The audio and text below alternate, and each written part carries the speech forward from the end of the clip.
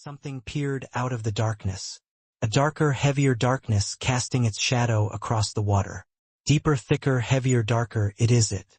It had surely been drawn to the lights and commotion of the battlefield by Baskerville and the morgue. Here comes Madame Eight-Legged. Balak's warriors are visibly panicking. The warriors of Morgue and Baskerville realize the gravity of the situation, as do the warriors who are not known for their fearlessness. Vikir in particular already had some idea of what was peering out from beyond the darkness.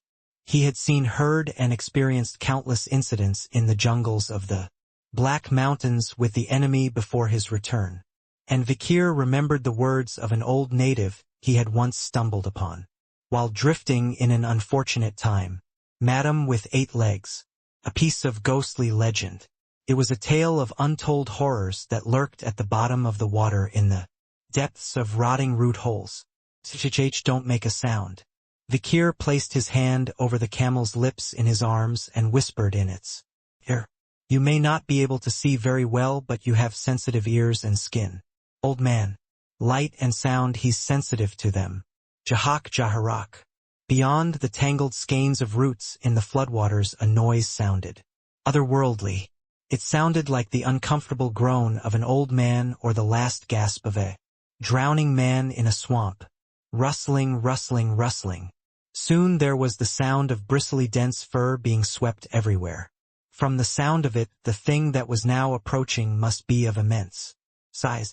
Even the mighty Morg Adolf was at a loss as to what species this creature, lurking in the darkness, belonged to.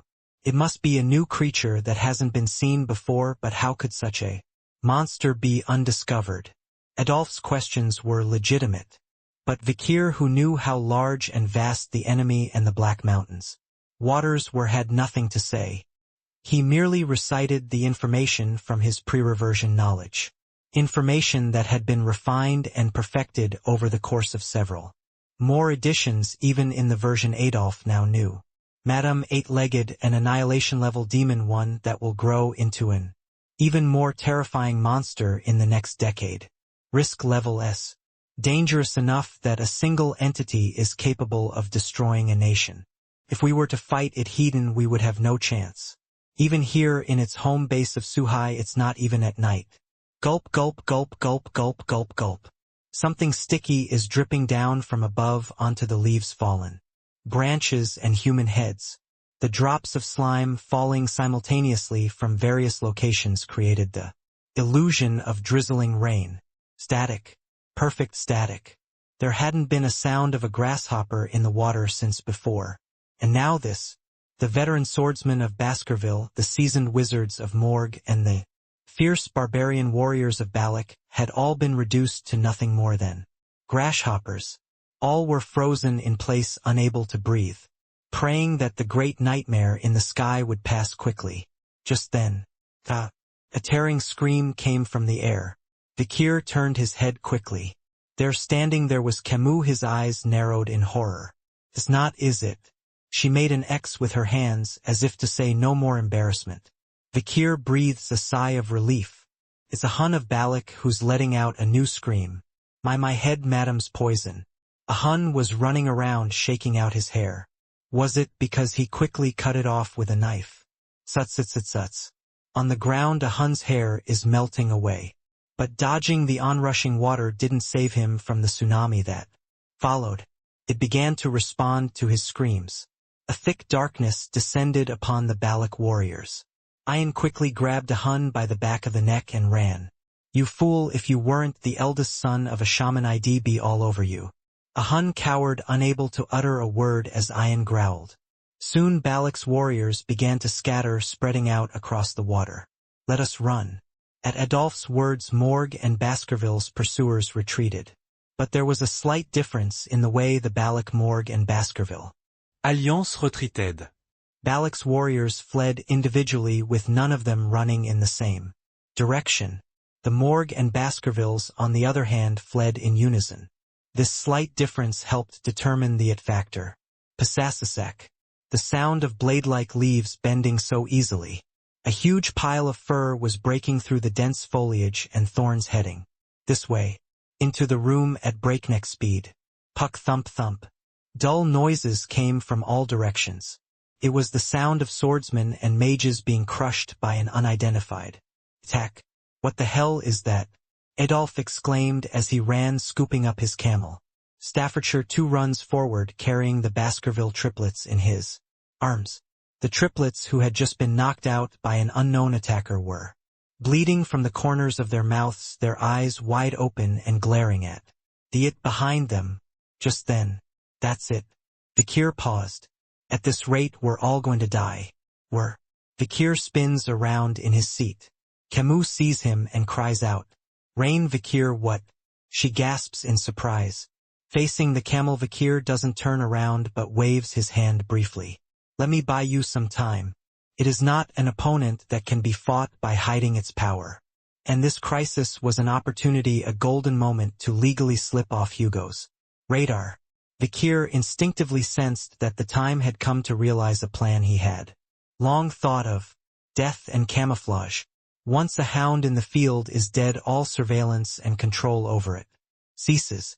In his mind, he had already memorized the theories of the Baskerville 10th sword art. His mana and aura are slowly recovering to the level of his previous life. All she needs is time, a place away from prying eyes. This is the perfect place to hide and improve so that when the time is right, she can leave and return to her family. "No, Vikir, please come back." The camel cries out. Vikir turns his back on the plaintive cry. In the distant future, when he is no match for Hugo, or at least when he is able to hide and control his skills perfectly, he will return to his family and perhaps be treated as a hero. At least he could claim to have sacrificed himself for the sake of Morg's feast. Vikir straightened his posture. "Do your best or die." He had no intention of giving it his all against an opponent who would likely be uneven. It was just a matter of how much she could produce. Vikir stood in front of it in an almost sacrificial manner. "If we go on like this, we'll all die. I'll stop it for a while so everyone run away, tell my family that I was brave at the end," and other lines that Vikir didn't bother to say. "They must have gotten through without me, nephew." Adolf bit his lip, a grim expression on his face. He bites his lip so tightly that it bleeds from the corner of his mouth, but he must return to his family as soon as possible to save his poisoned niece. "Master." Staffordshire, also carrying the injured triplets, looked back at Vikir with trembling eyes. Finally, Camus. She stretched out her hands toward Vikir, her face covered in tears and snot. Her expression now speechless, her throat hoarse from exhaustion, only to be blocked from moving forward by Adolf's strong forearm. "Go." Vikir turned his back on everyone and drew his sword. "Then, do not let my niece's sacrifice be in vain," Adolf cried out, spitting up blood. With that, the survivors of the Morgans and Baskervilles began to run away from it. Vikir watched them all move away, and with that, "Passa, passa, passa." The fast-approaching thing broke through the darkness and leaned forward toward Vikir. At the same time, Vikir unleashes all the power he's been holding back. Mana fed by the waters of the river Styx. An aura made even more refined by his newfound mastery of Baskerville style high swordsmanship. In addition, the rare magic sword Beelzebub pierced my wrist, revealing long teeth. Puff, puff, puff.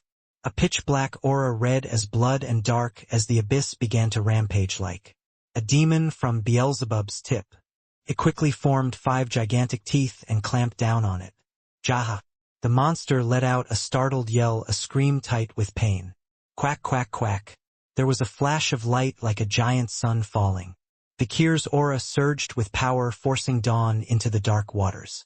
He didn't see Adolf and Staffordshire, who were concentrating on running forward, but Camus and the triplets, who were being carried by them, and, looking backward, saw through the exploding beam of light. Flash. Vikir's ridiculous power exploding the aura of a gradual intermediate. Chirp. A small bird chirped. Vikir opened his eyes to the sunlight streaming in. The morning light stabbed painfully through her body. As Vikir tried to sit up, he grimaced at the pain as if his entire body had been shattered. With superhuman strength, he managed to keep his upper body upright, but getting fully to his feet was painful. "Where am I?" Vikir thought back to last night, which could have been any number of days ago. He remembered hurling every ounce of his strength at the darkness under the water. Mana squeezed hard, aura burned fiercely. I'd thrown my mid-level gradient power and my magic sword Beelzebub at it. And the result was devastating. Defeated. Madame Eight-Legged, a gigantic demonic creature shrouded in darkness, was a creature beyond Vikir's expectations. At the crucial moment she would have been killed if she hadn't flinched from the sudden blast of light. And for a creature that could generate such firepower, Vikir's recoil damage was not insignificant. Muscles and veins throughout his body were ruptured. The strain on the bones that had to support them was even worse. The bones of the fingers and forearms that gripped the sword were shattered by comminuted fractures, and the sharp points of spiral-bent ribs pierced his intestines. The leg bones that had been thrown out had suffered comminuted fractures, transverse fractures, and variously shattered segmental fractures. As a result, there was no bone, muscle, blood, skin, or anything else. At least he's alive. Vikir breathed a sigh of relief.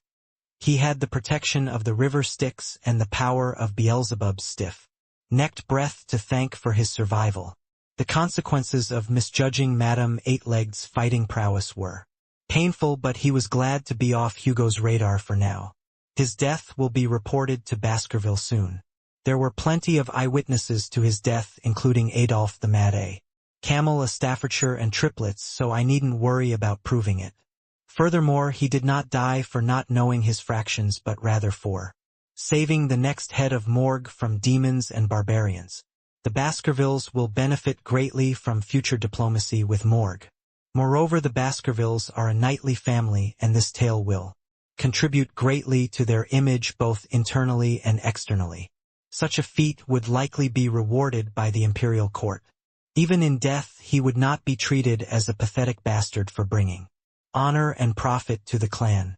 If you return to your family in the future and reveal that you're alive, you'll be treated even better. I must recover quickly and regain my former strength. Vikir used the power of Murcielago to heal the wounds on his body. Bones and wounds that were healing at a ridiculous rate, though not immediately.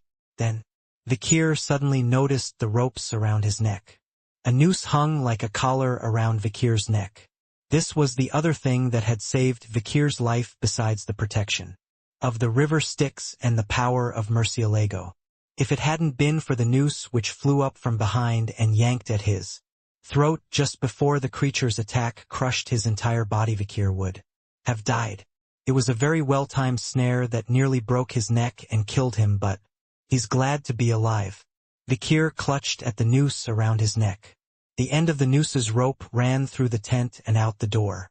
Vikir lifted his head and looked back inside the tent. A cone-shaped tent made of animal skins, a few wooden supports were the only poles, and the floor was littered with dried leaves.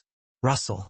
A glass vial of some sort was lying in a circle beside him, and upon closer inspection he realized it was a potion bottle with the sigil of the Baskervilles.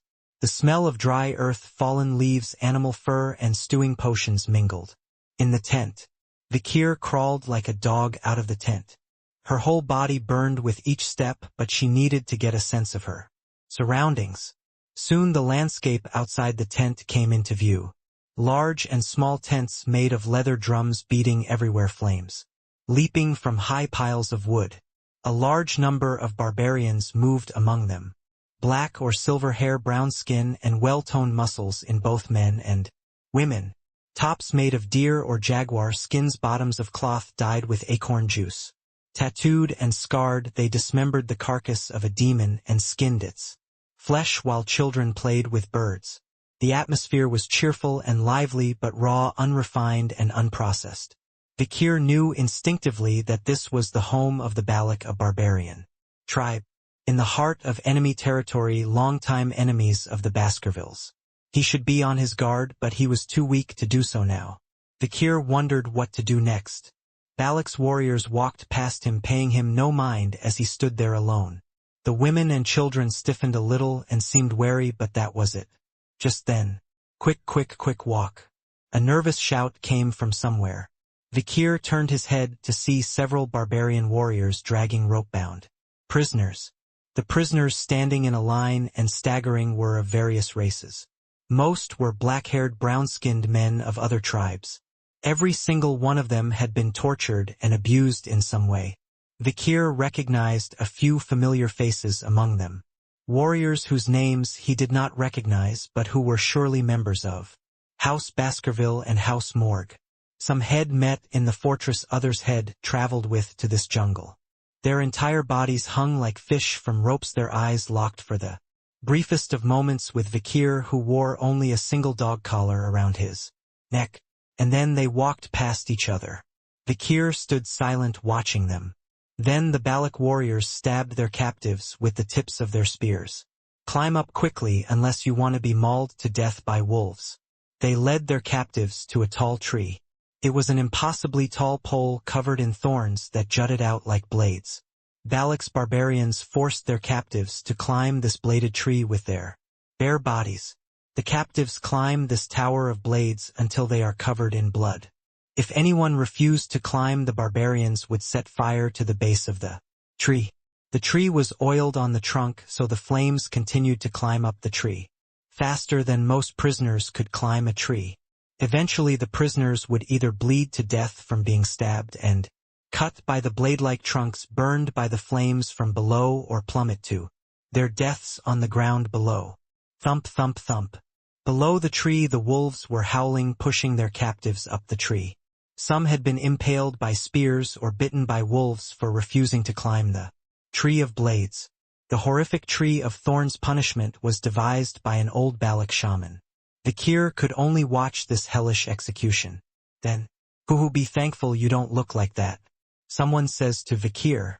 A Hun, it was the barbarian warrior who had shot the camel with the tranquilizer needle the other day. He was giving Vikir a murderous glare as if he wanted to kill him right now. "If you weren't the captain's pet, I would have boiled you right there. Don't just stand there, go find your master." A Hun kicked Vikir hard on the butt with his foot. Vikir fell to the ground and stared at a Hun. A Hun flinched slightly at the stare. What kind of eyes? There was not an ounce of agitation in those serene eyes. Not the horrific deaths of his captives, not the pain of his battered body. A Hun felt a shiver run down his spine as he realized that none of it had stirred Vikir's soul. Slowly Vikir rose from his seat and began to follow the rope around his neck. A Hun could only follow behind, unable to keep up with Vikir. "The guy from earlier, you said his name was a Hun, didn't you? He probably holds a grudge because he hurt his back falling off the wolves back the other day." Vikir hadn't forgotten the face of the man who had just kicked his ass. But he couldn't do anything about it in his current state, so he'd just have to put up with it for now. Even now, the protection of the Styx River and the regenerative powers of Murcielago are slowly restoring Vikir's body to its former glory. In the meantime, Vikir has decided to visit the owner of the noose that saved his life. After walking for a while, tugging at the rope around his neck, Vikir finds himself in a remote area far from the village. A small spring fed a pool with a waterfall cascading down through the rocks. A few crayfish could be seen crawling in the clear water. A rope led to it. Vikir stopped walking for a moment. He's not sure what to do when he sees that the rope he's been following leads to the center of the pool and goes under the water. Just then, boom, there's a splash and a figure pokes its head out of the water. Water droplets splashing around hair, a mix of silver and black pointed triangular ears. A girl with brown skin and big eyes walked out of the water naked. The end of the noose's rope was tied tightly around her wrists. Vikir looked straight into the barbarian girl's face. Dark half-moon eyebrows, fox-like slant eyes as clear as the puddle he was in. Now red lips on an intelligent nose.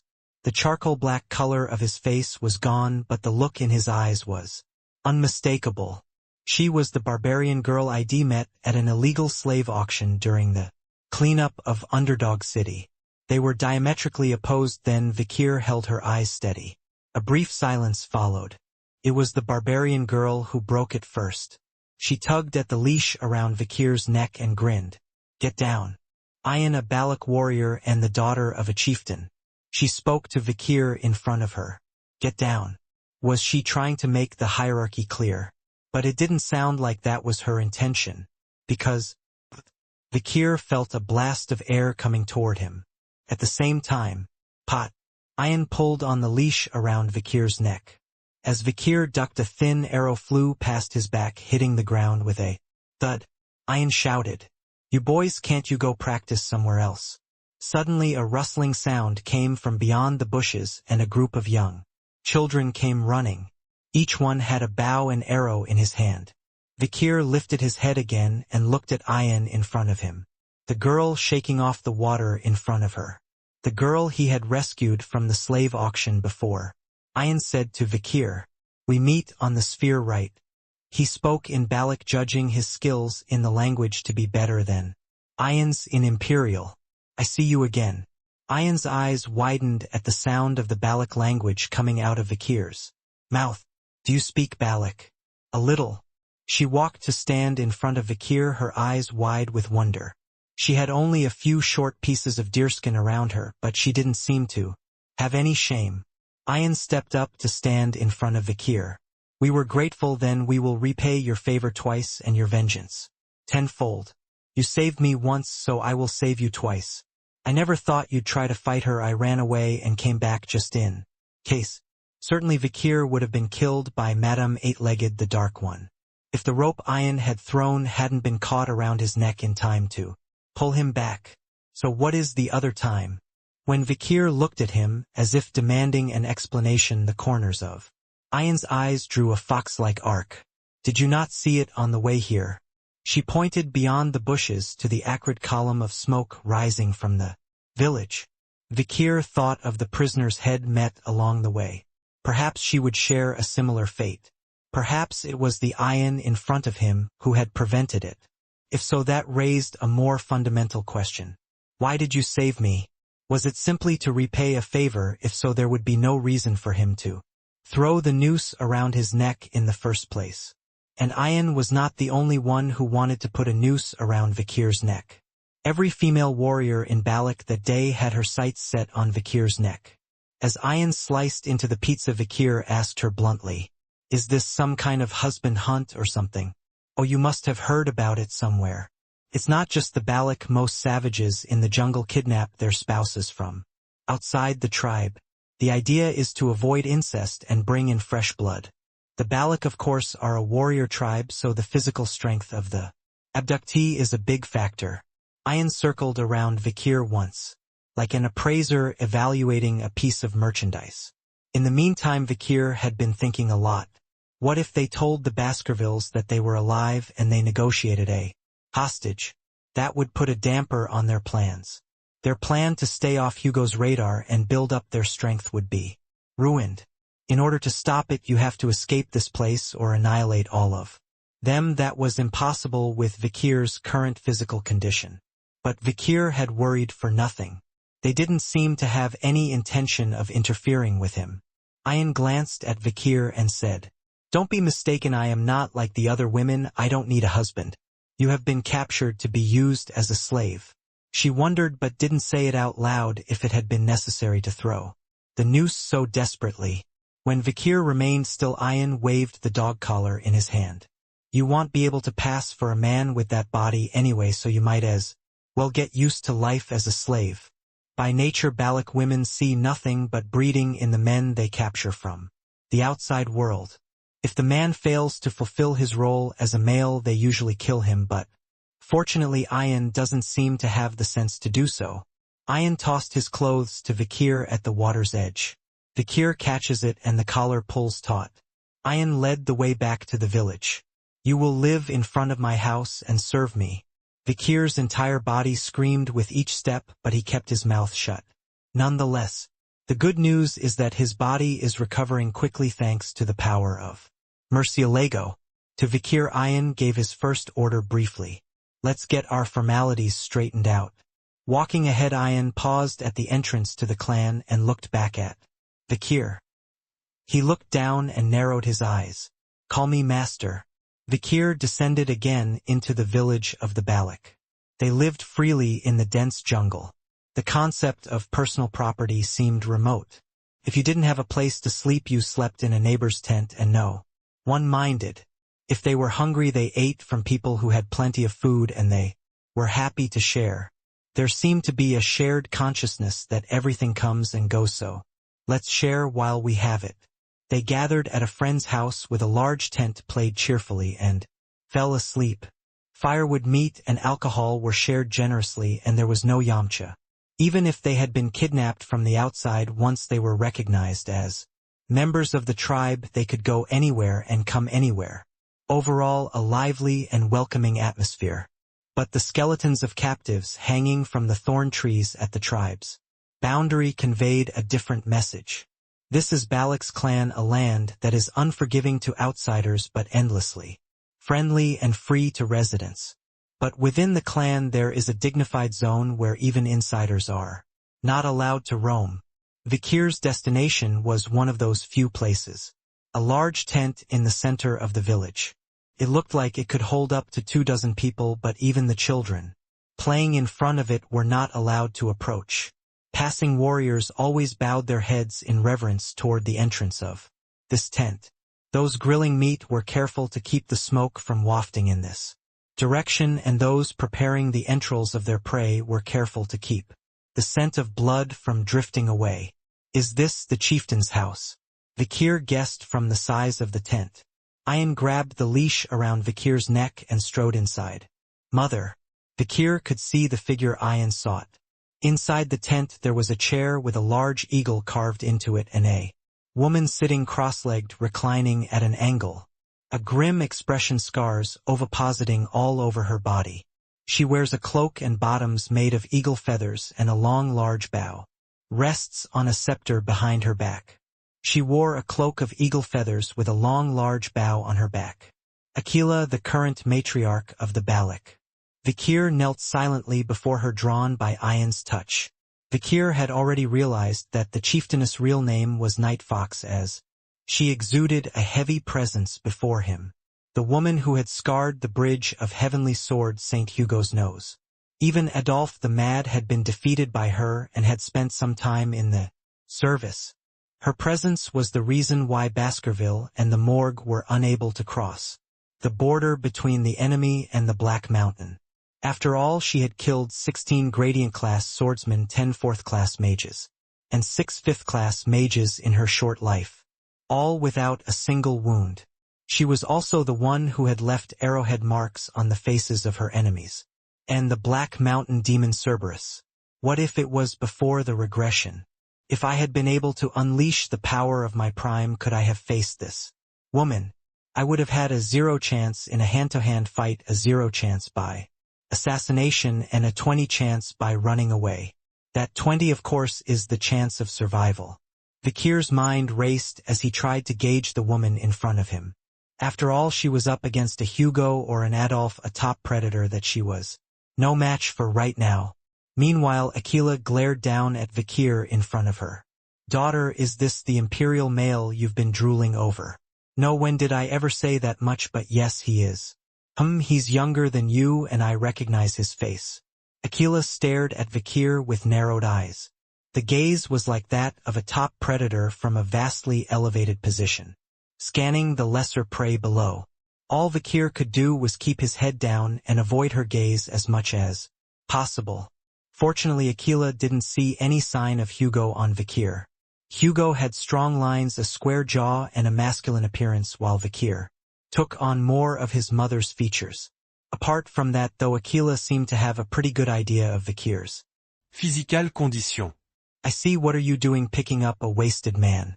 If you treat him well, he'll be worth it. He's the one who jumped on Madame 8 Legs. Yes, but rampaging without knowing your place will only get you in trouble, Akila said. Sure, it doesn't matter if the body is broken or not as long as the seeds are intact. A mother, that's not it. He's going to be used as a slave. What? But isn't that the purpose you've been telling me all along? Well, that's what it was originally intended for, a slave. I need one to help me hunt. Ian quickly waved her hand to stop Aquila's words. Akila looked at her daughter with a puzzled expression, then nodded. Well, so be it. It is your freedom to use your slave for whatever purpose you choose. As soon as the words were out of her mouth, Ayan bowed her head and tugged on Vakir's leash. Once outside the tent, Ayan's expression was much stiffer than before. The flustered look on his face before his mother was gone. From now on I will give you a mission. Ayan looked down at Vakir, who was only one head shorter than her, and spoke in a high-pitched voice. It will be difficult. A pretty tough mission indeed. Ayan is the youngest hunting leader of the Balak. She leads the young men of Balak through the jungle without fear. However, she has met a foe that has surprised her. His name is Vakir, a slave who was recently captured in a raid on Imperial territory. Ayan stared at Vakir with a blank expression. Vakir moved swiftly with his uncomfortable body, building a tent for himself, as if he didn't need anyone's help. Chug, chug, chug, chug. A dozen wooden sticks, each just over 2 meters long, are lined up in a row, and a mixture of inky black stone dust, lime powder, and water is applied to the sides. The structure was a mixture of dry and wet, the walls lined with leaves and covered with animal skins. The tents were quickly fitted with doors and windows, and the floors were lined with sawdust and fallen leaves. The few building materials given to the slaves were enough. In less than half an hour, the tent was ready for Vakir to sleep in alone. Order fulfilled. Vakir looked back at Ayan, his voice hard and dry. The first order Ayan had given to Vakir was to make him a home of his own. Ayan peered into Vakir's tent in disbelief. There was a small hole in the ceiling and a flap that could be closed if it rained. There was even a small fire pit on the floor inside, and a hole for the smoke to escape extended outward across the floor of the tent. When the fire was turned off for a meal, the smoke would pass under the floor and heat up to the bottom of the tent.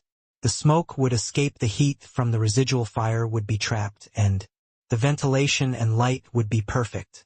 Ayan was dumbfounded. How do you build tents so well? She was actually looking forward to hearing Vakir grunt in protest. Ayan quickly hid the building materials that Vakir had been trying to give a way to make his life more colorful. Sturdy wooden sticks, oil for baking bricks. But Vakir didn't need any of that. He found calcareous soil, scooped it up, and hardened it with water. He also built a shelter of large leaves to protect against rain and wind. It's been a while.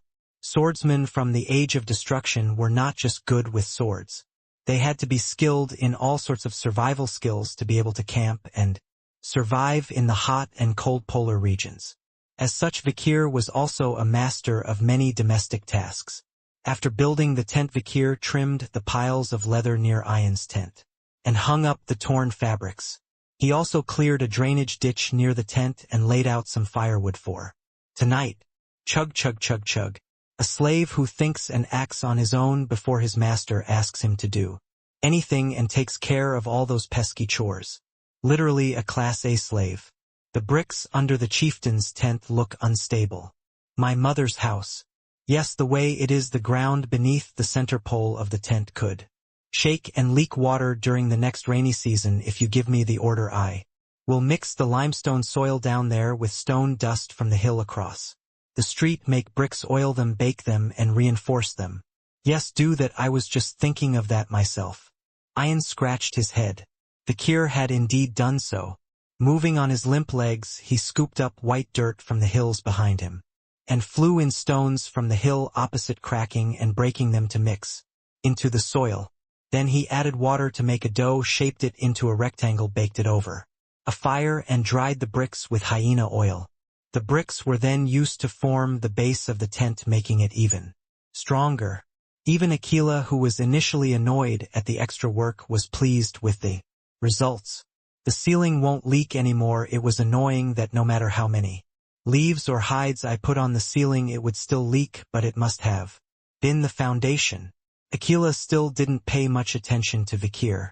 He merely ordered him to make his usual rounds around the chieftain's barracks, observing, maintaining, and repairing the shabby things.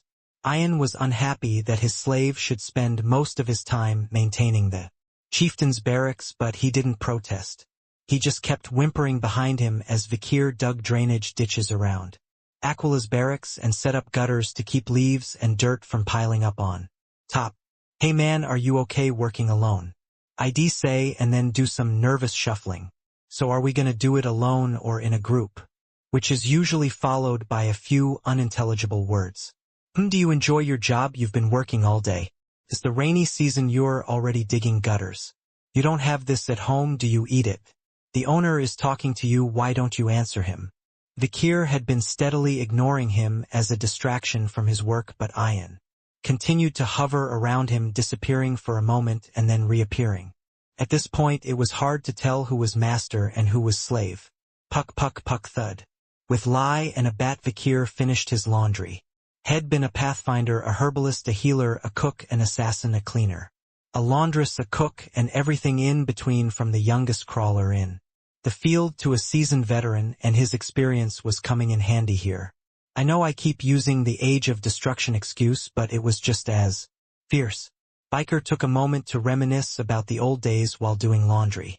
Beside him, Ayan, who had stepped forward to give a demonstration, hid her torn leather skirt behind her back as she watched. Meanwhile, Vikir, whose experience of surviving the age of destruction has made him good at keeping to himself, but even he, who was quite content with a day in the life of a slave, much more so than he would have been in Baskerville or Underdog City, had one opponent who might be a little embarrassed. Cool. Her name was Ayan, princess of the barbarian tribe of Balak. She was peeing in the drainage channel Vikir had dug earlier. I've been holding it in for a long time.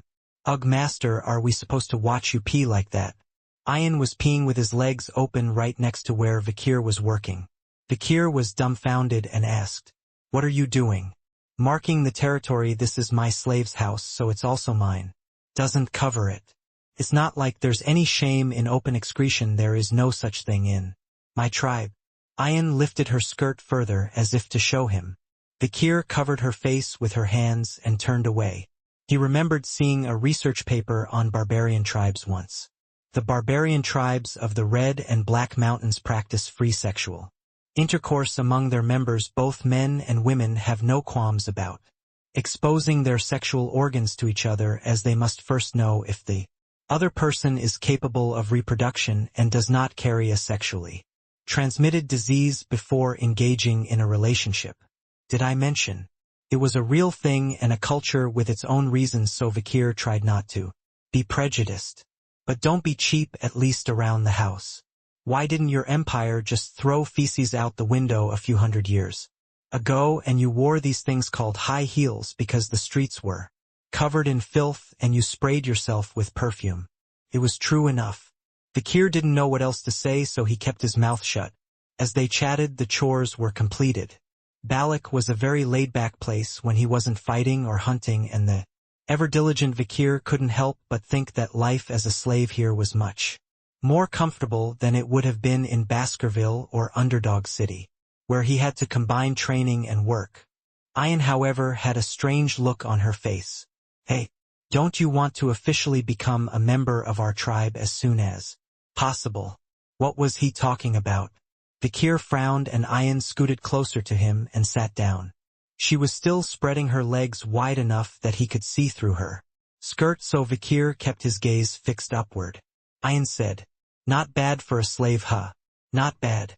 You're getting a good education in speech, I suppose, though I dare not complain from a slave's point of view. No, it really isn't that bad. Can't be bad for all the hard, dirty work."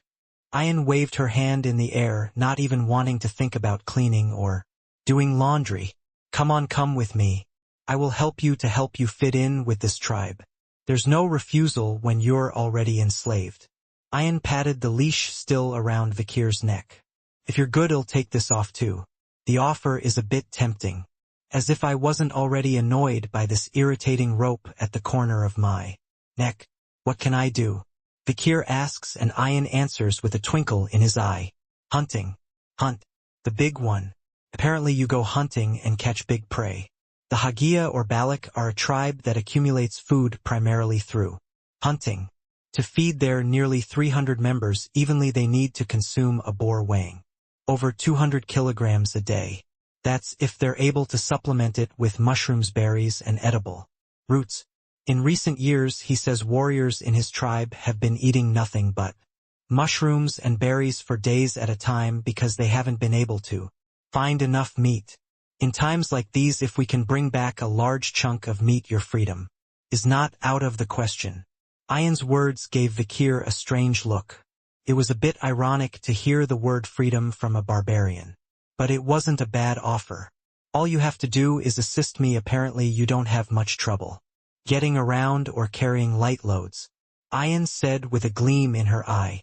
It was impossible to tell if her intentions were truly to take down the big game or if that was all she wanted. All right, let's go.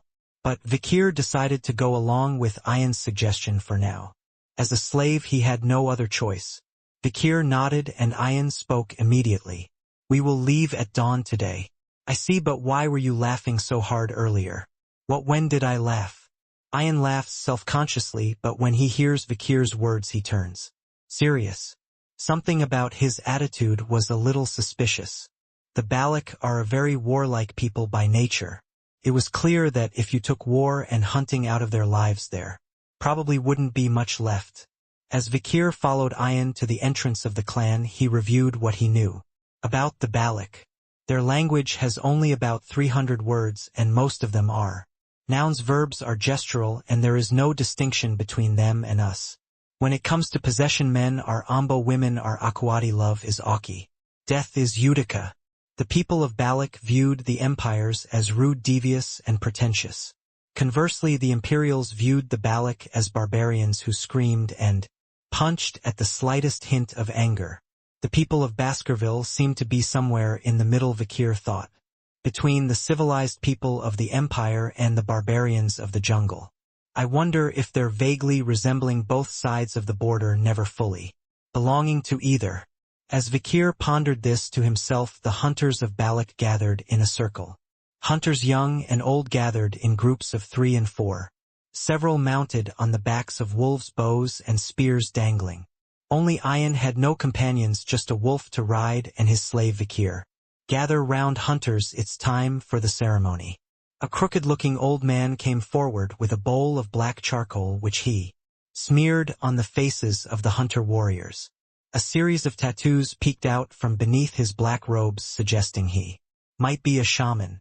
Go, all of you, with my blessing, or I will strike you down. The old shaman dipped a bowl of tan into the bowl and smeared it over the faces of all the hunters. The hunters of Balak feel guilty about killing their prey, so they smeared their faces with tar before killing so as not to show their faces to the god of death. But the younger hunters, including Ayan, don't seem to appreciate the ritual. There you go again, that annoying BTCH. Leave him alone, the shaman needs to make his mark. By the way, don't you think your fortune-telling is a little off? That's why all they do nowadays are earrings for ears and nose rings for noses. All young people, regardless of time and place, dislike and despise old customs and superstitions. With a look of annoyance, Ayan stuck out her face and accepted the old shaman's charcoal black makeup.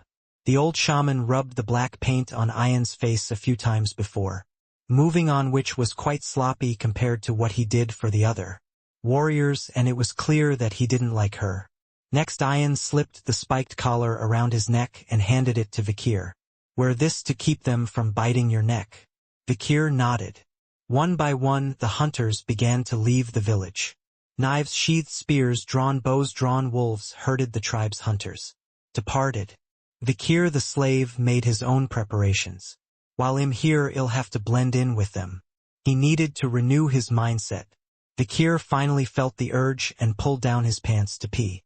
He was going to start with something as basic as this and blend into the culture. So, when the people of Balak saw a biker peeing, they began to freak out. The women covered their eyes and watched through their spread fingers while the men gave him openly competitive glances. Vikir was puzzled and asked, "What's with all the stares? Isn't everyone doing this?" Answers came from all over the place. "What are you talking about? Who pisses in the middle of nowhere like that? Is that how they do it in the empire? That's barbaric. We use separate restrooms. Men over there, women over here. You're so ignorant, you should cover up. How barbaric. What happened?" Vikir turned his head to look at Ayan. Ayan smirked, then quickly averted her gaze. Ayan climbed onto the wolf's back. Hold on tight. On her back, of course, was Vikir. Vikir hesitated for a moment, unsure of where to hold on, then squeezed the wolf's fur. Then Ayan reached back and pulled Vikir's arm around her waist. You have to hold on here tight, if you don't you'll fall and break your neck. Vikir grasped Ayan's thighs with his hands. It was certainly wide enough to be comfortable to hold. But, boom! The wolf took a single leap and Vikir was sent tumbling to the ground. In agony, Vikir almost screamed. His bones, barely held together by Murcielago's regenerative powers, twisted. Again, riding a wolf was quite different from riding a horse. For one thing, there was no saddle and no mount. Furthermore, wolves had a much narrower waist than horses, and they moved more dynamically. Ayan stopped the wolf and lowered himself to the ground. TSK, you should have wrapped your arms around my waist like that and held on with both hands. It'll fall off if you hold it that gently. She smirked and patted her own waist as if to say, how am I supposed to vent without you holding it? Vikir was just about to rise from his seat. Thud! A figure stepped in between Vikir and Ayan. A Hun. He was riding a wolf, looking down at Vikir. The atmosphere immediately turns chilly. Ayan crossed her arms in a look of displeasure. Balak's hunters compete for every moment.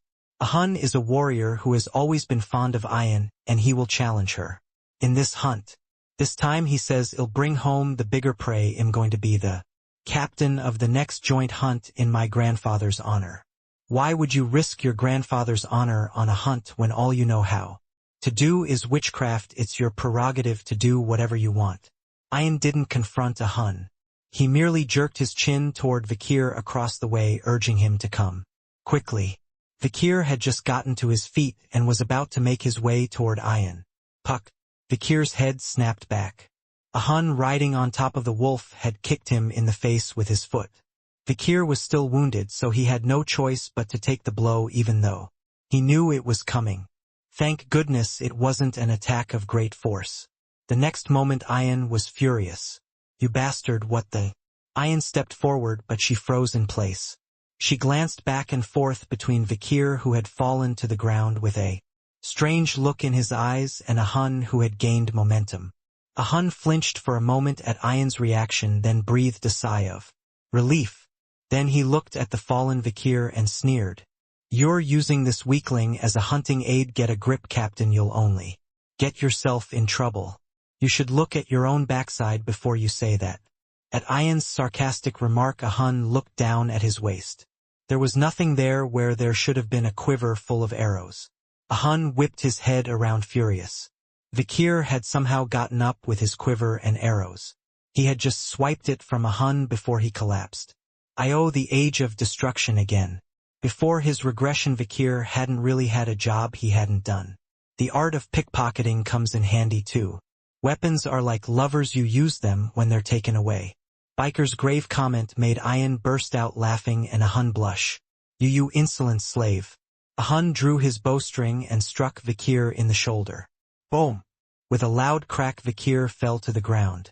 As if that wasn't enough, a Hun climbed off the wolf's back. Boom! The bowstring swung out once more. Boom! A Hun's bow had to stop in midair. Ayan had drawn an arrow and blocked a Hun's bowstring. That's enough. Whose slave do you think you're punishing? Ayan's words were as cold and hard as frost. A Hun stammered out a retort. He's a slave. How dare he insult a Balak warrior? You showed your pathetic self first. Nevertheless, he's a slave, and a slave can never insult a warrior. A Hun protested, citing the rules of the tribe. Ayan thought for a moment, then nodded. Very well, a slave is a slave, and if he does something wrong he must be punished.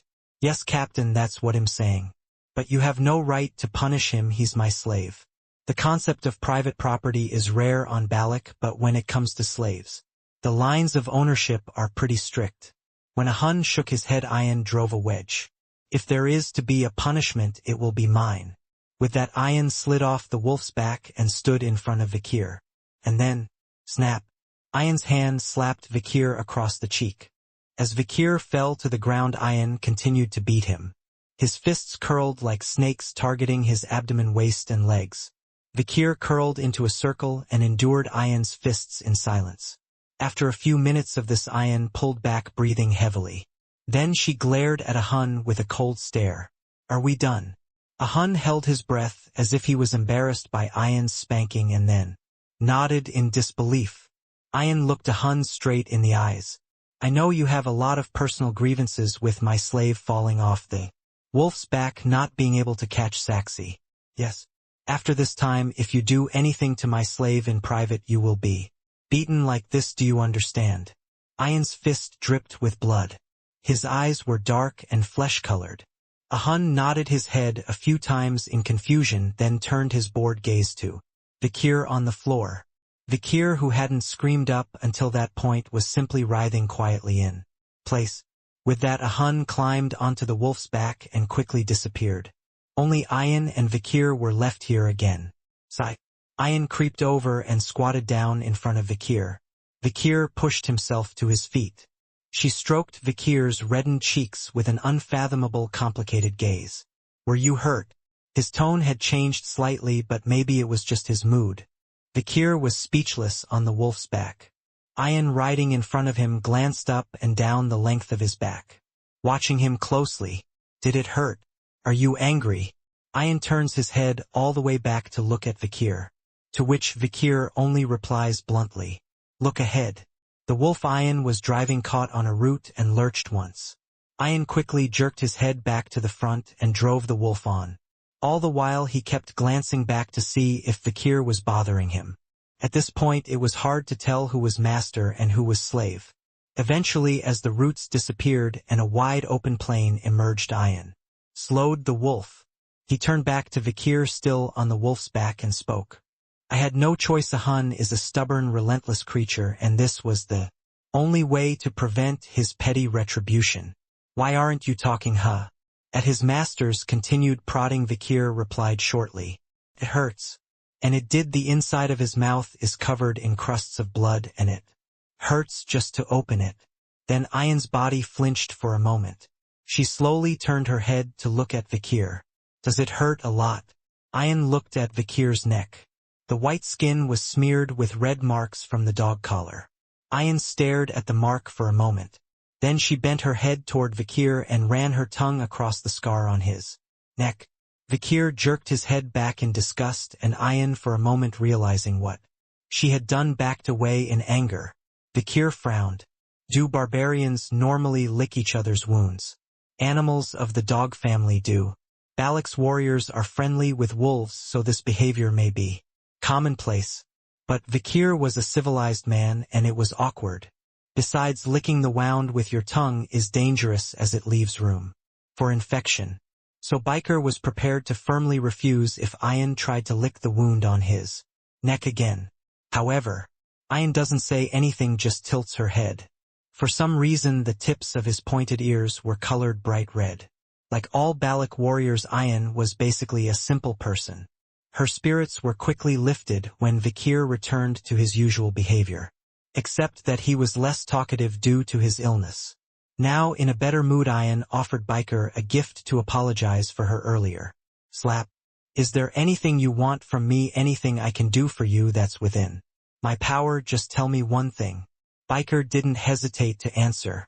"Teach me how to shoot a bow." "A bow?" I wondered if he had something else on his mind. The answer came back a little muffled. Ayan looked a little disappointed at Biker's immediate response. "Yeah, bow is good, bow." Ayan mumbled for a moment, then a grim smile curved his lips. "Good, since we're out hunting, I'll teach you how to shoot a bow too. You're probably better with a bow than a sword anyway." With that, Ayan moved behind Vikir and hugged him tightly against his chest. Ayan's body pressed tightly against his, the weight of it pressing down on Vikir's spine. Vikir grunted through the pain. "Do I really have to learn in this position? It's best to learn everything with your body. Do you have a problem with that?" It was hard for Vikir, whose body was broken, to resist. Then Ayan pulled out a spare bow and placed it in Vikir's hand. The unfamiliar feel of it in his hand brought back memories for a moment. Vikir was quite proficient with a bow as part of the education of the young Hounds of Ironblood. Baskerville was an introduction to armory, and the swordsmen of the Age of Destruction actually knew how to use almost Every other weapon to some degree, not just swords. Vakir had already mastered the basics of archery. A minor really, but not enough to go out and show off. Before his regression had been pretty good with a bow, but not to the point where he could actually use it in combat. At best he could take down small prey that could be cleaned and eaten immediately. But here in Balak, where all the people are masters of the art of archery, he might be able to reach new heights.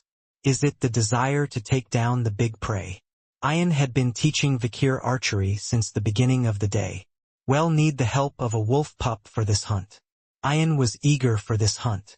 Balak's 300 members need at least 200 kilograms of meat to survive the day. What's more, the warriors' recent hunting performance has been poor, and there are many people in the tribe who are starving. Your life will be easier if you make your mark here. At Ayan's words, Vakir nodded.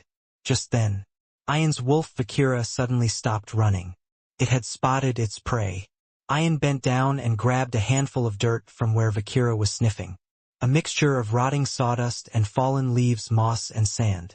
The soil was slightly damp and it smelled sharp and raw.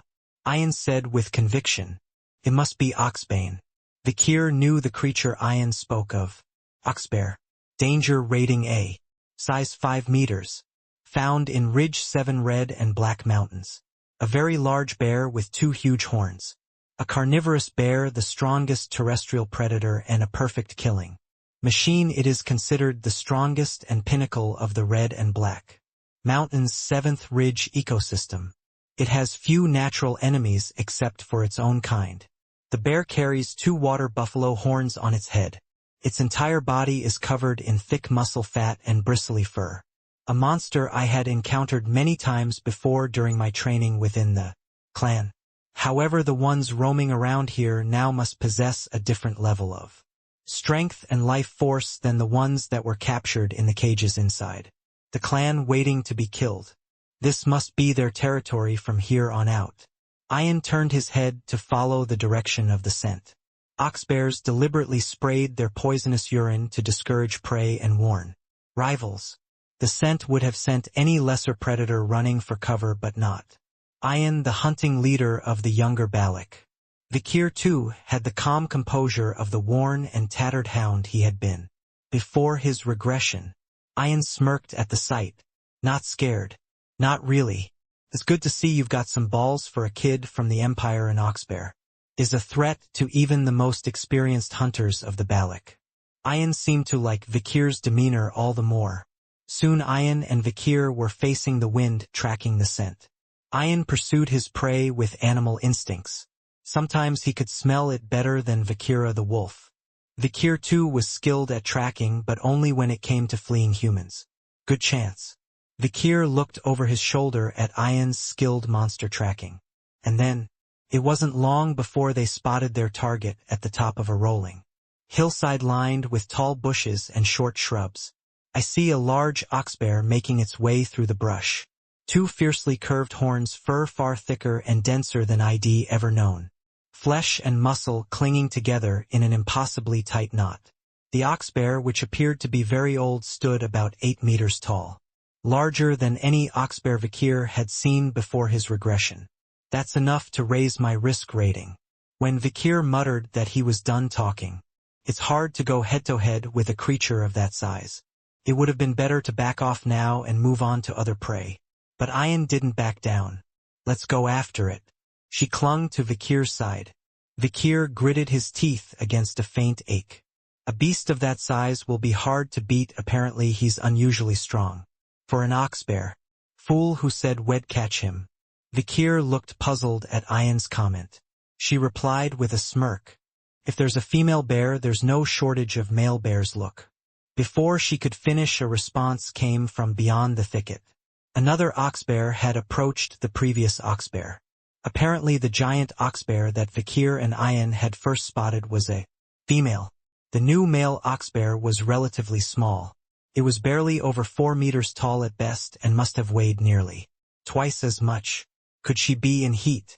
As the female oxbear moves her massive body, the male oxbear sneaks up on her and sniffs her fur. Then he starts nuzzling her chest and back. Okay, that's the real prey. Ayan grinned and pressed Vikir's chest and back against the bush. Vikir watched the grooming of the male and female oxbears and felt the strength of Ayan's grip on his arms. Pasisek. Hidden in the bushes, Ayan's body pressed closer to Vikir's. His breath wet and hot brushed against his earlobe. The skin of every inch of her body toned and soft pressed against Vikir's back. The pounding of her heart against his back made him tense up like an athlete. Naturally, Vikir could only think one thought. That's a lot of weight. When there are sows, there are no shortage of bulls. Vikir understood now why Ayan had said this. Vikir and Ayan are currently lurking in front of a den deep in the jungle. The den they are watching closely contains a large female oxbear and a small male oxbear. The two oxbears have been mating non-stop for 3 days. The female's strength and desire were immense. She blocked the entrance to the nest with her huge beak and pushed down on the exhausted male to prevent him from escaping. He too had good seeds and was able to satisfy her intense thirst for a couple of days, but by the 3rd day he was running out of strength and often made dying noises. Females are the strongest of their kind and their appetites are unusually voracious. She had a long hibernation ahead of her, so she didn't let go of him for a moment to make sure she was going to get pregnant and hibernate. When he gives it all out and spreads out, she climbs on top of him, grooms him all over and brings him back to his feet. And then she'd do it all over again, over and over again. Vikir sighed softly. I don't know what I'm doing. Vikir's arms are filled with the carp, salmon berries, mushrooms, and other things he's just caught. Ayan too had gathered up various supplies and laid them out in front of the cave. These were not for Vikir and Ayan to eat, they were for the oxbears mating in that den. They had been helping the oxbears mate for the past 3 days. When a hungry female came out to forage for food, Ayan and Vikir would provide her with these small bits of food so that she could mate as quickly and as often as possible. The female oxbear would carefully examine them for poison, then take them back to the males and feed them to restore their strength. Ayan smiled wryly. Those berries and mushrooms are a short-term boost, but in the long run, they're terrible for you. They raise the body's heat rapidly and then drop it rapidly again. Vikir knew the benefits of those ingredients. Taking them makes you temporarily stronger, but it saps and burns your life force, which is not good for your health. And the female oxbear seemed to know this and still take them. The male oxbear also seems to recognize the benefits of these mushrooms and berries, but he can't do much to satisfy her needs right now. He can only eat. Sometimes during the feeding, if Vikir accidentally left a scent or a trail, the female oxbear would come out of her den alert and wary. She was old and had poor eyesight, but her ears seemed to make up for it. Crouch. She tore at the thick logs around her with her claws and pulled rocks apart. A giant tree that must have been hundreds of years old was snapped in half, and the rocks that supported the small hill were shattered. After ravaging the area for a while, the female, satisfied that there were no more signs of intruders around her, went back into the den and climbed on top of the exhausted male. Vikir, hiding behind a bush, muttered quietly, I don't know if it's a warning to the intruder or the male. Such a display of strength would scare off the intruder, but it would also make it impossible for a cowardly male to escape. Vikir now understood why Ayan had chosen a large, powerful female to pursue. First, the stronger and larger the female, the more likely she was to be able to keep the male at a distance. Meanwhile, lurking hunters need to eat too. Ayan calculated the direction of the wind and set about making a meal that would not carry the scent to the oxbears. Clear water boiled in a coconut shell with crayfish from the waterfall. The only other additions were a handful of salt and a bunch of dried seaweed. Ayan offered Vikir some of his clear water. He pushed all the lobsters, even the plump ones, in front of Vikir. It was a sight that made it hard to tell who was the master and who was the slave. Eat a lot so you can feel better. Ayan shoved a considerable amount of food in front of Vikir's nose. Vikir thought she looked a bit like a camel. Pow! The red lobster's body snaps in half. The hard shell cracked open, revealing plump white flesh. The yellow and blue guts were steaming hot. Vikir chewed on the crayfish's head. By the way, they mate like crazy. For 3 days the ox-bears barely left their burrows. The constant vibrations of the burrow and the mingled moans of the males and females inside must have been exhausting for those who had been watching for 3 days. Ayan's eyes light up with mischief at Vikir. Isn't that what you deserve? What? I thought all Balak men were supposed to do that, but not Imperial men. Vikir frowned. Ayan's words were so unreliable after what had happened. Hadn't he once taken her word for it and pissed in the middle of nowhere and been humiliated by his tribe? But Ayan continues to tease Vikir. You can't do that. Well, maybe you can't because you come from the land of the Sandman. Who's a Sandman? Then can you do that? Can you do it? Can you do it? Ayan was getting annoying. Vikir knew that getting caught up in her pace would be a headache, so he chose to ignore her completely. What a cheeky slave. Just then, crack, a cry unlike any other erupted. The playfulness drained from Ayan's face. She bounced to her feet, quickly grabbed her bow and arrow and began to peer over the bush.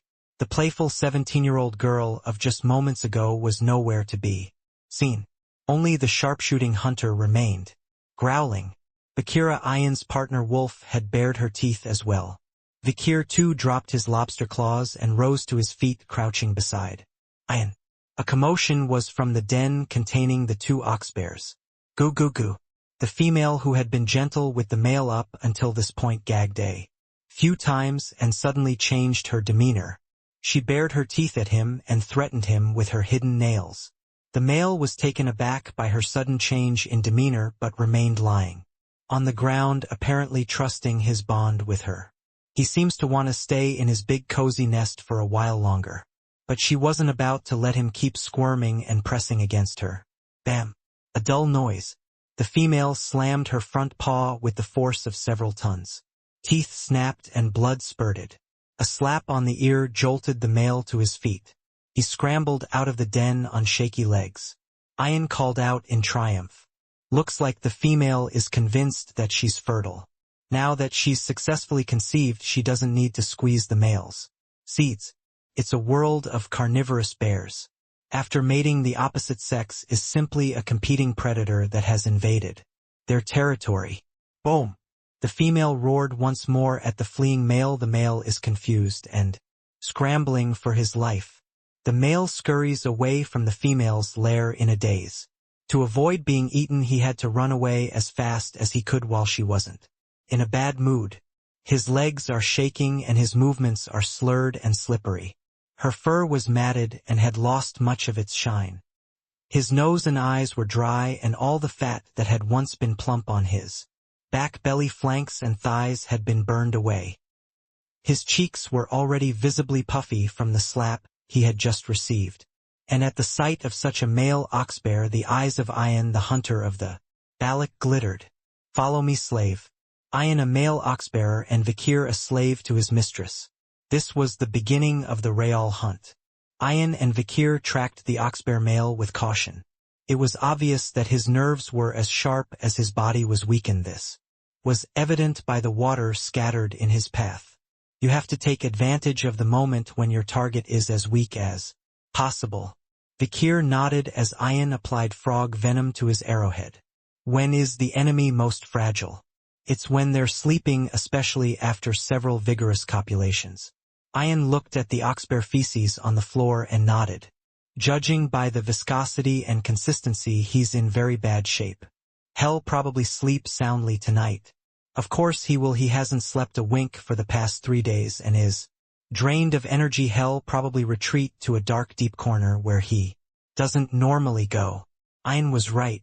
The ox-bear was aware of its condition, and it was heading deeper and deeper into the dense floodwaters. Dense jungle, fallen trees hung between the living, creating a maze of trees. The leaves were turning red and yellow, making it difficult to discern direction. Tracking the animals was made even more difficult by the fact that their tracks could be washed away in as little as half a day if it rained. But Ayan never loses sight of his target. The way the branches bend, the way the grass is trampled, the depth of the soil, the chirping of the grasshoppers around him. To a seasoned hunter, these are all signposts. Where an ox-bear has passed, you won't hear a mouse or insect for a while. As if in agreement, the wolf Bakira lets out a low howl. Bakira had been tracking a scent from earlier, the faint scent of sweet smelling berries, a faint scent that the human nose could not detect. The scented berries had been stuffed into the stomachs of carp and salmon by the Ayan and tossed to Oxbear as food, so that Oxbear would breathe it in and carry it with him everywhere he went. Meanwhile, Vakir had watched the Ayan's skillful tracking from start to finish. Some parts he didn't know, some parts he did. What he knew he would review, what he didn't know he would learn. Then, up in the trees, Ayan looked down at the forest at the bottom of the hill and stretched out a finger. Sure enough, there it was, a male oxbear stumbling along. He could probably catch it if he pounced on it right now, but he was cautious. Nonetheless, well, we'll have to put off the hunt for a while. Why is that? Vakir asked, and Ayan grunted and frowned. That oxbear has crossed the borders of the swamp. There are scary creatures that live in the swamp, so we can't go in there. Scary creatures. Vakir was about to ask what it was. Mate. Ayan's two palms flew out and slapped Vakir on both cheeks. The cheeks flushed red in an instant as Vakir stood there, dazed. Ayan smirked. This is the creature. Ayan held out one palm in front of Biker. In the center of his palm was a dead mosquito. Bakira the wolf growled lowly and pawed at the mosquito's corpse in warning. Ayan warned with a serious expression. There are 3 types of mosquitoes in that swamp. One is the blood-sucking mosquito. These are not very threatening, but bone-sucking mosquitoes and flesh-sucking mosquitoes, you have to be careful. This was something Vakir knew as well. Of all the mosquitoes in the waters of the Red and Black Mountains, the bone-suckers were the most dangerous. They swarm over anything that moves, turning the body of a living creature into a leather bag of blood and guts in an instant. In fact, Vakir had seen what the bone-sucking mosquitoes had done to a colleague a few times before, so he understood the gravity of Ayan's situation. But there's one thing he doesn't understand. But why won't you take your hand away from your cheek? Ayan's other hand was still on Biker's cheek. Ayan flinched slightly at Biker's question, but then answered in a brusque manner. Do I have to take it off? Ayan was now openly pinching the flesh of Biker's cheek. Biker frowned. What are you doing? Why, am the master. Do you have a problem with me touching mine? Biker's mouth was half open in disbelief. But it would be futile to rebel against Ayan now, not when he was so ill. You're so soft. So ill, just have to put up with this humiliating childish treatment for a while. On the night, Ayan settled down on the cliffside directly overlooking Oxbear's burrow. They'll strike at first light tomorrow. Oxbear is nocturnal, so fighting him now would be a disadvantage. It was wisest to strike when the sun rose and he fell asleep. Ayan and Vakir built a simple hut on a solid rocky area. A few branches, a leather cloth, and some broad leaves made a tent large enough for 3 or 4 people. Blow into it and white smoke billows out. This is what the indigenous people of Balak call the Cold Valley, a valley where even in May the snow still hasn't melted. It's so cold here even the mosquitoes can't come. Ayan climbed into the tent and lay down. He lifted his leathers and turned to Biker, who stood outside the tent. Come in here. Biker was silent for a moment. He looked around and saw the harshness of the environment. The ground is cold and the soil is bad. Trees couldn't grow much, so where they had grown and died only bushes and weeds sprouted in their place.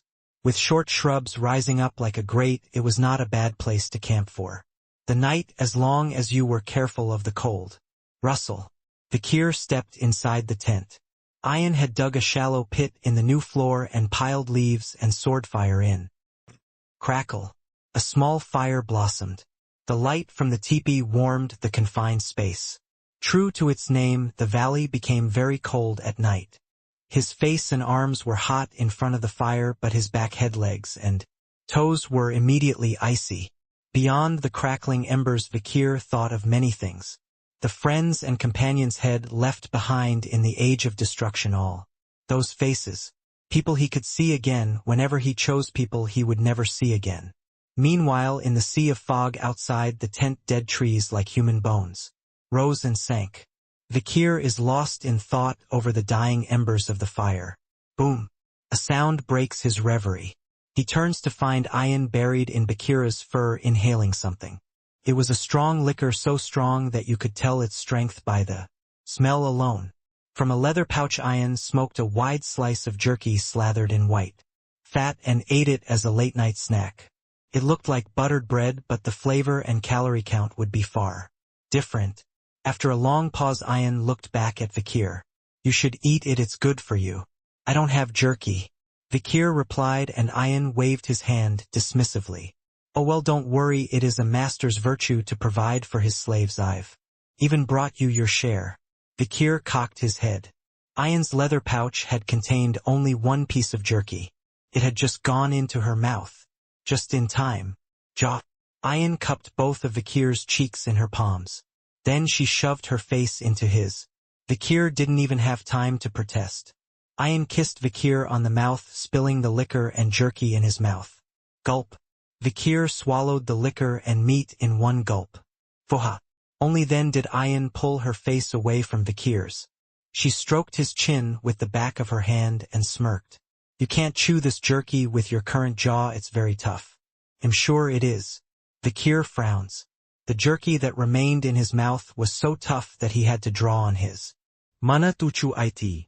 With a Hun's beating, Vakir hadn't been able to eat anything other than porridge or tree berries, so this was a nice nourishment. Suddenly, Ayan's eyes widened. Somehow she had ended up sitting on top of Vakir. In the cramped confines of the tent, Vakir could do little more than struggle. Beneath her, Ayan's face is flushed red from the firelight. She stares down at Vakir with an oddly heated smile. You can't even rebel, can you? Because it's heavy. It's not heavy. I said it's heavy.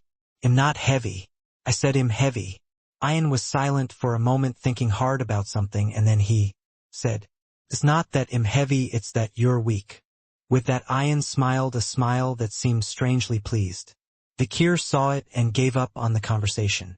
Maybe it's the language, but he can't read her emotions right now. The first thing I need to do is recover quickly. He had to if he didn't want to be manipulated. If I could regain my strength, I could easily subdue this little fellow and leave the jungle. And the best way to do that was to sleep. Vakir closed his eyes. Ayan leaned in close enough to touch his face with the tip of her nose. Are you itchy? Put your hand here, it's the place with the most heat. In return, I'll put my hand on yours. As Biker's hand slid between my chest and armpit, Ayan paused to drape her body over his. Ayan's expression quickly turns to bewilderment.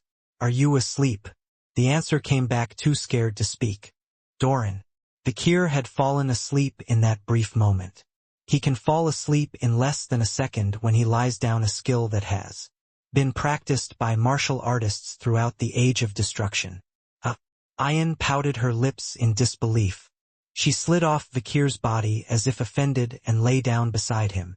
Then she rolled over and crossed her arms, her own hands trapped between his chest and armpits. Humph, how dare you be insolent, a dull slave inconsiderate of his master. Ayan continued to grumble. Only Bakira the wolf, with her ears to the ground, is looking at Ayan with a pitying gaze. What is it? Why are your eyes open like that? What I was just cold, I wasn't trying to do anything else. Just as Ayan and Bakira were about to argue. Bam!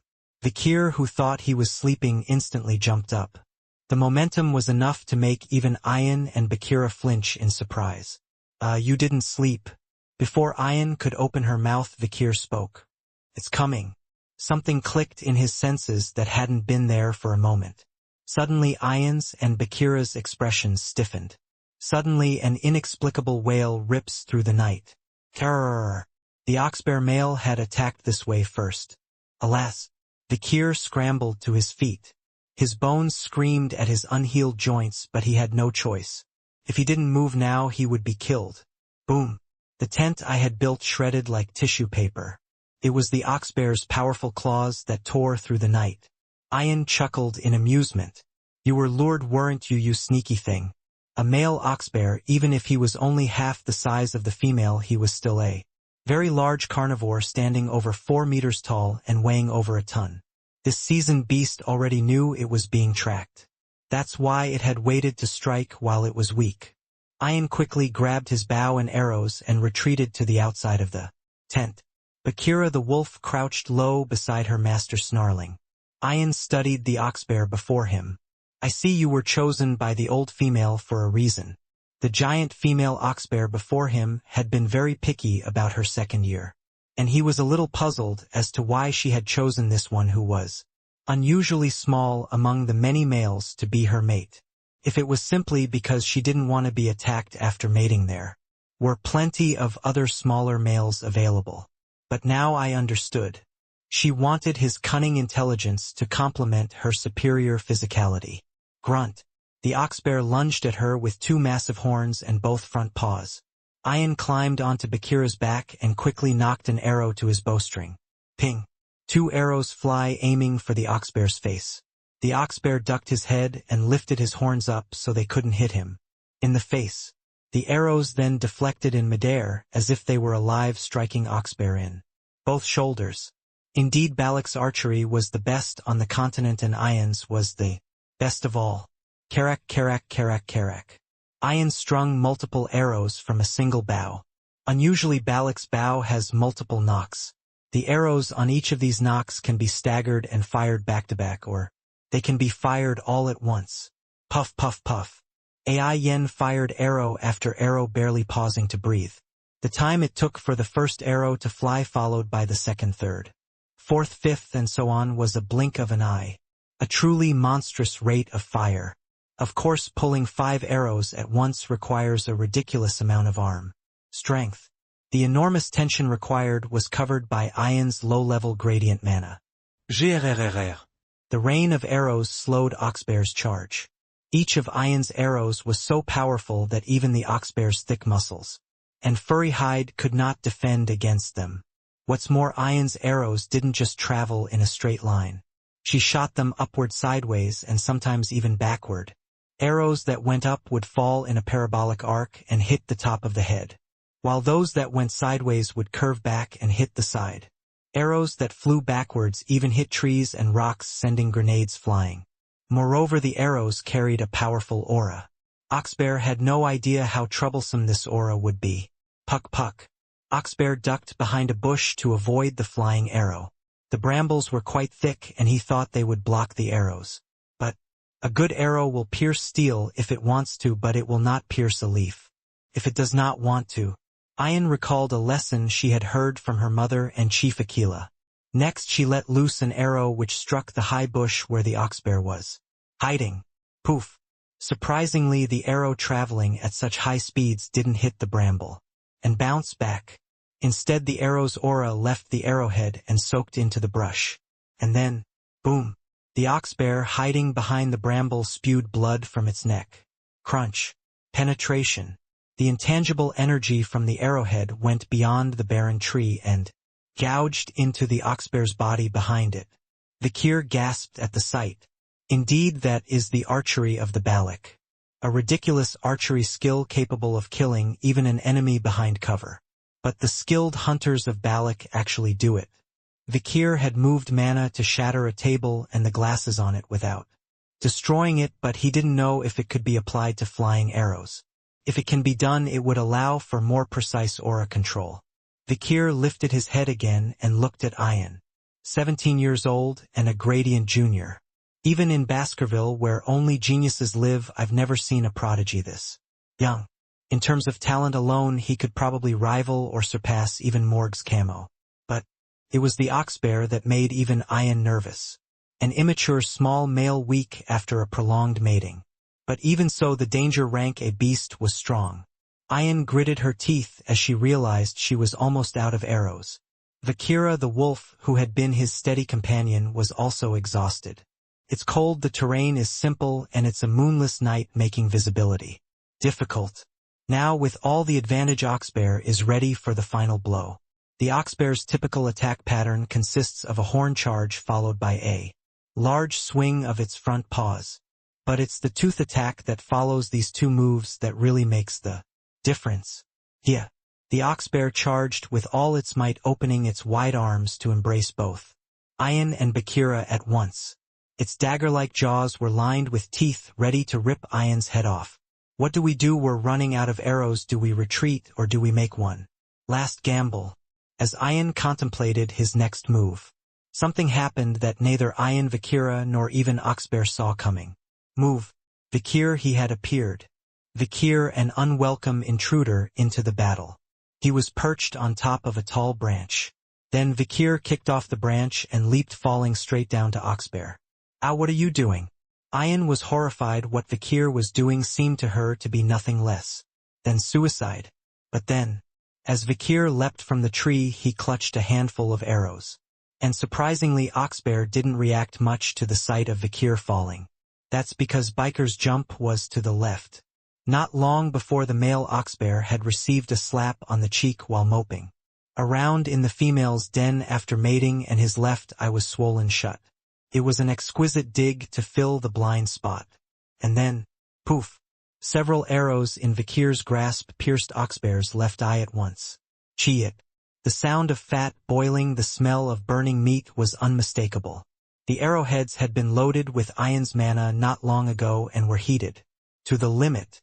The hot shards of iron tore through the Oxbear male's swollen snowball flesh, popping his tender eyeball and sending the bundle of nerves inside scrambling. Oxbear's scream changed slightly. Its roar, once a mixture of hatred and contempt, was now tinged with fear. Vakir snatched the arrows out of her hand and dropped to the ground. Thud! The mere act of landing on the ground seems to shatter his entire body. The Oxbear loomed in front of him, its enormous body looming over him. Ian gasped in horror. No. She quickly fired an arrow, but it only pierced some of the Oxbear's strong back muscles. Vakira the wolf lunged and bit her hind paws, but Oxbear was unperturbed. Arg! Blinded by rage and fear, Oxbear opened his mouth in a guttural roar. No horns, no front paws, just teeth. The Oxbear's true breath attack flew toward Vakir, and the expression on Vakir's face as he faced it could not have been more serene. This is not a death wish. He's gauging whether his body can handle the technique he's about to use. Come out! Biker ordered in a low voice, and the faithful Hound bared its teeth. Poof! A black awl pierced the artery in Vakir's wrist. The magic sword Beelzebub had been unleashed. Whirring.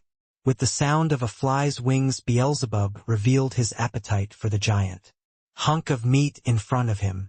And with that, one of the powerful forces trapped within Beelzebub's three orbs exploded through the tip of his sword. The gluttonous fly Beelzebub all. One slot burn Cerberus a. Cerberus, the three-headed dog that symbolizes hell itself. Roar. The oil-based flames which could not be extinguished by water combined with the aura of Beelzebub's blade and exploded. Fueled by the oils of hell, the flames burned endlessly unless their master's will was extinguished. The fiery Hound's teeth sank back into Oxbear's gaping mouth. Cackle. Oxbear stopped charging. His eyes, blinded by rage and fear, finally opened to the reality of the situation. What the hell is that? I thought it was just some human blood, but it wasn't. What you see before you is a gigantic apex predator, the presence of a high-ranking demon that you dare not compare to the fangs of a monster that belongs in the deepest hells of the netherworld. Wherever it has been lying in ambush, the creature that has just bared its teeth is upon you, bringing untold pain and terror. Quack. A short guttural sound. The awl that sprouted from Vakir's wrist shot out and pierced the Oxbear's mouth. First it pierced the hanging tongue, then the gums, then the palate, and finally the brain in the skull. To make matters worse, the tip of the awl emitted a terrifying flame. The most terrible pain in the world, burning pain. It was boiling the brains in Oxbear's skull to a crisp. Got. Oxbear let out a near-terminal scream. Vakir's attack was short but intense. The Oxbear was still clinging to life with its characteristic toughness and regenerative powers, but that was all. No, that wasn't all. In the last moments of its life, Oxbear leaned its massive body toward Vakir. Vakir struggled to move from the pain he felt throughout his body. Even in death, Oxbear intended to use his massive body to crush Vakir to death. But, pow! At that moment, Ian threw his whole body and grabbed Vakir. Vakira the wolf scooped up Ian and Vakir with her fluffy back and stepped back. Are you okay? Ian's eyes widened, scanning Vikir's entire body. Vikir nodded with difficulty. At the same time, thud, the ox-bear giant's head slammed into the ground. The last words of a male who only moments before had been frantically mating with a female in the cozy confines of his den. Could he have imagined such an in the jungle where looting, death, and love mixed together? The downfall. Ian pulled Vikir into a hug. She hastily tore off the few strips of cloth that covered them, shouting, Tell me if you're going to die, we need to get the seeds out of. Vikir couldn't help but sigh at the success of the hunt. The Plunder Festival. A great festival was held in the village of Balak. In fact, every day is a celebration for the Balak, but on a day like today, when meat is plentiful, it's unusually loud. When the vines are cut, clear water pours out and pools in a large stone pot. Into the boiling water were thrown lobsters, freshwater crabs, Zara's turtles, carp, catfish, venison, rabbit, squirrel, snake, meat, caterpillars, beetles, ants, frogs, lizards, watergrass, berries, mushrooms, and tree roots. A huge stone pot bubbled in the center of the village. All the small game that Balak's hunters have gathered is thrown into it, simmering into a rich broth. Everyone in the village gets a fair share of the broth. Larger prey such as deer and boar were roasted separately around the stone fire. Everyone would gather around these large hunks of meat, singing and dancing merrily. In the midst of all the noise and excitement, it was a huge hunk of meat in the center of the village, even bigger than the stone oven that caught everyone's attention the most. An ox-bear, a giant six-legged beast weighing a ton. Without the bones and fur, the pure meat weighs over 800 kilograms. This giant hunk of meat was the star of today's hunt. Naturally, the hunter who captures the ox-bear earns the respect, admiration, and gratitude of all the villagers. That would be Ian and Vikir. How does it feel to be a hero slave? Vikir didn't say much in response to Ian's question. She smiled and patted Vikir on the back. An ox-bear is a very honorable prey. They're strong and fierce, but they're also intelligent, unlike boars, whose eyes are dark, whose movements are slow and simple, and who are so scared they shit and scream when they run. Ian shouted as loudly as he could, hoping someone would hear him. Then he heard grunting and grunting from beyond the campfire where the meat was roasting. It was a Hun who had killed a fairly large boar. Holy SHT, I don't know how a dying creature could have gotten away with this. He must have gotten incredibly lucky. A Hun spat once on the ground and glared at Vikir. Then a Hun picked up his knife and cut the ox-bear's meat into small pieces. The entrails and blood are perishable, so he immediately puts them in a pot of water to boil, and the flesh is cut into small pieces for fair distribution. A Hun then handed the meat to the villagers lined up in a row, and then to Vikir, who stood behind him. Vikir's expression frowned slightly as he accepted the meat. The size and weight of the pieces of meat given to Vikir were dwarfed by those given to the others, even less than what the frail old men and sniveling children had received. Vikir raised his head to protest. What are you doing? Then a Hun looked up, annoyed, a puzzled look on his face. Rather disgusted, he retorted. What are you talking about, you slave? Why is my meat so little? What, no wonder, because your honor is so high. A Hun bellowed. Vikir gave him a puzzled look, and Ian beside him broke out into a wide grin. It is a Balak tradition, the one who contributes the most to the hunt takes the least. In return, he receives an amount of honor equal to the lesser meat. If you can trade honor for meat, you have a great deal. A Hun nodded in agreement. Damn, part of me wants to give you a lot of meat too, but you gotta give credit where credit is due. Judging by his grumbling, he really does want to give Vikir a lot of meat. Well, the less meat he gets, the more honorable he is. Vikir decided that meat was better than honor that was worthless, but for now, he could only nod. It doesn't really matter. Though the meat was scarce, there was enough food to fill his stomach if he so desired. In fact, the real harvest of this hunt was not meat. Gluttonous fly Beelzebub all. 1 slot burn Cerberus A. Slot 2 sacral spine Oxbear A. Slot 3 tight throat Infernal Buffalo A. New skills gained from capturing Oxbear. One of the 3 orbs of the magic sword Beelzebub is imbued with the hardy Soul of the male oxbear you killed last night. The hellhound's soul is gone and the spirit of the stronger higher ranked oxbear is Vikir's new slave. The skill of sacral spine was simple and effective. By holding your breath you could increase your weight by nearly 1,600 pounds kilograms in that time. It's a pretty versatile skill for close combat. Not only that, but the karma from killing the oxbear was infused into his body, restoring a significant amount of health to his entire body. Skills and experience. Vikir was mentally calculating the results of this hunt. Come on, a hun, that's quite a kill, don't you think?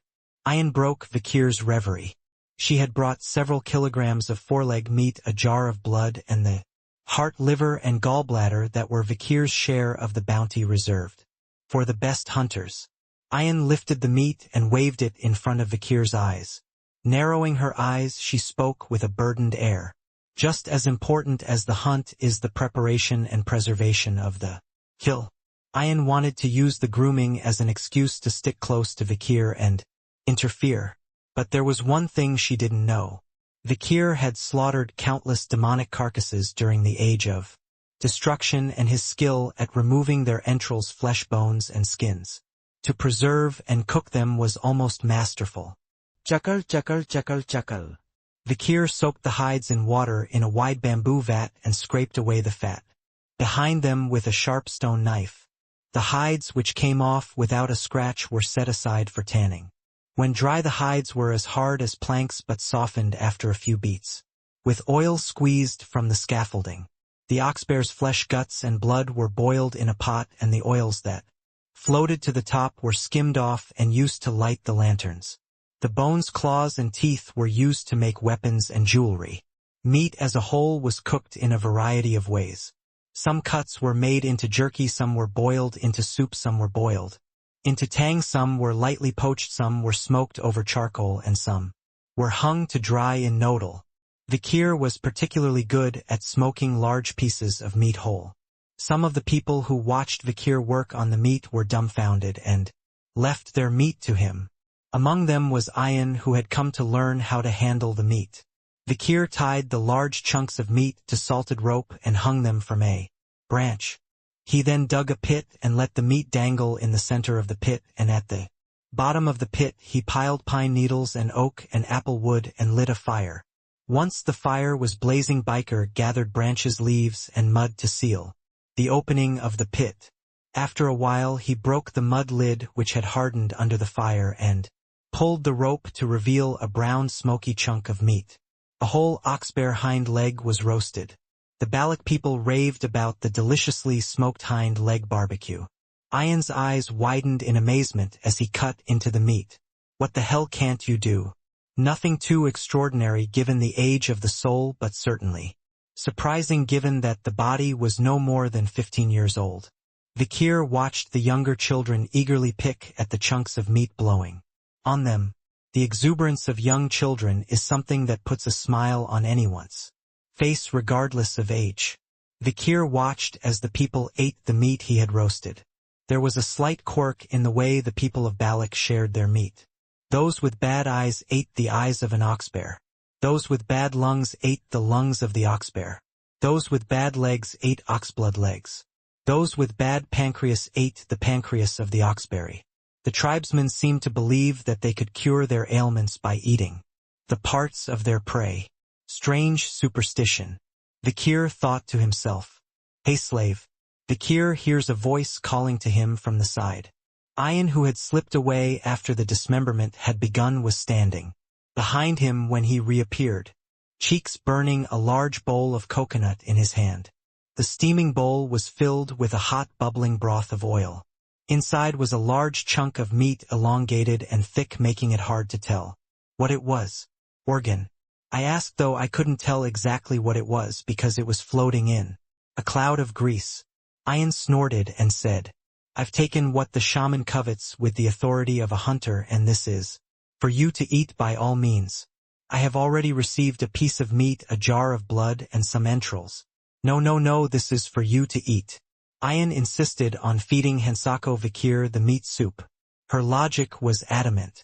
If your eyes are bad, eat the eyes of your prey. If your heart is bad, eat the heart of your prey. If your hands or feet are bad, eat the forelegs and hind legs of your prey. What part of the oxbear is this? When Vikir asked about the identity of the long thick chunks of meat in the bath, Ian only coughed and offered no explanation.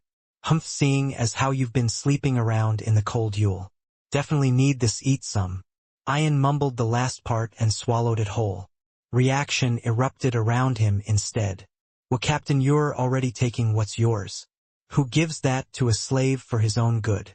Ho ho, the season of long nights is coming soon. That's too blatant, it's obvious what he's up to. The young women of the village booed Ian in unison. Shut up, girls, if you're not happy you can go out with your lasso and get him. Ian raises her fist, her eyes glowing, and the heckling dies down. Vikir frowned, not quite sure what to make of that. Well, I'll take what I can get. Vikir gulped down the hot broth. He chewed and swallowed every last bit of the coarse meat that had sunk into his stomach as Ian kept urging him on.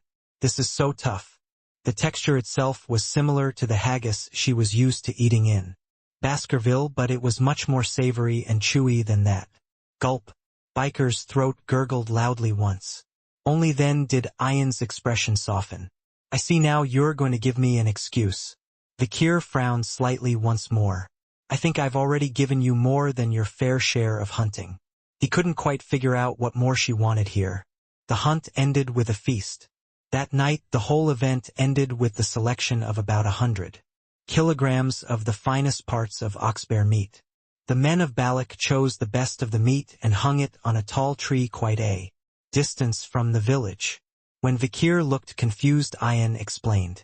It's a sacrifice to Madame Eight-Legs. Vikir nodded slightly. He had met Madame Eight-Legged once before in the darkness of the jungle. An unspeakable beast, a creature of untold horror that no man could survive. The barbarians of Balak seemed to use parts of their dead prey or the bodies of their prisoners of war as sacrifices nailed to high trees. Surprisingly, no creatures were interested in the meat the Balak men hung from the tree. Hyenas, eagles, and even the odd insect were not attracted to the meat. They didn't dare touch it because they knew who it belonged to. I wonder if the warriors of Baskerville and Morgue were also sacrificed to Madame Eight-Legged once upon a time. It seemed likely given the non-cannibalistic culture of the Balak. The next day at dawn, Vikir awoke early and padded out of his tent. Along the way he saw a group of drunken Balak warriors sleeping in the early morning dew. Vikir was careful not to step on them, and soon he was walking toward the outskirts of town. His body was healing faster with each passing day, and he would need more food if he wanted to recover faster. The meat, blood, and entrails of the oxbear were not enough, so Vikir traveled to the outskirts of the village to find food for himself. As a slave he didn't expect to be allowed to leave the village, but the guards at the entrance were surprisingly willing to let him go. What are you, a slave wandering around all by yourself because you did well in the hunt?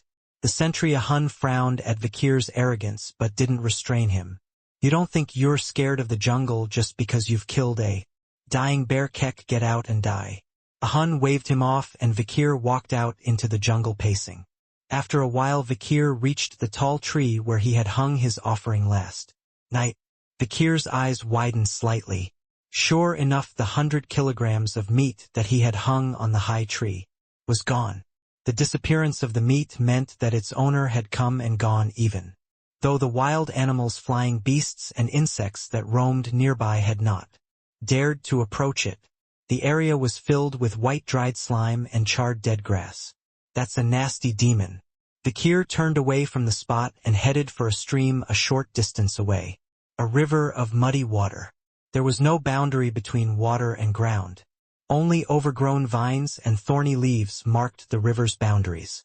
Vikir climbed a high branch and stretched out his line.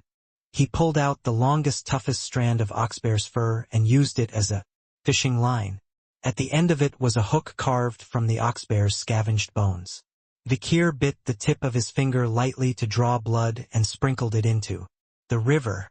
The reaction was immediate. Bubbling, bubbling, bubbling.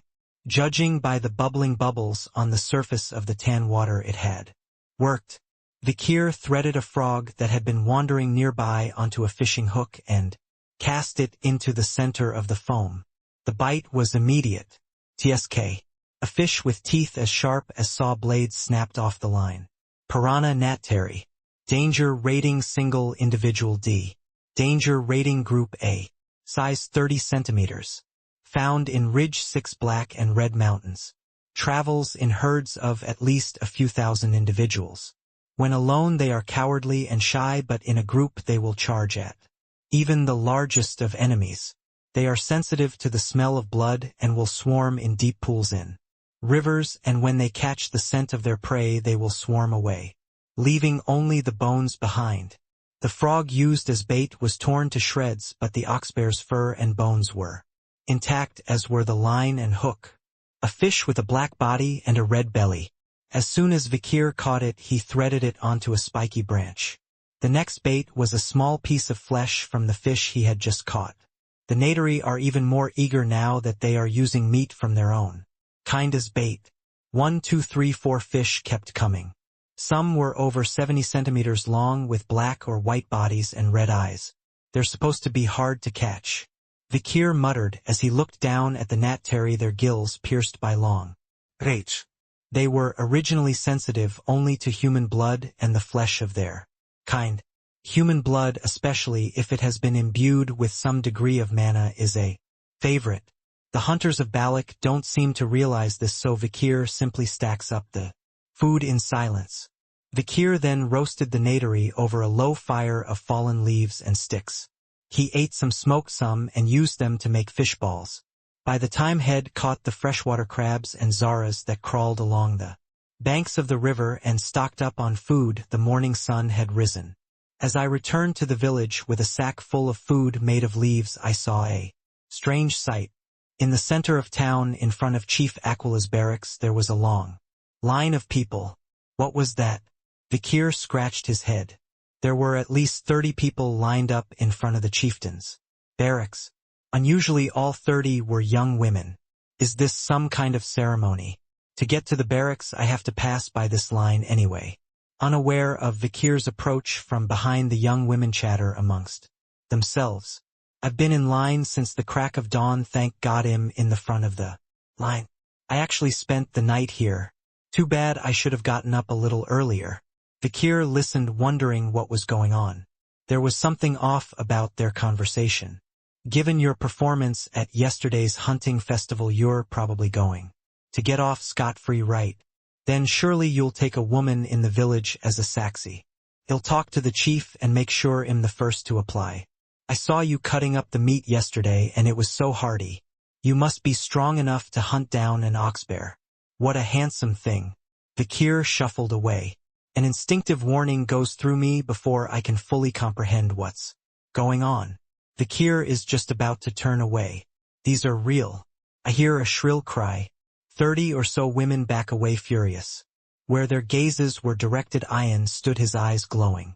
She was carrying 3 freshly killed roe deer. She threw them to the ground and announced to the women of the village. What nonsense, she said to the women. I fed you yesterday to the point of decoction, and now you're trying to steal from me at the last minute. Then one of the women mustered up the courage to speak up. Then use it first and then hand it over. Shut up, you're talking to a kid who's not even a slave anymore. Monopolies are vile. If you're so unjust, go out there with a noose and get him. I've been out many times and there's never been a kid like that. How far have you been out? The borders of the empire. You could go out to hell and back and find him. Ian exclaimed, pulling his dagger from his inner thigh. Then the women in the line slipped backward. Even the bravest of Balak's women are afraid of Ian, the hunting leader. No wonder, since quarrels with her go beyond hair-pulling and nail-clawing. Watching the women slink away, Ian snorted hard. SHT, at this rate someone's gonna pick it up while I'm waiting for them.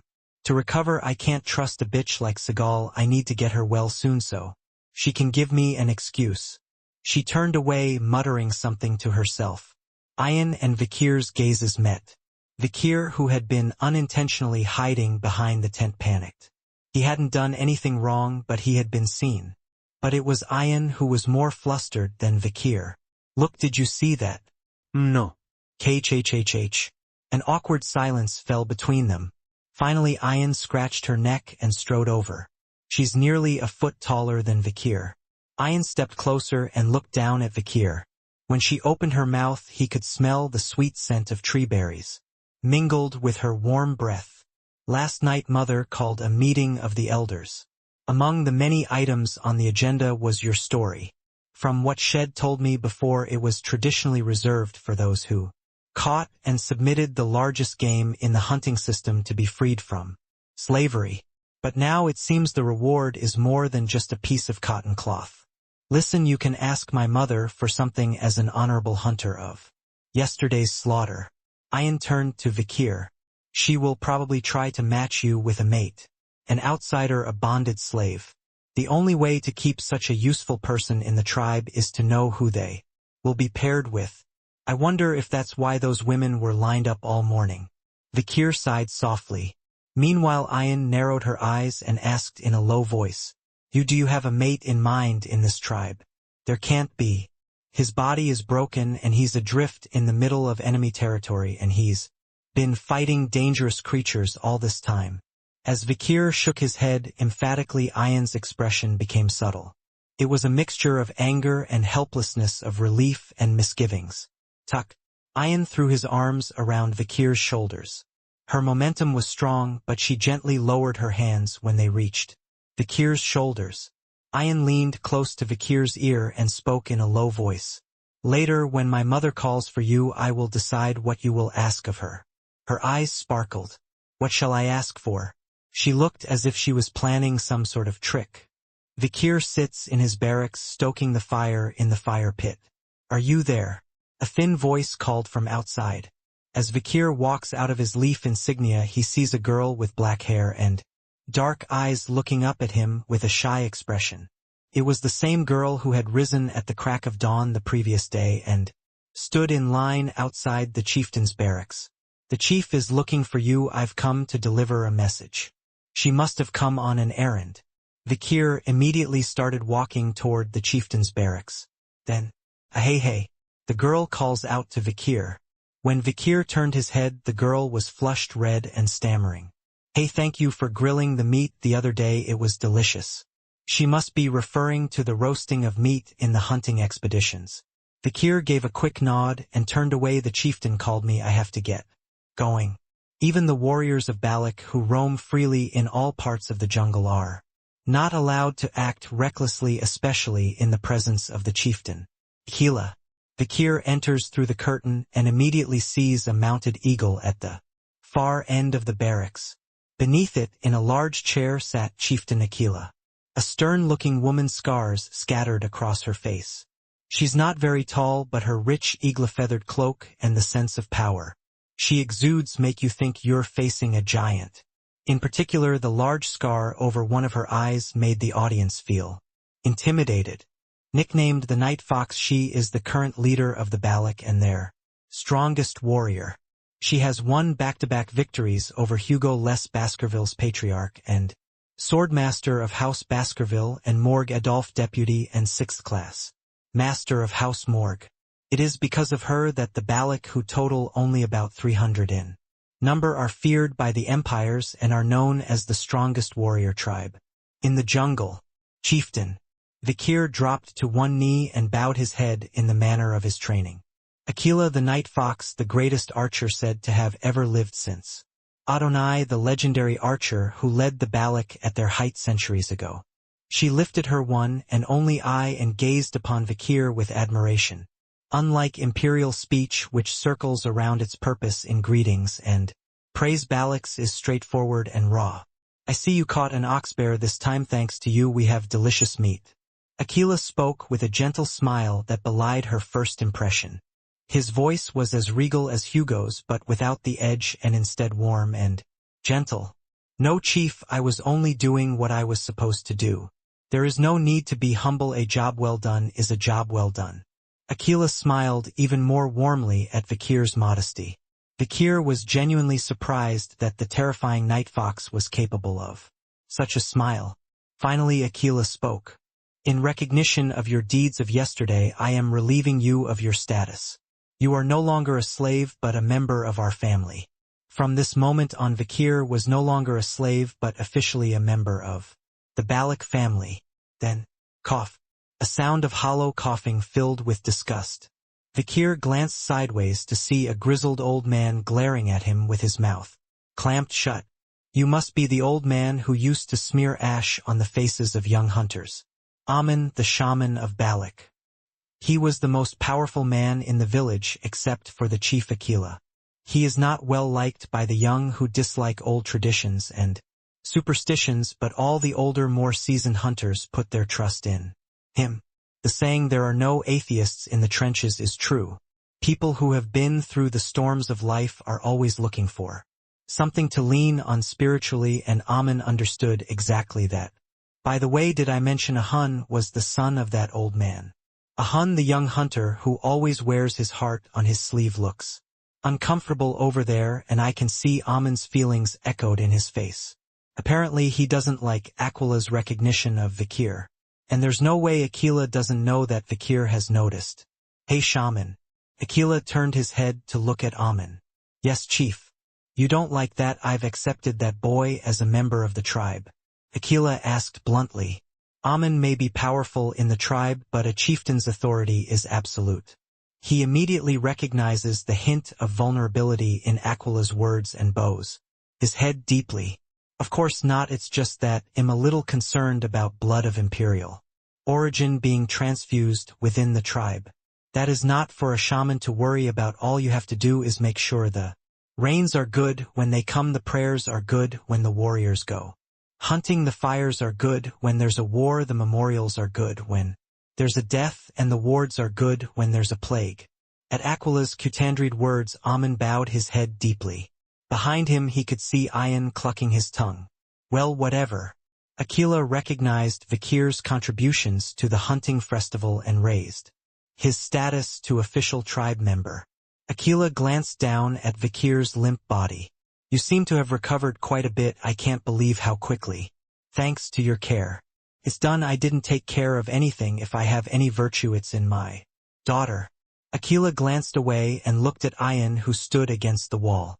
Ayan glanced away from her mother's gaze and whispered something else. Finally Aquila spoke up. Now that you are officially a member of the Balak, tell me what you want. You are one of my own, and I have not been able to give birth to and raise you, so I will give you something in return. When she had finished, Aquila spoke softly.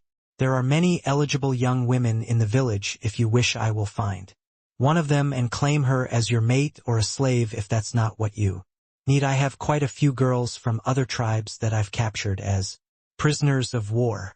There was a brief murmur from outside the tent. It was the chatter of the village women who had been lined up outside the chieftain's barracks since dawn. But Vikir shook his head. I appreciate the offer, but the mate is fine. Wives and female slaves alike were being offered to increase birth rates, a ploy to capitalize on the human tendency to settle where children are born. When Vikir rejected the offer, Aquila seemed to consider for a moment. You don't want a woman, do you? That's unusual. Most of the men among the outsiders want women.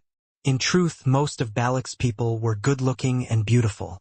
Their bodies were built for hunting and training, and their eyes and hair were unusually healthy and vibrant, unlike those of other tribes. The warriors of the Balak are unusually attractive compared to the other tribes of the barbarian. Thanks to the occasional transfusions of blood from the outside world, they've never developed inbreeding diseases. Perhaps that's why invaders from the outside often targeted Balak maidens. Of course, almost all of them are reduced to wolf's food by her arrows. Meanwhile, Aquila wrinkled the corners of her nose a little. She seemed to be thinking. So what do you want me to give you? Half of the oxbear hide you caught. Oxbear hides are a very valuable treasure. Vikir almost jumped out of his skin when he heard the offer to cut it in half. Cutting an animal's hide in half reduces its value to 1/10 of what it is worth, and as someone who knows value, that's not something I want to see. Just then, Vikir felt a gaze shoot to his side. Ayan was glaring at him intently. You didn't forget what I told you, did you? That look, the look that spoke with her eyes. Aquila glanced sideways at her daughter as if she were not used to seeing her. Like that? Ayan is still furiously sending signals to Vikir, unaware that Aquila has seen her. Eventually Vikir speaks up as Ayan had urged him to before. Material rewards are fine, however I was wondering if you would be willing to take a bath in the Fountain of Valor. Before answering Aquila's call, Ayan had insisted that Vikir mention this as his desired reward. For the first time Aquila frowned. If even Aquila, who was quite friendly with Vikir, could react like this, what about the others? Most of the old men swallowed their grunts in disgust. Shaman Ahiman, who was in the front row, snapped, "You fool, who are you to speak in front of me?" As if he couldn't take it anymore, Ahiman strode forward and knelt before Aquila. Chieftain, for generations it has been only the proud warriors of Balak who have been allowed to bathe in the Fountain of Valor. The murmuring around them grew louder. A Hun standing at the entrance to the barracks spoke sarcastically. "The Fountain of Valor is only for those who have proven their strength. How dare you?" Ayan, standing on the other side, spoke up. "Vikir has already proven his strength. He captured an oxbear and submitted it to this hunting festival. I guess I was just throwing rocks at him from behind when he was hunting. And you have a back like that from being hit by a rock." A Hun's body began to shake as Ayan gestured to the bandages and casts wrapped around his waist. At Aquila's question, Vikir thought for a moment, then nodded. "The Fountain of Valor, do you know what it is?" "It is a small spring that flows deep beneath the waters of Balak's holiest site, the tomb of the champions, where only the bravest and strongest of Balak's greatest warriors are buried. It was said to be blessed by the great ancestors and to cure all internal wounds and traumas by simply taking a dip. However, the water level is very low. The water takes a long time to collect, and the effects are halved if too many people enter, so the Balak only allow access to warriors who have earned special recognition from generation to generation." "Patriarch, that's too much to ask for. How can you allow an outsider who's only just arrived to enter the holy grounds?" "Still, he's quite the prospect, having captured an oxbear, so it might not be a bad idea to motivate him for once." "Nonsense. Since when did the Fountain of Valor become a place where anyone can soak in it?" But he doesn't look like he's even grown up, so we should be nice to him, since he's part of the family." The elders around him are also arguing. Some looked favorably on the capture of the oxbear at a time of need for the entire tribe, while others did not. Aquila was secretly tempted to grant Vikir's request, but she was certainly a little too weak to use the oxbear hunt as a justification. Some, including Ahiman, were less than enthusiastic about having Vikir as a member of the family in the first place, and were even more adamantly opposed to the Fountain of Valor. Aquila wanted to grant her daughter's petition if she could, but it was a bit of a dilemma with the shaman and his unfriendly forces so strongly opposed. Just then, ding ding ding ding, a loud bell suddenly rang out from the top of the watchtower that stood on the border of the clan's enclosure, the village. At the same time, a watchman shouted, "The outsiders have arrived." Something had happened in the village. Tink tink tink tink tink. Over the clanging of bells, the watchman shouts, "The outsiders have appeared." Something seemed to have happened in the village. Vikir scrambled to his feet. "Is it war?" Beside him, Ayan turned to look at Vikir with a puzzled expression. "Are you serious?" When Vikir gave her a puzzled look, Ayan reached out and stroked her hair. Once roughly. She smiled. "There's no way in hell there's a bunch of lunatics in these lands who would challenge our Balak to a fight first." "That's right, no one would challenge Balak to a fight unless they were a high-level demon. Outside the borders, there was no one who could stand up to Balak except perhaps the Baskervilles or the Morgans. Even the cannibalistic Lakoro tribe was no match for Balak. How could a tribe of only 300 people declare war on the empire, much less their neighbors? It would not be an exaggeration to say that Balak had no one to look out for in the continent except for Madame Eight-Legs, who reigned as a local nightmare. "Then who is the intruder?" Vikir asked, and Ayan rose from his seat and drew back the curtain at the entrance. "It would be quicker to see with your own eyes." As she spoke, Vikir turned his gaze toward the outside of the barracks. There was a rather unexpected sight. White-skinned, blonde, jet-black, and blue-haired people. All dressed in clean clothes and speaking in a familiar language. They were clearly Imperials. Houses of bourgeois. Vikir frowned, though only slightly. The 7 houses of the Empire.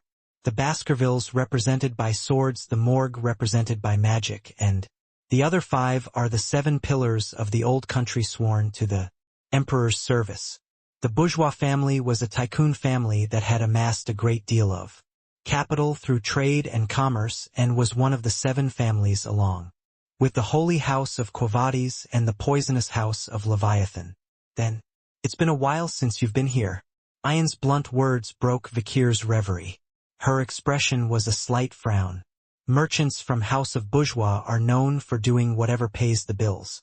They'd probably come this far under border with supplies to trade with the natives. Ayan didn't look too impressed with them. This is actually not necessary. They are selling something that is not here. Psychologically, this makes us feel like we will regret it if we don't buy it. I'm not suited with those kind of merchants. And to a certain extent Vikir agreed with her. Before the regression, Hugo had a saying about bourgeois families. There are fools who think money is power. They've never known what real power is. There was an undisguised contempt and irritation in his voice. He didn't like the idea of the bourgeois who proudly boasting in the rich land. In the capital of the empire, while the Baskervilles were fighting bloody frontier battles with barbarians on the borders of the empire. What's more, the fact that he's sneaking into their territory and trading with their enemies, the barbarians, doesn't make him look good. The other families were similar in their dislike of the bourgeois, but it was ironic that they had no choice but to do business with them. Diplomacy, trade, commerce, real estate, banking, and all other aspects of the empire's monetary economy were influenced by the bourgeois. But how did they get here? Vikir looked bewildered. If the bourgeois were to send merchants this way from their seats on the ecliptic of the empire, they would essentially have to pass through the territory of the Baskervilles or the Morgans. Especially to reach the depths of these border, they would need to procure large amounts of supplies, and that would be impossible without the help of the locals. There was only one thought in Vikir's mind: smuggling. They had trespassed on the Baskervilles' property and made their way to the border. And they had most likely smuggled themselves in via Underdog, the city closest to the border. They made their way to the center of town and began to unload their cargo, while Vikir stood still and watched the merchants of Bourgeois Avenue. Now, as usual, it's a 5-day market. We came here first before the other tribes. The merchant, who came from a bourgeois family, was a middle-aged man with a long mustache. Sir Smuggler. He had a gentle and kindly appearance, but the greedy gaze in his eyes was unpleasantly scanning the bodies of the young Baloch maidens on display. Soon the merchants began to pull various items from their packs and distribute them to the natives around them. They were cheap glass beads, brooches, whistles, perfumes, and cosmetics of shiny materials, and to my surprise the Baloch warriors accepted them with a twinkle in their eyes. Here, free, try these.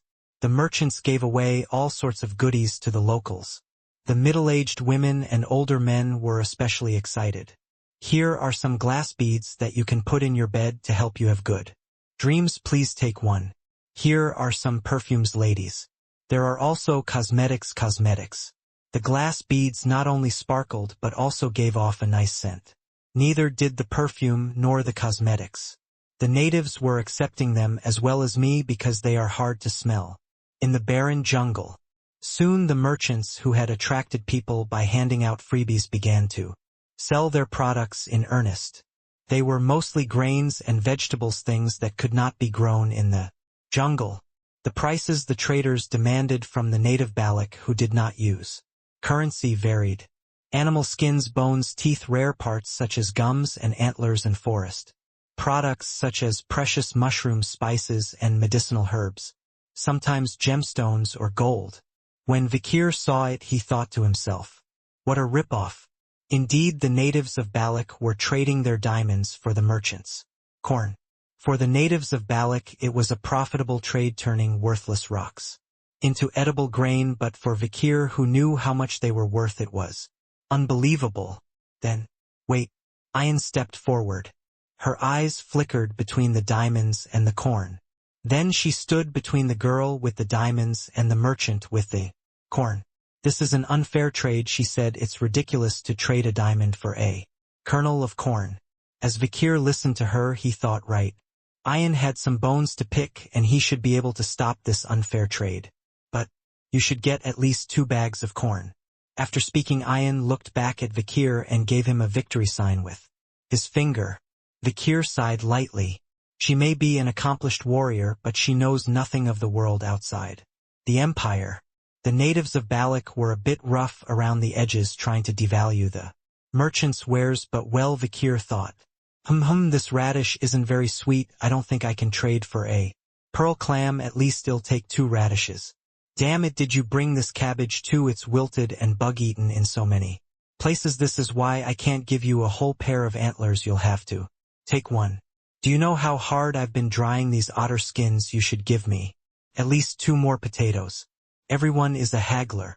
In the empire, the value of crabs' antlers, otter pelts, pearl shells, diamonds, wolf teeth, and bear bones are traded for sweet potatoes, corn, radishes, barley, cabbage, and more. Oh no, we can't afford to lose to Balak's warriors. Well, I'm afraid you can't keep raising the price of your goods like this. But I can't help it. It'll meet your demands this time. Nene, you're a good bargainer. We don't have anything to offer either. The merchants quickly take the natives' goods, even though they are grumbling. Soon enough, the agricultural products, potatoes, sweet potatoes, corn, cabbage, radishes, carrots, barley, and rice are gone, along with cheap glass, beads, brooches, and perfume. In their place were deer antlers, mushrooms, sea turtles, ivory bones, and skins of all kinds, peony, rasher, matsutake jewelry, gold, and the hatchlings and eggs of small and rare beasts. The merchants pretended to be calm as they looked at the goods piled high on their carts, but inwardly they were jumping for joy. I wonder how many tens of thousands of times this is. When the trade was finally over, the merchants' demeanor became arrogant. They saw more goods than they could carry in their carts, and now they began to accept goods based on their merit. Then a girl stepped forward. She could not have been more than 12 years old. She was pretty, with dark hair and dark eyes.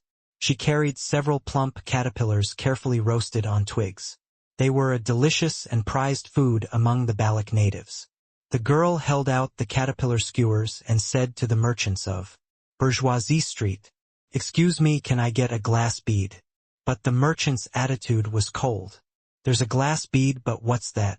"This is the caterpillar of a sun beetle." Several of the younger Balak children looked at the skewer of caterpillars the girl was holding and gave her an envious glance. The caterpillar was a rare insect that tasted unusually like a mixture of milk, an egg yolk, and it was worth a lot of money. However, the merchants of Bourgeois Avenue looked at the girl's caterpillar skewer with disdain. "Wow, you're not giving this to me to eat, are you? Haha, kid, that's for you brown-skinned people. White people don't eat that stuff. That's why you're black as a dung beetle, ha ha ha. Why don't you give me something else instead of that, like showing me up your skirt?" They taunt, sneer, and sexually harass the girl in an imperial language she can't understand. Boom! One of the vendors shoves a skewer of caterpillars out of the girl's hand. She drops the caterpillars to the floor. She couldn't understand what the merchants were saying, but she could at least guess the meaning of their jeers, scorn, mockery, and lustful glances. Just then, a boy picked up a skewer of caterpillars that had fallen to the floor and devoured them in one bite. Vikir. He stood in front of the merchants, gulping down the caterpillars in his mouth. His face and body were covered in black charcoal dust, as if he had just spent the night in an open fire. The girl looked up at Vikir, panicking. Vikir patted her on the head, then turned to look at the merchants. He spoke in a fluent imperial tongue that stunned the merchants in front of him for a moment. "This trade is invalid. This trade is void. Anyway, it's invalid." The merchants flinched for a moment as Vikir spoke in imperial. It's natural to be surprised when a ragged stranger suddenly speaks to you in a familiar language, especially when they had just been exchanging curses and foul language. Speak Imperial. Did you hear what we just said? Oh, there might have been a misunderstanding. Let us explain these words are just all of the people who were just having a nasty conversation about the color and sexuality of the Balak natives look away. Vakir's eyes widen as he realizes that if he gets caught talking about the color and sex of the Balak, he'll be in for a rough ride. Vakir's expression was nonchalant. You mean insulting Balak's warriors with the color of their skin and sexually harassing a woman? That. The merchants are flustered. Vakir kept his face expressionless. Not that it matters now. Indeed, the merchants were so surprised that Vakir spoke Imperial that they hadn't thought about what Head actually said. Void, the whole deal is off. Luckily, the merchants' goods had all been stacked in one place to be sold, so the natives of Balak could return them to the merchants as they were. The merchants in turn can return the piles of forest products to their wagons. Upon hearing Vakir's words, Ian sensed something and stopped all trading. Even the merchants around him looked bewildered. Know what's going on here, they asked. We're not trading. Why do we want to buy and lose money? We don't come here every day, how can we? The merchants protested. Vakir dismissed them quickly. Loss as well. If the trade doesn't happen, who will? Ian gave him a puzzled look. She sidled up to Vakir and whispered softly. Look, there are many people in Balak who are counting down the days until those merchants arrive. She was right. Among the natives of Balak, I see a girl crying, an old woman stomping her foot, impatiently, middle-aged men and elderly women with wistful looks on their faces. They coveted the merchants and the goods they shared, glass beads, potatoes, corn and harmonicas, not knowing when they would come again. Ian was controlling the trade as Vakir had said, and they all looked at each other in silent regret. But it's a good attitude to take care of the villagers, but you need to look out for the other side first. Vakir's advice continues. Ian's head snapped up at Vakir's words, and then Ian's expression immediately turned to surprise. While the Balak's expression was one of lingering disappointment, that of the merchants on the other side was deadly. Extreme nervousness made their hands and legs tremble. Vakir spoke briefly. All of your goods are short-lived. Most of their trade was vegetables and grain. Most of these would spoil or rot on the way back. The Balak, on the other hand, traded medicines, hides, spices, and other things that don't change in value over time. So if a trade fails, the people of Balak lose very little. The merchants, on the other hand, would have to carry back what they brought, and the value of their goods would have decreased dramatically in the meantime. The merchants shuddered and protested. If you do this, we won't come here anymore. Be that as it may, you're not the only ones who want to come here. There was some truth to Vakir's words. For when he was well enough to return to Baskerville, he would use Sindawendi to secretly arrange trade with the natives of Balak. The merchants were caught between a rock and a hard place. As they stood there bewildered, Biker spoke briefly. I know how much these goods fetch locally. If you bargain in good faith, we can resume trade. A glimmer of hope appeared on the merchants' faces. How could a mere child know the local prices? The Empire's commercial laws are very strict. He's gonna leave a lot of money on the table anyway, so why not leave a little less? The merchants chuckle amongst themselves. They decide there's still room for a few more bargains. But for gold. What? For gold? No, that's too. For gold. Vakir knew exactly how much the merchants' goods were worth. He also knew perfectly well what Balak's goods would eventually fetch if they were to reach the faraway capital of the Empire. He would. The one who set up the underdog city's commercial code. Vakir had been directly or indirectly involved in countless diplomatic and trade affairs during his time as deputy magistrate of the metropolis.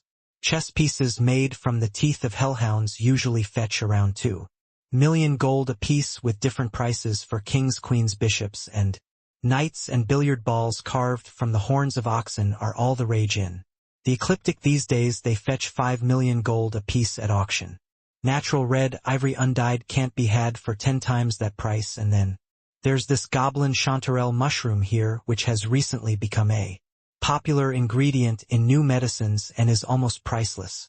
The merchants just stand their mouths agape as Vikir rattles off the exact local price, wholesale price, retail price, distribution margin, etc. of each trade item in fluent imperial tongue. And then Vikir finishes his calculations. He'll give you a price that's just right for you after taking into account transportation, labor, and taxes. The asking price is indeed what the consumer wants. Vikir picked up a pair of antlers, a gnome, and a sea god from the pile of Balak trade goods and tossed them into the merchant's wagon. This is as much as you can buy with what you have brought. Only a tiny fraction of the pile remained. The merchants' faces were red with anger, but they had little to argue about. Vikir's valuation had been accurate and they'd actually made quite a bit of money. In other words, it was a fair deal with no one getting the short end of the stick. But for the swindlers who were expecting to make a fortune, it was a pie in the sky. I can't help but be upset that the natives of Balak were treated so poorly and only received a fair price. What? It didn't end there. Okay, now we need to calculate the damages. Vikir took back the deer antlers, gourds, and sea gods that he had just placed on the merchants' carts. Then he turned to the merchants and held out his palm. Give me the money. At that, the merchants' faces went blank. Is this a rip-off look on their faces? But Vikir's judgment is always based on facts. I'm asking for severe punitive damages for selling adulterated food and distributing illegal drugs. The merchants look stunned. What did we do wrong? Don't you know? Vikir stretched out his finger and pointed at the grains and vegetables. Among the piles of produce were pockets of seeds. Vikir reached into the pouch and pulled out the seeds. Thud, thud, thud, thud. Dumping all the seeds on the ground, Vikir picked up a few of them. You lightly roasted them to prevent them from sprouting, didn't you? Several of the merchants turned their heads in surprise. Yes, they didn't want the natives of Balak to farm and become self-sufficient. They don't want them to plant seeds and farm for themselves so that they can continue to bring them produce and exploit them. When the natives of Balak realized that these were seeds that wouldn't sprout, they started coming in droves looking terrified. Moreover, and you're distributing cheap drugs that the empire has labeled illegal. You're out of your mind. Vikir pulled out the glass beads and brooches the merchants were giving away for free and crushed them in his hands. The glass beads were said to bring good dreams when worn to bed. Past this, inside was a small amount of white powder. It leaked out naturally through the tiny holes on the surface of the glass ball. If you keep it by your side, you will naturally fall asleep and have good dreams. However, it is actually a low-grade narcotic that causes severe damage to the body if left for a long time. The glass beads, brooches, necklaces, perfumes, cosmetics, etc. were all made of similar materials. Vikir's eyes flashed. Did the morgue or the Baskervilles tolerate this? It was possible, he thought. It would be good for the empire in the long run if Balak's warriors were not only drugged and weakened by cheap drugs, but if they also produced deformed children in the next generation. But Vikir had no intention of acting to benefit the empire or the Baskervilles. It would be far more beneficial for Vikir to join their side in order to stabilize himself here in Balak's village and learn archery. Vikir smashed all the glasswork that leaked drugs and picked out all the boiled and roasted seeds. The merchants' faces grew bluer and bluer with time. Some of the merchants, including Lord Smuggler, were furious. Who are you to interfere with this? This is a sacred trade sanctioned by the god of the forest himself. This is a sacred trade sanctioned by the god of the forest.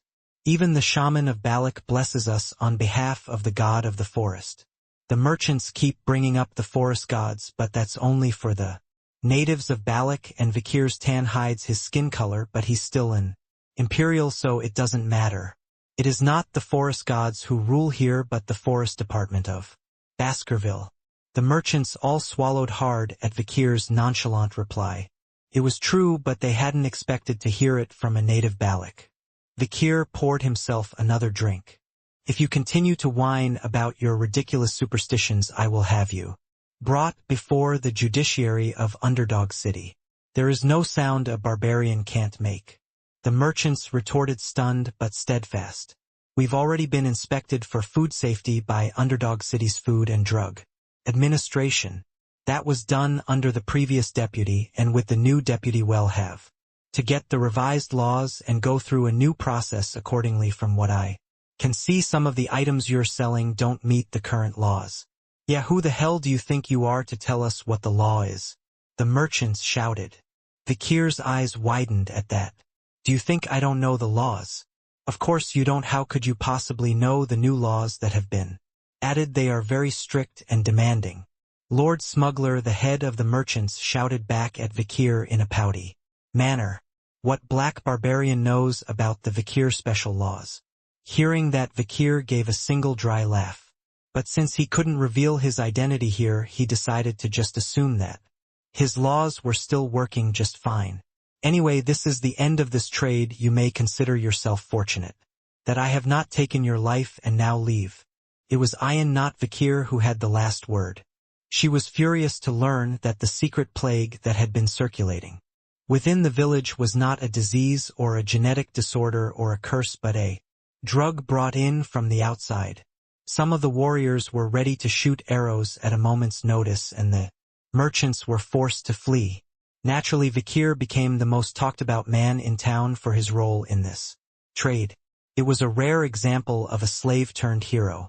When Vikir returned to his tent after the merchants had scurried away, boom! Something flew and landed in front of his tent. It was a smoked boar hind leg. Vikir turned his head toward the direction the meat had come from, curious. There stood an unexpected figure, his face flushed. It was a Hun. He tore his gaze away from Vikir and looked at the distant mountains. Well, thanks for that, for your help. Before Vikir could respond, a Hun shouted. How long is he going to be out of shape? Get well soon so I can beat the shit out of him or wrestle him. By the time he finished, a Hun was red up to his ears. Eat it all and get well soon. With that, he turned and walked away. He left behind a large piece of the boar he had killed. What's wrong with that one? Some mushrooms can cause intense visions and illusions when eaten. If a Hun had eaten it, he might have experienced. Take him somewhere quiet, no mice or birds will know. Vikir was thinking to himself. Hey slave. Someone taps him on the shoulder. He turns and sees Ayan standing there with a huge grin on his face. I'm not a slave anymore. No, you are a slave for life, my slave. Vikir frowns at Ayan's insistence. Regardless, Ayan continued with what he wanted to say. A Hun, that bastard, he's not the same when it comes to his sister. He's a nice enough guy for a big brother. Sister. When Biker gave him a puzzled look, Ayan explained further. The girl you helped today is his sister. Her name is Ahul. After some thought, Vikir remembered a girl named Ahul. The girl in her early teens who had lined up outside the chieftain's barracks at dawn to become Vikir's wife. The girl who had been sexually harassed by merchant when she had brought a sun beetle larva to trade with the merchants today. Ayan continued. Ahul has always been weak. I was worried that she was getting weaker and weaker due to an unknown illness, but now that I think about it, it's probably because of the glass beads brought by those merchants. He had a point. If it hadn't been for Vikir, Ahul would have continued to trade with those merchants, and his body would have gotten worse and worse. She would have become an idler, given birth to a deformed child, or even died. So Vikir's actions in this trade could be said to have saved all of Balak. Damn it, I was a fool to let those merchants go. I let them go because it's a warrior's shame to kill cowards who don't resist, but in hindsight I should have just killed them and gotten rid of them. Ayan gritted his teeth. Just as Vikir was about to part his lips to say something in Moorish, Hudadak, a Balak warrior, rushed over. A message from the chieftain. All warriors assemble. This seems pretty urgent. When Ayan asked what was going on, the warrior replied. It seems that the merchants we chased away during the day are up to something nefarious. They're coming for us at night. Then, Ayan's expression changed instantly. Vikir hasn't seen her smile this brightly since he's been here. It was a night when the dark clouds swallowed the moon whole. Lord Smuggler and the Merchant Alliance gritted their teeth and made their way through the jungle. Eek, damn mosquitoes, I'm sick of this damn jungle. They grunted in exhaustion. They made their way back to base camp swatting at the mosquitoes with the palms of their hands as they clung to them with their freakishly long stingers. There a group of rugged-looking men gathered waiting for the traitors. The furry man in the front row smirked at Lord Smuggler. "By the looks of your wounds it didn't go well, did it?" Lord Smuggler didn't answer, instead shifting his pack nervously. The men nearby chuckled. "See, the Balak are not to be talked to. What kind of business is it to trade with such beasts? Just kill them and enslave them, all savages." They were a mercenary group of ex-convicts, escaped prisoners and deserters, wanted by the Empire. Lord Smuggler warned the mercenaries, "Don't take the Balak lightly, they're not easy to defeat in combat, and you're new to the region, so you may not realize it. Oh, never mind, if you're so scared, why did you bring us here in the first place? Didn't you bring us here to upset the deal if it went bad? No, well, we've got escorts from the demons and we'd rather than go to all-out war with the Balak." Lord Smuggler pursed his lips in concern. But even he, who normally would not have dreamed of an all-out war with the Balak, could not resist the sight of the vast amount of trade goods left behind in the Balak's village. Even the mercenaries and some of the merchants who were new to the jungle began to raise their voices. "You can't just waste money like this. I spent a lot of money in the merchant guild's auction to participate in this trade. Didn't we agree to pay for our protection as a percentage of the gross profits of the trade? Do you think I protected you from demons for a pittance like this? What's wrong with Balak? We ambush them in the dead of night, set them on fire, take their goods, and that's it." Veteran merchants who have traded with the Balak a few times know the fears of the Balak warriors. But even they were greedy for the goods they had left behind in Balak's village. In the end, the vote was close to majority with a few silent votes in favor. Lord Smuggler spoke, his sword half-sheathed at his waist. "Very well, now that it's getting dark, let's go quietly and take inventory. And I don't think I need to tell you who we're going to kill first." The faces of the mercenaries and merchants around him changed. "They see it too, who ruined their trade today." "You mean that sneaky little bastard? Okay, we got it. He'll be the first to put a knife in that cocky black kid's ass." "But he didn't look black to me. His palms were black. Usually black people have white palms, don't they?" "Maybe he's from the Empire. That would explain why he spoke Imperial so well." All the men, including Lord Smuggler, chimed in at once. Their spears and swords were sharpened, and they were ready to burn everything to the ground. And then, in the darkness, they performed their rituals.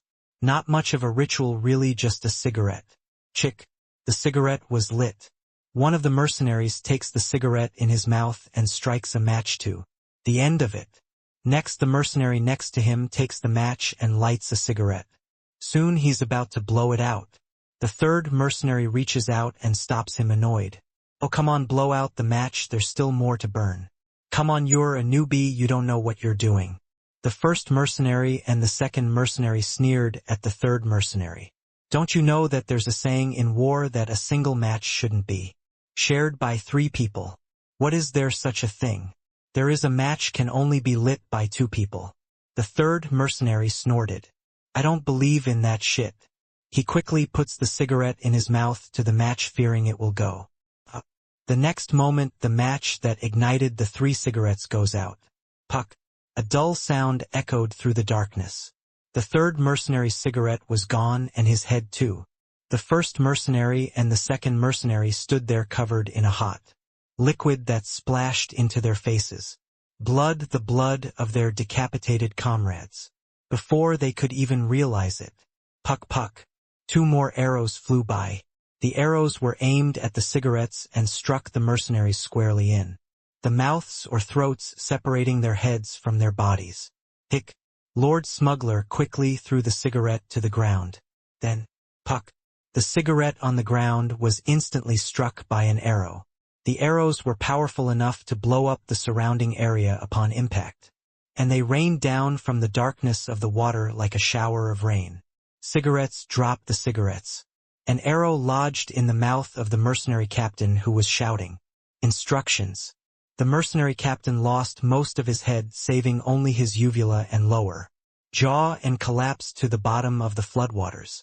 Anyone else who screamed even for a moment at the suddenness of the situation was struck by arrows in the mouth and throat. The mercenaries who had numbered over 100 were quickly cut in half. Then in half again, in a matter of seconds. Meanwhile, beyond the rain of arrows Balak's archers grinded their teeth. First cigarette position, second cigarette distance, third cigarette. Huntmaster Ian ordered. Ping. Ian, who had just sent an arrow flying, turned his head and smiled. So there it is, crazy bastards trying to fight us first. The Balak are basically a fighting people. There's no way they're going to avoid a fight on foot when they're the ones who started in the first place. Ian sniped at the mercenaries and merchants in the distance, looking pleased, refreshed, and exhilarated. They had a knack for picking out the most faint of lights, the faintest of sounds. They had a knack for picking out the faintest of lights, the brightness of a cigarette, and driving their flesh into it. The same was as of sound. Whether the words have left the mouth, are still near the uvula, or have not yet departed the lungs, the arrow will always hit the spot where the sound resides. For a moment Ian fired her bow with joy, but then Vakir tugged on her arm. Enough. Ian's eyes widened. What? Don't kill them all, spare some of them. Why should I? Ian frowned, then he spoke. You don't mean forgiveness or tolerance, do you? Words like that from a crumbling empire. Not that. Vakir held up a hand, cutting Ian off. He stared coldly at the few lights flickering in the darkness. I'm saying that because with a group that size there's a good chance there's a backup group. Vakir had purposely left the survivors behind, planning to map out their escape route and the location of any base camps that might be in the rear. Ian paused slightly at Vakir's demeanor, which was far harder and sharper than her own. Then a smile forms at the corners of her mouth. Good, I got in. I've never been able to figure out what she's giving passing marks for, Vakir thought. Vakir's guess was correct. An arrow pierced his shoulder, and Lord Smuggler scrambled to his feet and made his way through a narrow canyon between rock and boulder. Behind him, in a spacious campsite, were the remnants of the waiting mercenaries. 100 or so men emerged from the barracks to cover the defeated soldiers. We're confident in a hand-to-hand combat. Arrows will be useless against our shields. Aura users come out. Mages assemble shields to block the arrows. There were many mages among the mercenaries, and soon shields were set up to block the arrows. But, ping. This time something rather strange began to fly. Several arrows fell from above in a parabolic arc with ropes hanging from their nocks. And at the end of each of those ropes was a large wooden barrel. Oil. The mercenaries muttered in despair. A few arrows join forces and bring the barrels down one by one. Boom, boom. As soon as they hit the ground or hit the shields, the barrels shatter, scattering wood splinters and spraying oil everywhere. Then a hail of flames began to ignite the oil. Crackle. In an instant, the inferno had completely surrounded the mercenaries' base camp. Even if they managed to escape the fire, their food, water, medicines, and weapons were all burning inside the barracks, and it was now impossible to escape the jungle alive. Dead. Those who are unlucky enough to be dead, and those who are even unluckier enough not to be dead, already share the same fate. Lord Smuggler was shaking with rage, tying a rope to several arrows and sending a barrel of oil flying. Do these bastards have such brains? Lord Smuggler had seen Balak's archers fight many times, but this was the first time he knew they could fight like this. If only he had known how clever his enemies were, he wouldn't have picked a fight in the first place. Right then, as Lord Smuggler floundered in the flames, something entered his vision. Vakir. He could be seen standing still beyond the searing flames. Lord Smuggler gritted his teeth. You bastard, did you set this up too? Should I say you have a keen eye? Vakir said, looking around. All around them were bodies, flames, death, and explosions. It was a mockery that if he had been quicker he wouldn't be in this situation. In the first place. Lord Smuggler's eyes rolled back in his head as he heard the words. They'll kill you, you bastard. At that moment, Vakir picked up something. It was a bow and arrow. Ping. The arrow, which flew with some force, stuck into Lord Smuggler's lower abdomen. Oh. It hit him in an obscure spot, a spot that wouldn't kill him immediately but would still be quite painful and deadly. Gosh, I wasn't exactly aiming for that. Vikir cleared his throat apologetically. Had learned archery from Ian, but he still felt he wasn't good enough. Kirik. Sorry is sorry, and regardless, Vikir draws another shot. Lord Smuggler stretched out his bloodied hand and waved it in anger. Now wait a minute, you can't kill me or you'll be terribly sorry. Serious. Why is that? Vikir asked, and Lord Smuggler dug into his bosom and pulled out a bloody piece of paper. This is a prospecting permit from the city of Underdog. It's real. It's not a forgery. It has the stamp of the newly appointed deputy magistrate. I have the Baskervilles behind me. Lord Smuggler's words were true for now. He was one of the researchers officially licensed to explore. Vikir paused for a moment, then said, "Bring it over here." Vikir gestured toward Lord Smuggler.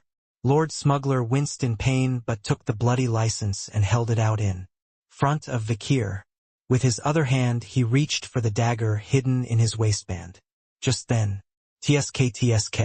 Vikir wiped the tan from his face. At that moment Lord Smuggler's eyes widened to tears. "Are you?" Recognizing Vikir's identity, Lord Smuggler was so surprised that he dropped his dagger to the ground. Staring at the blade on the ground, Vikir smirked dryly. Then he said, "I take it back." He wiped his fingers across his face and drew an X across the stigma on the permit. The permit became legally invalid in real time before Smuggler's eyes. Having revoked the permit's authority by tampering with it himself, Vikir finally throws it into the flames and burns it. At the same time, puck, an arrow hits Lord Smuggler right in the middle of his forehead. And then, puck puck puck puck puck. For more arrows lodge in roughly the same place. Lord Smuggler's skull was split several times, almost beyond recognition. He was a sour one. Ian snorted, coming to stand beside Vikir. Just then, "Captain, it's time to get out," a Hun called from behind the flames. Ian quickly picked up Vikir and carried her like a princess. He climbs onto the back of the wolf Bakira, who is waiting behind him, and they are off like the wind. Behind them the shouts of the surviving mercenaries and merchants echoed in the air. "The Balak are coming. They don't seem to be outnumbered. We have a chance if we give chase." Ha ha ha, we're almost out of flames. The fact that they attacked with fire means they're not confident in their own strength. We're alive, we just need to retrieve the rest of the supplies. We're going to counterattack the Balak. Hearing that, Ian smirked in disbelief. "Idiots, they think we started the fire for them. You'll find out soon enough," Vikir replied coldly. And then, SSSSSSSSS. The water reacted. The sound of leaves in a wide area being swept in one direction in unison. Something huge was coming through the darkness toward them. Tsuts. A heavy blackness, even heavier than the darkness, casting its shadow across the water. Explosions, bright lights, and high-pitched shouting erupted from all corners of the merchants' and mercenaries' base camps. And there is one being here that seems to respond to the untimely commotion. They create the Madam with 8 legs. A legendary piece of tales, the moment an untold horror takes an interest in this side. Put out the fire. If you put out the fire, we can turn the tables. Counterattack if we counterattack. How wasn't there something on the other side? I just saw something big. Aha, help me. The screams die down one by one, fading away. Ian and Vikir clung to Bakira's back and ran with all their might, until they could no longer hear anything behind them. Vikir became a Balak hero that day. He had discovered the plague that was secretly weakening Balak's warriors was actually a cheap narcotic that foreign merchants were secretly distributing, giving them a huge advantage in trade that they had been losing. What's more, he took his flaming arrows one step further and developed an oil barrel arrow strategy, making him an instant hero. His hospitality was compounded by the fact that he had already earned favor with the tribe for solving their food shortage by hunting down an oxbear that only the bravest warriors could hunt. Is that the reason? I will allow you to bathe in the fountain of valor. Chief Aquila was happy to grant Vikir's request. However, she wondered how she could grant her daughter's request when she was so persistent. With such a good cause, how could anyone say no? Even the cranky old men who had initially objected were now looking at Vakir, with smiles on their faces. Only one of them, the shaman Ahiman, stroked his beard in disapproval. The shaman had a history of misdiagnosing drug-addled warriors as cursed. While Vakir's work has made the Balak tribe brighter and more energetic, it has also made things quite difficult for Ahiman himself. His position was much smaller and his voice much weaker than before. This is why he is unable to speak out against Vakir's decision to enter the Fountain of Valor. Ayan leaned in with a wide grin on his face and put his mouth to Vakir's ear. And then she says nothing. Vakir frowned and turned his head. Do you have something to say? Nothing. Then why are you putting your mouth in someone else's ear? Just I wanted to. Ayan still smirked in an unintentional way. She opened her mouth again. Well, while you're at it, why don't you say a few words? What? I'm thinking, that guy over there seems to be an imposter. I just have a hunch. Ayan's instincts, honed by hunting, were so sharp that he could sometimes predict outcomes without any evidence or foreshadowing. Vakir agreed with Ayan. The only difference was that he was able to use his reason, not just his instincts, to spot something fishy about Ahiman. He had described the drugs the merchants distributed as a plague, a curse that could only be cured by shamanic rituals. In this way he established his authority as a shaman and grew his position. This was despite the fact that his granddaughter Ahul was suffering from complications from drugs. Also, Vakir still remembered what the merchants had said so casually the last time. You don't know what you're doing. This is a sacred trade. This is a sacred trade bowed to by the god of the forest. Even the shaman of Balak blesses us on behalf of the god of the forest. The last one cut off mid-sentence, but the sharp-eyed Vakir had already gotten a sense of what was going on. Vakir translates the merchant's words into native language and Ayan's eyebrows shoot up in unison. We can't let this bastard get away with this. I treated him like a freebie. And now he's stuck with a foreign power. Calm down, you're still just mad. You don't have any hard evidence. Then you're just going to stand by and watch. Ayan's heart pounded and Vakir spoke up after a moment of silence. Vakir spoke in a low voice and Ayan's eyes narrowed as she listened. You want me to do that? Yes, if we wait a little longer it will reveal its own tale. That doesn't sound like a bad plan. Ayan thought for a moment. But it was not in her nature to think for long. I see. I suppose nothing is lost by doing as you say. Let's just focus on what's important right now. Vakir nodded at Ayan's words. As she said, getting his body back on track was the most important thing right now. Afterward, night came and a beautiful full moon rose. The jungle seemed to have forgotten yesterday's bloodshed in a single day. As the bright round moon rose, Deft opened his mouth as if to swallow it. Sss. A light breeze rustled the leaves. Then, with a strange shifting of the earth's crust, the rock cracked and hot water began to bubble up from beneath it. The Fountain of Valor. Blessed by Adonai, the archer god of Balak's distant past. It is a holy place that few of Balak's warriors are allowed to enter. Vakir stood alone in front of it. In the depths of the hot steaming waters some sulfurous gas seems to be boiling. In the shallows some small animals were the first to arrive and take a dip. They didn't move as Vakir approached. There seemed to be an unwritten rule that animals entering the hot springs here, regardless of their food chain, did not bare their teeth to each other. Vakir took off all his clothes. He closed his eyes, pushed aside the rabbit's hairs and hedgehogs that were crowding his body, and sat down. The effect was truly eye-opening. As I entered the hot spring water, my internal body was quickly stabilizing. That old shaman wasn't fussing for nothing. I guess he wanted to come in. His mana became more pure and the bones and muscles in his body settled into place. Perhaps Baskerville had a similar effect to the river Styx flowing within it. The spring of the Valor is only slightly less effective than the river Styx. But the better part is that there is no age limit on its use. The only downside is that it's only available once or twice a year on full moon nights. As Vakir soaked in the hot springs, he thought about this and that. It had been a while since he'd been here. I wonder how Baskerville is doing without him, how the underdog city is doing. Well, probably very well. though Mr. Chihuahua is probably throwing a tantrum. Vikir smirked and turned away. At that moment something completely unexpected came into view. Something so unexpected that even the mighty Vikir was stunned. Surprised. Before he knew it, Ayan was soaking in the hot springs beside Vikir. She leaned forward toward Vikir, smiling broadly, not wearing a single thread of silk. Seeing this, Vikir thought to himself, even I, who have lived through the age of destruction, did not sense her approach. I must learn this stealthy move. It would serve him well in the future. While Vikir mulled over his strategy, Ayan sighed, disappointed at Vikir's lack of response. Have you become such a man that the sight of a woman's nakedness has no effect on you?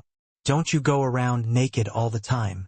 Not quite. There's a difference between naked and barely covered. What's the difference? Vikir didn't know what to say in response, so he simply turned his head back, in the direction he'd come from. Then slipping up beside him and leaning back, Ayan held up a flask and spoke. Give thanks to Adonai he found this hot spring. Adonai, I recognize him. Yeah, no wonder he was the only one who could stand toe-to-toe with the Madam. Now that you are a young Balak, you should have respect for him and be proud to be his descendant. Vikir was struck by the words in two ways. The first was that the Balaks viewed the concept of descendants not in terms of blood but in terms of spirit. The second was that the archer Adonai was able to take on Madam Eight-Legged, an archer who can fight that monster single-handedly.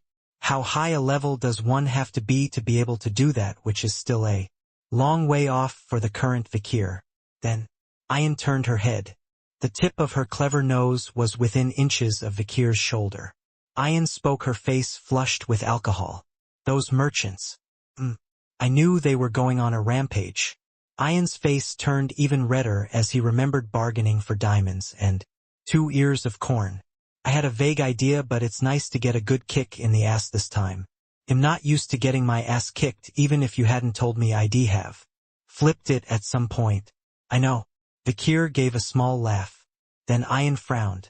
Don't laugh, I knew it. It's common knowledge that diamonds cost more than corn in the empire. How much more expensive do you think it will be? Vikir asked, and Ayan rolled her eyes for a moment. Then she spoke, sounding slightly unconfident. 1 diamond is worth at least 10 ears of corn, isn't it? Or 20, 30. Vikir laughed. When he told Ayan how much a diamond was worth in the empire and how many ears of corn it was worth, Ayan was horrified.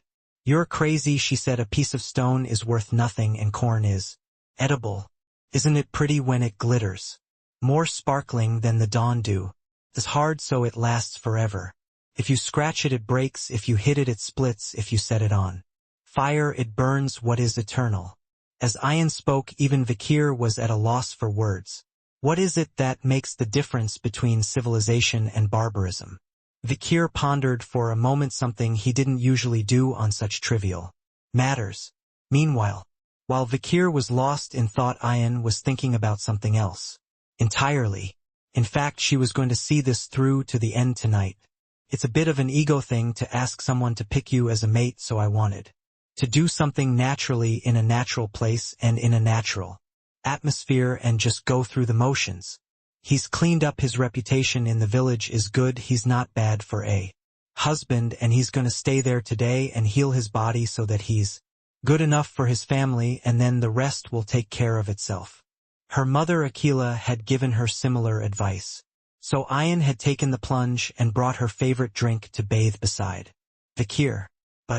But doesn't your presence have the mystical effects of the hot springs? Why did you come in? Surely the chief said only I should come in. Vikir is now sitting there arguing about this. Ayan blurted out in disbelief.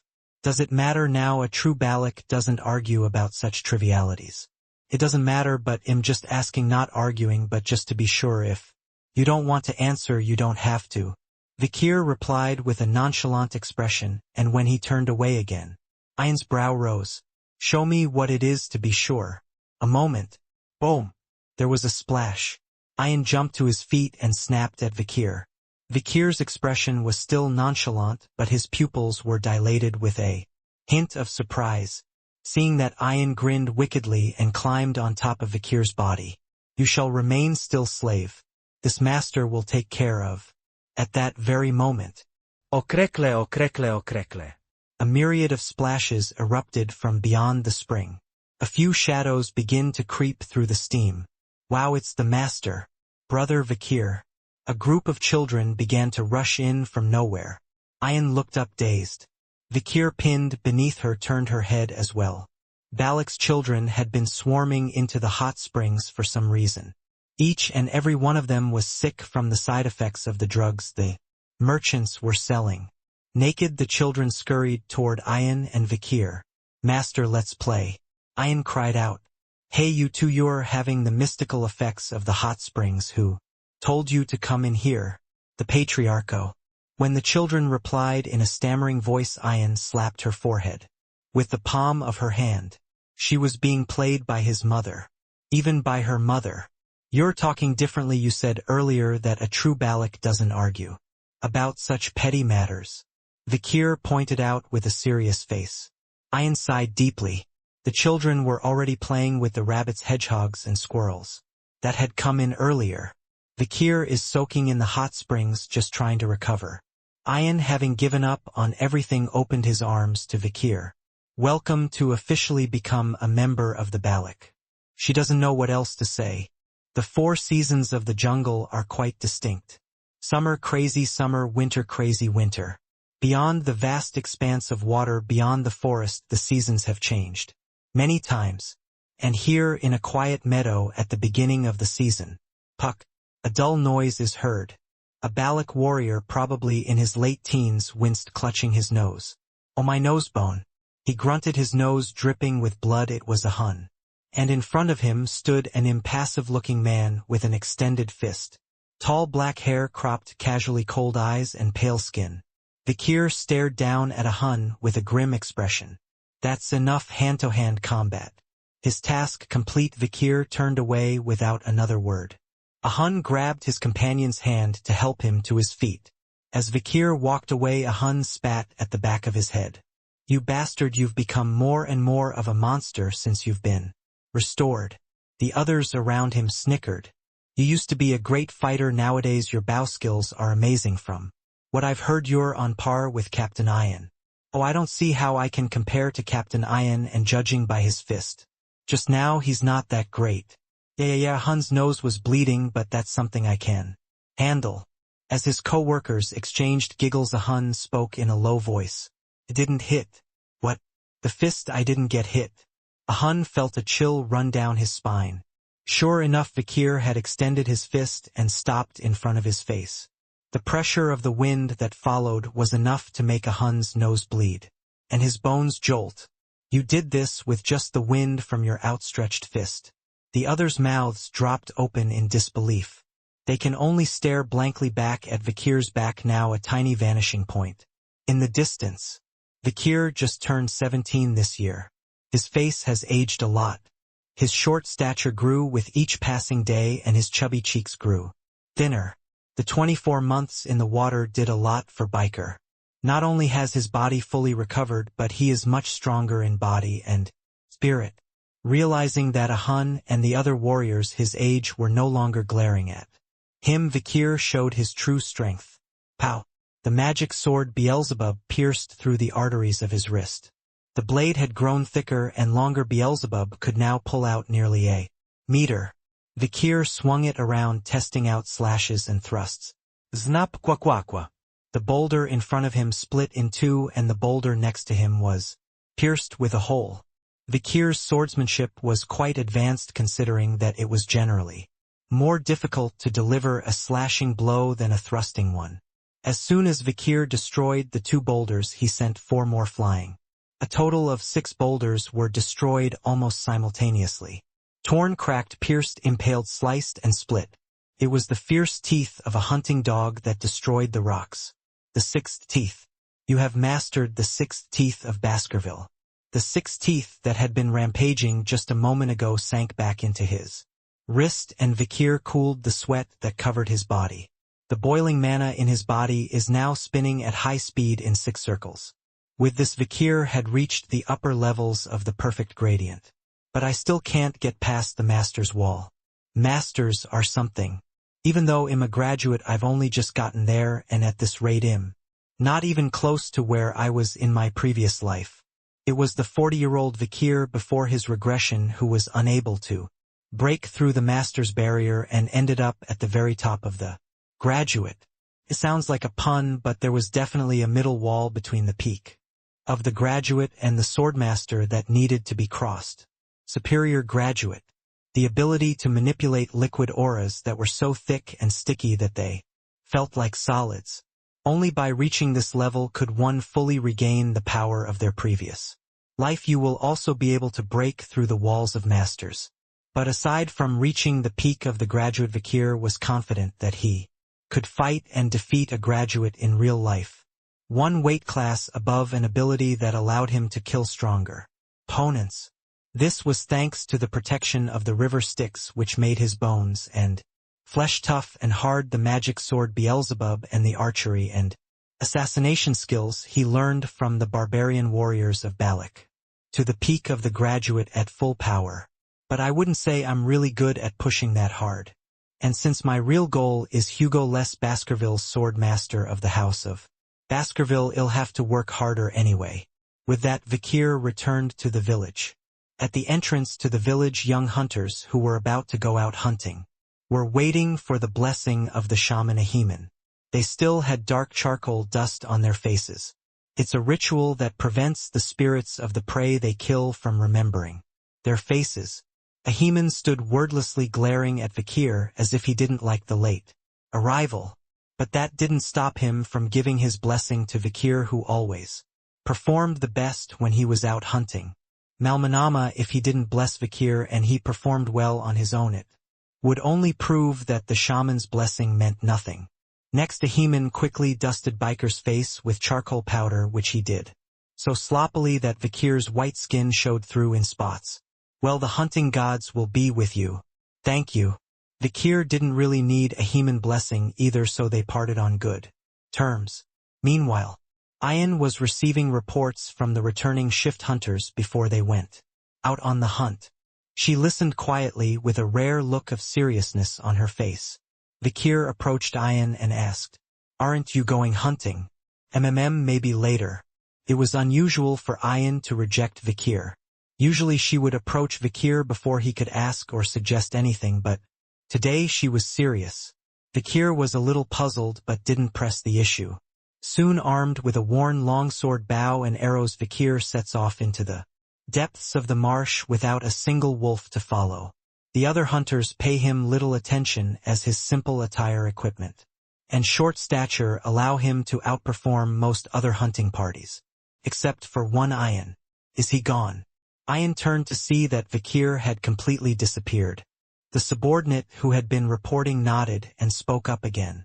"Shall I report back in detail?" "Yes, do so." Ayan listened, and the subordinate resumed his report. To summarize 4 things. First, the rainy season is coming. Earlier, the search party had passed by a stream and spotted an unusual creature. It was a fish called a lungfish. These fish have lungs that allow them to breathe through their lungs, which allows them to stay out of the water for quite some time. Flapping their fins and crawling through the mud, they sleep in deep wet mud during the dry season, only to wake up as the rainy season approaches and the moisture in the air increases. Balak hunters don't eat meat without scales because they consider it unclean. So they don't specifically hunt lungfish, but their presence means that the rainy season is coming. The rainy season brought many bad things, such as flooded rivers and plagues, so they needed to be prepared. Secondly, we found suspicious strangers. Ayan narrowed his eyes at the next report. They were white-skinned Imperials.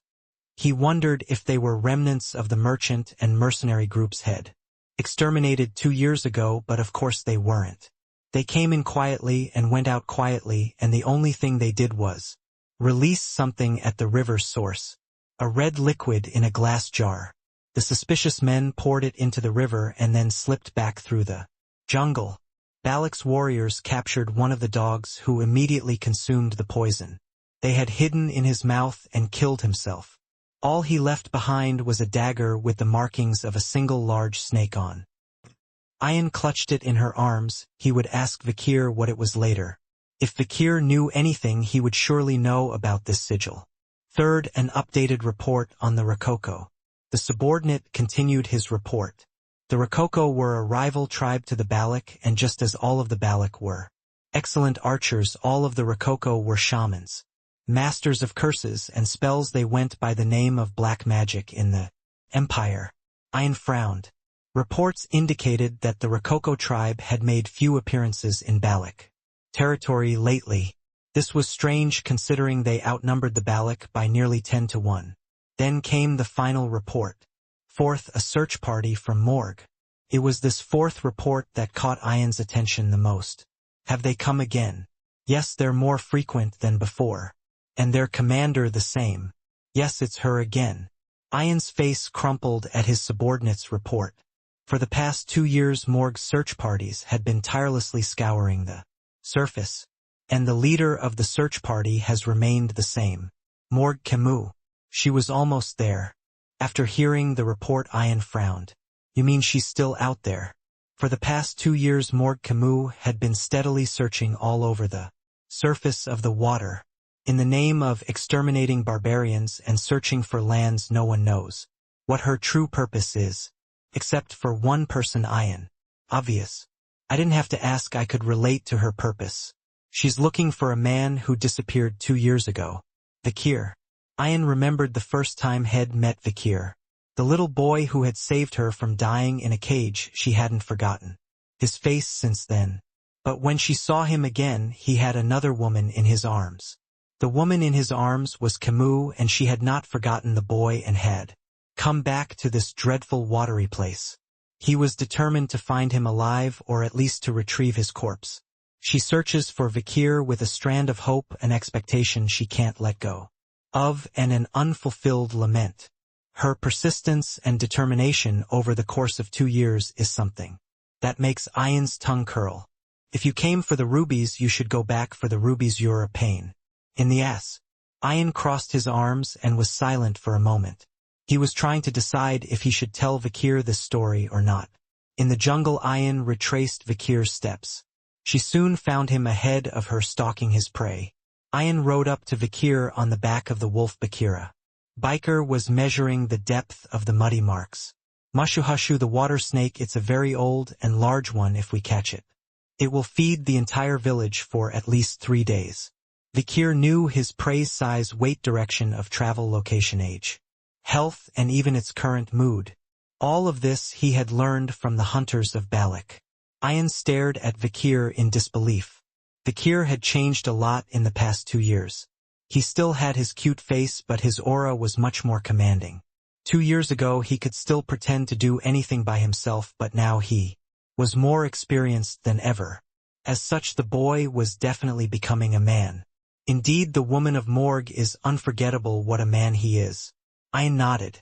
As the next leader of the hostile faction, but a woman before that, she could sympathize with her sentiments. Ian opened her mouth to speak.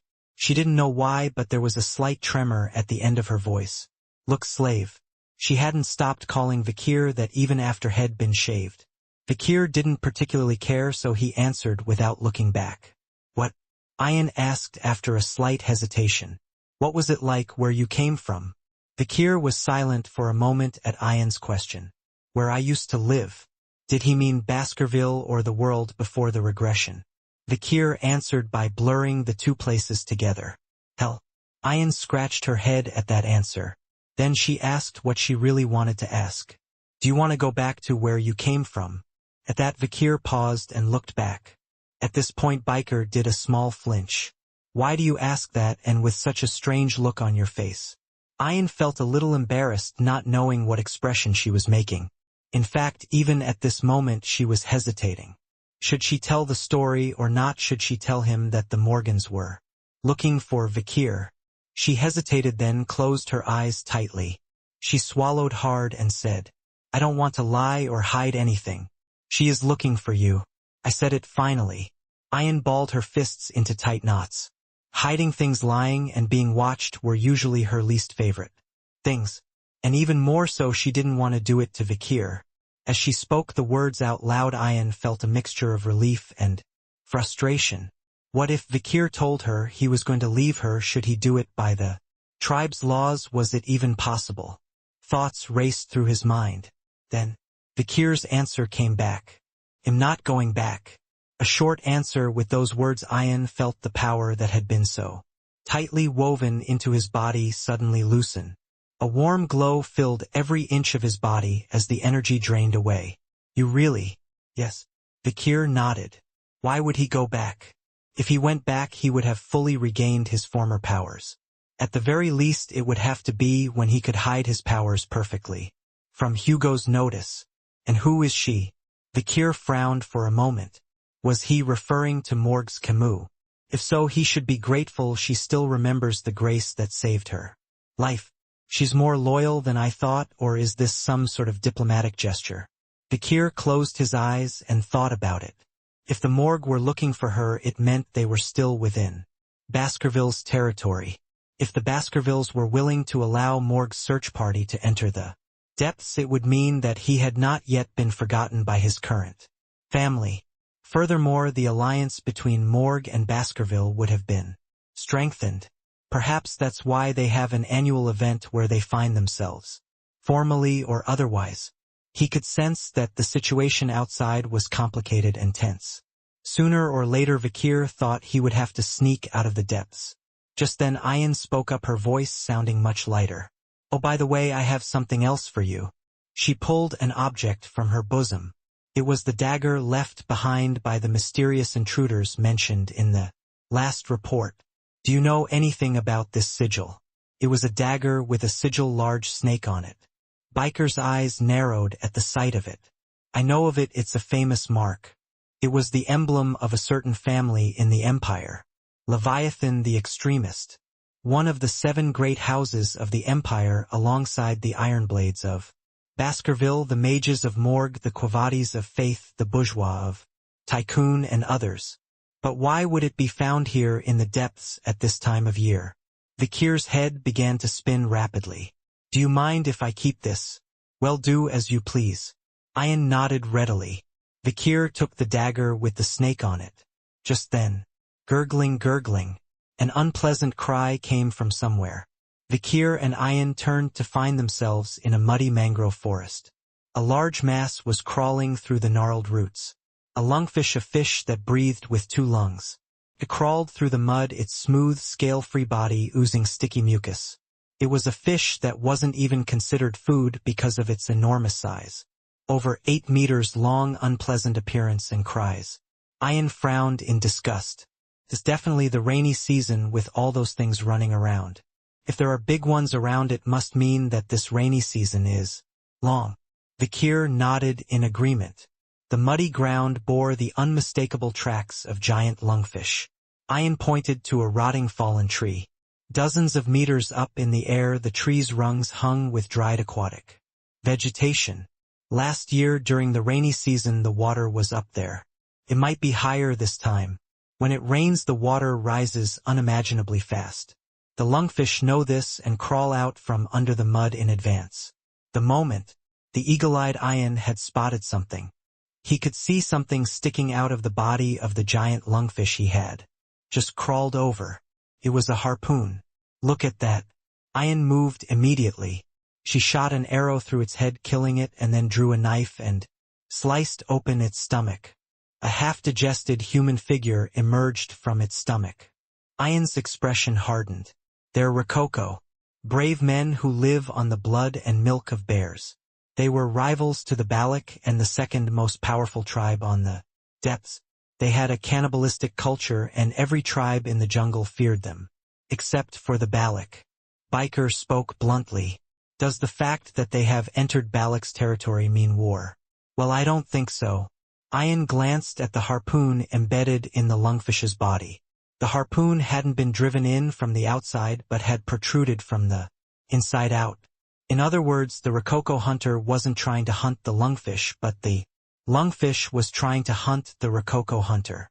As it swallowed the hunter was holding pierced the lungfish's stomach wall and protruded outside its body. But one question remains. Lungfish are big, but they're also skinny and slow, so they couldn't have eaten Rococo's seasoned hunter. Moreover, the condition of the skeleton suggested that the hunter was a young man, perhaps just entering his 20s. Ian set her jaw.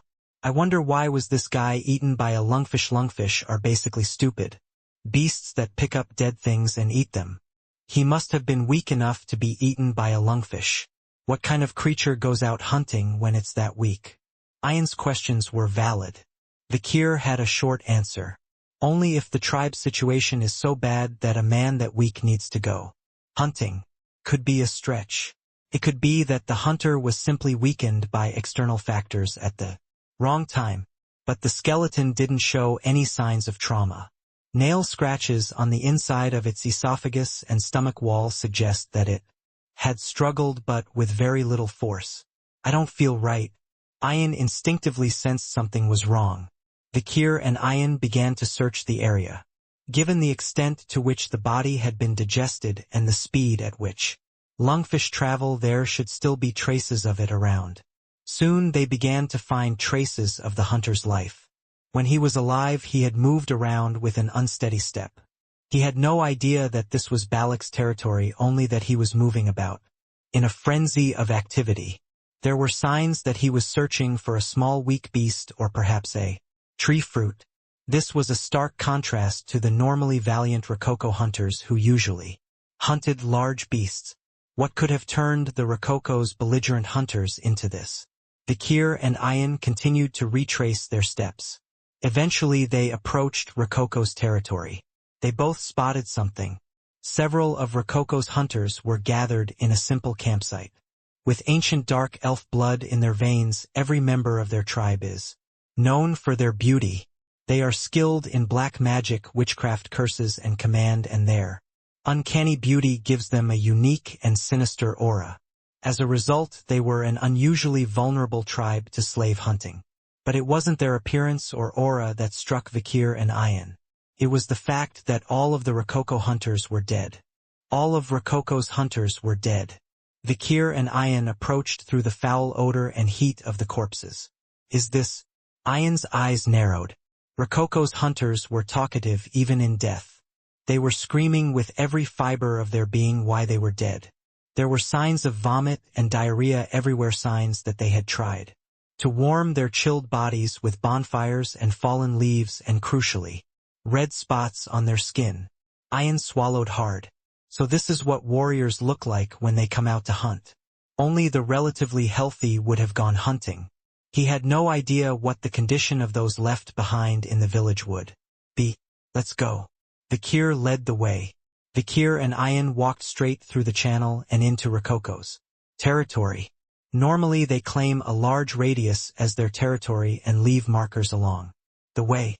They usually hang skulls or corpses to warn trespassers, but strangely the markers hadn't been updated. They had been left up for a long time and were already covered in moss and mold, making them hard to recognize. It was uncharacteristic of the Rococo, who were usually diligent about warning off intruders. Something must have happened to the village. Ian pushed through the Rococo's boundaries and headed for the lowlying hills that were their home. There was no sign of life inside the village. Nor was there any smoke, despite the fact that it was past mealtime. At the entrance to the village, Vakir and Ian stopped in their tracks. It wasn't the lack of guards, there were no people wandering around inside the village at all.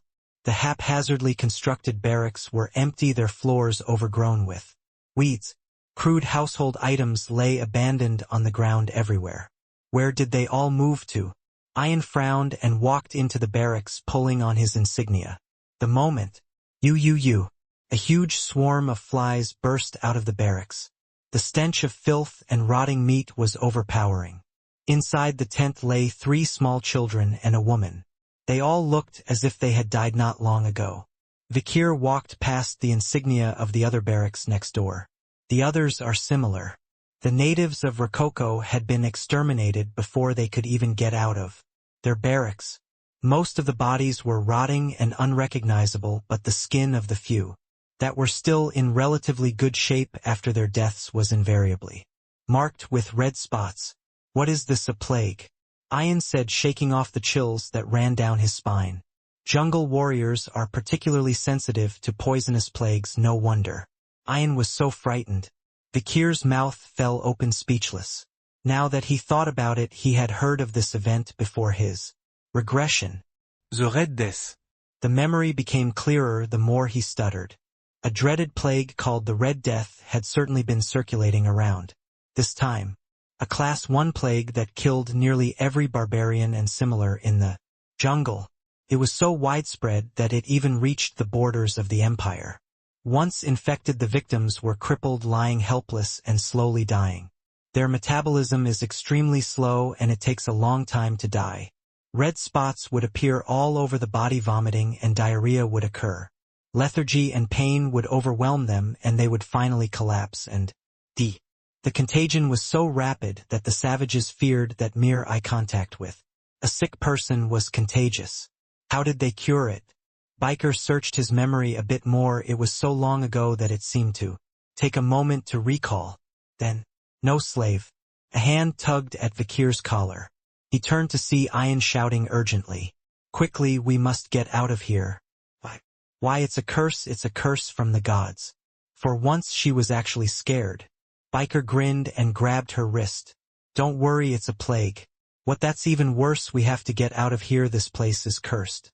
You Rococo bastards, every time you practice your unholy commands you end up like this. Calm down, it's not that easily transmitted. Vikir glanced back at Rococo's village. Ayan jumped in surprise, but she didn't run off on her own. She merely shivered, clinging to Vikir's collar and following closely behind. Ugh, aren't we really being cursed? If you're so scared, go back first. And if you die because you're cursed. Iodi. Vikir answered nonchalantly, and Ayan, who had been trotting along behind him, shouted, Who cares? Of course it's me, Vikir thought, but didn't bother to say it out loud. Well, whatever. After a quick walk around their village, Vikir realized that the Rococo weren't wiped out. They just seemed to have moved on, leaving their dead and sick behind. Well, if there were carriers among the survivors, the outcome would be similar no matter where they fled. Vikir sympathized with the survivors who had been forced to make a desperate choice. But there was no guarantee that they would be safe from the Red Death. Still, this was a chance to learn more about the mysterious life of the Rococo tribe. Vikir searched the Rococo's barracks, grabbing a few books and other items that seemed important and stuffing them into a sack. They would one day make a great scholarly contribution to the study of the enemy and the barbarian tribes of the Black Mountains. Just then, I heard Ayan's screams from outside the barracks. It was an urgent scream, and Vikir quickly ran out of the barracks. Then Ayan's terrified screams became more pronounced. The cursed child. A terrible fear of the plague is characteristic of all the natives of depths. Vikir silently shifts his gaze to look in the direction Ayan is looking. He saw the child standing on the outskirts of the village next to the smallest and most shabby barracks. Imperial. Vikir squinted. The child did not appear to be from the Rococo. Could he have just turned 5? She had black hair, red eyes, and skin as white as snow. She was standing barefoot next to a crumbling shabby barracks, and she didn't seem to want to leave. Behind the barracks rose a crude stone cairn that looked like it hadn't been built for long. A few purple flowers, apparently freshly plucked, lay haphazardly in front of. It must be a ghost, a cursed child of the forest god, we must flee. Vikir, you go first, I'll be right behind you, all my legs are weak. Ayan was shaking and sobbing. Vikir smiled wryly at the sight of the child he hadn't seen in the past 2 years of living together. But aside from that, she felt like she needed to know who this child was. I can recognize the last of the Rococo tribe. Vikir walked forward and sat down in front of the child, bringing them to eye level. The girl flinched as if frightened, but she didn't avoid Biker's hand on her head. Who are you? Vikir asked, but the girl didn't answer, just shook her head. Vikir asked a few more times, but the child didn't answer. Instead, it listed a few words in a stuttering tone. Rococo slave, kitchen slave. The words were a clumsy mix of Rococo and Imperial. Vikir couldn't help but think of context in the string of words. So you were a slave in the Rococo, what's your name? Pomerian. Biker nodded at the girl's answer. Your mother must have given you an imperial name. Pomerian wasn't a very common name, but it wasn't a very difficult one either. Either way, it was clear that the girl was from the Empire. Without further delay, Vikir moved on to the next topic. He was just about to ask what had happened to the Rococo tribe. The next words out of the girl's mouth stiffened Vikir's body. La Baskerville. The moment Biker's body froze as if struck by lightning. The Baskerville's last name, the middle name La, which is only given to direct female relatives. Not many people in the family have been given the middle names Les or La. Biker's eyes widened and the girl tried to hide behind the barracks pillars. As if frightened. No sound escaped her throat for a moment. That's what happens when a person is too surprised. Unable to hide his disbelief, Vikir raised his hand and wiped his face a few times. After drying his face, he regained his composure. Child, come here. The girl hid behind a pillar, only peeking her head out. Vikir wondered what he could do to calm her down.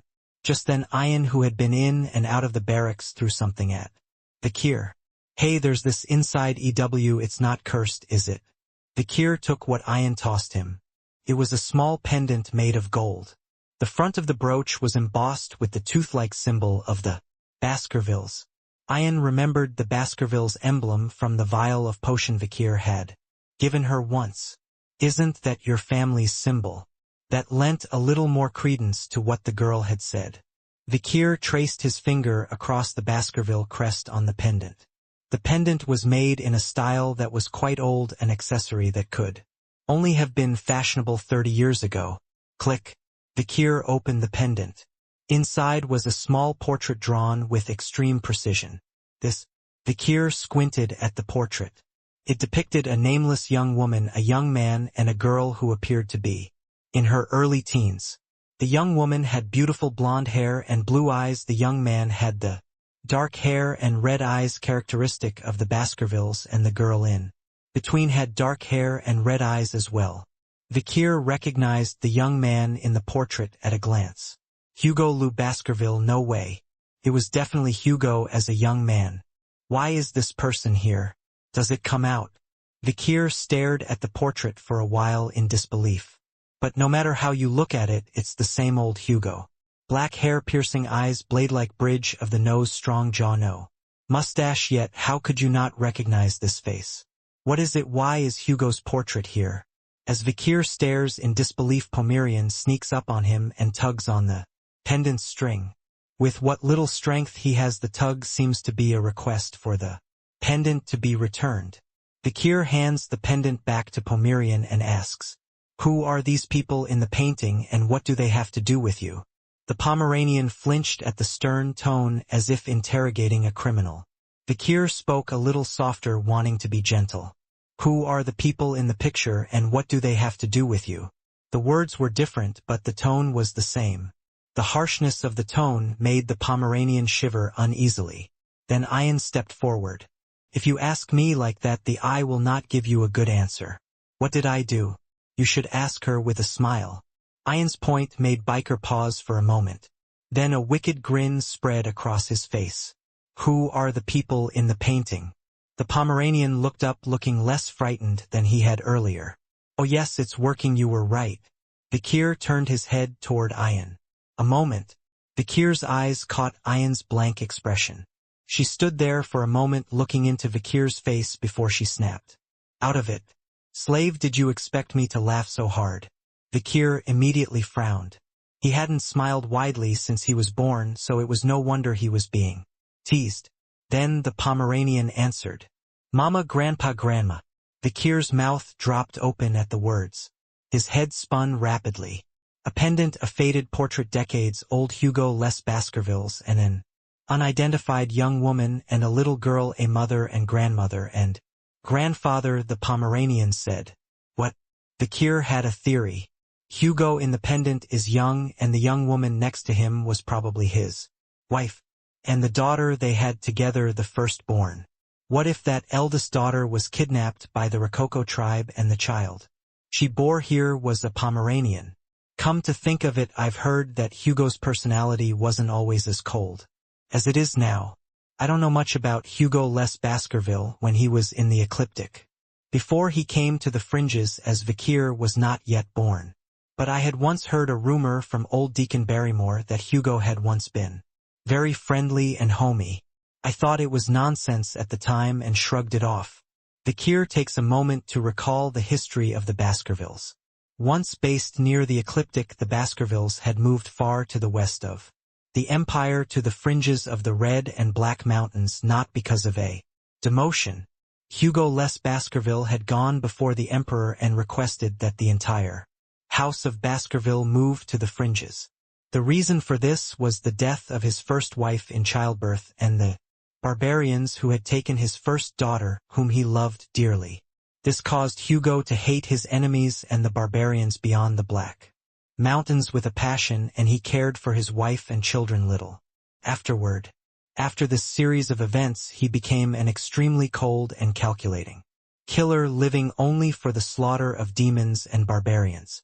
The emperor deemed him competent and entrusted him with the task of expanding the empire's borders, and Hugo threw himself even more into his work to forget everything. That's how Baskerville Ironblade was born. And now a rejected hound of the Ironborn has found an unexpected ally here. Pomeranian La Baskerville. Penelope, the daughter of Roxana, the woman Hugo had loved more than anything else in his life, and Penelope's daughter Pomerian. This means that if my guess is correct, the girl in front of me is the direct granddaughter of Hugo Les Baskerville. That makes me an uncle. It was a strange feeling. Even now nieces and nephews were being born somewhere, but none of them were girls. This is a Baskerville family where daughters are extremely rare. Come to think of it, there was not a single daughter in Hugo's direct bloodline. Not even in the entire family.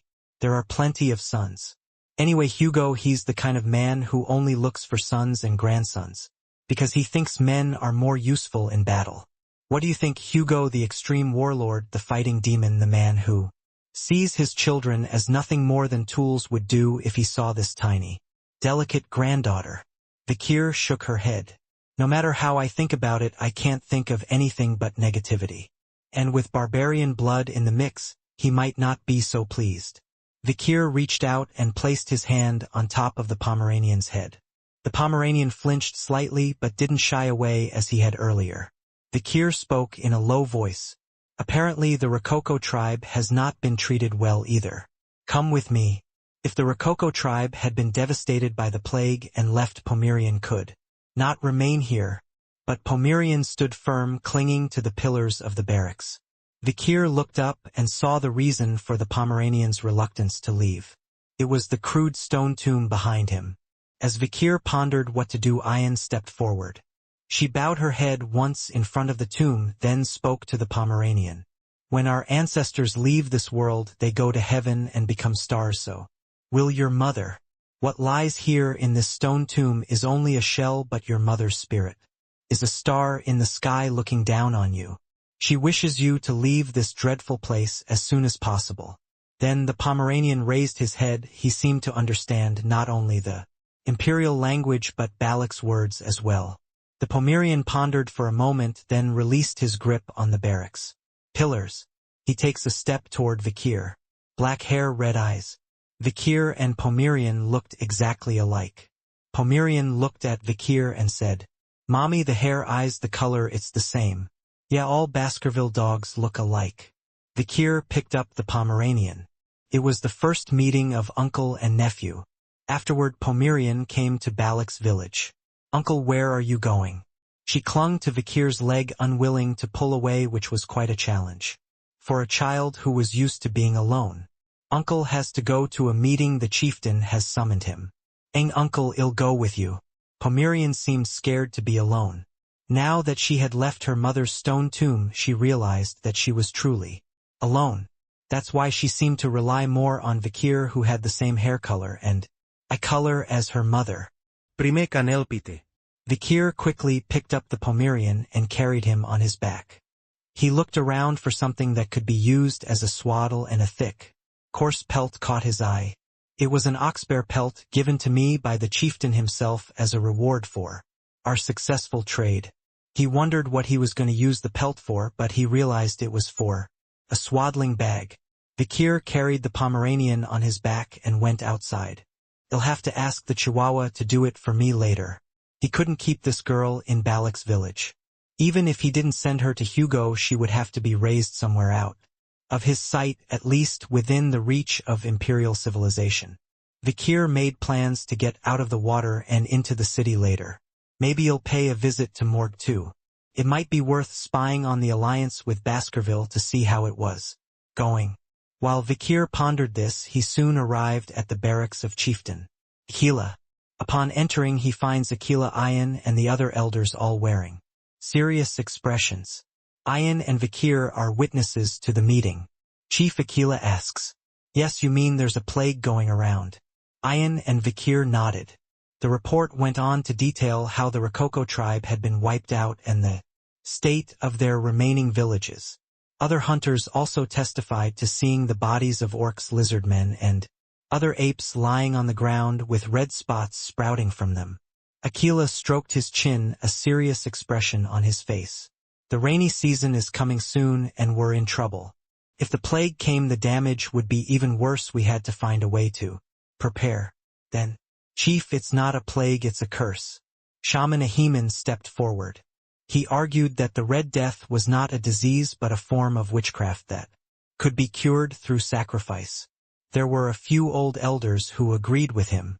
They emphasized that this was the time for a great ritual, and it was clear that they intended to take advantage of the occasion to greatly increase the authority and power of the shaman. The young people, on the other hand, said that the Red Death was a plague, not a curse, and that it was time to abandon the village and move on. The old and young debated heatedly between superstition and practical solutions. It didn't seem like it would be easy to decide who was right. What shall we do?" Chieftain Akila was frowning.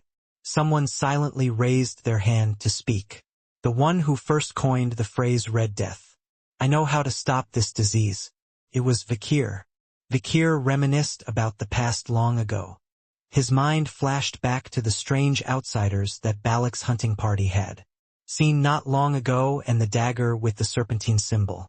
Come to think of it, that incident happened around this time. The event is the Red Death, a terrifying plague that leaves victims covered in red spots, vomiting and diarrhea, and then dying. The Red Death quickly spread throughout the jungle and killed a staggering number of natives. The Red Death raged on a scale that rivaled the Black Death that once plagued the Empire. This dreaded plague has spread like wildfire, reaching far into the Empire's territory. It was not until the Morgue's weatherman Camus raised a barrier of fire to stop its spread to the borders of the Empire. In addition, a holy woman, Dolores, sent by House Quavades of the Holy Order of the Sacraments, has been able to heal the sick with her unique and powerful holy powers. However, the cure was limited to the Empire, and the natives living in the depths of the Black Mountains suffered a death rate of nearly 40. These circumstances worked in the Baskerville's favor. The barbarian tribes played a crucial role in the Red and Black Mountains ecosystem, and with them largely out of the picture as predators lower level. Demons overpopulated, leading to monster waves and a spike in civilian casualties. The surge in their numbers has increased the influence of the Baskervilles on the border, which has only served to strengthen Hugo's political position. "I can't let that happen." So Vikir was going to stop this plague. Well, had heard a fair amount about the Balak over the years. Meanwhile, within the Balak, the old and the young were at odds. The older generation believes that the plague should be stopped by performing rituals, and the younger generation believes that the village should be abandoned and moved elsewhere. Patriarch Akila frowned and remained silent. Deep down, she doesn't want to leave this village where her ancestors' graves. And the shaman Ahiman understood her feelings. "How can we abandon this holy place where our ancestors are buried? This migration is ridiculous. We have been here for nearly 200 years. There are more than 100 ancestors' remains in the holy sites around the village. How they would be managed and cared for if they were to migrate was a key point of contention for Ahmed. But Ayan, who represents the younger generation, is not backing down. What if the plague comes back and kills all the children? Who will take care Of our future then, who will take care of the future of the tribe when the seeds of the future are gone, when we go to collect the remains of our ancestors? As it turns out, Balak children do die. Typically Balak women start having children at age 14 and give birth to a new child every 2 years on average, which means they will have about 10 to 15 children in their lifetime. The problem is that more than half of them die within the first month of life. Only about 20 of infants survive beyond 3 years. Most of the children die from malnutrition, childhood diseases, war, and hunting accidents. Add to that the fact that mothers die during childbirth or from the aftermath of childbirth, and the Balak have a much lower birth rate. Add the Red Death to the mix and there are no answers, there is only a dark future ahead. Unable to bear the sight of her clanmates in the midst of a generational conflict, Aquila spoke up. The question is, what path does the Red Death take? What is the Red Death and why does it cling to humans? Unless these questions are answered, it's essentially impossible to do anything about it.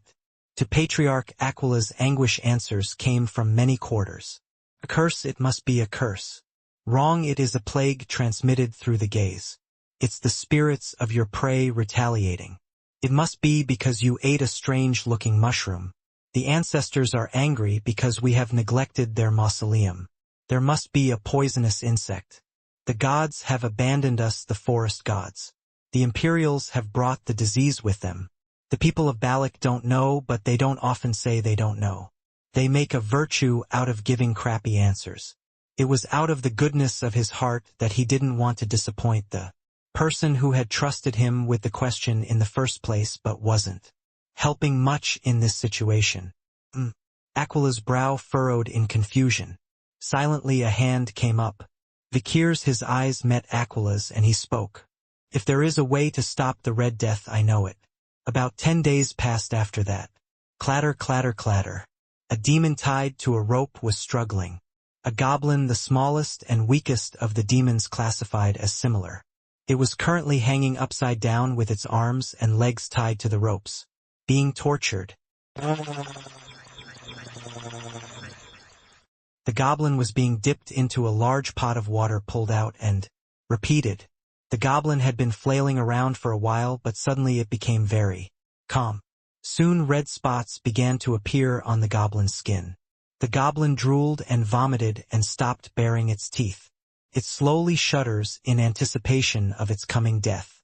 Meanwhile, Balak's warriors tossed the red-faced goblin into a pile of oiled pyres and set it on fire. There was no room for pity, as the creature was a foul creature that kidnapped and ate human children. Soon the goblin with the Red Death burned to death. Then Balak's warriors turned their attention to the next goblin.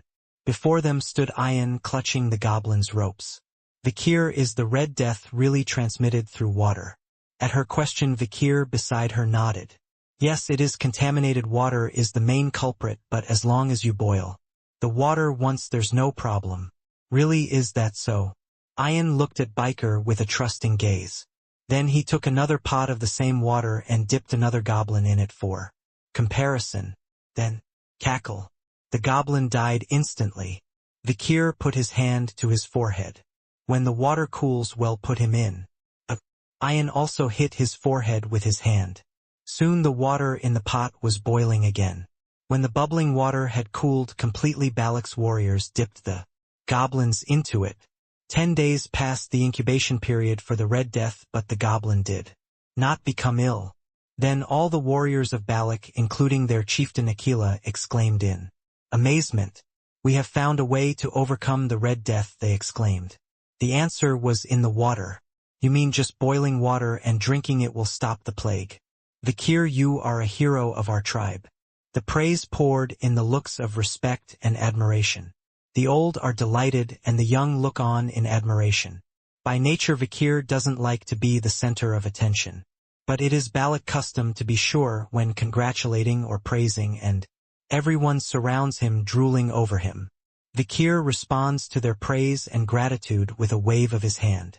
Anyway, you have to be careful with the water. It can't get in your mouth, or as it can also be infectious through the respiratory route, so beware of the water mist at dawn. Always boil water before drinking. Avoid wetlands as much as possible. By following these simple rules, the incidence of Red Death is greatly reduced. Avoiding contact with the feces or corpses of the sick is just common sense. What don't you know? Vikir didn't say anything in response to Ayan's admiring words. Akela said, "Let the hunting birds spread Vikir's teachings to the other tribes. Beware of the water." At that, everyone nodded. It was good for as many people as possible to know these things. Then Akela rose from his seat and came to stand before Vikir. Vikir bowed his head in silence. The first time head met her head felt a sense of gravity like a huge mountain range weighing him down. But now he felt nothing of the sort. Instead, I felt a sense of warmth, a sense of home, and a sense of compassion. Like a real mother's greeting. Aquila smiled gently. "Thanks to you, I can see a way out of this crisis, and I thank you from the bottom of my heart." One would never recognize this woman as the night fox from her current expression and voice. In response, Vikir could only bow his head. Then, "Well, the rainy season is coming soon, so how can you go away from the water?" Someone questioned Vikir. The shaman Ahiman stared at Vikir with a stony expression on his face. He had once misdiagnosed a side effect from the drugs the merchants had brought as a curse. When Biker insisted that the Red Death was not a curse but a plague and that could be prevented, he seemed to decide that his position was under threat. But he wasn't entirely wrong. When the rainy season arrives, the rivers will overflow and countless rains will pour down.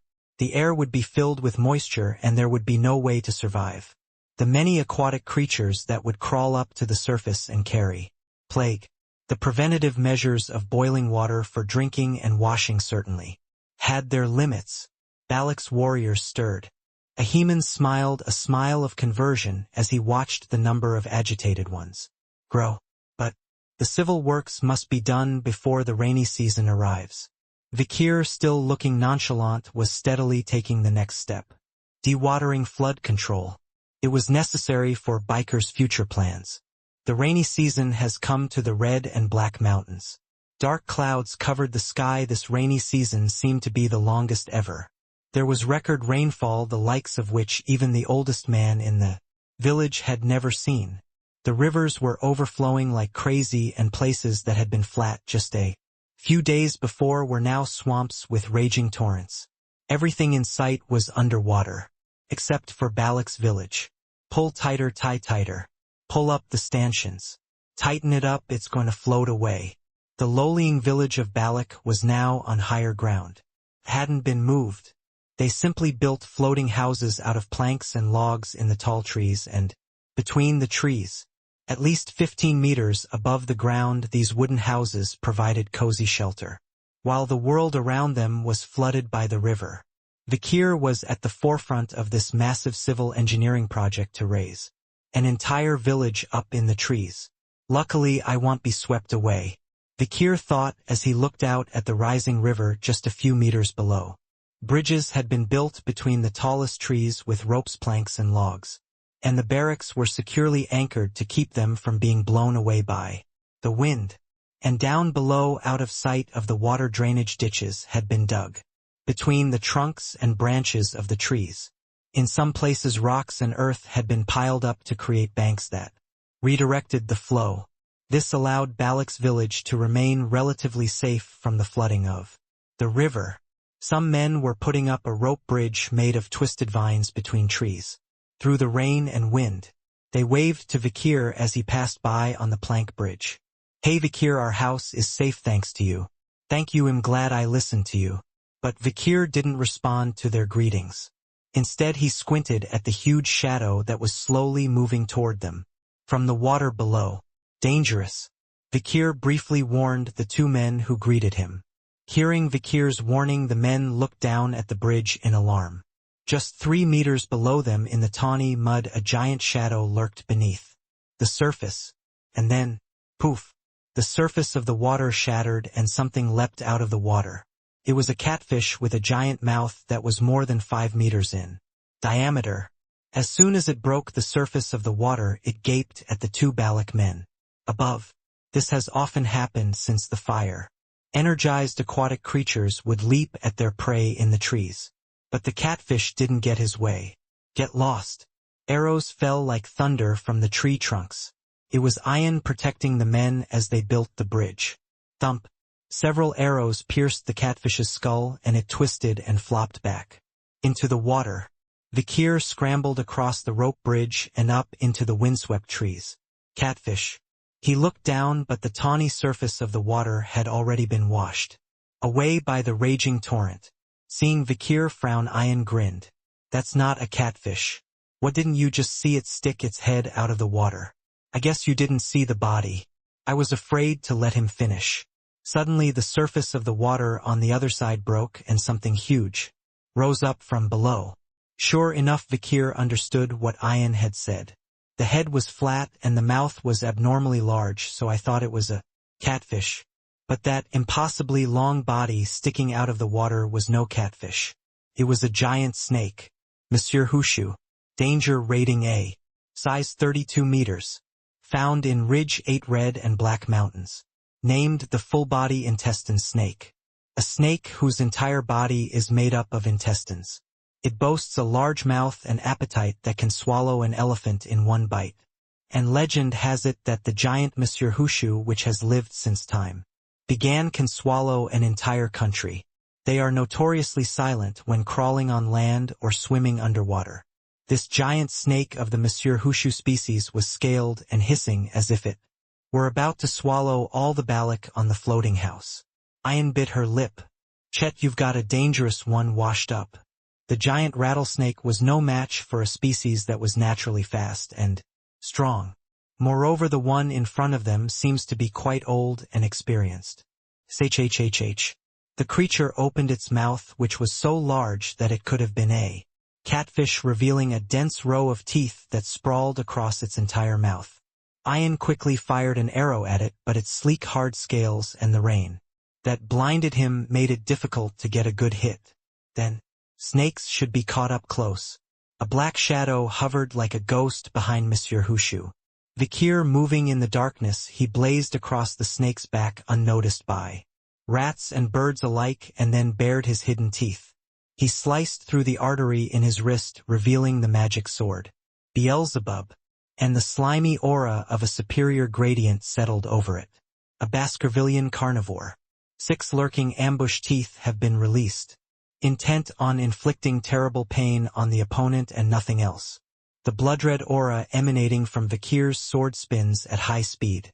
The hard snake scales shattered in an instant and the soft flesh underneath exploded and scattered as if it had been blown up. Kaya. The snake screamed.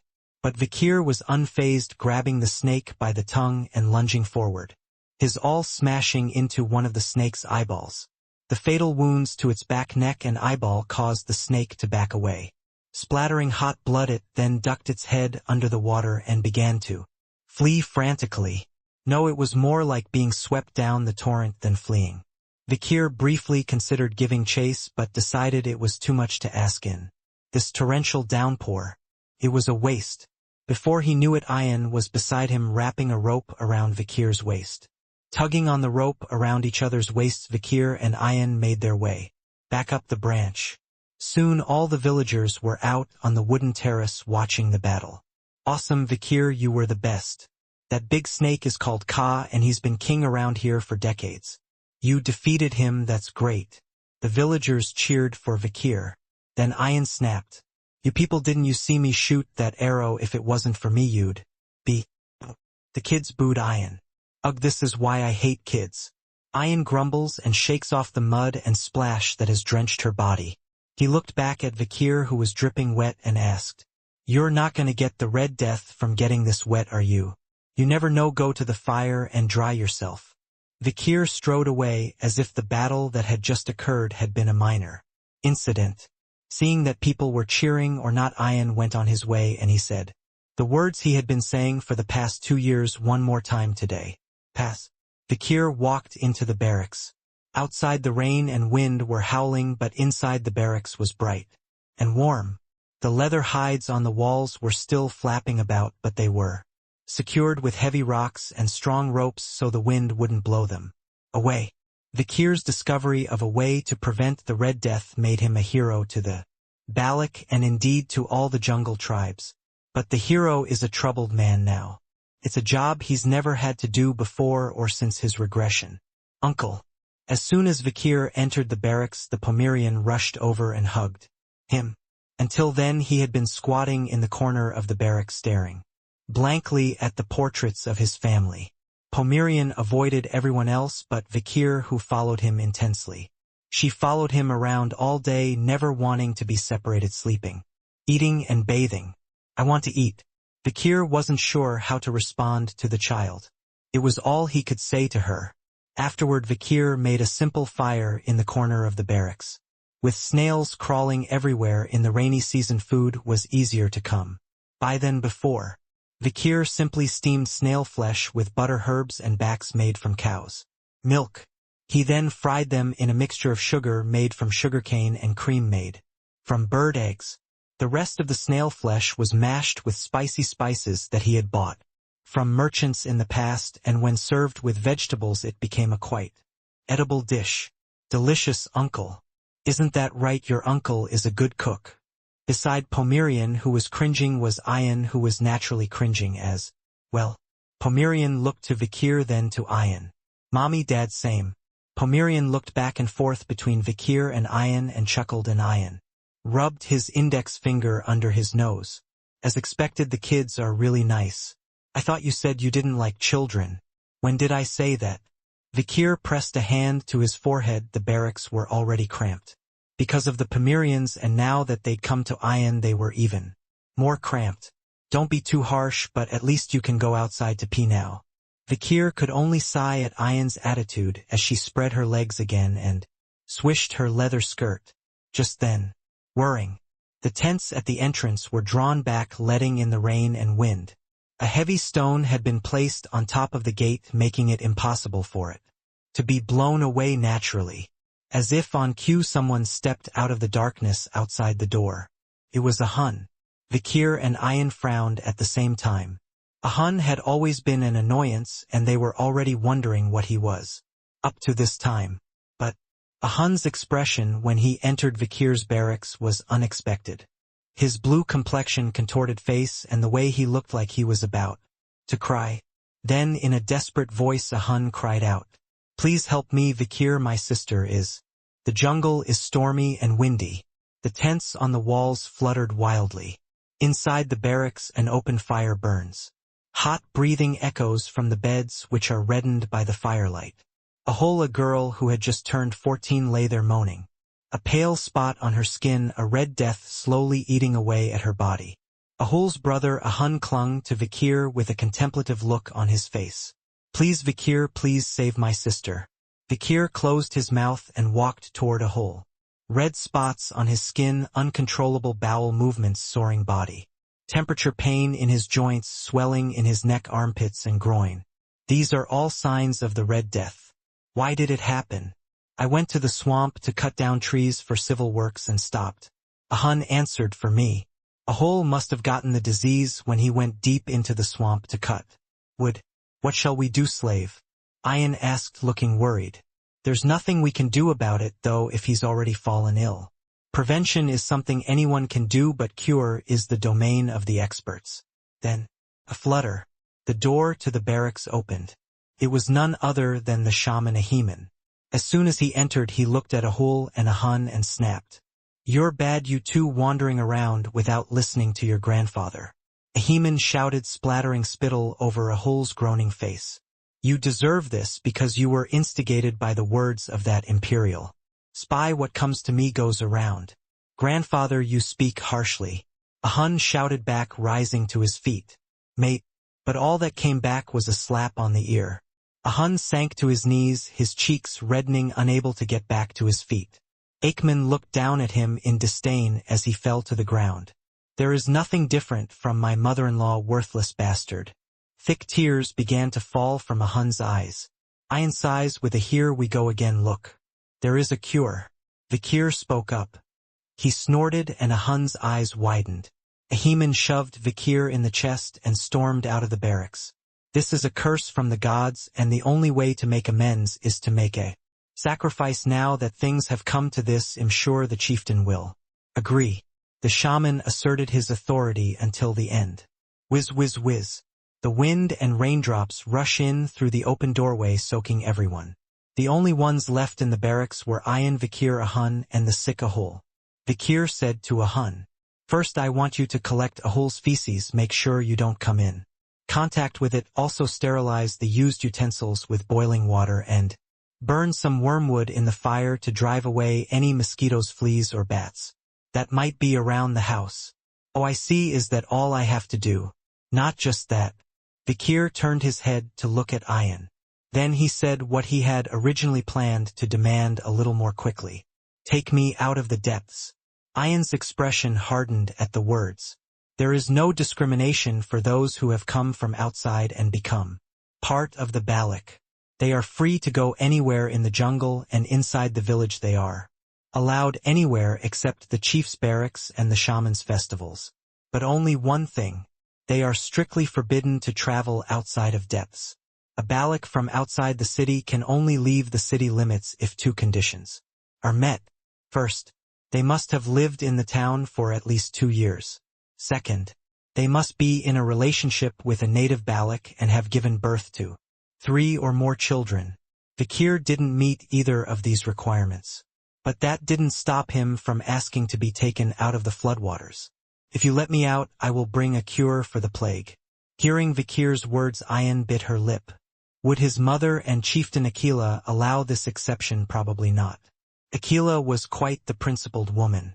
She would most likely abandon him. A small sacrifice for the greater good. But Ayan didn't want to do that. She didn't want to see Ahul, who had always sung in her sweet voice and helped with the laundry and cleaning, dying of vomit and diarrhea. But a more fundamental issue was tearing her apart. Would Vikir ever return? Technically, he was a foreigner who had been taken as a slave. If we set Vikir free and allow him to go outside the depths, will he return? Up until now, Vikir has been able to roam freely on his own, but only within Balak's territory. If Vikir tried to run away, Balak's rangers and wolves would find him and bring him to justice that evening when they saw that the camp was empty. Vikir wasn't stupid enough not to know that. But getting a pass to go outside the wall was a different story. By the time he realized he was on the run, never to return, he would be out of reach forever. Ayan hesitated. It wasn't like her to hesitate.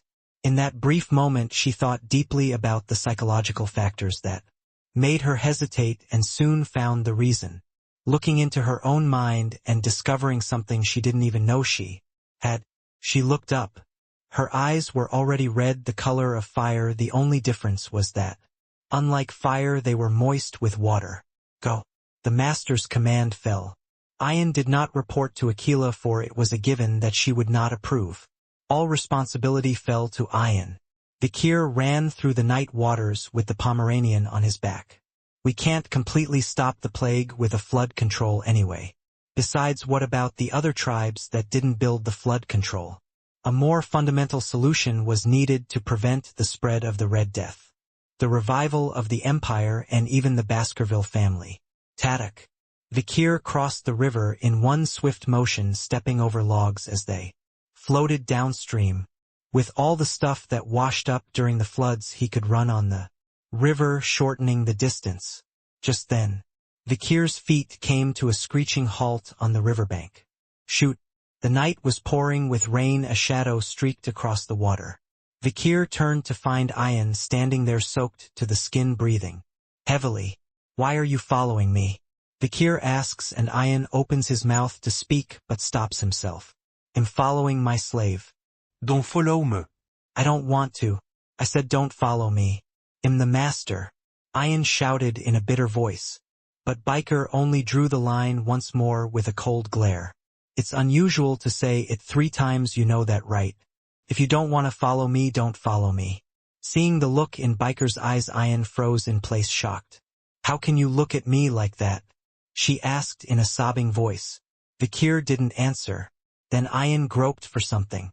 And then, after sifting through many things, he spoke. "Where are you going? If you tell me where you're going, I'll go." "No." "Why are you taking Pomeranian? Can't you at least leave him with me?" A sight to behold, not knowing who was master and who was slave. No Ian she knew from the beginning. It was something Shed felt from the very beginning, from the first time Shed seen his gaunt face on stage when Shed been locked in the cage of the slave traitors, that she would spend the rest of her life beneath him. The realization dawned on her as she stood in the pouring rain. She spoke, shivering, her voice damp with moisture. Then answer me this one question. What? Bakir asked, and Ian took a long breath before she spoke. You're coming back, right? The voice crawled, a tone that hung with anxiety, impatience, and hunger. And for once Bakir answered quickly. Of course. Only then did Ian's expression soften. She blew out a white breath of relief. You keep your word. I will. Bakir nodded. And then, the hounds ran through the dawn again. A darkness that swallowed him whole. And there is one master here who stands still and watches its fading back. In the southwestern part of the empire, among the neat polished buildings, lies the city of Saint Mecca, the center of the estates of the Quavadis family, of religious saints. The white-stoned boulevards, slow-moving carriages, and casual footsteps of people on foot give the city an air of leisure. At the entrance to the city, paladins in white armor and robes stand guard. Then, ding ding ding ding ding, a carriage drawn by 3 horses pulls up to the checkpoint. The paladins screening entry into the city stopped the carriage. There will be a brief checkpoint. The merchants from the wagon then offered the paladins their passes and identification cards. The paladins took them and scrutinized them. You must be Mr. Joseph Josta of the Oil Merchants, 108 Dortmund Street, first floor. What is in your wagon? Oil, as it says on the import permit. The merchant stroked his mustache and looked back. Sure enough, the wagon's interior was filled with large tin barrels. The paladins glanced inside. Do you mind if we check inside? Of course. The merchant nodded, and the paladins drew their swords and climbed onto the wagon.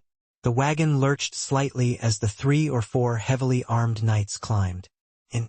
The paladins carefully examined the barrels inside the wagon. They were heavy, each with a tightly sealed lid. The paladins wrapped the barrels together. Boom! They could feel that they were filled to the brim with oil. All of the barrels were like that. Can I not take this one? Of course not, there's more than oil in these barrels. The paladins nodded at the merchant's words. Pass.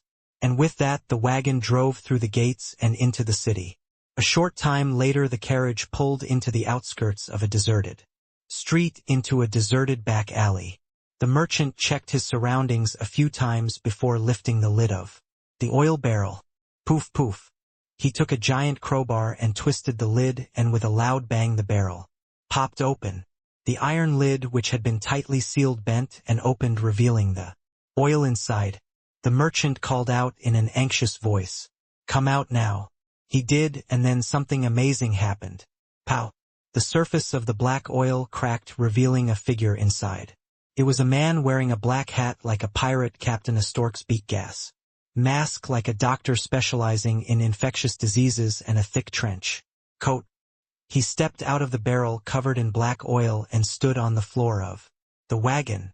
The merchant began to shudder at the grotesque sight. Then the stork gas mask man reached into his pocket and handed the merchant something. It was a set of oiled teeth, the fangs of the prized ox bear. Go, thank you. The price head agreed to accept in exchange for hiding in the wagon and passing through the gates. The merchant bowed and took the ox bear's tooth and put it in his pocket. Then, dripping with oil, the man began to walk away down the back alley. At his heels, the merchant stammered, "Who are you?" "But who are you?" The man flicked his stork's beak and replied in a short, sharp voice, "The Hound of the Night." With that, he melted into the darkness of the alley and disappeared. The merchant, left alone, stared at the bubbling oil in the tin and muttered despairingly, "How does a man stay submerged in oil for over 2 hours?" The night hound went back to the back of the dark alley and removed his mask. "Pooh!" Bakir exclaimed. He shook the oil off his body and breathed heavily. He hadn't been underwater this long since had lasted 7 minutes in the Styx River when he was barely a year old. Today Head sneaked into the estate of the Quavadis family, a clan of holy men. The Hound of the Night. It's a reference to the Baloch chieftain Aquila's star sign fox of the night, but it doesn't sound quite right. But it was much better than being called the Hound of Baskerville before the regression, Vakir thought. Vakir took a moment to reminisce. It had taken them exactly 4 days to get here. 2 days to get out of the depths, a day to explore the Baskerville family estate, and another day to infiltrate the territory of the faithful Quavadis. The depths of the Red and Black Mountains were wide, but the floods helped us escape. The rapids that sprang up everywhere and the corpses and logs that floated above them made traveling many times faster. Most of the waterways were covered with dense vines and branches, so even rivers and lakes that had nowhere to go could easily be crossed by climbing over the forest canopy. Of course, there were hungry creatures along the way, but they were no match for the fully restored Vakir. Giant catfish, old lizards, ferocious bears, ravenous packs of wild dogs, and venomous bats were mere rites of passage for Vakir, who had perfectly adapted to the depth ecosystem over the past 2 years. No, it was dangerous once. I don't know about the others, but the bone-sucking mosquitoes, they were really dangerous. Undaunted by the fierce rain, they chased Vakir in swarms, and he spent nearly half a day trying to keep them at bay. The weakened Pomeranian caught a cold and struggled for a while. The first thing Vakir did when he emerged from the water was to take Pomerian to the city of Underdog. Mr. Chihuahua, who was sighing at the full moon in the night sky, fainted 3 times in quick succession when he saw Vakir burst through the window of his small apartment. Vakir had come to City Hall because he was one of the few people in Baskerville who could be trusted with a personality that belied his skinny appearance. "Deputy, are you a ghost?" "No, I mean, how did you get here?"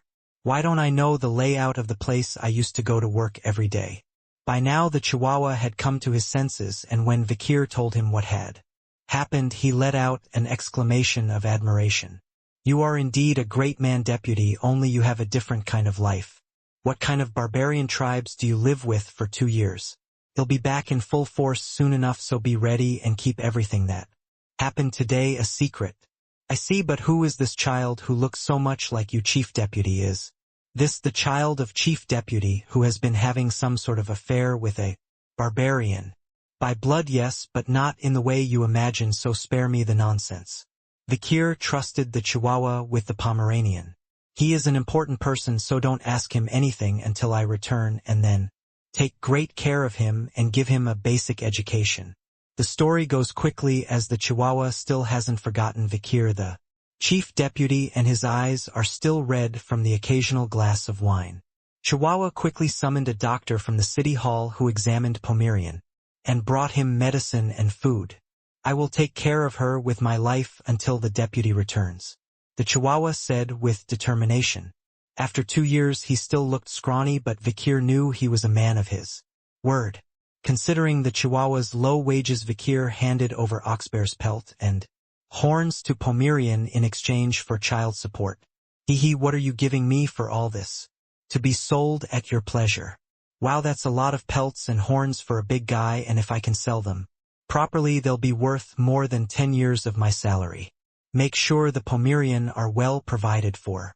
You're very protective of your daughter. You're a good father. I have 3 daughters of my own, so I know how you feel." The Chihuahua gave me a fatherly smile and a knowing nod. There was a hint of misunderstanding, but Vakir didn't bother to clarify. "Then, a deputy this is."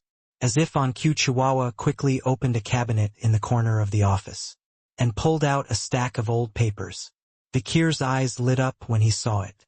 It was a file of newspaper clippings from the past 2 years detailing Baskerville and Morgue's interactions, current events, and recent issues. "I was prepared just in case the deputy consul might come back." The Chihuahua scratched the back of his neck in embarrassment. Vakir was grateful that the Chihuahua hadn't forgotten him even in this situation. So Vakir agreed to help solve some of the problems in the city of Underdog, which is currently experiencing a resurgence of criminal activity due to the absence of a magistrate. "If it interferes with your work, you can find Cindawendi in Messinadnero. She owes me," Vakir told the Chihuahua in a hushed tone. The Chihuahua's eyes widened. Messinadnero Sindawendi was a criminal whom Vikir had freed in a plea bargain. 2 years earlier. How do I find her? Do you remember the girl I gave 10 billion to when I was deputy chief? Magistrate. Sure, her name was Judy too. I'd probably go looking for her because it's hard to make 10 billion, but it's even harder to keep it. She has nowhere to go and no backup, so she's easy to get to. The Chihuahua nodded silently at Vikir's words. Fresh out of prison and penniless, finding an investor would be her first priority. She had once gone to Gambino, a poor local baron, and become his investment advisor. But if I find her, will she continue to help me? She must have something against the local government. Tell her you'll get her some good business. And by good business you mean? Vikir was kind enough to answer the Chihuahua's questions. I will give you a monopoly on trade with the savage tribes. The barbarian tribes of the Sioux River have not traded with the empire since the conflict with the merchants of Bourgeois Street 2 years ago. If Vikir, the current hero of Balak, were to step forward, that trade could be reopened, and the merchant who did so would likely find great wealth. Add to that the fact that the underdog city's crime rate has been on the rise again since Vikir's death, and her counsel would be invaluable in addressing the many problems and ills of the city. At that, the Chihuahua nodded. Indeed, less than a few hours after bikers returned the problems of the past 2 years were already showing signs of resolution. The Chihuahua was in awe all over again. Who? Vikir launches himself back over the windowsill. The night hound sneaks out of the underdog city. Deputy Magistrate, where are you going? With the Chihuahua's mournful cry behind him, Vikir heads for the land to fulfill his promise to Ian. A place where the Red Death of a hole could be quickly cured. That can easily be accomplished with a single drop of your family's holy water. The Corvades, one of the 7 houses of the empire, a family of faithful saints. Saint Mecca, population 160,000, a resort town with dense forests and clean waters, one of the central cities directly under the control of House Corvades. People walk solemnly and reverently along the white marble paved streets. Whenever a bell rings from the tall clock tower, everyone stops in their tracks and prays to the holy tablet on the roof of the Corvades' official residence in the distance. If a gold coin fell to the ground, it was not picked up, and order and security were kept very strictly by the citizens' own rituals. Where would I live suffocated? Vikir stood on the roof of a tall tower and looked down. Women walked around with white cloths wrapped around their bodies, exposing only their eyes. The men did the same. For religious reasons, lust and greed are strictly controlled. No nudity, no fashion, it's all white and monochromatic. It's a far different atmosphere from the Balak village, a tribe that lives freely in the jungle with most of their bodies exposed. Having lived there for the past 2 years, Vikir found the atmosphere of street Mecca stuffy and uncomfortable. After waiting for darkness to fall, he headed to a slum on the outskirts of the city, far from the center. Broken windows, cracked walls, low-lying areas with stagnant water and steep staircases.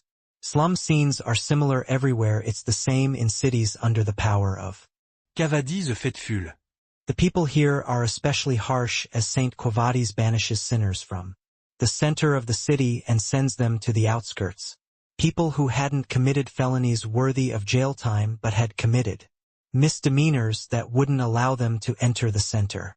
They were weeded out by the checkpoints and paladins that dotted the city's pathways. Vikir climbed a steep flight of stairs and entered the slums on the higher ground. It was the most remote and darkest of the slums. Then from beyond the darkness the bell rang 12 times, signaling midnight. By this time few people were passing by, but those who remained in the streets all bowed down to the ground to show their respect to the Corvades. And when they did, only the Hound of the night did not. Moving through the noise of the night, Vikir went to the well and pulled out a vial.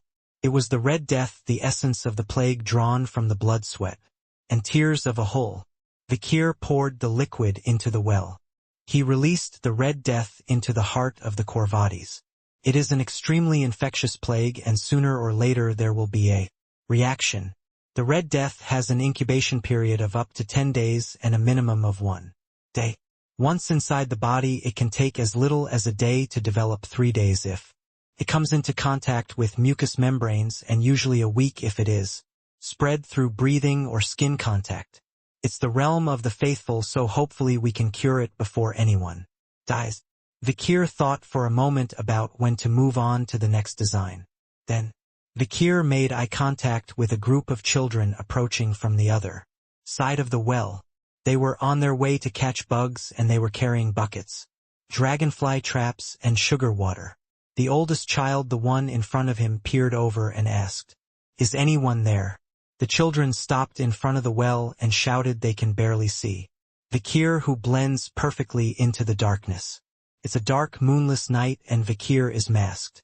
He'd never be recognized, but he had to be careful. Next, Vikir's eyes glowed with life. A crimson glow blasted through the gas mask's glasses. "I will curse this well." The children shuddered at Vikir's words and sank to the ground in a heap. They even pissed themselves. Vikir warned them sternly. "Anyone who drinks from this well will surely die. It's unnecessary, but it's a consideration." He didn't want the children to get caught up in it. It's a ghost, it's a demon. The well is cursed. I'll never drink it." The children scurried away in a huff. After Vikir checked several times to make sure that all the popular pretenders were gone, he buried something in the dirt near the well. It was a marker left by the intruders who had flooded in some time ago. It was the mark of Leviathan the extremist. Vikir knew immediately that the Leviathans were responsible for unleashing the Red Death on the surface. "Let's see you guys fight to the death." The religious Quo Vadis and the ultra-Orthodox Leviathan had been at odds for generations. What would happen if the Red Death spread to Quo Vadiscar's home base? Since it's Quo Vadiscar's home base, suppressing it would be quick, but after that would be the problem. We need to move fast. I can already see a few people coming up to draw water from the well. We need to get the Quo Vadis out before there are any innocent civilian casualties. The sooner I can fulfill my promise to Ian. The Hound of the Night worked diligently, visiting the official residence of the Holy Prophet Quo Vadis in the heart of St. Mecca. Despite the late hour, several wagons were parked in front of the compound. It's true what they say, sickness does not sleep at night. Even at this moment, there were many people who wanted to visit the holy man, to heal themselves. Most of them were nobles and wealthy people who had arrived in fancy carriages, and they were all knocking on the saint's door, their well-groomed clothes contrasting with their sickly faces. "We heard that you are on retreat here. Please open the door for us. We want to greet you. Oh saint, I knew you were here, and I have come to ask you to take a look at my illness just once. Please let me see him, saint." It seems that word has gotten around that Saint Dolores, the direct descendant of Quo Vadis and the owner of a small household, is currently here in Street Mecca. Saint Dolores, the pride of the Quo Vadis family, is currently a sophomore at the Imperial Academy, where she is the vice president of the student council. Rumors that she was resting here during the Academy's vacation period had drawn nobles and noblemen from far and wide. They were all highborn nobles, rich men with lots of money. Over the clamor of knocking and shouting, a voice came from inside the door. "Who are you, and what brings you to me at this late hour?" The voice was gentle and feminine, but with a hint of power. The voice of a saint, perhaps. The nobles and the rich were thrilled to hear the voice of the famous saint, Dolores herself. But it doesn't last long, and they quickly answer. "I am the son-in-law of the house of Alphonse, the eldest son of the house of Jonathan, which has produced knights of great distinction from generation to generation, and the son-in-law of the house of Dortmund, and I have the house of Dot as my brother above, and the house of Franz as my sister below.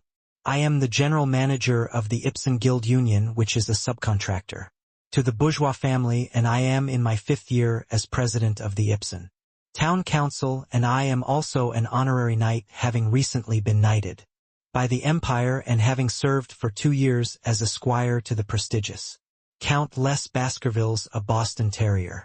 If I may speak for myself, I am the second son of House Childs, and if you can cure me of my ailments, I can bestow upon you the entirety of the fertile granary lands far from the main house of the Quo Vadis, as well as a villa on the warm shores of the south and a fleet of private carriages. But no man, no matter how powerful, no matter how rich, could open the gates of Quavadiscar. Saint Dolores kept the door firmly closed and refused to open it to anyone. I don't see how your status and wealth are any reason for me to open the gates to your ambitious vision. Not the noble, not the rich, they all went home exhausted after proclaiming at the top of their lungs how wonderful they were and how much they could pay for a cure. And then, as the night wore on, the line had disappeared and Vikir was the last one standing at the door of the government office. It was so quiet you couldn't tell if anyone was behind the door. Standing in front of it, Vikir knocked politely. Sure enough, this time he heard the saint's voice. "Who are you and what brings you to me at this late hour?" Vikir thought for a moment. The men who'd been listing their identities at the top of their lungs just moments before had all come up empty. That is not the taste of a saint. Vikir knows who Saint Dolores is. Had seen her on the front lines on the bloodiest of battlefields before he was turned back. The intense look of treating the wounded covered in blood. Her white robes stained with blood, her white holy power bursting from her. The sight, even from a distance, was holy and sublime. Finally Vikir spoke briefly. "It's just a lost lamb." For a moment there was silence beyond the door. Vikir waited. And then, a click. The door to the Quavadis of the faithful, which had been firmly closed and opened to no one, opened. The doors to the official residence opened. As expected, there was no one on the other side of the door. There was only a stone statue with a saintly voice. "What business have you come to see me for?" The voice of the saintly Dolores came from the statue's mouth. Apparently she wasn't going to meet Vikir in person. Of course, it's only natural. Vikir's outfit now looked suspicious. A large hat, a stork's beak gas mask, and a black cloak covering his entire body. No wonder the saint wouldn't meet him in person. Vikir approached the statue and spoke. "I have come to report a plague in the slums." As he spoke, Vikir held out a bucket of well water imbued with the energy of the Red Death. A good cleric would be able to detect the peculiar aura of this water. The moment the voice from the statue cut off, Vikir had a hunch the saint had stopped sending her voice through the stone. And then, tsk. The door behind him slammed shut. It wasn't the only one. Ding, ding, ding, ding, ding.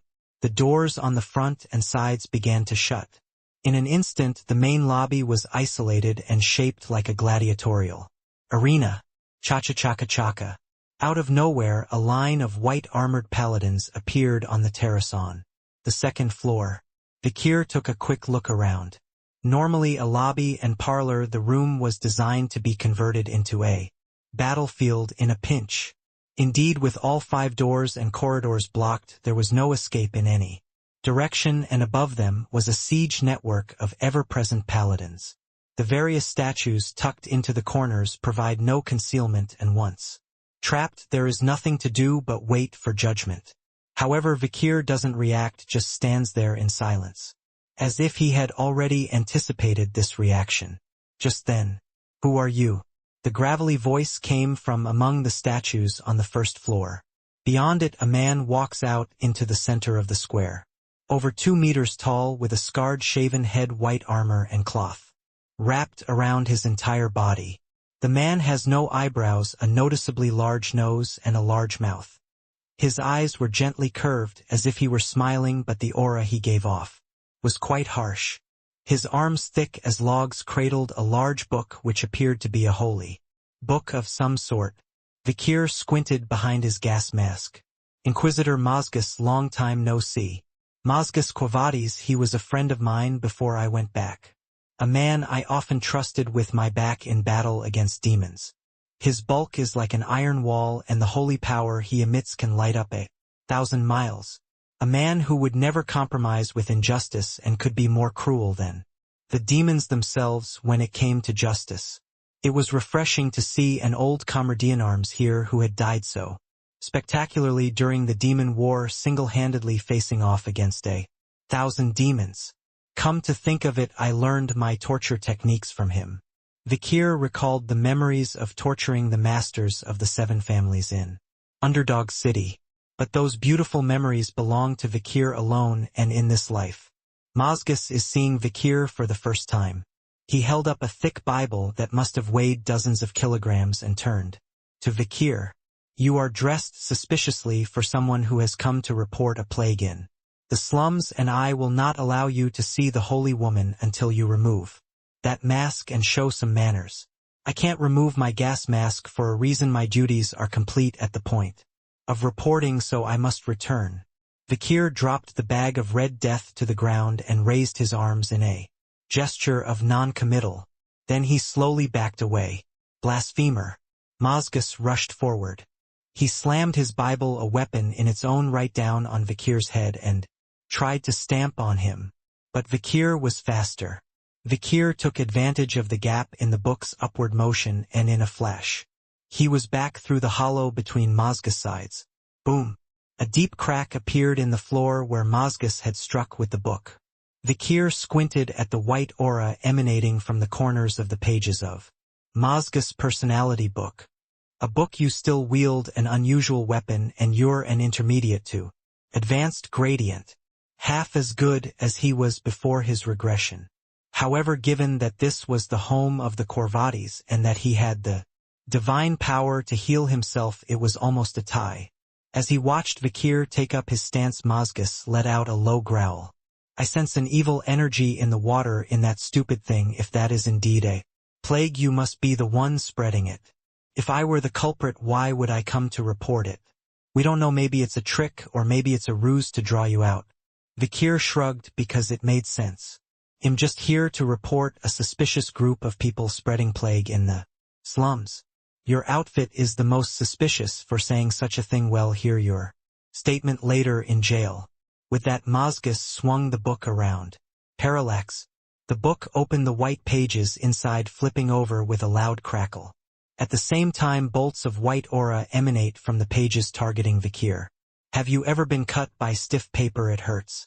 Mazgus was performing a strange and unique attack, opening the Bible and slashing with his aura against the sharp edges of the pages. Quack, quack, quack. Hundreds of pages of parchment scattered in all directions. However, with a similarly black, ghostly movement, Vikir dodged all of Mazgus' blows. It was a trick he had learned from the hunters of Balak. At the same time, Vikir drew the magic sword Beelzebub from his wrist. Blood. The tip of the blade erupted with a sticky aura. Graduator. Mazgus and the other paladins were stunned. Vikir's aura, a powerful aura that was no match for Mazgus, was now intertwined with Mazgus' aura, forming a tie. Furthermore, Vikir had even activated Oxbear's skill, Thousand Muscles, which was sealed. Incide Beelzebub.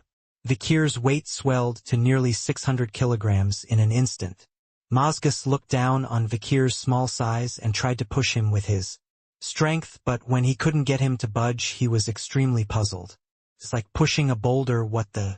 It's not surprising that Mazgus, no matter how big and strong he is, can't be Aspicicala Sosvear. Vikir wielded Beelzebub as he was a Baskervillian carnivore, a lurking ambusher. It looked nothing like a Baskerville on the outside, but it was a Baskerville on the inside. His hidden teeth shredded Mazgus' aura to pieces. It wasn't a known swordsmanship anyway, so revealing a bit wouldn't give him away. Vikir drew a long blade from his wrist and formed 6 teeth. He slashed at Mazgus' head, neck, both shoulders, and both backs. Cough. Mazgus tried to cover the Bible and hold it up as a shield, but was too late. If you're going to use it as a shield, you should have used it sooner. Vikir slashed the back of Mazgus' hand as he grabbed the Bible. A moment. Roar. The breath of Cerberus, the hound of hell, blazed hotly from the tip of Beelzebub. The unquenchable flames of the oil field scorched the back of Mazgus' hand. Ahe! Mazgus rolled on the ground, clutching the back of his burning hand. The fire of Cerberus cannot be extinguished by water or sand. Palak palak palak. The torn pages of the holy book were consumed by flames. Vikir looked at the fallen Mazgus and sheathed his sword. For a moment he had not come here to kill him. But, you blasphemer, what sorcery are you practicing? Mazgus' fighting spirit was immense. With a burst of divine power, he grabbed the water flowing down the statue's mouth and turned it into holy water. Push, push, push. Suddenly the fire on the back of Mazga's hand was extinguished. The fire on the back of his hand was extinguished. But even with the hasty extinguishing of the fire, the battle was already won. Mazgas felt a lump in his throat. He looked up and saw that Vakir had already stepped on the thick holy book and was standing on top of it. Stepping on a holy book is blasphemy. By that measure you're throwing and swinging the holy book is worse. Mazgas was forced to keep his mouth shut. Vakir spoke, boiling a black aura with the tip of his outstretched awl. Do you wish to try more? Mazgas clenched his teeth at the arrogance in his voice. How many other beings in the world were capable of pushing him like this even though he had reached the upper ranks of the graduators? Mazgas clenched his fists tightly together and summoned his aura with all his might. Quack, quack, quack. Mana spinning at high speed quickly enveloped his entire forearm. Ayap. Mazgas charged with all his might with enough to blast the opponent in front of him with a single punch. But Vakir didn't react. Thud. He merely kicked the holy book off the ground. Boom. Next Vakir kicked the Bible into the air. The Bible spun and flew toward Mazgas. Mazgas had just turned his head to dodge it. He had to doubt his eyes. Vakir, the man who had been in front of him until the Bible was a thin, straight line across his eyes, disappeared from view in that brief moment when the Bible stood vertically and took up a large area. Where? I screamed. A cold sweat runs down my spine. Suddenly I hear a ghostly whisper in my ear. Looking for me. In the fraction of a second it took for the book to fly and spin, Vakir was out of Mazgas' line of sight and holding onto his back. Mazgas spun around in surprise. Bang! Vakir's aura slammed into Mazgas' entire body. Swung like a hammer, Vakir's aura shattered Mazgas' full body armor like grains of sand, and even the chainmail he wore was shattered. Oh, thud! Mazgas smashed through 3 statues behind him and fell to the ground. The paladins on the second-floor terrace could only gape at the shocking result. They had never seen Mazgas Quavades, Inquisitor Archbishop of Quavades, family and leader of the Knights of the Inquisition, lose so easily. Am I dreaming? Lord Mazgas has been defeated. No way, how could this happen? But after a moment of confusion they drew their swords in unison like the elite of the Quavades and leapt to the first floor. Get that blasphemer! White auras rose from everywhere. Vakir adjusted the gas mask that covered his face. Quite the way to deal with a stray lamb. The paladins who had jumped from the second floor now surrounded the front. What's more, gurgling, behind them among the shattered remains of the statues, Mazgas heaved himself to his feet. He had stripped off all of his shattered and distorted armor and was clutching a large shard of stone with both hands. Blood was dripping from his body, but it didn't seem to bother him at all. Only if you want to see the end. Vakir drew his magic sword Beelzebub as long as he could. A sticky liquid aura, a testament to his advanced graduator status, bubbled and boiled at the tip of the blade. All the paladins, including Mazgas, tensed at the overwhelming momentum. Vakir exuded a black ghostly figure. They couldn't close their eyes, couldn't swallow their saliva. The slightest slip of the tongue would be enough for that black ghost's teeth to tear at their throats and hearts. Where did this monstrosity come from? Mazgas regretted his rashness and took a stance. Unknown, a must-lose. Many against 1 half and half.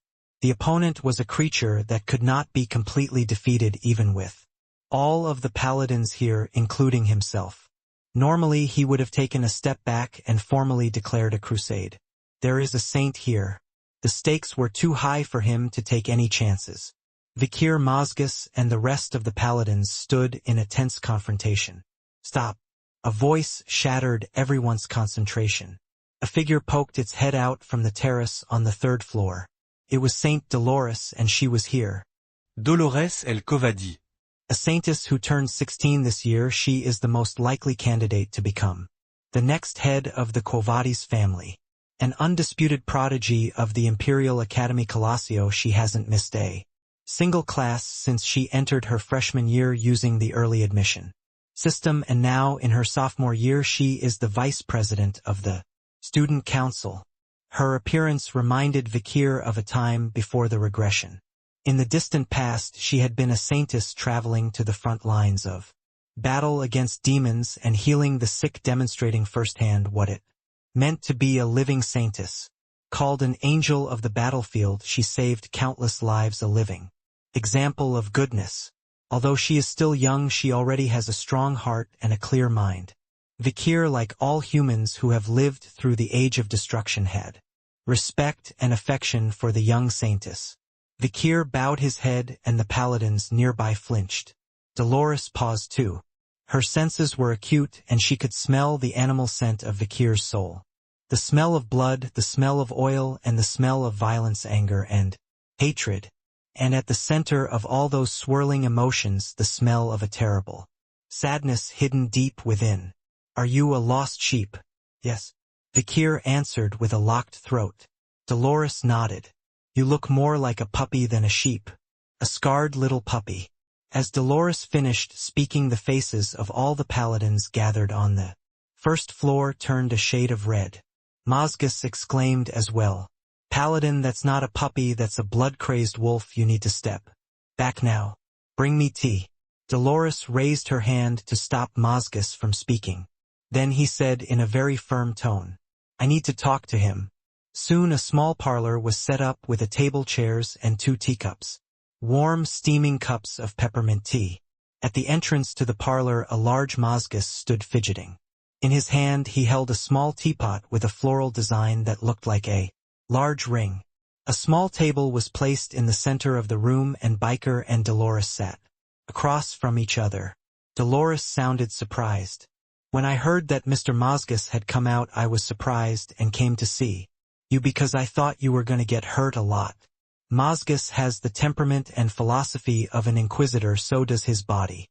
So there was no reason for him to take kindly to the suspiciously dressed visitor.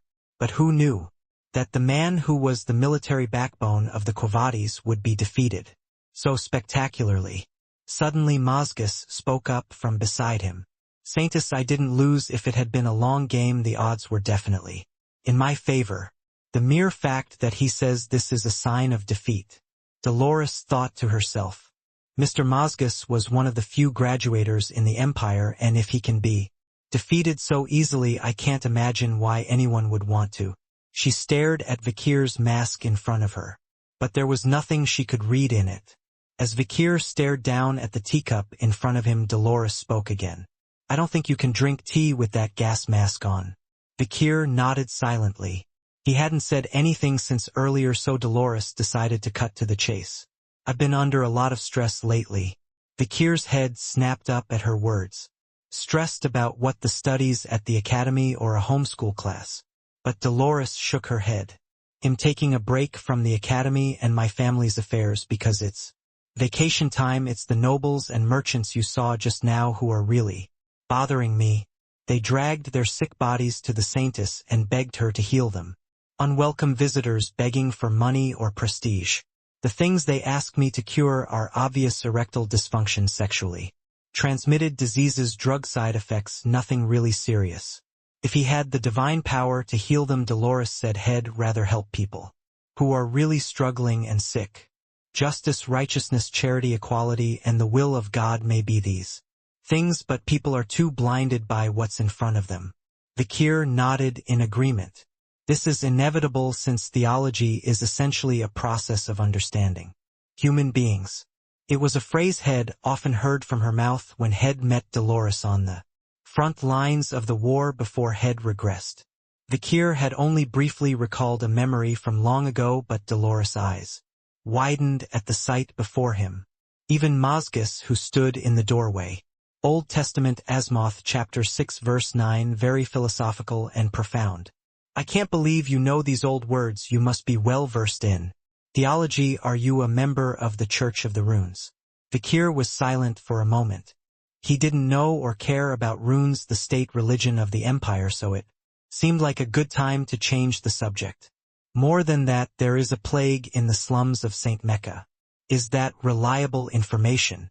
"You've seen the water in the streets. It comes straight from the wells of the slums." "You didn't have anything to do with it." Why else would I have come here of my own accord? Vikir spoke again. I hate to see innocent people harmed, especially since this is my home. Oh, is this your home? From here too? Dolores' eyes twinkled at Vikir's words. It was the first time she had heard of his homeland, so Vikir simply shook his head.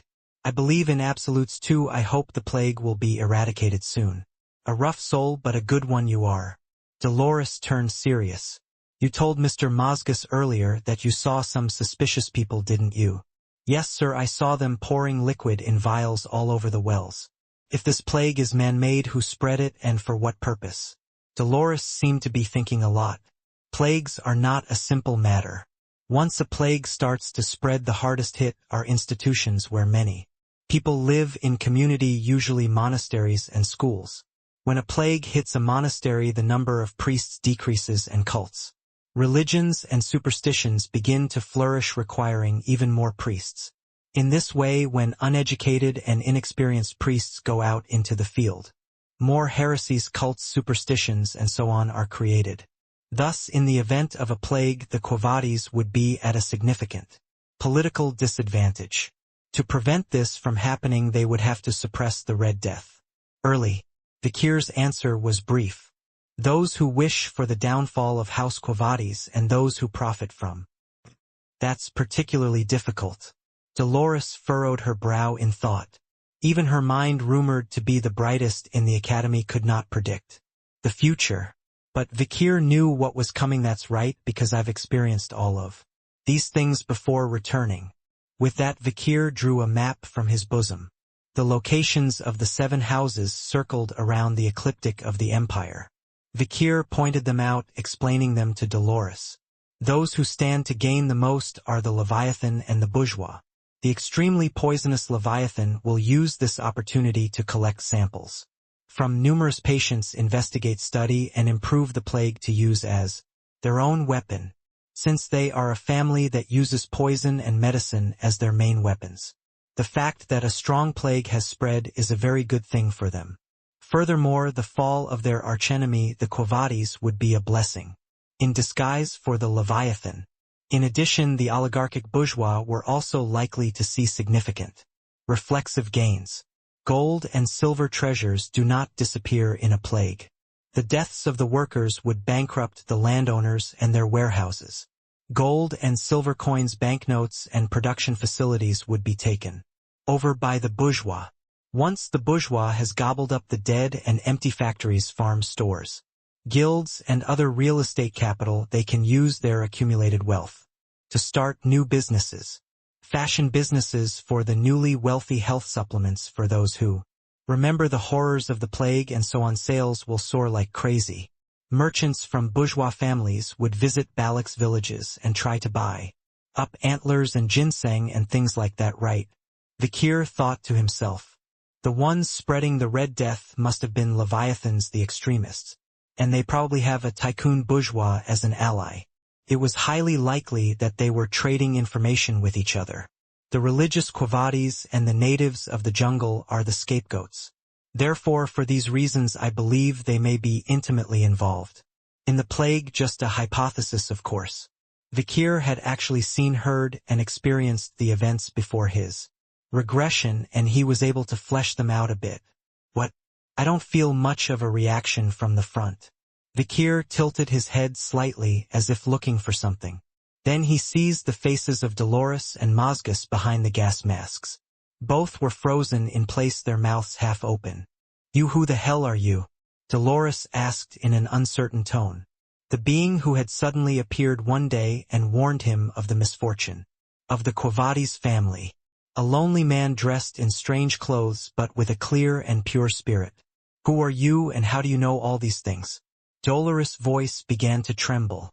Normally, among the guests who come to the house to feed themselves, there are always those who are well versed in the ways of the world.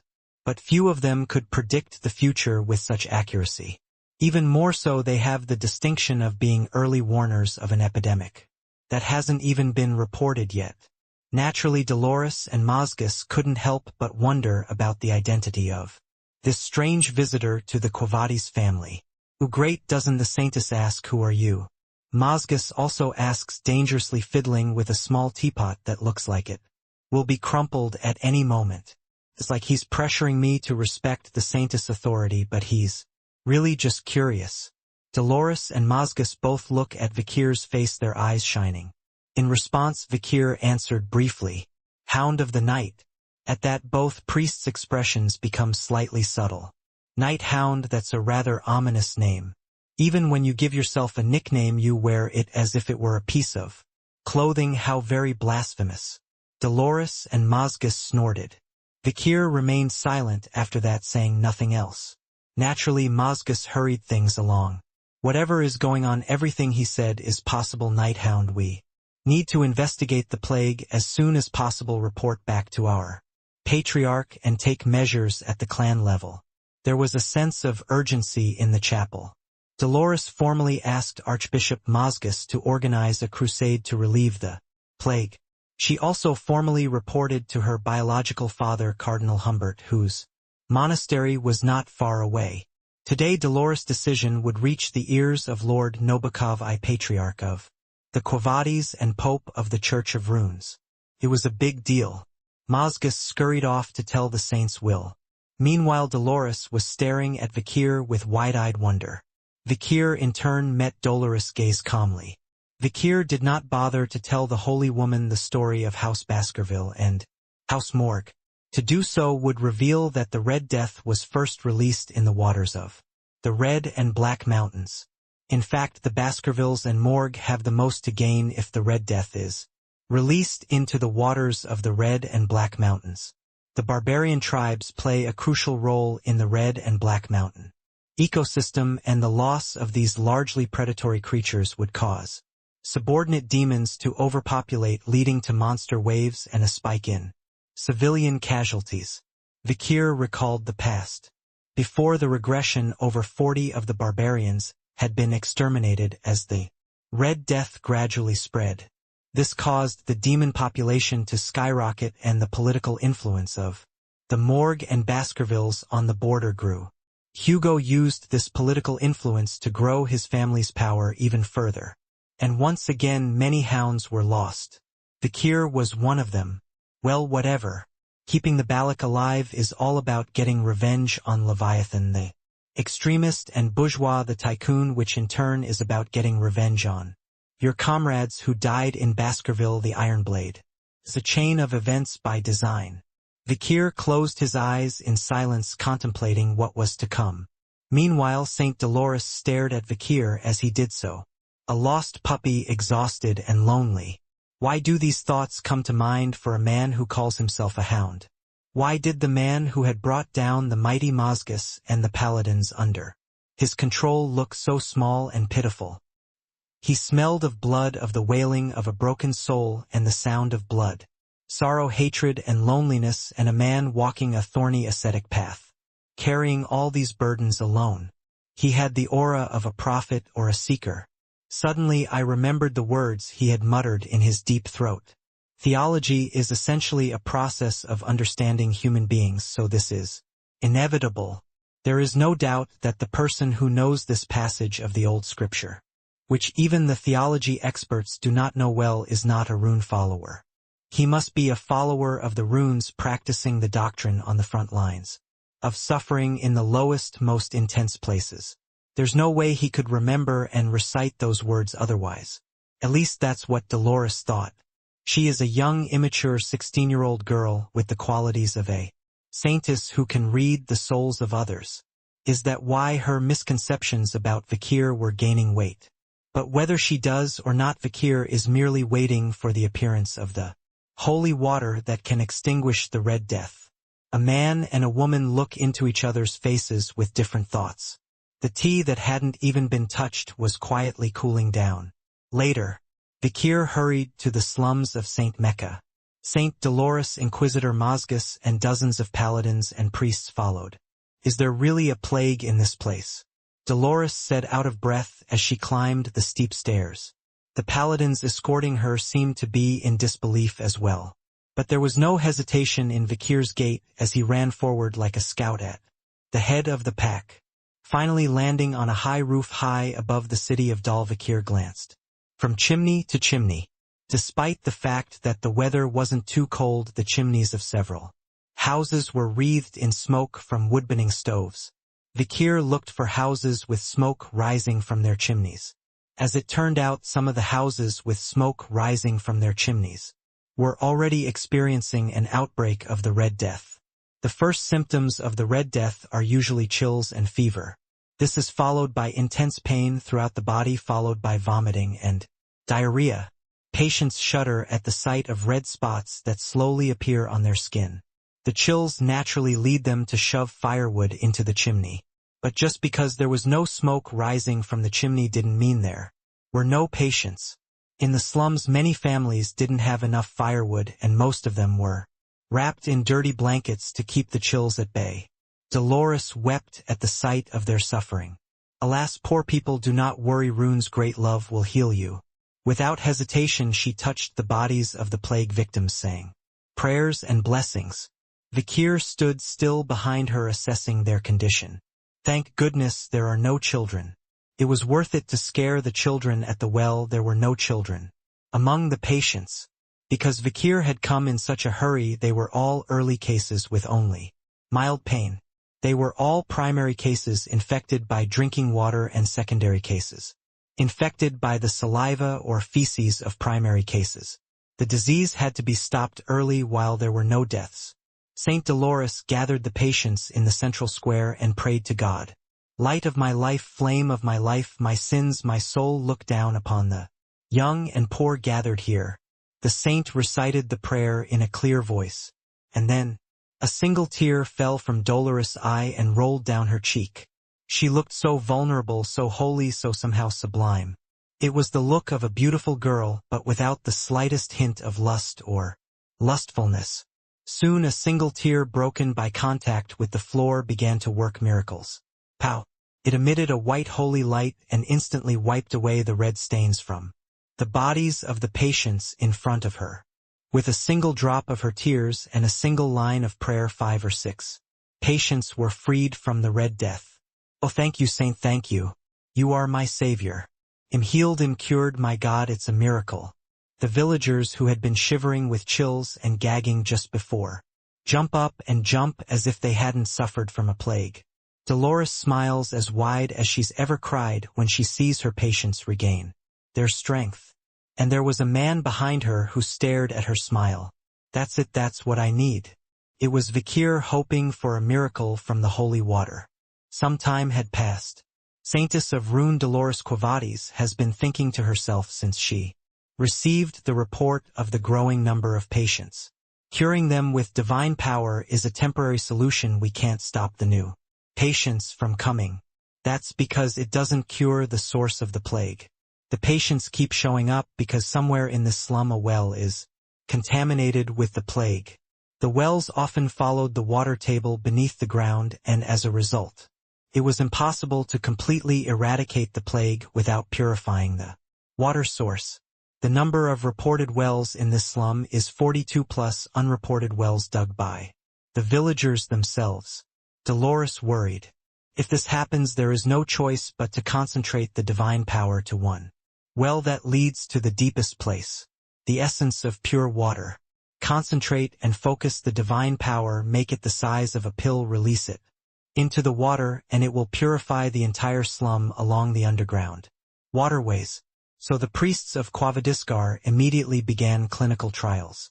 Divine essence to purify the water, clinical trials 1A through 3C.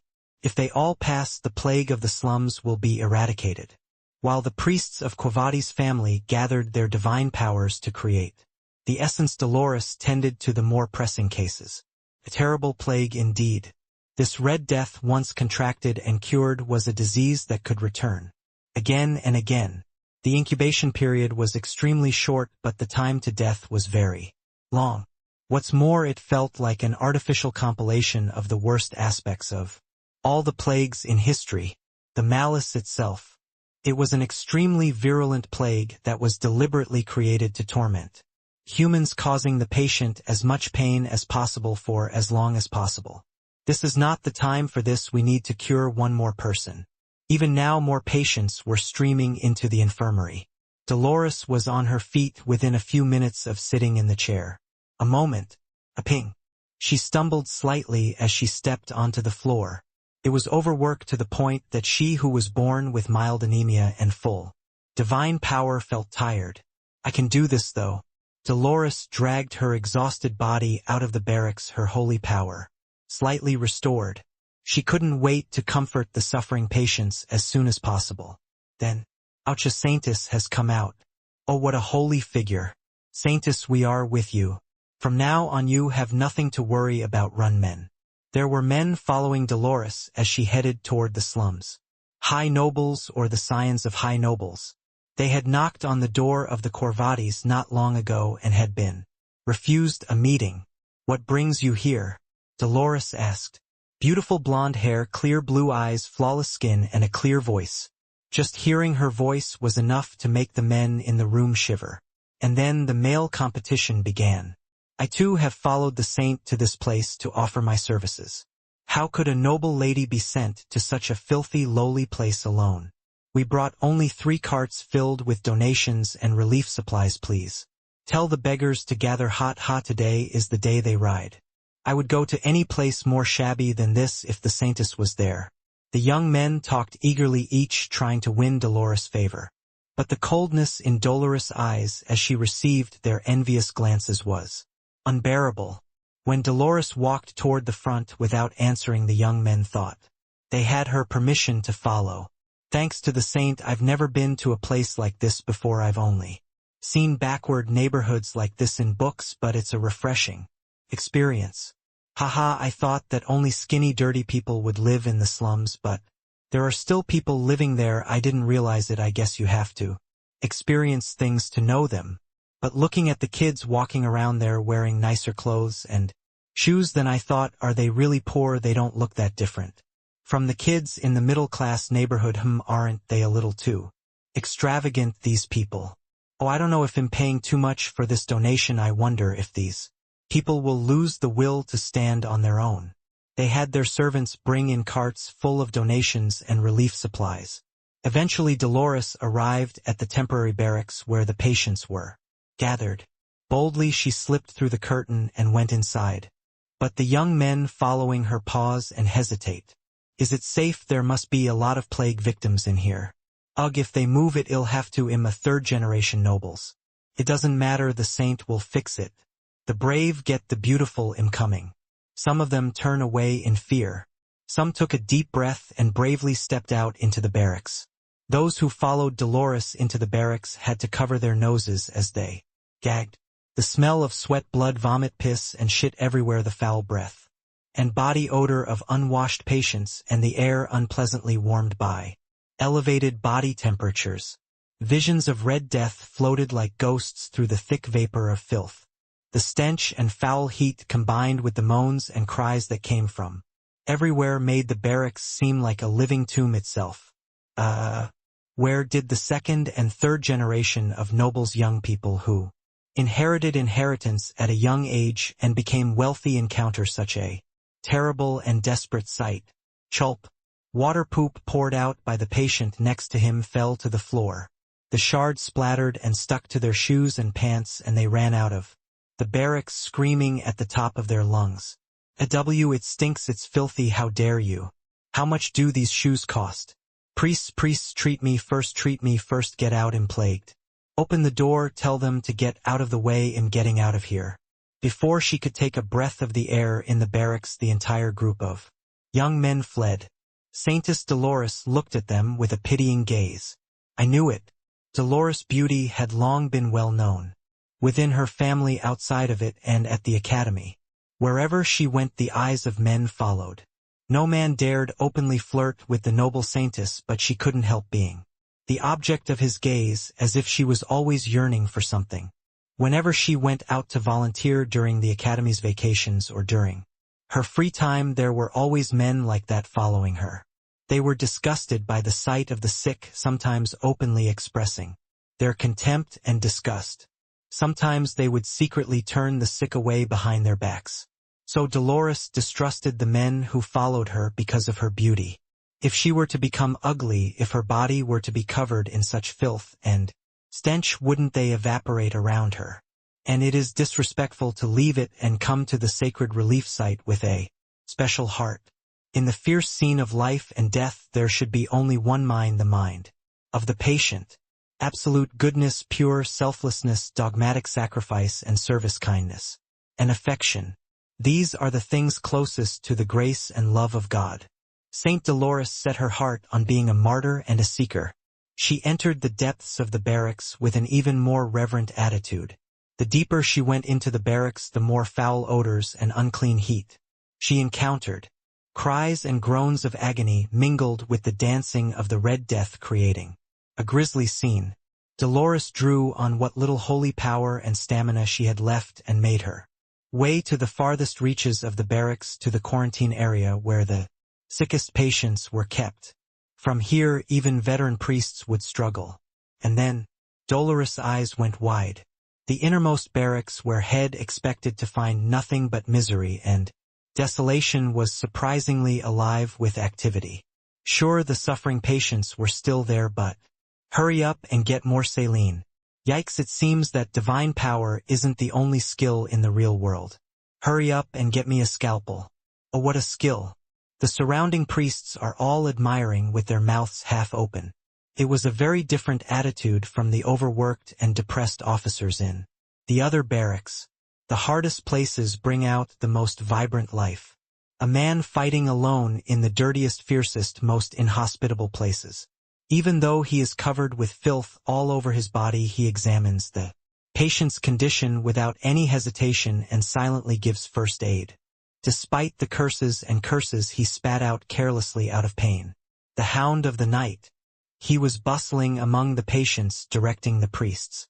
When Vikir first came to the barracks, where only seriously ill patients were gathered, the priest's reaction was as follows. This is no place for a layman. You could be infected, get out now. Help, we don't need it, you're in the way. But when Vikir began walking among the patients and blessing them, the priest's expressions changed. That's not how you bless. Vikir said to the priest, who was using holy power on a red spot on a patient's leg. In general, a priest's primary ability is to pray to a god to receive a share of his power and to use it to recreate some of the heavenly phenomena on earth. In its simplest form, the priest asks the god to share his power. The god accepts and sends the power, and the priest receives the power to heal the patient. If the patient also believes in the same god, the priest's request for power from the god becomes a kind of guarantee, and the healing effect is amplified. In short, more divine power is available to the same believer. This is especially true if the priest or patient has a deep connection to the gods, such as through prolonged prayer or evangelizing. This was similar to the correlation between a bank's credit rating and lending. But priests could only use divine power within certain limits. How much piety you've had. How celibate, how sacrificial, how much you prayed, how many times you said God's name, how much you donated, how much you volunteered, and how long you've been devoted to God would limit the amount of holy power you could exert. A priest with one divine power could perform 1 miracle, and a priest with 10 divine power could perform 10 miracles. This was common sense. But Vikir knew how a priest with 1 holy power could perform 10 miracles, and a priest with 10 holy power could perform 100 miracles. There's a concept known as short selling. It was a deceptive method discovered by priests in the age of destruction as they struggled to make up for their ever-increasing lack of divine power. In commerce, short selling means selling what you don't have. In commerce, short selling means selling something you don't have, which means that you don't have it, but you sell it up front to get the money and then buy it back later to pay for it. When the time of destruction came, many priests despaired in the face of the swarming demons and the even greater number of patients. Their own divine powers were not enough to stop the catastrophe. So the gods of the rune religion, watching on, came up with a plan. They drastically increased the amount of divine power available to priests who had performed well and consistently. This allowed high-ranking priests to perform far more miracles than usual in times of crisis. But even so, they still didn't have enough holy power. Demons and beasts that came out of the oil world literally devastated the human world. The gods became even more desperate. It was then that the priests began to awaken. They began to unleash divine powers that would normally have been unthinkable. Even their empty mana vessels were able to exert divine power. Act first, report later. Let's make a miracle and see what happens. Any divine power that you have saved up in advance can be used later with interest to make up for it or recover it, but you should use all of it that you can draw from right away. The journey of creating and using divine power and then repaying it through faithful activities. Some call it borrowing holy power, some call it shorting holy power, and some self-helpfully call it begging for holy power. Even those who weren't priests and had killed a lot of demons were allowed to use some holy power, as it was a time when killing demons to earn karma experience was considered a religious activity. Vikir had slain countless demons and the karma had been accumulating nicely, stored in his soul. This was true even after his regression. As such, the current Vikir is the only one who can wield divine power without being a priest. However, there was a slight limitation on the use of holy power without being a member of Rune. It could only be done within a sanctuary. Where Vikir currently stood was the realm of the faithful Quavadis and thus a sanctuary. Vikir walked over to the moaning man and reached out. Pit. A weak stream of holy power began to heal the patient's body. The priests, wide-eyed at the sight of Vikir's holy power, rushed over to watch. It was the first time they had ever seen someone who was not a priest of house. Quavadis use holy power. Moreover, Vikir was a master at using holy power efficiently. That too I have learned from surviving the age of destruction. Priests treating a patient in a mad rush, looking over their shoulders. Vikir learned how to use divine power. It was simple, really. A simple one, in fact. Slit the wound with a scalpel and let the holy power seep straight through to the primary injury. A great deal of divine power is wasted in performing miracles by laying on skin, holding hands, or casting blessings from afar. Instead, it was most efficient to channel the divine power concentrated at the source of the pain. Vikir took his scalpel and made small incisions in the reddened spots, channeling holy power through the flowing blood. The sanctuary of the Quavadis was filled with grace, and Vikir was able to draw upon a significant amount of holy power. Of course, since he was not a priest, he could not use it for long. And the priests who had witnessed Vikir's miracles and performances were beginning to flock to him one by one. Survival skills that could be used by anyone in the age of destruction were considered unheard of and unrivaled here. Moreover, the priest's surprise was not yet over. Vikir has been delaying the spread of patients with a combination of all kinds of herbs he has picked from the waters of the Red and Black Mountains. It was something he had learned from the warriors of Balak during the last 2 years of living in depth. A medicine that would not stop the plague but would delay its spread and suffering as long as possible. Made from recipes and ingredients unknown to the empire, it reduced the fevers and groans of the patients at least a little. Like this, Vikir moved among the patients, taking in their filth and their complaints, and yet calmly and silently tending to them all. This, of course, was done for a reason. First, to give confidence to the priests of Quavadis. Second, to take the essence of the holy water to his friends in faraway lands. And third, out of compassion for those who had died the Red Death because of him. Everyone watched Vikir's miracle with their mouths half open. Then, "Ah, mommy, mommy," a child cries, shaking the body of a lying woman. The woman's body was still pale in color, though a few red spots had sprung.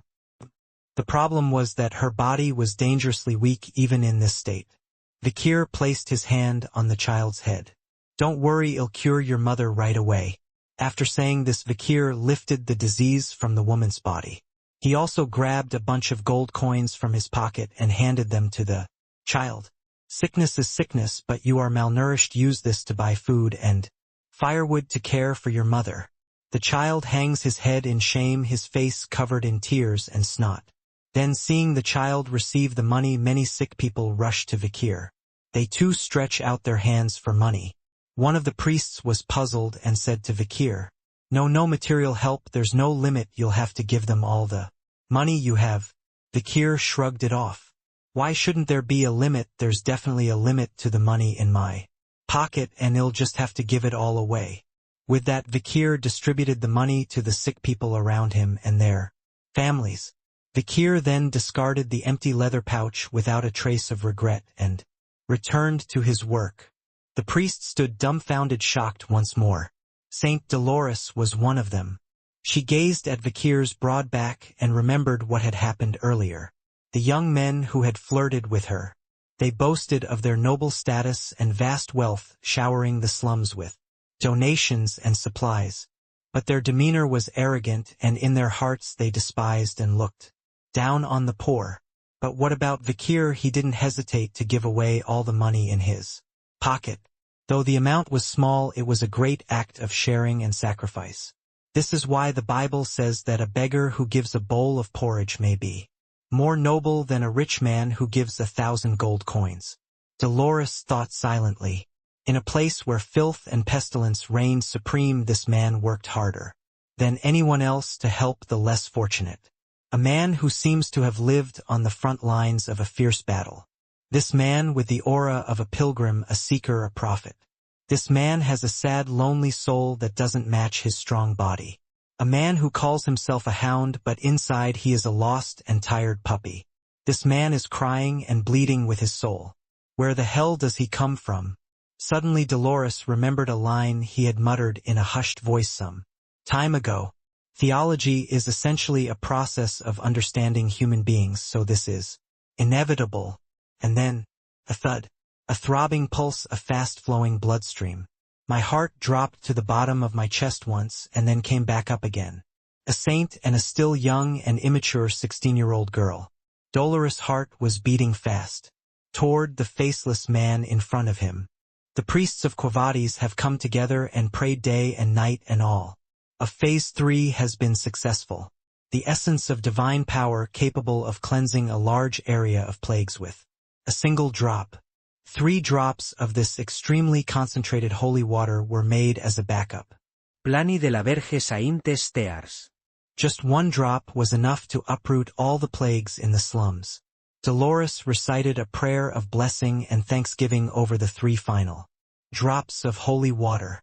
Behold, all of you, here is a woman with her only son. Do you know the grief of a mother who sees her son hanging? I, the unfortunate one who had to raise the Son of God, howled from that night to the next, and it is so painful that my heart does not follow me this day. Oh, my beautiful and excellent son shall be the most bitter and sorrowful day for me. The epic written by the first saintess weeping shines by consoling all the holy sacrifices in this world. Then 3 drops of holy water began to emit a bright light. Archbishop Mozgus bowed respectfully and placed the small glass jar containing them on a tray. Dozens of bishops then followed him in carrying the holy water. It was to be stored in a solid underground vault deep inside the official residence of St. Mecca branch of the Quo Vadis family. Soon a crowd of priests gathered in the main building of the Quo Vadis family to watch the procession. Dolores felt the awkwardness and discomfort in the air. The holy city of Quo Vadis had recently been in the midst of a civil war, and here were the 2 leading factions, the Old Covenant and the New Covenant, all in one place. The plague, the Red Death, was a huge problem. Suddenly a middle-aged man with a grave and sleek appearance looked at Dolores. Come closer, my nymphette, my daughter. Dolores hesitated slightly at the words, then lowered her eyes respectfully. Yes, father. With that she walked with slow small steps to stand in front of the man. Dolores' eyes took in his face. Humbert el Quo Vadis. A man who holds the title of cardinal, the de facto highest dignity of the old order, a position so exalted that there is no place higher except for the Pope. He reached out and stroked Dolores' head once lightly. You've made a great dedication this time. You are flattering me. Dolores was very careful with her father. It was an uncharacteristic demeanor for a father-daughter duo, but it was also commonplace in large families, so no one thought it odd. Humbert, on the other hand, recognized Dolores' demure demeanor and nodded. Very well, give me a report on what's been going on. I've been working on a report, can I give it to you right away? Better say it out loud, writing is stiff. Dolores nodded silently at Humbert's words. Well, use the first batch of Saint's tears to cleanse all the waterways that run underground in Saint Mecca. Have you found the source of the plague? Yes, it was an unregistered well high above the slums. Dolores was a born investigator. She was a member of the Academy's detective club when she was a first-year student. Dolores focused her investigations on slum patients, mostly children, and was able to secure a number of testimonies of ghostly sightings at a well. When the children claimed that a ghost had cursed the well, Dolores went to investigate. Sure enough, the well was heavily contaminated with plague, and he found a glass jar in which the killer had allegedly placed the plague bacteria. What's more, and while investigating the area, we found a suspicious object. This is where the report stops. At Humbert's questioning look, Dolores pulled out the evidence wrapped in a clean cloth. Humbert's eyes widened at the sight of it. Is this a single dagger? With a large snake emblazoned on it, it was unmistakably the symbol of Leviathan. Also lying next to it was a button. A golden button with a scythe and hammer on it, clearly the mark of the tycoon. Bourgeois. Where did you get these? They fell in different places by the well. Then Cardinal Humbert's eyes dart around rapidly. In his mind, the cause and effect chain was already being put together. You said that the structure of the plague seemed to be artificially created. To create a plague of this magnitude, not only would it require an intimate knowledge of poisons, but it would also require huge research funds. Bang! Cardinal Humbert stomped his foot once hard. The white marble floor cracked and the 2 stone pillars around him crumbled. I declare a crusade. How dare you, you lowly vipers and mistresses, dare to blaspheme. Even the emperor bows to the will of the Quo Vadis, so how dare these lowly, poison-making, money-grubbing creatures make such a challenge? Indeed, there was an undercurrent of strife among the 7 families of the empire. Dolores remained silent, her mouth agape. Then something came out of Cardinal Humbert's mouth that made her eyes widen. Did you say Hound of the Night? Humbert said, his handsome face contorting. He's suspicious too. Take him in and put him before the Inquisition. Make him spit out everything he knows. At this, Dolores visibly panicked. Her calm, cool demeanor crumbled in an instant. She looked like any other 16-year-old girl and shouted urgently, "He's not guilty." Dolores suddenly protested, and Humbert's expression hardened for an instant. Him? Humbert looked down at Dolores in disbelief. Daughter, what are you saying? Dolores, the daughter who had always moved so dutifully without a word of protest. She had been a good daughter who had never gone against her father's wishes since she was born, except for her enemies in the New Order. But what about now? Dolores met Humbert's gaze, her fists clenched and shaking. It was as if he was determined to defend the existence of the Hound of the Night. There's no way a man so dedicated to the poor could be evil. Dolores had heard the testimonies of many patients. A man who stayed up all night to see them, saying over and over again that he was sorry for what he had done. A man who used divine powers, albeit weak ones, and who gave away all his possessions to his patients. Why did he say he was sorry to his patients? For not being able to cure them sooner or more. If that was the case, Dolores felt strongly about it. She had felt sorry for sick people every time. Then others would ask her what she was sorry for, or rather, why would someone who should be grateful be sorry? But even so, Dolores was sorry. I always felt sorry for everyone. And the Hound of the Night understood that, empathized with her. She remembered a conversation she'd had with the Night Hound not long ago. I was lucky enough to be born with divine powers, but I'm weak in body-mind and faith. Someone as strong as you should have been born with these powers. Why did God choose her to be a saint? There are plenty of other people with strong faith who don't have divine powers. Why did he give her the undeserved title of saint? The Night Hound turned to Dolores, her head bowed and weeping. The very fact that you are so distressed and sorry must be why the gods chose you. It must be the love of the gods you speak of that shines through in the lowest, fiercest places. Dolores couldn't help but sigh softly. The words were comforting, as if spoken by a veteran saint who had seen all the ups and downs. This advice hit her like a knock on the door from her future self to her present self, like a wise old saint from the classical era or a big sister to emulate and follow. Watching the hounds of the night, she felt a little like that.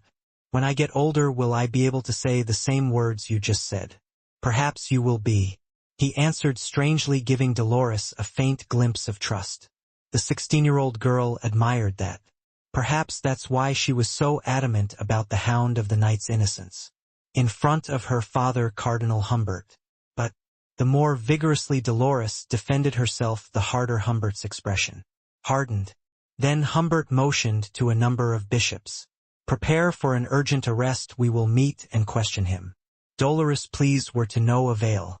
Humbert strode off, his demeanor even more murderous than before, and headed for the chambers where the Hound of the Night was supposed to be staying. Dolores followed Humbert in a panic. He was ready to throw himself down and wrap his arms around the night hound if he had to, but everyone standing in front of the cabin couldn't help but open their eyes wide, whirring. An empty cabin, the curtains swallowed the wind coming in through the broken glass window and puffed up like ghosts. A Hound of the Night long gone. The priest's urgent shouts from downstairs gave away the situation. There's trouble, a drop of the saint's tears has gone missing. The moment Dolores opened her mouth in silence. Now he had a vague idea of why he had come here, and the vague certainty that now that he had served his purpose he would never see him again. As Humbert and the paladins fussed and organized a pursuit party, Dolores stared out the window into the darkness. The empty rooms, the broken windows, and the cold breeze brought the reality back to him. Thud. His heart sank once more. It was a different beat than the last. Ian had a dream. Her first memory was of being ripped apart by scorching flames and sharp claws. Cerberus, the three-headed dog of hell. This dangerous beast emerged from the depths of an oil pit and breathed hot air and snapped its teeth at the uninvited who trespassed on its territory.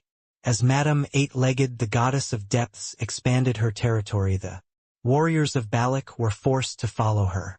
They were inevitably forced into a hunting ground dispute with Cerberus and eventually succeeded in driving the original owner of the realm far away. In the process, Ian was mortally wounded and dropped from the pack. She thought she was going to die, but still had a long life ahead of her. Imperial slavers exploring the jungle found her dying, gave her minimal medical attention, and sold her into slavery. Thrown into a cold cage by human beings without blood or tears, Ian feared death or worse, doom. Now it is self-evident that he will never come out of this cage but will wither and die in agony. His freedom to roam the vast depths is gone, and his honor as a proud warrior will be tarnished. What will become of you? Will you live a miserable life as a castle puppet for the greedy empire of Fatty, or will he become a gladiatorial slave doomed to fight demons until the day he dies and end up as a mere piece of meat on the tables of gluttonous gourmets who lust after human flesh?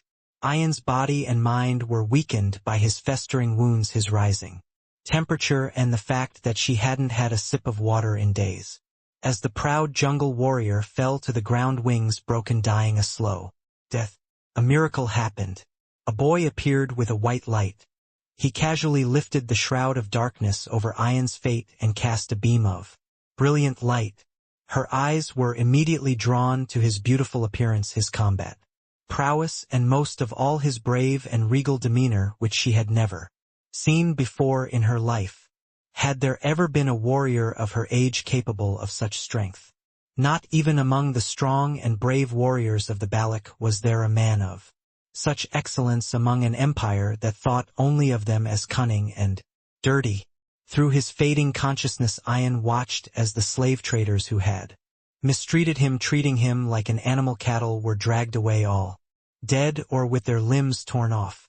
That bloody night, the boy took her out of the cage and sent her back to the home she'd always dreamed of, and since then Ian has never forgotten the boy's face.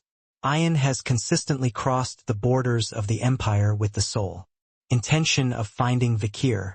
To invade the empire was to risk her life. She crossed the border sometimes in groups, sometimes alone to find the boy. Living in a small community in the jungle, she had no idea there were so many Imperials. But the boy was extraordinary, and she knew that if she kept searching through the crowds, she would find him one day. One by one, Balak's other companions achieved their goals. A man in Balak kidnapped a woman from the empire to become his wife, and a woman from Balak kidnapped a man from the empire to become her husband. One by one, her companions succeeded, but Ayan continued her hunt. She was waiting for the one that would one day miraculously arrive. It was inevitable. While all the other girls her age had captured and paired up with suitable men, Ayan stood firmly alone. She didn't even look at other men. Until one day, Ayan met a boy, the same boy from the night before. But in his arms was a different woman. A woman. Ayan felt a black fire boiling in his chest, a fire that burned only in the oil world. But Ayan was a cool-headed woman, and she quickly tamed the flames within her. She decided to dismiss the boy's past favoritism toward women. It's not about the past that can't be changed, it's about the future they can build together. The problem was the boy didn't fit into her plans at all. The boy had grown stronger since their last meeting. He fought brilliantly against several of Balak's warriors, proving himself extraordinary yet again. The more he saw of the boy, the more he wanted him to own him, to have him as her own. And that desire grew stronger as she watched the boy charge at Madame 8-legged, unfazed. In Balak, brave warriors are treated as such. The boy deserved it. So Ayan turned to flee. He wanted to save the boy, even if it meant being caught by the terrifying Madame. How could he even think of facing that monstrous creature? His legs were shaking and he was breaking out in a cold sweat, but nevertheless Ayan pushed through his fear. In a moment of crisis, she threw the lasso and succeeded in freeing the boy from the Madame's 8 legs. Ayan then brought the boy back to the tribe, his body ruined by his fight with the Madame. There was some backlash. The cranky old bastards didn't like outsiders from the empire.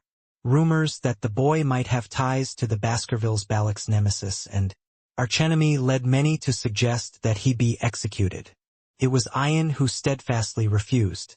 She argued that the boy had saved her life and that keeping him alive would benefit the tribe. And her foresight was spot on. The more the boy recovered, the better for the tribe.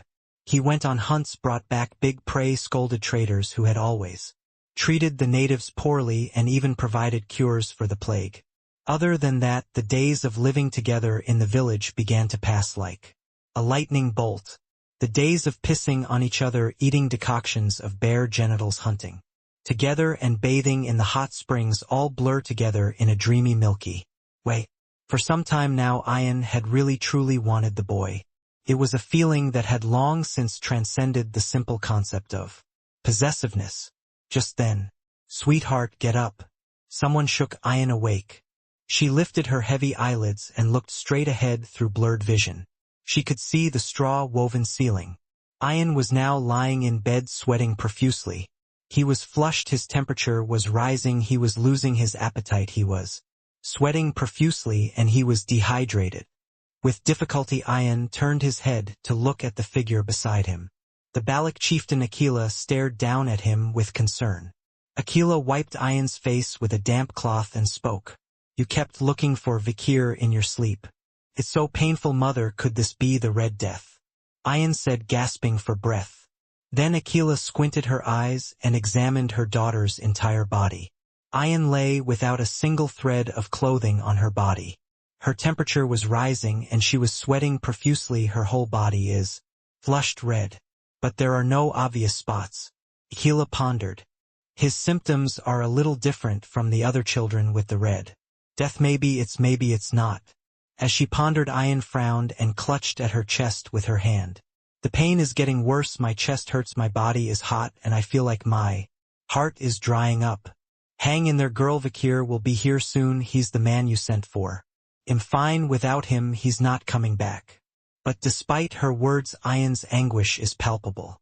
She turns to Akela, almost pleading. "Mother, I've never been so sick before, to the point where I blame you for Giving birth to me I shouldn't be like this, but the words why did you give birth to me keep coming out of my mouth. As Ian sobbed, Aquila held her close. Not with the majesty of a chieftain but with the compassion of a mother. My dear, Aquila spoke softly to Ian. A long time ago me and your father planted a tiny little seed in the dirt.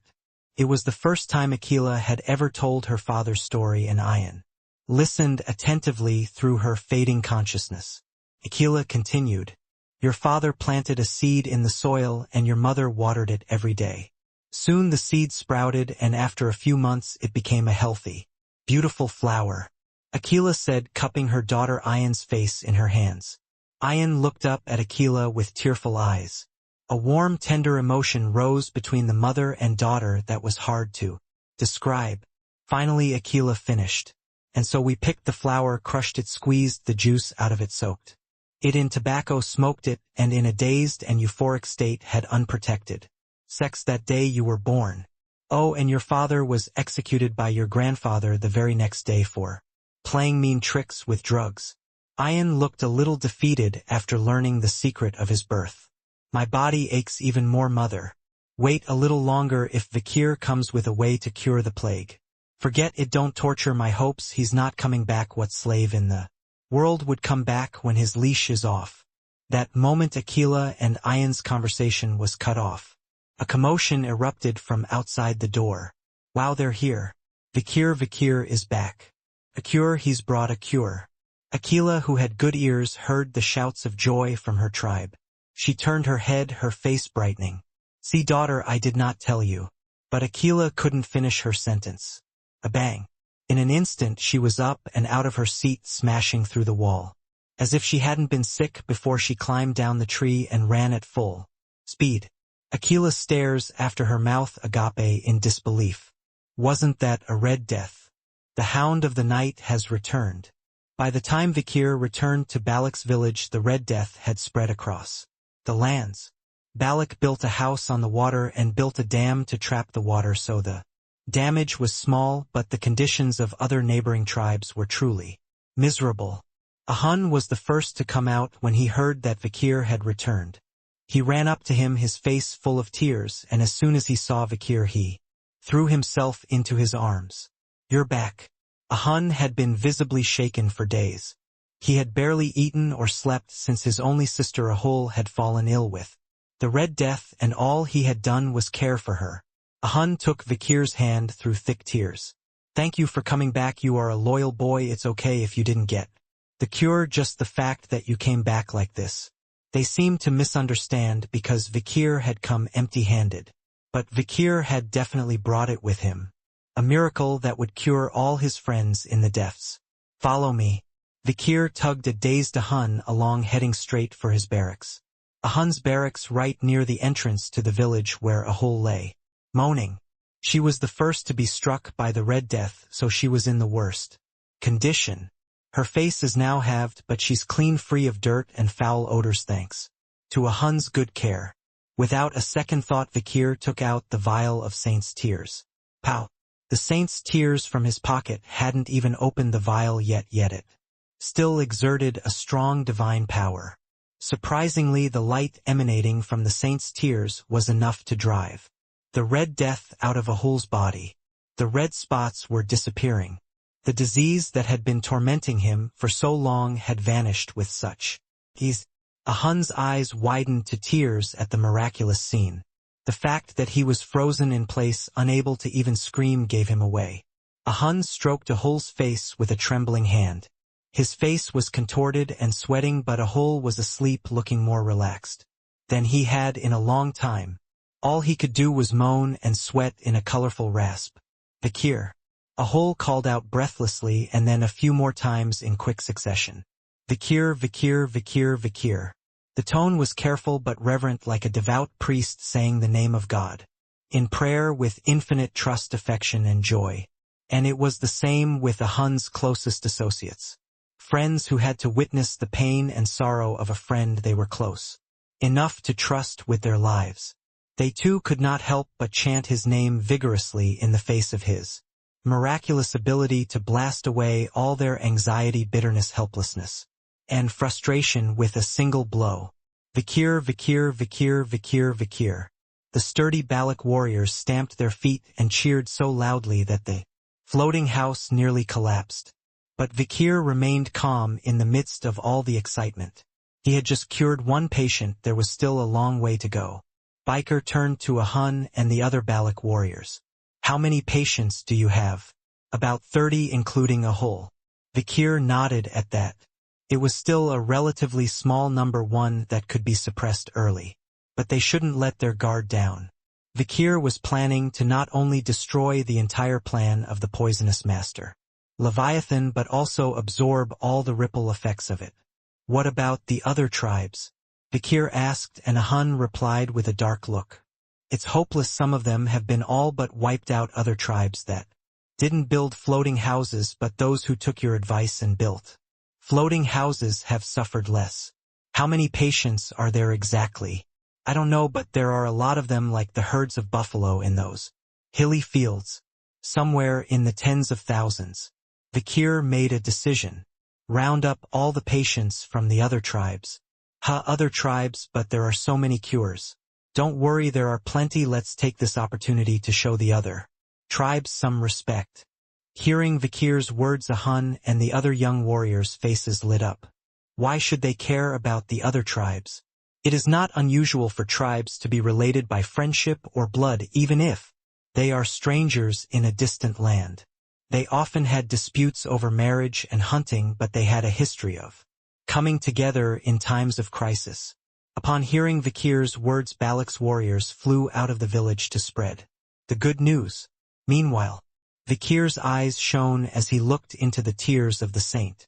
We can use this opportunity to put a lot of pressure on the Baskervilles. Vikir planned to take advantage of this opportunity to unite the enemy and the barbarian forces of the Black Mountains. Baskerville is an ironblade whose primary mission is to explore and destroy the enemy and the Black Mountains. Baskerville's greatest enemies are not the other 6 houses of the empire. It's their enemies, the natives of the Black Mountains. The warrior clan Balak, the shaman clan Rococo, and many other native factions are Baskerville's most feared foes. They pierced the sword-like blades of the forest with their bare skin and stomped barefoot on the forest floor, which seemed to be dotted with nails and tacks. Thousands of paces away, arrows hit willow leaves and axes and swords cut great beasts in half. Such is the daily life of the natives of Red Black Mountain. If Vikir could get them on his side by paying them off, he could take on the entire Baskerville family single-handedly. Moreover, if the natives were able to stem the plague early and grow stronger, they would naturally be able to put pressure on the Baskervilles and the empire. For that to happen, we need to remain on friendly terms with them. Vikir is now a hero of Balak. But now he's about to become the hero of the entire jungle tribe. The misdeeds of Leviathan, the extremist, were working in Vikir's favor. We're running out of time, we must hurry before the death toll rises. Using the light from the saint's tears, Vikir cured all of Balak's patients. Now all that remained was to purify the water source. The tears of the saint were to be sprinkled on the teats of the jungle, on the rivers that flowed from the highest places and spread to all the lowlands. Vikir moved quickly. Had been living here for 2 years and already knew where the water sources were. And with him came the entire tribe. Even some of Balak's more unusual enemies bowed their heads as they entered, including the shamanic Rococo, notorious for their cannibalism, and the berserker Renaissance, whose entire tribe could take on an entire company of the empire with a single axe. When the chieftain Aquila led them all to the source of the water. All of you may drink of this water. Biker sprinkled the tears of a saint into the river. Suddenly a bright light emanated from the entire vast river. It was a beautiful sight, as if the Milky Way in the night sky had descended to earth and was flowing. Mesmerized by this mysterious light, the natives spontaneously scooped up water from the river with their hands. And a miracle happened. The Red Death began to die. Ho ho ho. The entire jungle erupted in a shout that seemed to carry away. Aquila, the Balak chieftain, cried out in excitement. Vikir, I must appoint you shaman of our tribe. The night fox praises the night hound. All the other tribes gathered here shout out to Vikir, each in their own language and gestures. They all have different ways of expressing themselves, but they all want to express the same thing. The expressions of love, respect, and gratitude were heartwarming. The plague patients, whether they were family members, friends, or patients, themselves dropped to one knee in front of Vikir and paid him the utmost respect. This means that everyone in the jungle is grateful to Vikir. Even the crooked old men, who had been viewed unfavorably within the Balak, bowed deeply to Biker. It was heartfelt gratitude for saving their sons, daughters, sons-in-law, daughters-in-law, grandsons, and granddaughters. Meanwhile, Vikir was looking for someone in addition to treating countless patients. A face had heard had the Red Death but couldn't figure out why he couldn't see. Vikir looked around for a long time, but the face he was looking for was nowhere to be found among the cloud of patients. Just then, ta-ta-ta-ta-ta, the sound of footsteps. Vikir knew from the sound alone that the person he was looking for had arrived. He turned his head. Puck. Something rushes at me at breakneck speed, slamming into me. She rushes forward and wraps her arms around Vikir's body. Thud. Muscles clench, bones scream. I had to raise the mana because I thought I might break my back the moment I got out of the way. Next, Vikir grabs Ayan's cheek as she buries her face in his chest. I thought you had the Red Death. But Ayan's face, staring up at Vikir, was intact. There was no redness in her body, no sweat, her complexion was normal. The only thing that bothered him was the youthful blush across her face. Just to be on the safe side, Biker splashed some holy water on her face, but the flush didn't subside. She looks down at herself with a puzzled expression. What is? She scratched her head in confusion. He looked up into Vikir's face again and said, You're feeling better, aren't you? It had been several days since Vikir had returned to Balak's village. The Red Death had been completely uprooted, but its aftermath was far from over. Though freed from the horrors of the plague, many were weak from dehydration and upset stomachs, and much nourishment was needed for the sick.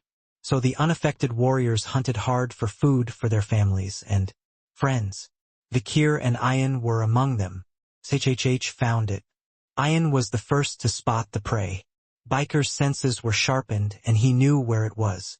2 years ago, when Ayan would say, Look, there it is, and point to it with his finger, Biker would say, Where? I don't see it. But now Vikir is almost as good at spotting prey as Ayan. The prey Vikir and Ayan have their eyes on is one they've met before. Whoa, whoa, whoa, whoa.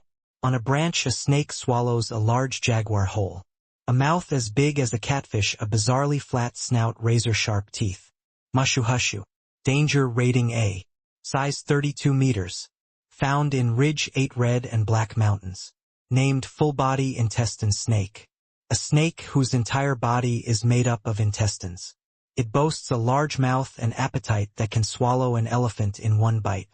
And legend has it that the giant mushuhashu, which has lived since time immemorial, can swallow an entire country. They are famously silent as they crawl across the ground or swim through the water. At first glance, you wouldn't think it was a snake at all. Even compared to other common mushuhashu, this old individual is more than twice as large. They can reach up to 40 meters in length, weigh more than 5 tons, and have a mid-body bridle of up to 3 meters. Considering that the average individual stops growing between 25 and 30 meters long, that's a lot of size. Ayan carefully examined the snake. His name is Ka, and he's a rival to Gustav the lizard from the swamp far away. There's no other creature in this neighborhood that can match him. Ayan was right to be cautious. The giant mushuhashu named Ka was not only huge, but it made no sound when it moved. Its natural protective coloring, silent movements, and overwhelming strength and size would have been enough to keep it as the dominant force in a region. But today it had met its match. Vikir bared his fangs at the snake. You're old, it is time to repay the debt of the rainy season. Once before he had raided a Balak village. It was a night of torrential rain. He came down the overflowing river and attacked Balak's warriors. Vikir had fought it with his Baskerville flesh, but he had been unable to win, and had only been able to chase it away. By then the water had risen so much that he too was being swept away. Now the water has gone down and he's regained his territory he must have. Regained a lot of strength. Look, he's got a big belly. Ian pointed to the center of the giant python's body. In addition to the jaguar that had just gone down its throat, the snake's stomach seemed to contain several other beasts. I could tell by the way the snake's body was bulging in several places in the shape of a necklace of pearls. Ian drew his bow. If we catch him we can get the other meat inside, and since it's tenderized, it'll be perfect for feeding the patients. I agree. Vikir knocked an arrow to his bow. Ian gave Vikir a nudge and pulled the string. It takes a lot of muscle to draw a bow. No wonder given the tension of the draw. Archers actually need more arm strength than most blunt weapon users, especially since Ian's bow has a unique construction with 5 strings and up to 10 arrows on the string. Pulling this off requires at least several hundred kilograms of muscle strength. Obviously it's a much harder discipline than wielding a sword or mace. And then, puff puff puff, the aura-laden arrows fly out aiming for Ka's neck.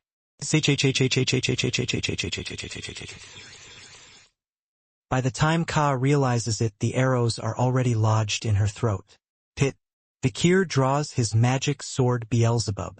Ka immediately closed the distance aiming for Ian, but Vikir had been waiting for that. Vikir attacked with a barrage of arrows, but as soon as Ka was close enough, Vikir sliced him under the chin with Beelzebub. Snap. The hard scales snapped in half and red blood spurted out. At intermediate to advanced graduator levels the aura becomes thick and sticky, almost indistinguishable from blood. Vikir continues to thrust his blade, dodging Ka's dragon trim as it rampages around him. At this point Ka tried to fight back. Whoosh whoosh. He gagged and threw up something. Vikir recognized Ka's intentions immediately. It vomits out the prey in its stomach to increase its mobility. It was a typical attack pattern of snake-like creatures. Once they have consumed a large meal they can lie down and remain motionless for months, and if they need to make a quick getaway in the meantime they will vomit up the food in their stomachs to lighten their bodies so they can escape. Ka had lost his territory for a while due to the flooding of the river during the rainy season and hadn't been able to feed much. He has also burned a lot of calories floating down the river and fighting Vikir, so he must be starving. As such he's currently consuming a large amount of food to replenish his strength. With a full stomach his movements were naturally sluggish and slow. Gurgle, gurgle, gurgle. Ka wanted to vomit out all the huge chunks of meat in her stomach. That alone would probably shed nearly 2 tons of weight. But, no way. Ian's arrow interrupted Ka's vomiting. She fired another arrow and another until it lodged near his uvula. The target was the jaguar he had just swallowed. Ian's arrows penetrated the scales that Biker had split open, pierced the tough flesh and lodged in the jaguar's body in the esophagus beyond. It was as if giant spikes had pinned the jaguar's carcass to Ka's esophagus. Naturally the bodies of the other creatures Ka tried to vomit up would only pile up underneath the nailed and immobile jaguar, unable to pass through the esophagus. In the end Ka is left with a grotesque bloated neck, unable to expel the contents of her stomach. Because of that the movement became more unnatural, and even the view behind it was limited by the hood and ribs that swelled like that of a cobra. In more ways than one this was good news for Vikir, who had been aiming for the snake's vital points of attack, the back of the neck and under the chin. Kwasek. Vikir stretched out Beelzebub and severed the end of Ka's spine, the nerve cord that connects his neck to his brain. A gush of cerebral fluid, bone marrow and blood gushes out. Baskerville carnivorous flesh eating the 6 ambush teeth burrowed into Ka's body, relentless and persistent. Pow pow pow pow thud. Vikir stubbornly pounded and pounded and pounded at the wounds that had been thrust into him. He dug and dug and dug, tearing flesh, shattering bone and severing nerve fibers. Even Ian had been aiming for Ka's rear all this time. Boom! Arrow after arrow lodged in the snake's genitals. How's she doing? Vikir sighed inwardly at Ian's relaxed demeanor even in this critical moment. And then, thump, The raging Levin snake Mushuhushu slammed its large body into the ground. It had been a long time since had caught a big fish. The warriors of Balak have gathered for a raid. They have been working hard to nourish the sick. Catfish, salmon, carp, and other fish fattened by the rainy season large. Lobsters and old lobsters from the salt river, all sorts of nutritious. Mushrooms, roots, berries, and other ingredients were gathered together to make the soup. The oxbear subadult that a Hun had caught earlier was his greatest achievement so far. But the return of Vikir Ayan and the wolf Bakira turns the tables again. A Hun slapped Vikir on the back and laughed heartily. No matter what I do, I can't beat you, ha ha ha. It took all of Balak's warriors and wolves to lift and carry the giant snake. The old king who had long ruled this corner of the deft was now reduced to a tattered mass of meat. The lean meat was roasted, smoked, steamed, and stir-fried. The bones made into broths, medicines, and other things. The entrails and blood were boiled in water and made into soup. The highly nutritious snake meat stir-fried in oil and roasted until fatty and golden brown was reliably restoring the patient's strength. What's more, the meat of the other animals in Ka's stomach was just tender enough to be eaten by the younger patients. Everyone is grateful to Vikir, showing him respect and love. But in the midst of all the attention, Vikir had other things on his mind. I'm glad I caught Mushuhushu, it paid off. The jackpot had been won. Vikir's eyes lit up as he saw Mushuhushu's soul occupying one of the 3 orbs of the magic sword Beelzebub. Binge fly Beelzebub all. 1 slot burn Cerberus A. Slot 2 silent heel Mushuhushua. Slot 3 sacrum oxpira. Mushuhushu's move is in. Vikir's passive is Silent Hill, which replicates the snake's ability to make no sound when it moves. Silent Hill. Even if you're just walking around, you can turn on your heels to create the same effect as if you were walking on eggshells. This was a deceptive ability that could be incredibly helpful for survival in defts, and even more so for assassination, stealth, ambushes, and even journaling. Furthermore, Vikir's ability to shoot a bow would prove invaluable in the future. It must be similar to the sound-killing skill that Adolf the Mad used in the past. Once, when Adolf attacked Balak's hunting party to retrieve a Camus silencing, magic came in very handy. Vikir nodded as he watched the beads at the base of Beelzebub's hilt glow red. From the spirit of Mushuhushu. Just then, a voice drew everyone's attention, including Vikir's. The shaman has finished his ritual. The sentry shouted, and the mood in the village suddenly turned sour. The Red Death had just begun, and the mysterious Ahiman who had entered the temple to offer sacrifices and heal the sick had finally emerged. Ahiman stepped down from the altar after a long ceremony. His body was drenched in sweat from the non-stop sacrifices he had been making for the past few days. As he descended from the altar, he saw that the entire village was deserted, and laughed. Must have gotten the plague by now. In truth, he had known beforehand that the Red Death was coming to Balak.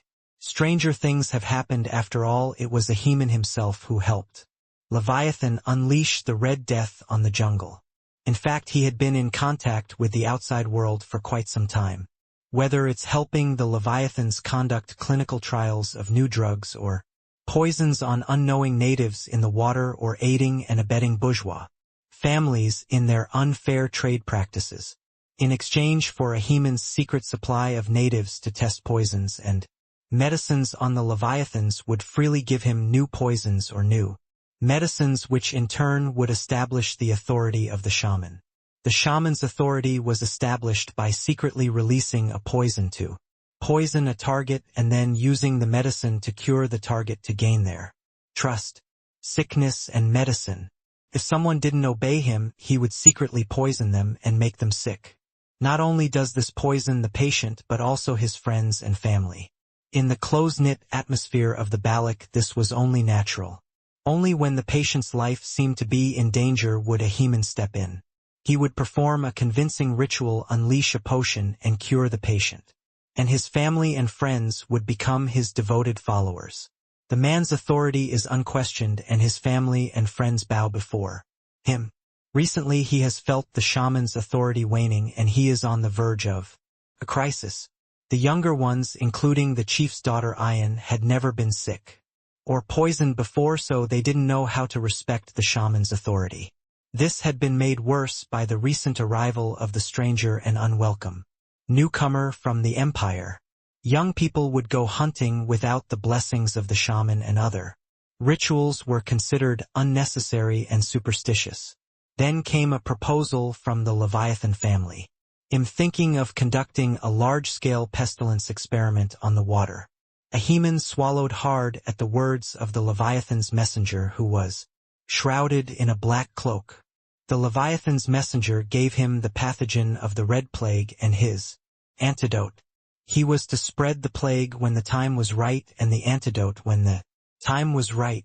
Through this trial, Leviathan hoped to control the population of the Red and Black Mountain natives and accumulate clinico-pathological data to break new ground. By actively cooperating, Ahiman sought to elevate the authority of the shaman on the land. So he secretly unleashed the Red Death into the river and drowned countless people in it. Now that the plague has struck and everyone is wandering in the wilderness, he will make a grand entrance, release the antidote, put the situation to rest, and enjoy the power of a chieftain. Even the cocky youngsters who had looked down on him would now look up to him with respect and awe. I've even infected my granddaughter just in case there was any doubt.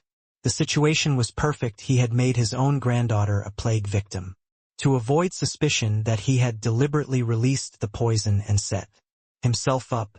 This was Ahiman's idea. As he walked to the center of town, he couldn't help but scratch his head. The village is overwhelmingly deserted. The sick, their families and friends, are inherently vulnerable, looking for a place to lean on. They must have pinned all their hopes on the ritualist, but no one came to greet them. Are they all gone already?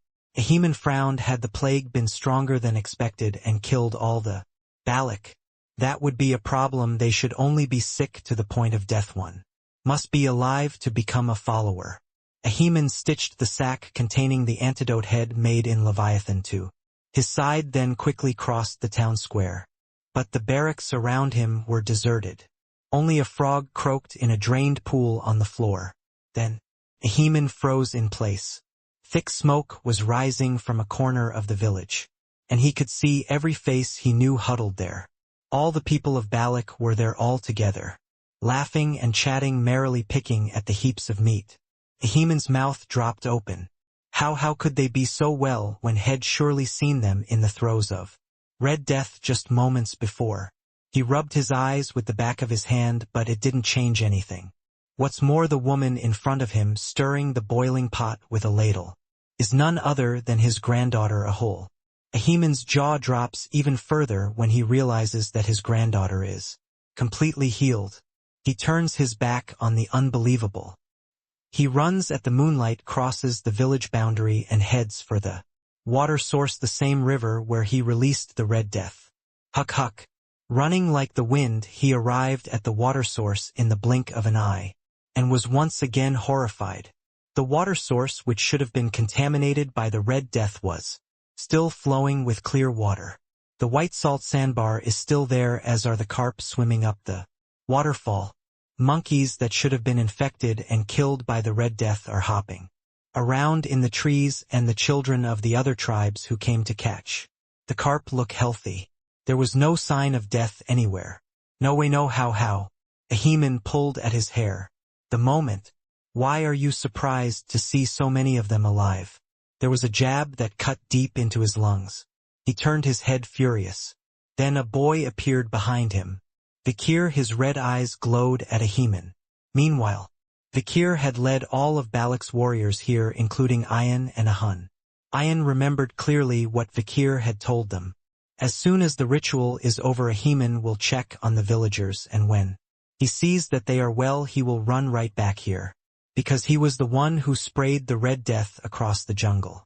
Vikir had heard of Ahiman's misdeeds before his regression. He couldn't remember Ahiman's name, but he could at least recall that he had a contact in Balak who had spread the Red Death, and that the contact was an old man in the position of shaman. The enemy and half the natives of the Black Mountains were killed then. To fulfill his greed, Ahiman waited for the plague to reach its peak. He planned to appear at just the right time and become the savior of the entire jungle. But Ahiman missed the mark. The plague had spread out of control and most of the patients were dying in droves. The carnage that followed was so horrific that it was recorded in the history of the It was the helpless and weak civilians who were dying at the hands of the vested interests, though the proper use of poison and medicine is a shaman's means of control. Ahiman had crossed the line and for a long time. What is it? Ahiman glared at Vakir with wary eyes, but he did nothing. All of Balak's warriors had already surrounded him. Young and old alike, they were all staring at him with murderous eyes. It was maddening to Ahmed, who expected to be looked upon with respect. How did they cure the plague? Ahiman was at a loss for words. Then, someone stepped in front of him. His face went white as he recognized the man. The Night Fox chieftain of the Balak Aquila stared down at Ahiman with a fierce glare. She held a piece of paper in her hand, an official document that she had personally obtained last night when she traveled to the Empire. Holy House Quavades has declared a crusade against extremist Leviathan, accusing him of artificially developing and releasing a plague known as the Red Death. This is a declaration demanding the truth about the Red Death. Is that so, and why did you send it to me? Shaman, you think it's strange, don't you, why the plague that the Leviathans have been studying has broken out here in depths? I don't know, I just came out of the altar holding a sacrifice for the complete recovery of the tribe members. Then Aquila raised her hand, interrupting Ahiman. She exchanged a glance with Vakir beside her before speaking. None of that, I'd like to see what's in that sack at your waist. Ahiman was panicking. His plan to release the antidote as soon as he finished the ritual cure everyone and become the hero of Balak had been derailed from the start. He had hoped to earn everyone's respect, but it hadn't worked out that way. Most of Balak's warriors looked at him with disdain. But he was still puzzled. He didn't know how the Red Death had been cured, but should he be receiving such hostile stares just because the shaman's ritual hadn't worked? It didn't help, but the reactions were too cold for that. But Ahiman's questions were answered by Aquila's next words. None of that is necessary, I want to see what's in that sack at your waist.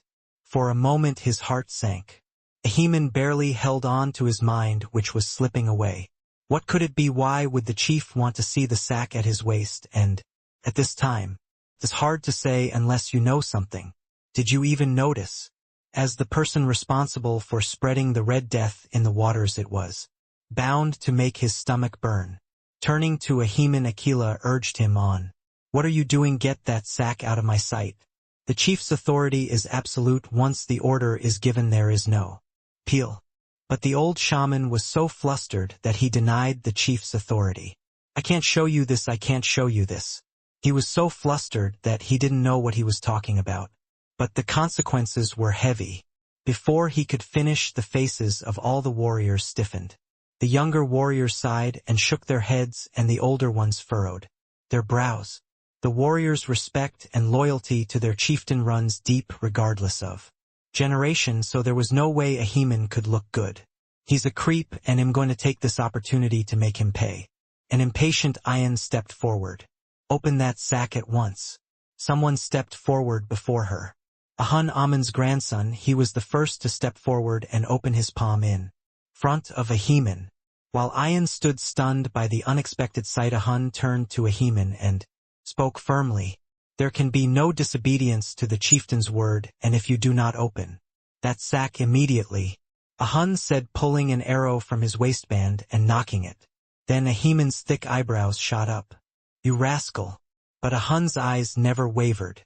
Something must have changed in his mind as he watched helplessly as his sister Ahul died of the Red Death. Soon many of the warriors were booing at Ahiman. Give us the sack now. Show us what's inside.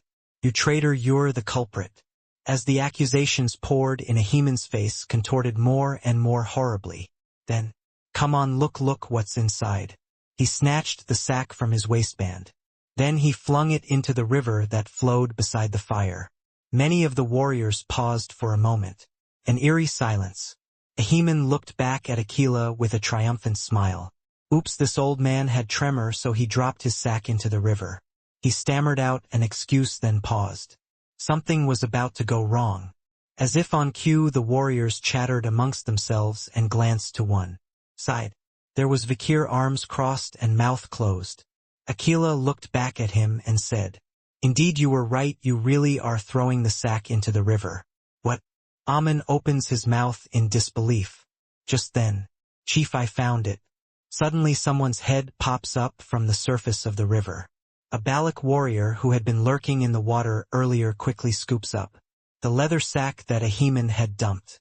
The sack, though waterlogged, was still half full. No. Ahiman jerked, but the sack was already soaked by the time he reached Aquela's hand. Akela peered into the sack. It was half floating in the water but full of white powder. Akela turned to Ahiman. "This is the antidote for the Red Death. Why is this coming out of your hand?" Ahiman mouthed the words but didn't answer. Then Akela nodded again. "Indeed, you were right again." This time she looked back at Biker. When Ahiman shook his head, Akela threw the white powder on the ground.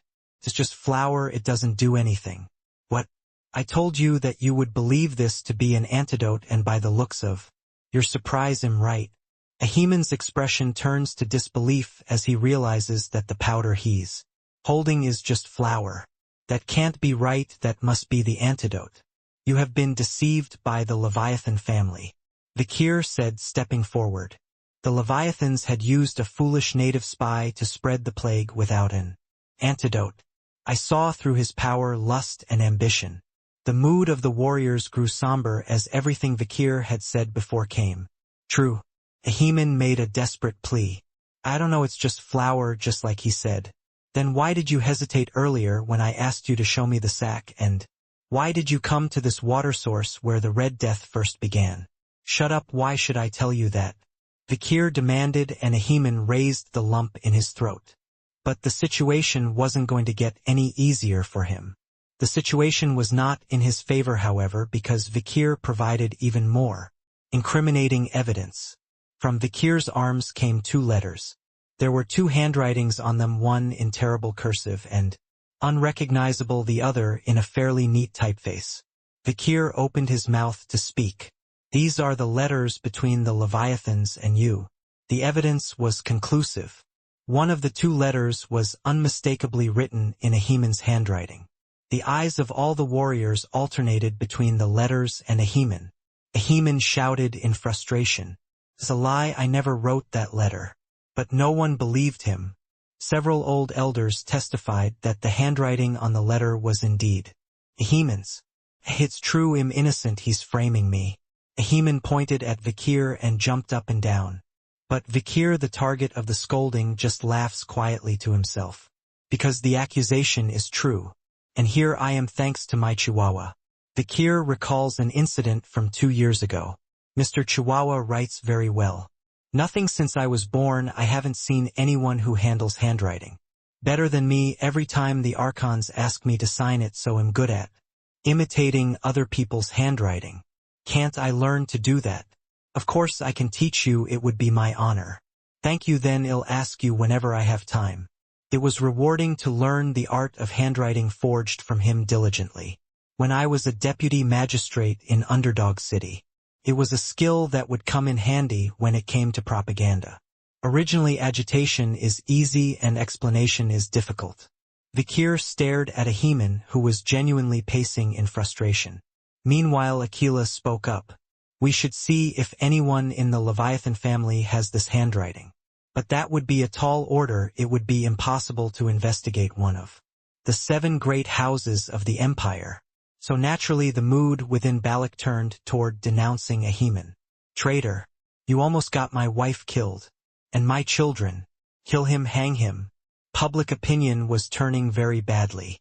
Even Ahun, his grandson, was giving him the cold shoulder, and there wasn't a single person here who was on his side. Ahiman gritted his teeth. There was no proof anyway. If the white powder in the sack turned out to be just flour, there was no point in executing him if he insisted on denying it until the end. Holding out, however dirty and deadly, was the only way to stay alive. "Enough, everyone, you're overreacting. That was the mood before Chief Aquila opened his mouth. Every warrior turned to look at him. Ahiman did the same. Aquila coughed a few times before speaking. If you look closely, there is no evidence. Everyone, I hope that this will know. Longer harm the shaman's honor. Isn't he a public servant who has been dedicated to the tribe for a long time? Then there was a murmur from all around. Ian spoke up in exultation. Mother, no, chief, do you mean to tell me that you're going to sweep this under the rug?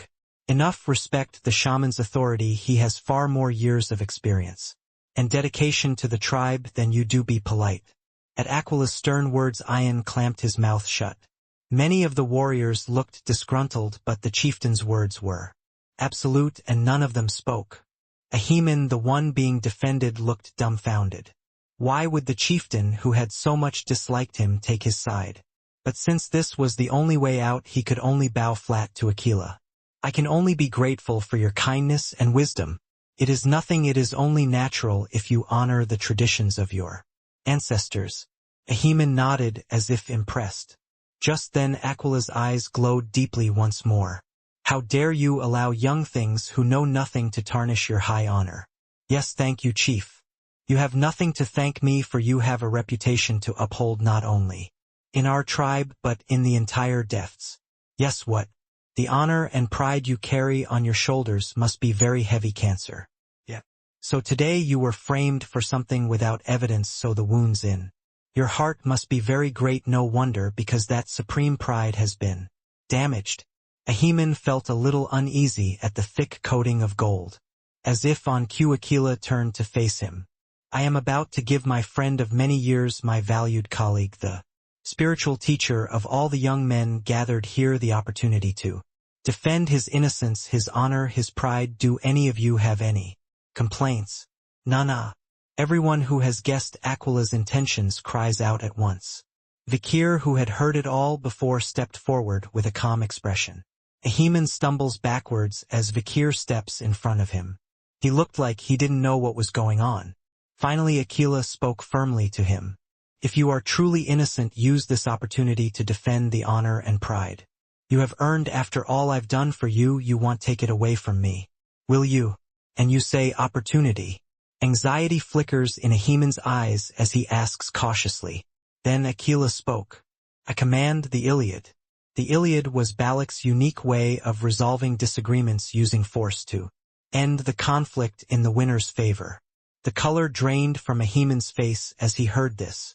Vikir, on the other hand, laughed quietly. Evidence, proof, it didn't really matter. It was all just paving the way for this game. This, the Iliad. Ahiman's expression hardened. The Iliad is a contest between warrior and warrior. It is a final life and death struggle for honor in which neither side can back down. The chieftain Aquila smiled gently and turned to Ahiman. Ahiman, great shaman of Balak, you are a being of high pride and shining honor, a defender of time-honored traditions. As I have said before, will you allow such pride, honor, and tradition to be compromised? Ahiman could not help but grit his teeth. He wondered why the chieftain, who had always thought of him as an eyesore, had elevated him. It was all part of laying the groundwork to make the Iliad irresistible. The veteran chieftain Aquila is determined to use this opportunity to remove the power of the shamans who have taken over the chieftaincy. He has been using his daughter Ian to incite the young people to overthrow superstitions and old habits to keep the shamans in check. His grandson Ahun didn't take sides either. Grandfather, you always said we should honor tradition. The Iliad is our Balak Tradition. Shut your mouth, I know that. Ahiman gritted his teeth and turned his head. Before him stood Vikir, his expression grim. The enslaved prisoner of war had been transformed into a local hero in an instant. In less than 2 years, a ragtag outsider had filled the position that Ahiman had longed for all his life. Ahiman felt his clothes turn inside out. His anger at Vikir flared up like a pillar of fire in an oil field. Good, I understand. I demand the Iliad from you. Hearing Ahiman's proclamation, Vikir nodded without a word. It was a sign of acceptance.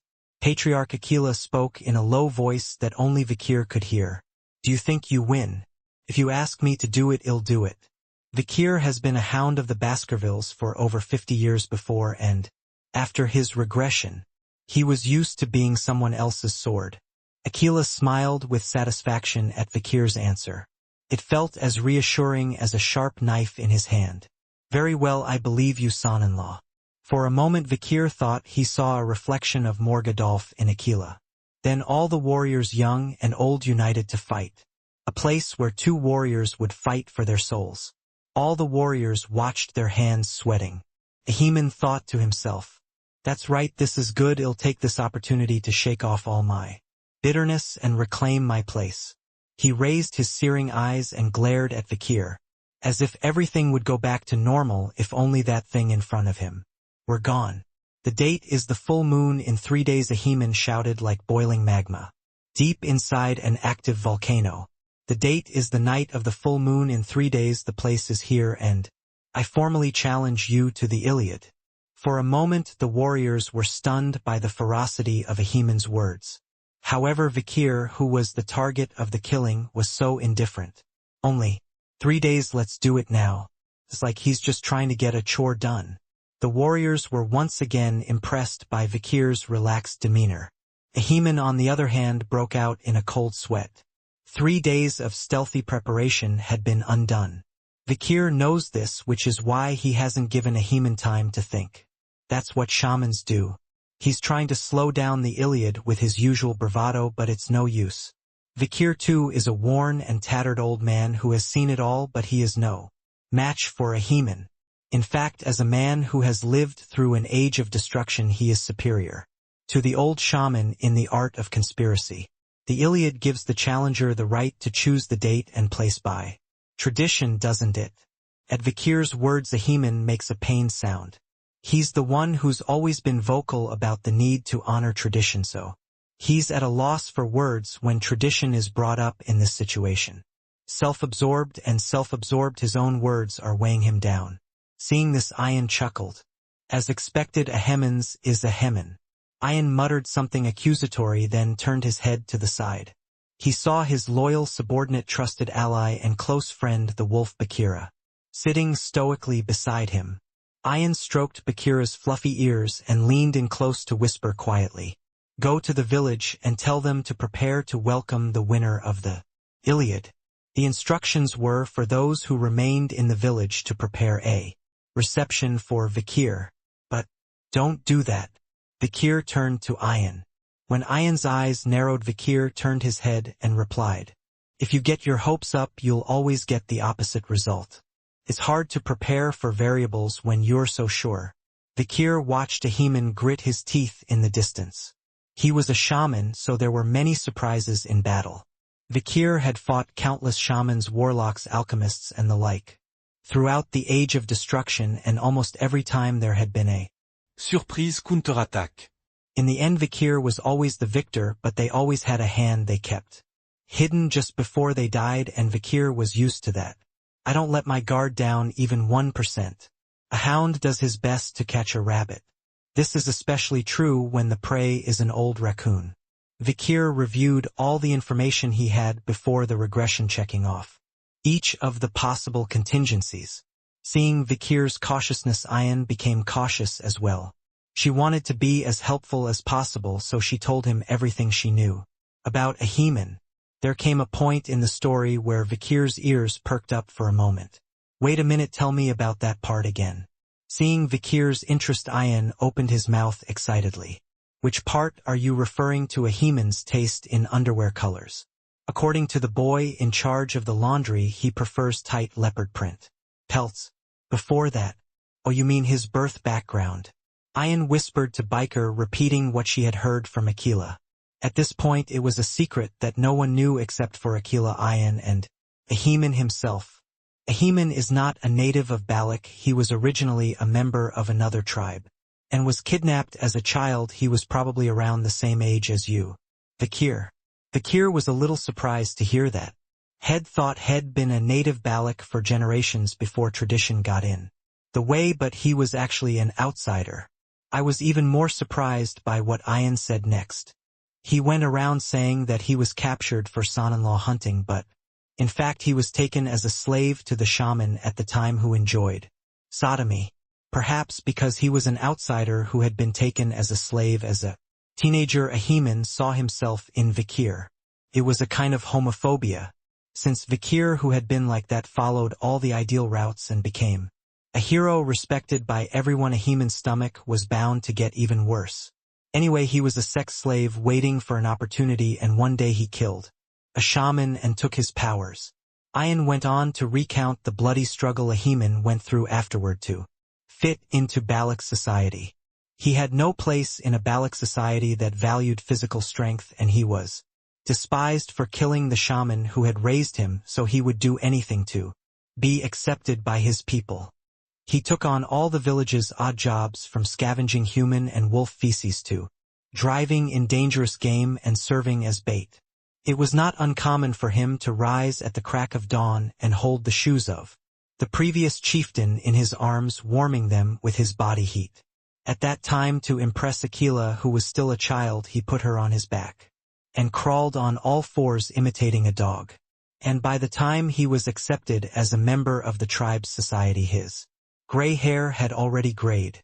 As an old man, he couldn't help but notice the privileges of his youth that he hadn't been able to enjoy.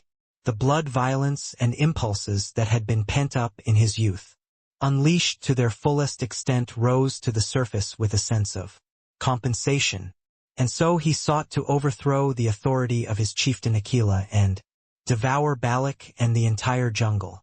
Outside the walls, he even joined hands with the imperial house of Leviathan. Meanwhile, Vikir suddenly had a question. So what tribe was Ahiman originally from? I don't know about that. Vikir nodded at Ayan's answer. It doesn't really matter at this point. Meanwhile, Ahiman had been fidgeting nervously since earlier. It only intensified when Vikir entered the battlefield for the Iliad. Like a seasoned hound, Vikir takes his time, slowly, gradually tightening the leash on his prey with each step. Prepared for every eventuality, Vikir heads into battle. But before the Iliad could unfold, a deadly twist occurred that even the mighty Vikir could not have anticipated. Boom! A foot stamped the ground once behind him, and then someone grabbed Vikir's wrist and yanked him backward. Vikir turned his head. Lips brush against Vikir's lips. Ayan, whose head has shrunk in the last 2 years, stares up at Vikir with a ravenous gaze. Win and come back, I'll give you something better. She smirked and shoved Vikir in the chest. Vikir thought about saying something in Moorish but decided otherwise. This isn't the most important thing right now.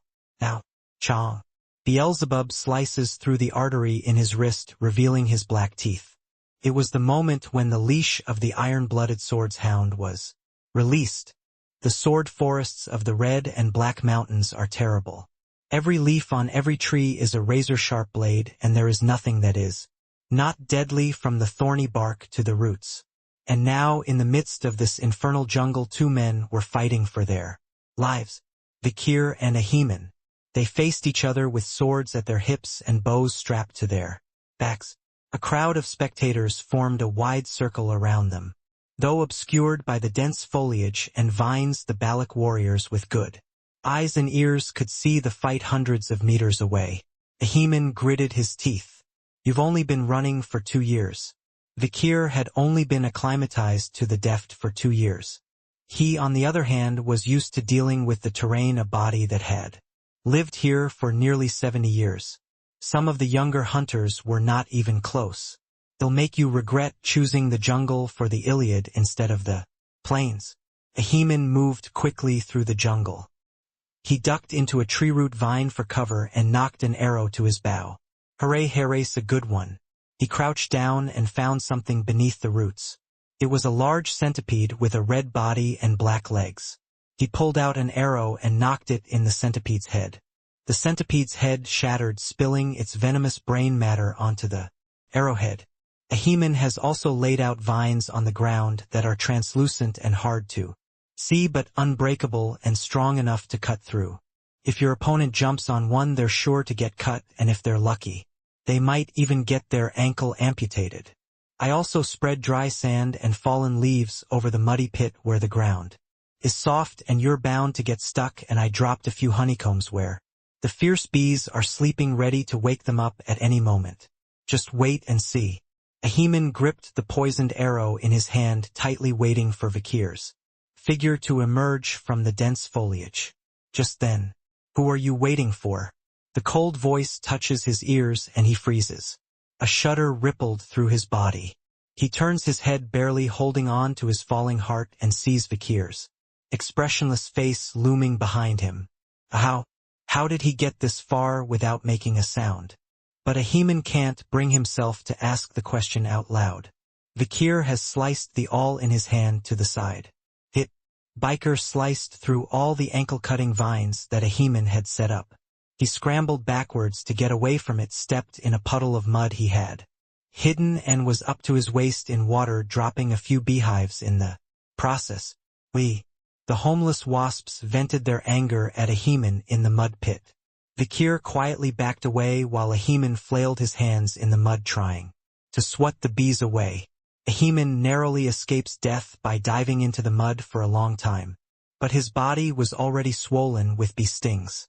Meanwhile, Ahiman had just crawled out of the mud when Vakir climbed up a tree trunk and yawned. "What the fuck?" Ahiman hung the arrow in protest. The centipede venom had been washed away when he fell into the mud, but the sharpness of the arrowhead was intimidating enough. Boom! The mud on the bowstring flies off in all directions. A powerful arrow shot vertically aimed at Vakir. But, boom! A crimson slash flew out, slicing Ahiman's arrow in two. Before he could react, Vakir vanished like a ghost and landed on Ahiman's back. Ahiman's eyes were gouged out, bleeding profusely. Vakir's speed was one thing, but if there was something more amazing. No sound. Vakir was moving so fast, yet there was no sound. Obviously Vakir was moving at a tremendous speed in front of me, but I couldn't hear anything. His feet crunching through the grass, splashing through the mud, breaking branches, stomping over stones and logs. All of these sounds are inaudible, or if they did, they were so faint that they were drowned out by the buzzing of grasshoppers around them. "Moo, what tricks are you playing, you bastard?" Ahiman fired arrow after arrow, but they only managed to hit a few orangutans in the trees. Then Vakir's magic sword Beelzebub began to spit out a black aura. The liquid aura, sticky as honey and tainted with blood, was an unmistakable indication of the graduator's advanced level. Ahiman was stunned by the level of aura that even Balak's most seasoned veteran warriors could not easily manifest. This kid was this strong. It's a fighting power that doesn't match his age at all. Ahiman was only too eager to retreat backwards. But the Hound's 6 teeth never let go of its prey. Carnivorous Baskerville. 6 ambush teeth lurked and leapt out, tearing at Ahiman's entire body. What's more, wherever the blade's teeth grazed, a searing sting followed. Moreover, a hot burning pain always visited the place where the teeth of the blade brushed past. The infernal flames, visible only to Biker's eyes, were burning directly into Ahiman's soul. Ahiman shuddered in unintelligible pain. It was natural to feel pain when one's flesh is cut by a sword, but the pain from Biker's blade was strangely intense. He had been struck by swords, spears, and arrows countless times in his nearly 70 years of life, but he had never felt such pain. It was as if he had been cut open with a flaming knife, flesh by flesh, and even now the flames were burning through his skin, consuming his flesh and fat. Of course, the Balak warriors watching the spectacle were unaware of any of this and could only squeal at the slightest cut, showing their contempt for Ahiman. Ahiman eventually dropped the pretense. Honor, pride, tradition, none of that matters now. Balak's warriors booed as Ahiman fled in disgrace, having challenged the younger warrior first. Whoa! The chorus of accusations and jeers from across the dense foliage made it seem as if the entire jungle was condemning him. He backed away in a huff and turned to fire another arrow at Vakir. But he hadn't thought of that. Vakir too had spent the last 2 years studying archery with Ayan and had become quite a skilled archer. Ping! An arrow flew in a parabolic arc. Puck! The arrow struck right into Ahiman's groin. Ahmed's eyes flew open. He strained his eyes so hard that the flesh around his eyes was torn and tears of blood flowed. Then clutching his groin he collapsed and the leaves in front of him scattered. Russell. Vikir walked out, his face expressionless. You coveted an oxbear's genitals and now you've earned it. 2 years ago Vikir had demanded a decoction of the genitals of his hunted prey. Remembering it, he bit his lip until it bled. You're playing with me. I didn't mean to. You're not good enough to be my plaything. Agug. With that Ahiman staggered to his feet, dropping the sword and bow in his hand. Vikir felt things take a turn for the worse. The wind shifted. Dark mana was gathering around them. They crackled sinisterly, converging on a single point, the palms of Ahiman's hands. Good a shaman I see. Vikir had been expecting a trick up his sleeve. The man drew a number with his blood-stained palms and chanted a strange incantation. The next moment a dark current swept through the area, extending from his hands. Crackle, crackle, crackle. Vikir jerked back as he felt several individuals reaching for his ankles. To his surprise, several figures stood in his way. They were orangutan carcasses with rotting flesh and exposed bones. Ahiman had used witchcraft to resurrect the corpses of the orangutans he had shot with his arrows earlier. It's like this rite was a Hemin from the Rococo tribe. Vikir remembered what Ian had told him before they had begun the Iliad.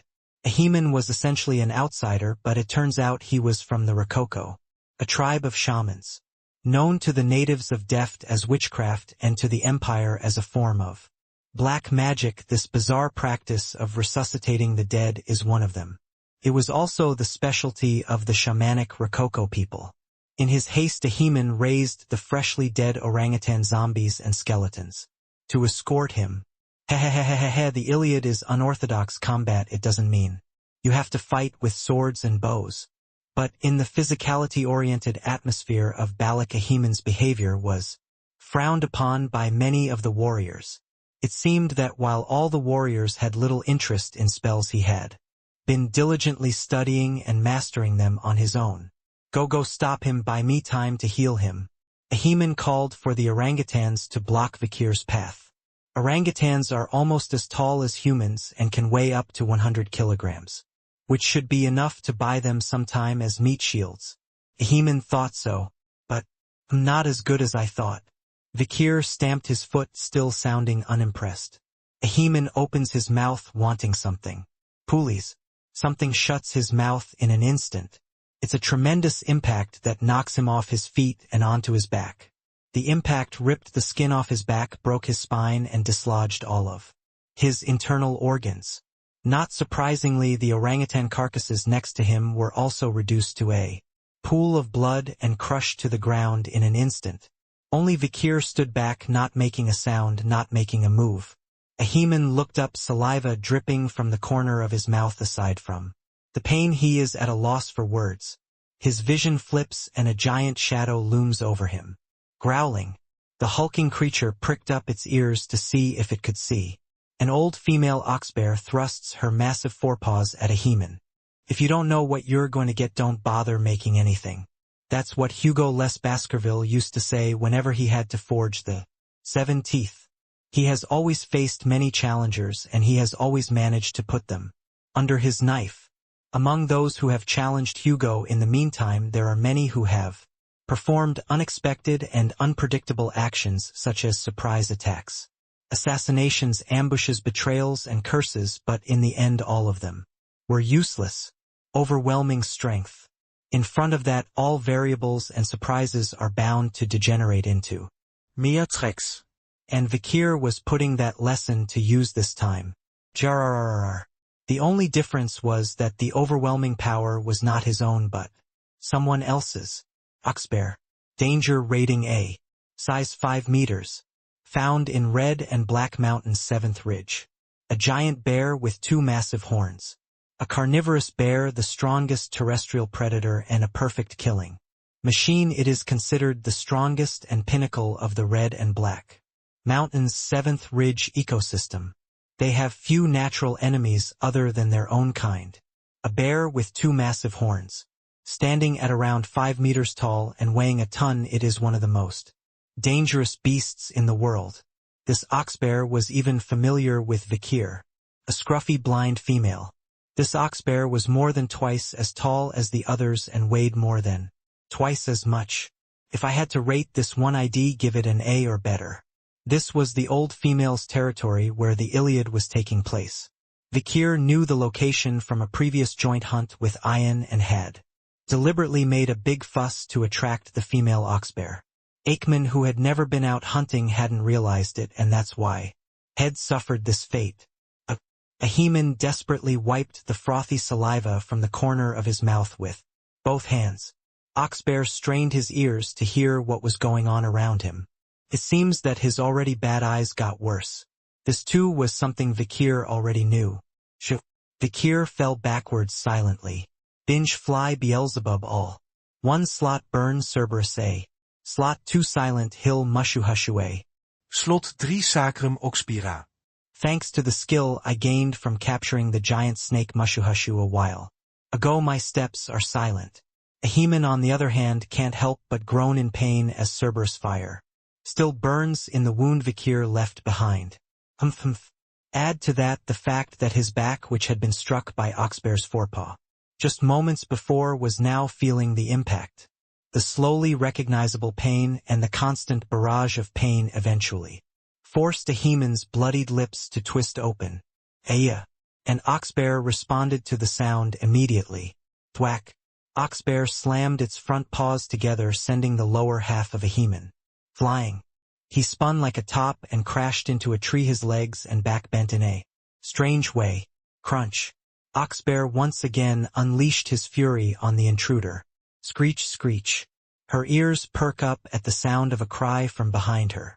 He spun around to see 2 wide-eyed oxbear cubs. Their sturdy builds were uncharacteristic of cubs, and their glowing eyes hinted at intelligence. The female oxbear snorted at the intruders before turning back to her cubs. At this point, she must have decided that she had demonstrated her motherly majesty and resolve. And then, Vikir reappeared outside the bush. Ahiman was lying on the ground motionless, but he was clearly still breathing, as his shaky breathing could be felt. Rustle Pasik. The leaves rustled around him. The warriors of Balak who have been watching the Iliad are gathering. All the warriors surrounded Vikir and Ahiman. The winners and losers were all too clear. Vikir was unscathed, and Ahiman, though alive, was literally hanging on for his life. It's over, we have a winner. At this point, doesn't it matter if Ahiman is innocent or not? Regardless of who's the innocent one, Ahiman was just too ugly. I think it turned out very well. The warriors each had their say. From the Red Plague to the present-day Iliad, they'd all had their own disappointments with Ahiman, big and small. And as he listened to what they had to say about him, he sank to the ground, like a worm shivering. Why? Ahiman was screaming. What was the difference between him and this Vikir in front of him? Why is his path so different from his own, even though they were both brought as slaves from a foreign land? He thought of all the years of misery he had endured, and all that Vikir had. Youth, the daughter of a chieftain who followed him, the trust of all her peers around it, the support and love of his tribe years ago, her extraordinary abilities and radiant appearance. And yet that glint in those eyes, as if he didn't care about any of it. Ahiman gritted his teeth, he grinded his gums, even though all his teeth were missing. He tore his eyes away from Vikir and looked at himself. An old shaman who treated himself like a sex puppet, despised and ignored by all his friends, used and abandoned by the Empire, unrecognized abilities. And a body that was now crippled. The inferiority complex, defeat, hatred, anger, resentment, and compensatory feelings of an old man who has lost everything to a young man who has everything. And Ahun quickly turns away from the gaze that met his. The last straw, his grandson's exterior, ignited Ahiman's emotions, causing them to explode. Meanwhile, Ahun's head was turned away, his fists balled tightly. Then a hand clapped him on the shoulder. Vikir, he looked at Ahun with calm eyes. How about taking care of it with your own hands, he said. I don't want to. Ahun shook his head. He almost lost his sister during the Red Death. He could never forgive his grandfather for that. There was also bitterness and anger at the way he had treated her and his sister all these years. But Vikir shook his head. It wouldn't be a bad thing to protect him at the last minute. It's not just for the sake of justice but also to prevent any unforeseen situation. Enough, that coward deserves to die. He's not worthy of pity. Ahun slapped Vikir's hand away and turned away once more. Just then, go! Something happened. All over the grounds strange currents of mana began to form. Crackle, crackle, crackle. The sound of bones interlocking and the corpses of the orangutans that had been struck by Oxbear's front paws earlier began to rise again. They shed their heavy garments of rotting flesh and picked up their skeletal bodies. Balak's warriors cringed at the sight of the dead. The orangutan corpses soon moved like strung marionettes walking over to help Ahiman to his feet. Then he raised his bloodshot eyes to look at Vikir, to Ahun beside him, and to all of Balak's warriors beyond. I don't need you, all of you. Ahiman gave up. He wasn't talking about the Iliad. He meant giving up everything he had as a warrior of Balak. And as soon as one Balak was gone, one Rococo was born. As soon as he abandoned his warrior's pride, Ahiman began to practice a part of command that had been taboo, even practiced within the Rococo itself. A forbidden incantation to call the dead back to the land of the living. When the Balak warriors heard him recite the incantation, they gave him a look of disdain. What is this? Another one of your stupid resurrection spells? How ugly, even though you claim to be a shaman. But what can we do? We don't even have monkeys to resurrect anymore. There are no more dead bodies in this neighborhood. At most a few orangutans here were the only dead that Ahiman could raise. But Vikir snapped. He realized that Ahiman's spell was not directed here but a little further away. Vikir turned his head to follow the direction of the black mana stream. There he saw a familiar place. A valley and waterfall rising high above the low rolling hills, and a spring of dragon's water flowing beneath it. It was the tomb of the brave, where all of Balak's ancestors were said to be buried. Goo-wook goo-kook. The orangutan corpses began to move. Although they had only been dead for a short time, their skin was already turning to mush and decaying, revealing hollow bones here and there. In fact, all living things come from nature and return to nature, meaning that their bodies belong to nature. Coming from nature and returning to nature is a great providence, a kind of contract to be recognized as a member of the ecosystem. However, there are some beings who, after the end of their lives and the time period in which they were given a body, do not return it to nature. The undead. They don't return to nature even though they came from it by nature. They are like tenants in a house that is already on a contract. The ghosts are forcibly occupying a body that, according to Providence and the contract of life, should have been returned to nature. Therefore nature takes action to reclaim the body. As the law of nature dictates, all things return to the earth.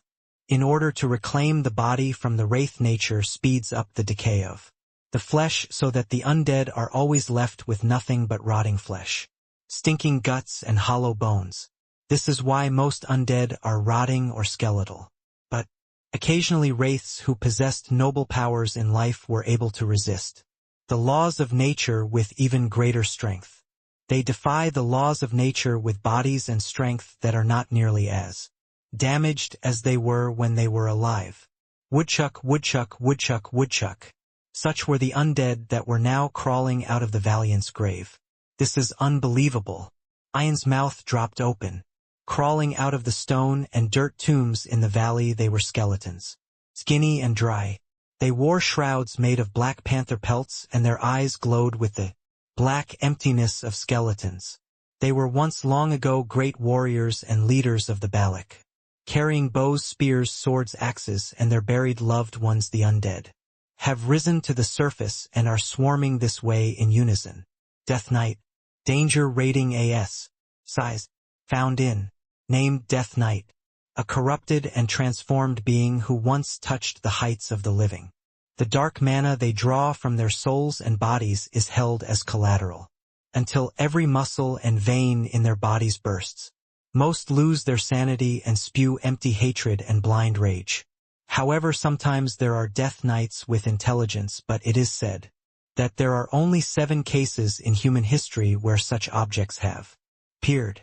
Usually death knights are fierce and aggressive, and to compensate for this, they are often equipped with thick heavy armor. But the resurrected ancestors of Balak were approaching with the speed of the wind, wearing nothing but a fluttering robe on the dark currents, answering the maddening hatred that Ahiman was spewing. Then Chief Aquila spoke. All prepare for battle. As soon as the words left, Ian drew his bow and fired, aiming for Ahiman, who struggled on the ground. But one of the death knights, running at breakneck speed, fired an arrow. Before he could puff, puff, puff, arrows of tremendous power flew out and began to escort Ahiman. Ahedai all gone. Hiding behind the death knights, Ahiman was rapidly aging. He had stretched his life force beyond its limits, manipulating the death knights. Soon the skeletal, faceless death knights stood in the way of Balak's warriors. With swords and spears, the warriors of Balak faced the past and the present at once. The warriors of the old era and the warriors of the new era face off against each other. The time has come to teach the heroes of the past a lesson how scary the kids are these days. Ian fired the first arrow. Ping! Her arrow was filled with a powerful silver aura. However, to her surprise, the death knight in front of her grabbed the arrow with his hand. Crisp! The arrow was blocked, but there was no way he could have gotten away with holding it with his bare hands. The death knight shook his head as he watched the hand that held the arrow turn to dust and crumble. Perhaps when he was alive he would have had no trouble catching it. But now, weakened as he was by decay, he would not have been able to adapt to his deteriorated body. Then, boom! The death knight behind him swung his sword. A sharp blow flew out, slicing through everything in its path. The speed was faster than expected, causing Ian to panic. Boom! There was someone who deflected the death knight's blow. It was Vakir. And now, Vakir scattered his hands towards the 2 charging death knights. A moment, a white powder flew from Vakir's hands and landed in the faces of the death knights. Cheat! Smoke billowed out, accompanied by the sound of burning leather. The death knights grimaced in pain and stepped back. Be careful, each one is a named demon.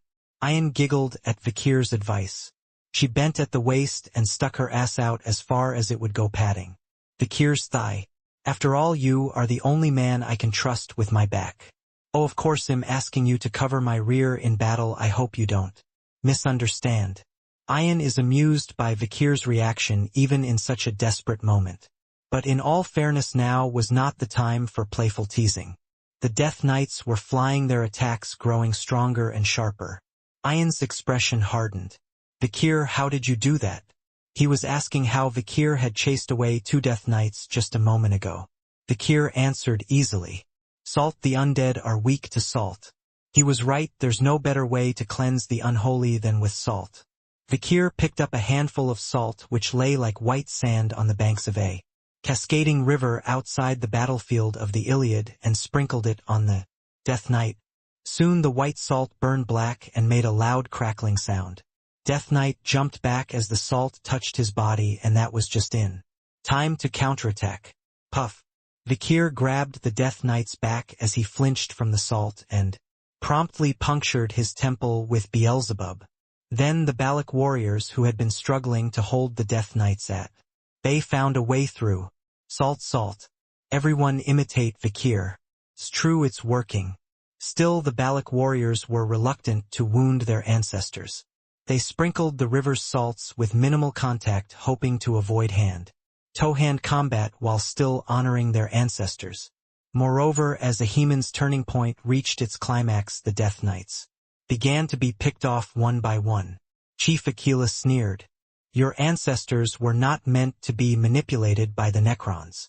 His mockery was directed at the dying Ahiman. The moment. Yes, quality rather than quantity. Ahiman laughed grimly. He smeared his face with his own blood, drawing intricate lines of incantation. He began to draw upon his life force, drawing upon it beyond life itself. Even his soul would struggle in agony for eons after death. But nevertheless Ahiman was forced to use this forbidden spell. Thud thud thud thud thud thud. One by one the death knights around him began to fall apart. But despite this Ahiman kept his eyes closed and kept muttering something. I found it, I found it, I found it. He lay in the depths of the abyss. Alone and without a grave. Oh yes, he really was there. Dark mana swirled wildly around him. The other warriors of Balak could barely keep their balance in the midst of it. Oh, it is time to end it all. The night fox, the chieftain Aquilaman, stood tall and glared at Ahiman. Then her arrow struck him in the forehead. Pow! A single silver arrow shot through the dark storm. It seemed self-evident that in a matter of seconds it would blow a gaping hole in his skull. But, Quagic. To his horror, Aquila's arrow stopped midway. Aquila's arrow, the unstoppable force in the current deft, had been caught by someone else's hand. All of Balak's warriors looked up in astonishment. It was a lanky man who caught the arrow with his bare hands. A man dressed in a raggedy shroud. His face was skeletal and leathery, his lips missing, leaving his gums and teeth exposed. The shroud fluttered in the breeze, woven in a style from a long, long time ago. Thick, strong bones, tall stature, and the power to catch Aquila's arrows with her bare hands. No one had ever guessed the identity of this long-ago ancestor. Only one except for Aquila. Aquila turned her trembling gaze to the undead orb before her. She had heard the legends of all the great chieftains and heroes of Balak. Since she was a child, she had always thought she could do that. Blessed potential, endless possibilities, a once-in-a-century talent. Aquila was actually considered one of the most capable chieftains of all time. So he had no qualms about comparing himself to the legendary warriors of old. Except for one person. A hero who had single-handedly declared war on the empire, who had won declarations of surrender, who had subjugated all the tribes of the Deft, who had led Balak to his greatest heights, and in the face of all these immense accomplishments even the arrogant Aquila could only sincerely admire. The eternal myth of the Balak, a spiritual being. Adonai, the greatest archer since history began to be written. A Balak hero who fought the empire as a single man. A mythical being who struck fear into the hearts of even the empire's greatest swordmasters, unleashing a fury across the continent, the bowmaster, the most powerful archer who ever lived. She is Adonai. Ever since the history of Balak began to be written down, Adonai the archer, who was known to be the strongest, appeared in front of Aquila, who was far from learning. Short gray hair, parched skin on his face, sagging lips, and clearly visible teeth. Every time the black shroud covering the whole body swayed in a black aura, the large bow slung on the back was revealed. It was a bowstring with a very pointed tip and emitted a very black color. It had a strange appearance, like two legs of an insect that had been bent and connected. Vikir stood still, staring at the Adonai before him. It had been a long time since he'd been this close to a master-level being, a being that touched the heights of the supreme. The power emanating from Adonai was as wild and vicious as Hugo Baskerville's. Perhaps because he is a death knight it feels even more so. Author is Adonai the archer. Terror of the empire, hero of the barbarians. It was a strange feeling to see a figure I'd only heard about in jungle mythology. But my wonder was short-lived. The next moment Adonai raised his great black bow. There were no strings or arrows on the bow. But as Adonai grasped the air with the opposite hand from the one that held the bow, a cool current of air formed a thin thread from tip to tip of the bow. It's like a spider spinning a thread. SSSSSS. To Adonai's surprise, the black air currents connected pole to pole of the bow. Adonai snapped his fingers once, then released them. Then an arrow made of aura was created and knocked on the bowstring, which was also made of aura. Quack. Adonai pulled and released the bowstring, and an arrow of dark aura shot out. Vikir narrowed his eyes. The speed was so fast that even Vikir, a advanced graduator, couldn't see properly. It was only through half instinct and half luck that Vikir was able to deflect the arrow by extending the Beelzebub on his wrist as far as it would go. Boom! Adonai's arrow flew on a trajectory deflected by Vikir's sword, and it punched a hole in a huge log. Crunch, quack.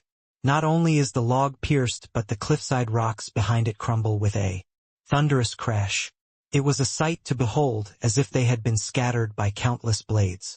Adonai's arrows are monstrous creatures that devastate their surroundings with just a glance. It would be unimaginable to face them heathen. Vikir furrowed his brow and drooled. Despite the obvious deflection, his wrist was stiff and his arm tingled. Beyond the torn muscles in his forearm, he must have cracked his wrist bone. The liquid aura on Beelzebub was also torn to shreds. Adonai's aura bolts have the density of extremely hard solids, the realm of a master. No wonder it couldn't be defeated by a graduator-class liquid aura.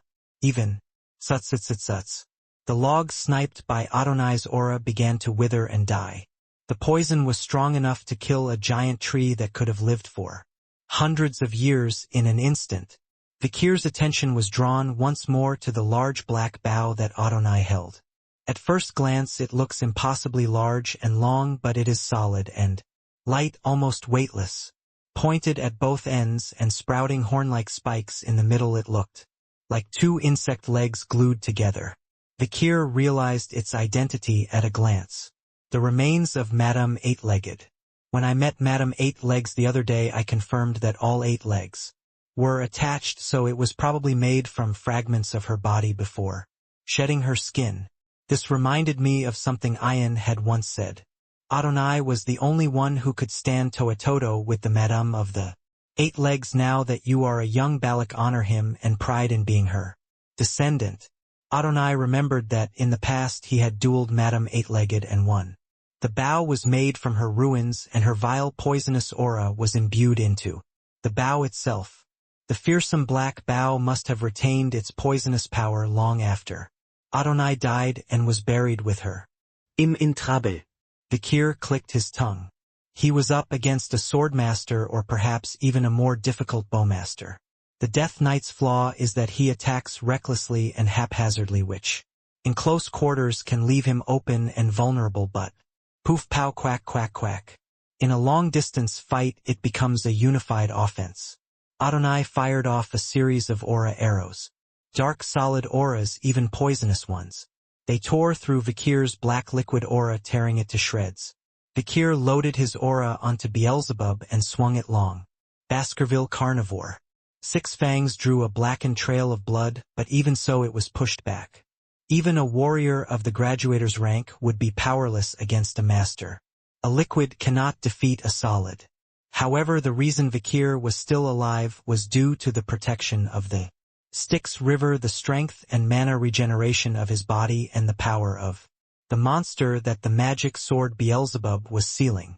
Vikir had gained weight with Oxbear's sacroiliac spell, which allowed him to withstand Adonai's arrows without being knocked back.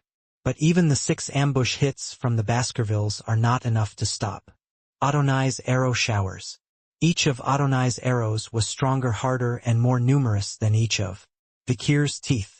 What's more, the aura of her bowstring and arrows never wore out or dropped. Adonai was simply unleashing an endless barrage of the overflowing negative dimensional energy characteristic of Death Knights. Boom krekel puk puk. Deciding that a head-to-head battle was out of the question, Vikir swung his blade sideways to deflect the arrows, but was nonetheless gradually being pushed backward. The large mana reservoirs of the graduator were already running low. The aura radiating from Beelzebub was popping like honey from a hammer whenever it came into contact with Adonai's aura. Even his shaking wrists told him that he was at his limit. There were many bad news reports coming from all over the body. At this rate, it'll be an arrow in the quiver. Vikir tried to move quickly to get out of the way, but Adonai was faster than Vikir. Closing the distance would be impossible, as the arrows would fly like crazy. And opening the distance would be suicide against a bowmaster-level archer. A sneak attack might have worked, but there's no way to win a head-to-head fight. Of course, I don't mean how to win, but how to survive. I need to kill at least a human. But with Adonai standing firmly in his way, that was impossible. All the warriors of Balak fired arrows in unison, but they were all blocked by Adonai's shroud and the body of the black bow. Just as Vikir was in the midst of thinking, "Puck," there was a kick to Vikir's cheek. Slave to the side. Ayan stretched out her long legs and shoved Vikir's head away. Pow! A black flash of light flew in a black trajectory to the place where Vakir's head was just a moment ago. Pit! A long thin gash appears on Ayan's calf. Meanwhile Vakir wiped the blood from his forehead and said, "Thank you, better to die of a concussion than an arrow. No time to slack off, here they come again." Ayan reached out and grabbed Vakir by the nape of his neck. An arrow of black aura struck the ground where Vakir's groin had been just moments before, tearing a deep hole. "You're aiming for the groin too, so much for the rush of the male." Vakir smirked at Ayan's narrowed eyes. "Not so fast to the great Adonai. For now you're just a Heman's puppet after you have attained perfection." Ayan quickly fed arrows into his bow. A dozen arrows flew at breakneck speed aimed at Adonai. Then they broke off into different trajectories, each aimed at a different part of Adonai's body. But puff, puff, puff, puff, puff, puff. With a flick of his hand, Adonai caught all 10 arrows coming from 10 different directions. Woof! As if that wasn't enough, he clenched his fist tightly, breaking all 10 of the arrows and causing them to shatter. "Your hands must be big." Ayan gritted her teeth as she saw the arrow fragments falling to the ground behind her. Then Adonai raised his black bow. The bullseye was clear, Vakir and Ayan in front of him. Boom! With a sound like a cannonball being fired, a sharp vortex shot out of Adonai's black bow. It sliced through the air around them like a whirling blade. Destruction and speed, unavoidable and unstoppable. Vakir and Ayan prepared for battle. Then, boom! Someone deflected Adonai's dark power blast with their bare hands. Kwagegik boom! The frantically spinning blade aura was shattered by pure force. Adonai's aura arrows turned into black air currents and scattered. Vakir and Ayan looked up wide-eyed at the being that stood before them. A warrior dripping with blood from his torn grip, yet standing without missing a beat. Chieftain Aquila, Fox of the Night. She stood here as the representative of the new generation against the representative of the old. Each of Adonai's arrows was a terrifying weapon, but there was a hand that caught them and crushed them. "Stay back." Aquila stepped forward, blocking Vakir and Ayan. She had sent the 8 death knights that stood in her way back to the grave, where they belonged, and now she was about to face Adonai, the final pinnacle, the supreme of the Balak. Adonai, the leader of the old age, and Aquila, the leader of the new era. These two twin pinnacles, each at the pinnacle of archery, now faced each other in a timeless confrontation. Vakir swallowed a dry saliva. A battle between two absolute powers, master-level aura users who touch the realm of the supreme, is not something you see every day. Even in the age of destruction, where the heavens and earth were turned upside down on a daily basis, a battle of this magnitude was not common. What will happen? Is not even worth asking. Ayan beside him answered Vakir's question. She opened her mouth with a determined expression. "My mom never loses." Ayan's words exuded confidence. But the reality was beginning to show otherwise. Kararak. Aquila raised her great bow and pointed it straight ahead. The thick bowstring was pulled back under tremendous tension, and a powerful arrow was fired. Boom! Aquila shot at Adonai with a silver aura. The solid aura flew like an arrow made of silver, piercing through the black aura emanating from Adonai's body. Adonai immediately counterattacked. His combat instincts were so sharp that they were firmly embedded in his deceased body. Boom! The black aura emanating from Adonai's body exploded like steam. The earth around him cracked, sulfurous gas billowing out of the cracks, and the black aura emanating from Adonai's body was black with sulfur, as if it were the flames of hell. They ascended into the heavens in a maelstrom, and soon the vast expanse of sky was shrouded in dark clouds. Toward these dark clouds, Aquila unleashed a barrage of silver flashes. Silver flashes and black trajectories ferociously devouring each other. It was so fast that even Ayan, a novice graduator, and Vakir, an advanced graduator, could barely keep up with it. Aquila, the speed of your bow rivals that of Adonai. My mother's archery skills are world-class, and I don't just mean in terms of accuracy. Quite literally, these two living myths were giving future generations of warriors a real lesson. Aquila and Adonai's combat is one of precision.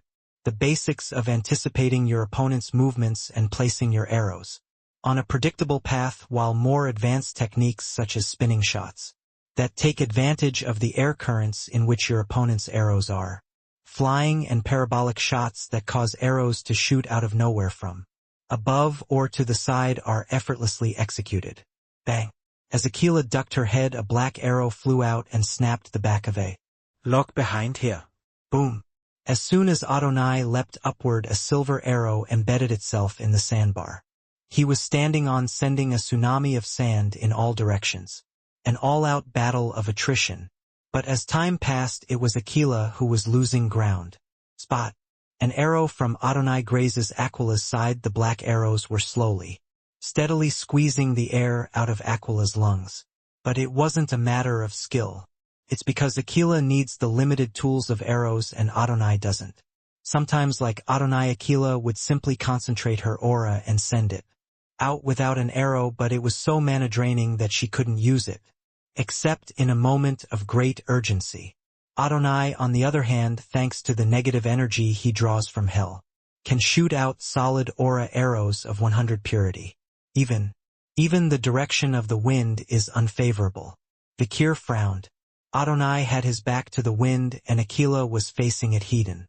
The winds of the jungle seemed to be favoring Adonai's arrows, giving them more power, while Aquila's arrows were halved in power. The difference is becoming increasingly visible in Aquila's body, which is becoming increasingly covered in scars.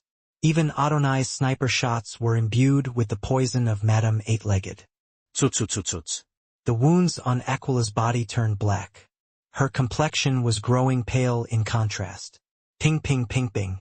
Moreover, the arrows that Aquila had sent out had suddenly begun to go in a completely strange direction. The wind wrapped around her arrows and sent them flying in different directions, never reaching Adonai. It was as if the entire jungle was protecting Adonai. Was he really a jungle god? Biker wondered what could he do to reverse the odds. At this rate, Aquila would lose and all of Balak's warriors would be swept away by the Death Knight hordes. Should we kill a Heman first? Yes, but to do so would require penetrating Adonai's iron wall, which stands unmoving in place. What's more, a Heman had not withdrawn all of his Death Knights but was instead focusing his efforts on controlling several named class Death Knights, including Adonai. Balak's warriors are struggling against other Death Knights who are only slightly deterred by the sprinkling of salt, but not at all deterred. Someone needs to go get the rest of the warriors in town. At this rate, we're going to. Vakir shouts urgently. Ian clamped a hand over his mouth. Sure, we're almost there. Vakir's eyes narrowed. Aquila was getting tired, her arrows flying in strange directions with the headwind. Adonai, on the other hand, still going strong. Where in the world did she think she was winning? But Ian, who is a better archer than Vakir, seems to see something else. Ian, she's watching in awe as Aquila performs a miracle. I see it, I do, I see what my mother is seeing. Vakir could only shake her head. Then, it happened suddenly. Boom!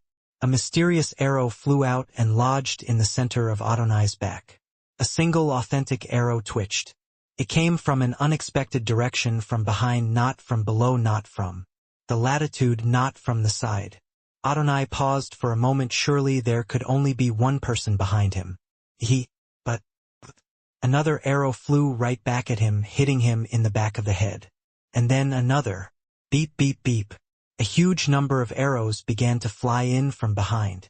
A Heman flattened himself like a bug on the ground. Several of the arrows flying from behind tore into his backside. Vakir looked up, his mouth half open. Only now did he see the identity of the arrows coming from behind. They were the blind arrows Aquila had been shooting at him a moment ago. Pippa piping. Another hail of arrows from behind, still aimed at Adonai's back. Whiz, whiz, whiz. The fierce wind was carrying Aquila's arrows back to Adonai. Only then did Vakir realize the cause of the anomaly. Aquila's arrows weren't flying in the wrong direction. They seemed to have taken a wrong turn, only to surge upward in a whirlwind that raged across the jungle, only to spin around in a full circle and return to where they came from, like salmon running up a waterfall back to the place where they were born. to the center of the black vortex that Adonai is creating to where the wind begins. Puk puk quack. Adonai's exposed back was instantly transformed into a hedgehog. After bouncing twice in the wind, the arrow became even more powerful than when it was originally released and struck its target. Aquila's arrows, which could pierce rocks and logs, didn't completely penetrate Adonai's powerful body, but they still managed to make a good dent. Boom! Another arrow landed on top of the one in Adonai's thigh. Only then did it manage to pierce Adonai's thigh, causing him to stagger and fall to his knees on the ground. Aquila looked up, his complexion weary. Great ancestor, if you were still alive and in good spirits, you would not have made such a simple mistake. It saddens me. Aquila sent the last arrow flying toward the crippled Adonai. A blind arrow struck him in the back and a sighted arrow in the front. Adonai was unable to dodge Aquila's final shot. An arrow halfway to the back of his head and another halfway to his forehead. Boom! The two arrowheads meet at a single point. Thud! Adonai fell to his knees. The legend of a previous generation bowed before the myth of a new era. Aquila looked at Adonai kneeling before him, head bowed. It didn't really feel like a victory. Aquila was at the peak of his powers now, and the Adonai he had just faced had already died of old age and was no longer in the process of being resurrected from the dead. Moreover, he was a corpse lacking even basic intelligence, let alone a living mind, so it was hardly a proper match. If only Adonai had had the strength of his prime. Aquila shook her head. She could only imagine the horrible consequences. Then, a muffled scream. Ahiman was struggling with Adonai's corpse. The battle was lost as the Death Knight made from Adonai's corpse had fallen. The few remaining Death Knights gathered around Ahiman, and a far greater number of Balak warriors surrounded him. Now die. Ian glares at Ahiman with disdain. But Ahiman's gamble was not yet over. He has lost almost all of his life and mana and is crippled from the waist down, but he still hasn't let go of his will to live. Don't come. Ahiman gathered Adonai's body and the bodies of the other ancestors together. He grabbed a handful of blood from his hands and mouth. If you come near, your ancestors will be tainted with my blood. Ahiman's threat made everyone, including Aquila, pause for a moment.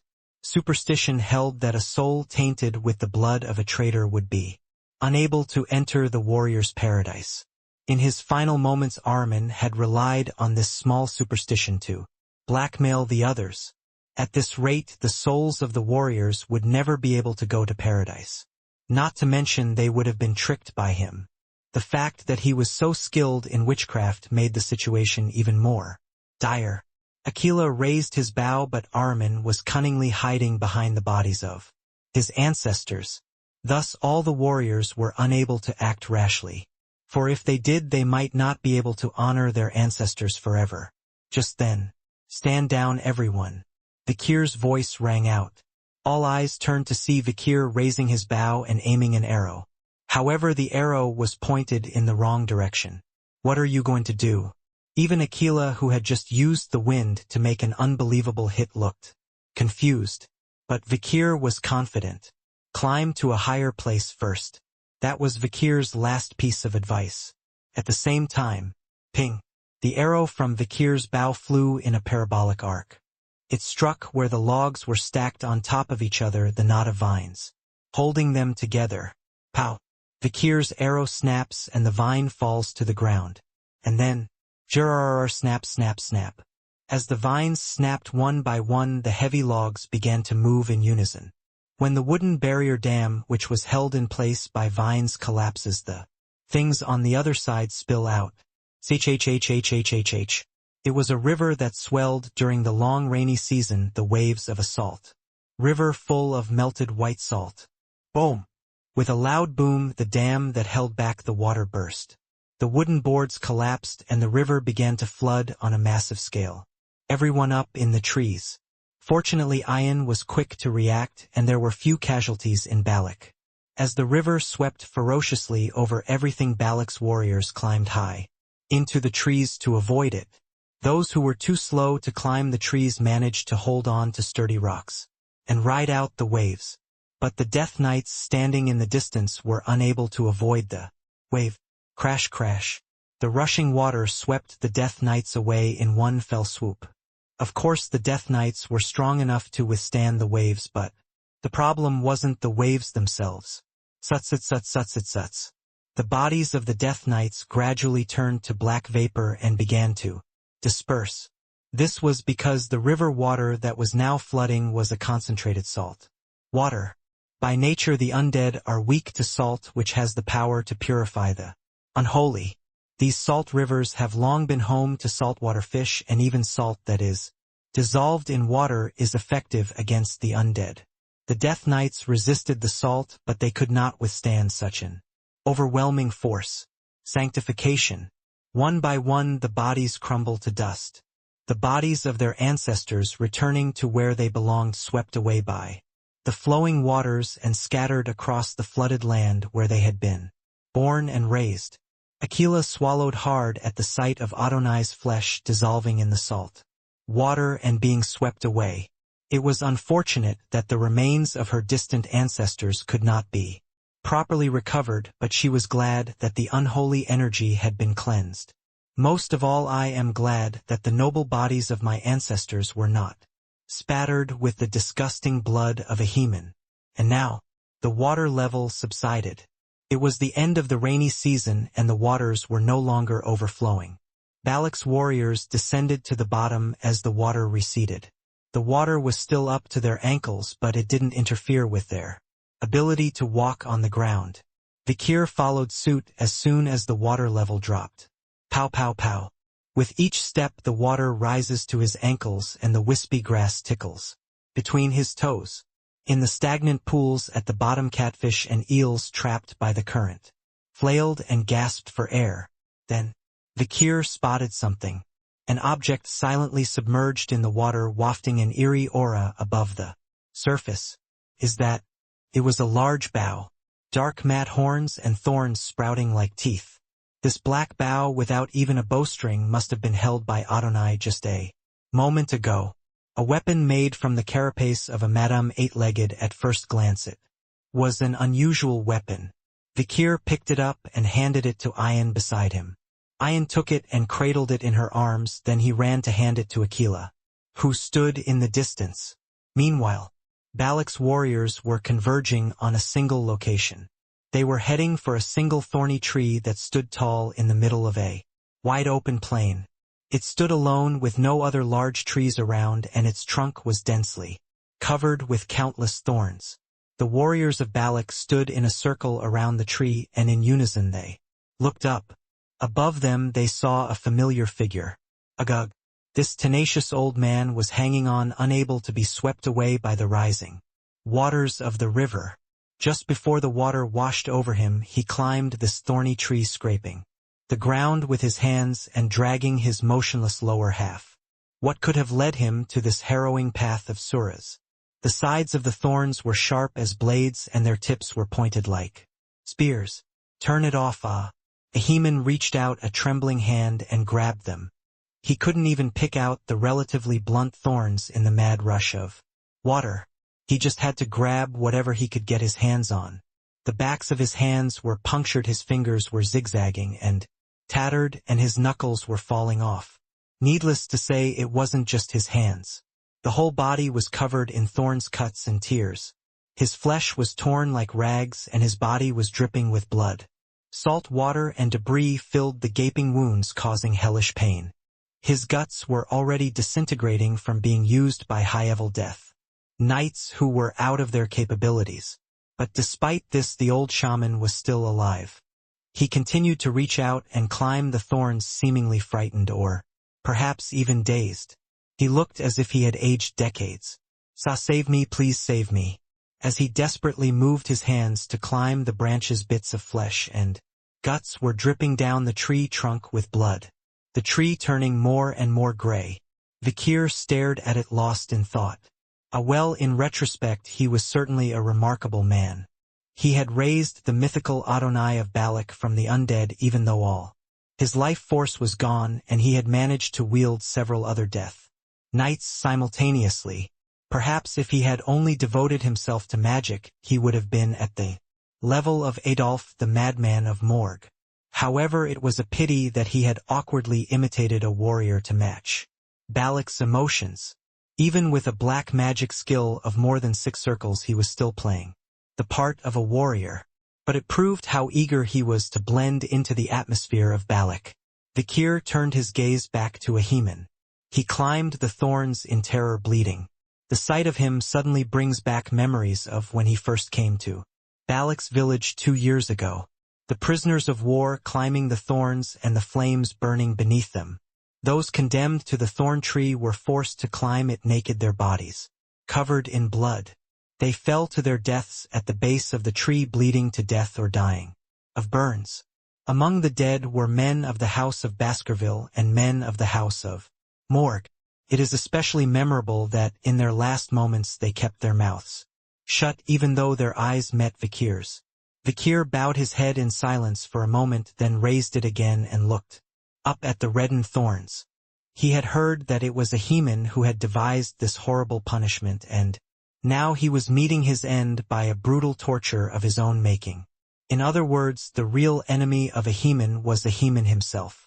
Then, they'll finish it. There was a hand on Vikir's shoulder. He turned to see a Hun standing there, his head bowed. Please let me. Was it the fact that had rejected Vikir's words earlier that bothered him? A Hun looked into Vikir's eyes and asked for a favor. When Vikir nodded, a Hun stepped forward. He struck a flint to create embers and soon spread the oil and a little gunpowder he carried with him at the base of the thorn tree. Soon a tiny ember rises and falls on the thorn. Crackle. The flames, flickering due to the moisture, soon spread upwards with astonishing speed. The wet wood burns and emits a great deal of smoke. Soon scarlet flames shot up like spears pursuing Ahiman. Crackle, crackle, crackle, crackle, crackle. The sound of burning wood is loud.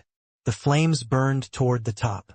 The flames and smoke soon engulfed Ahiman, who had languished halfway up the thorns. No screams were heard.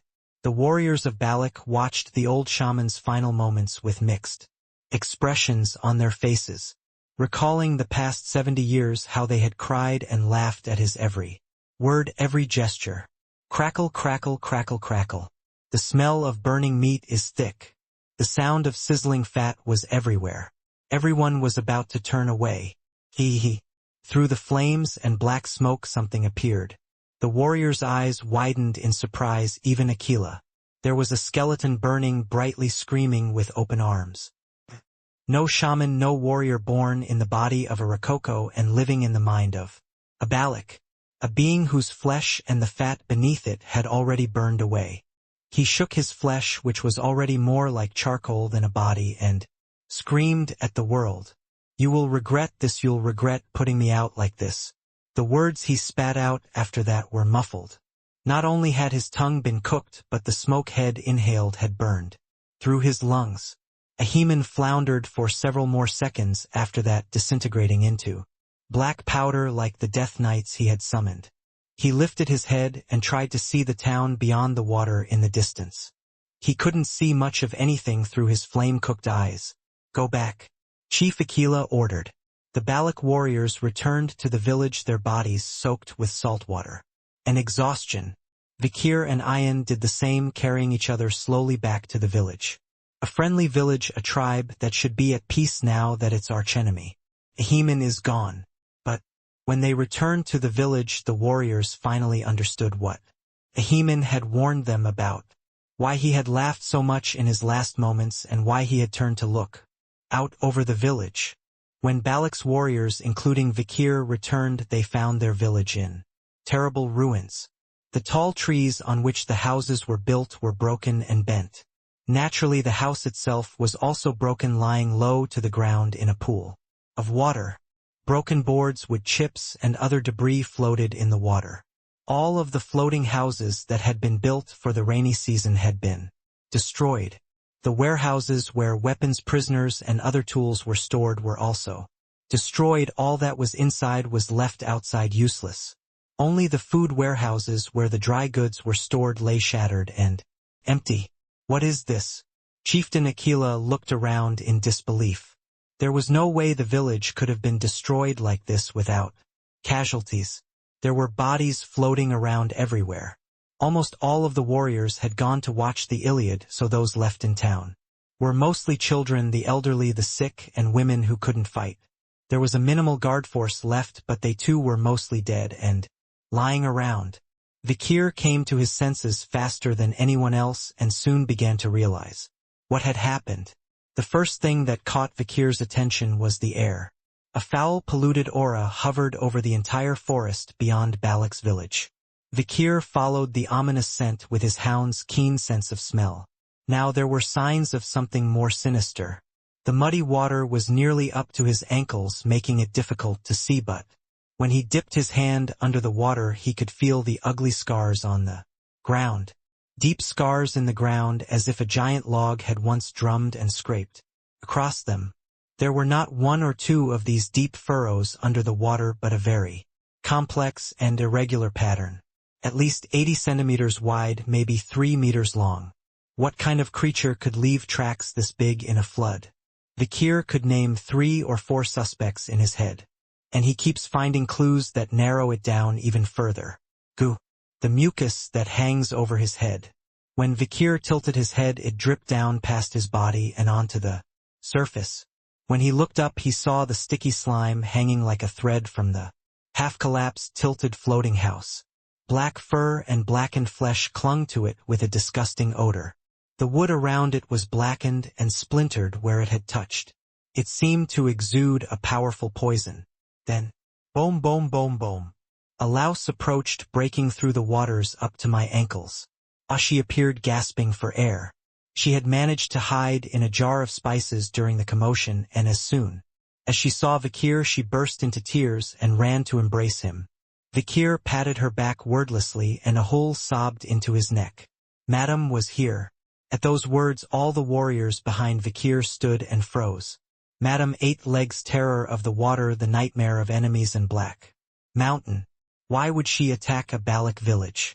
To these questions Ahul stretched out a finger and answered. As soon as Madame reached the village, she destroyed it from there and then. As if she was taking out her anger on us. She pointed to a tall building that was unusually badly broken. It was a house, carved out of stone, perched high on a rocky outcropping. Ahiman's temple. The moment she pointed to it, the warriors realized. You will regret this, you will regret leaving me like this. Ahiman's last words before he died, and the reason he chose to stare at the distant village in his final moments. Vikir climbed up onto the rocky outcropping and searched through the rubble of a shattered stone building.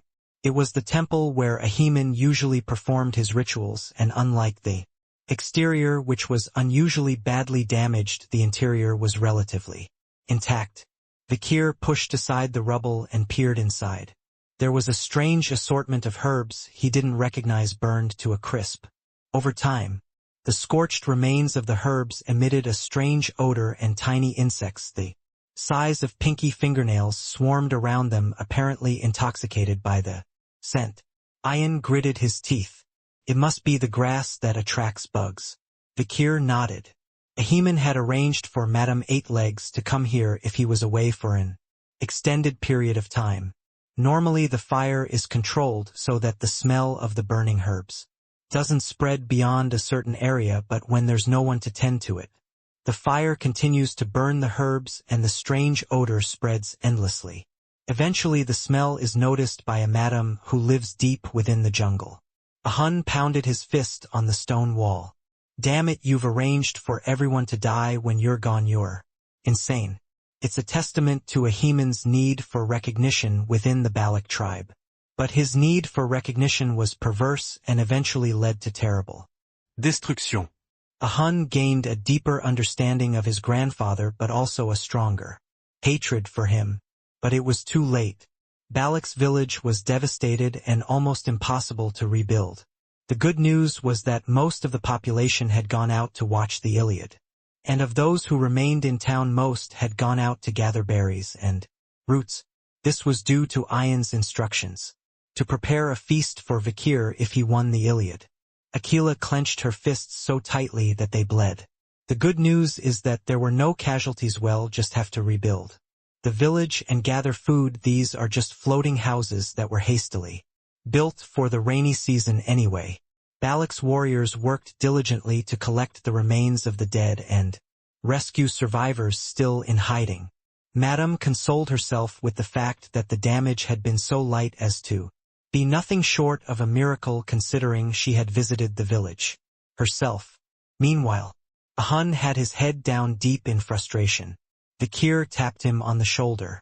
Ahun looked back at Vikir and sobbed. Vikir, I should have listened to you.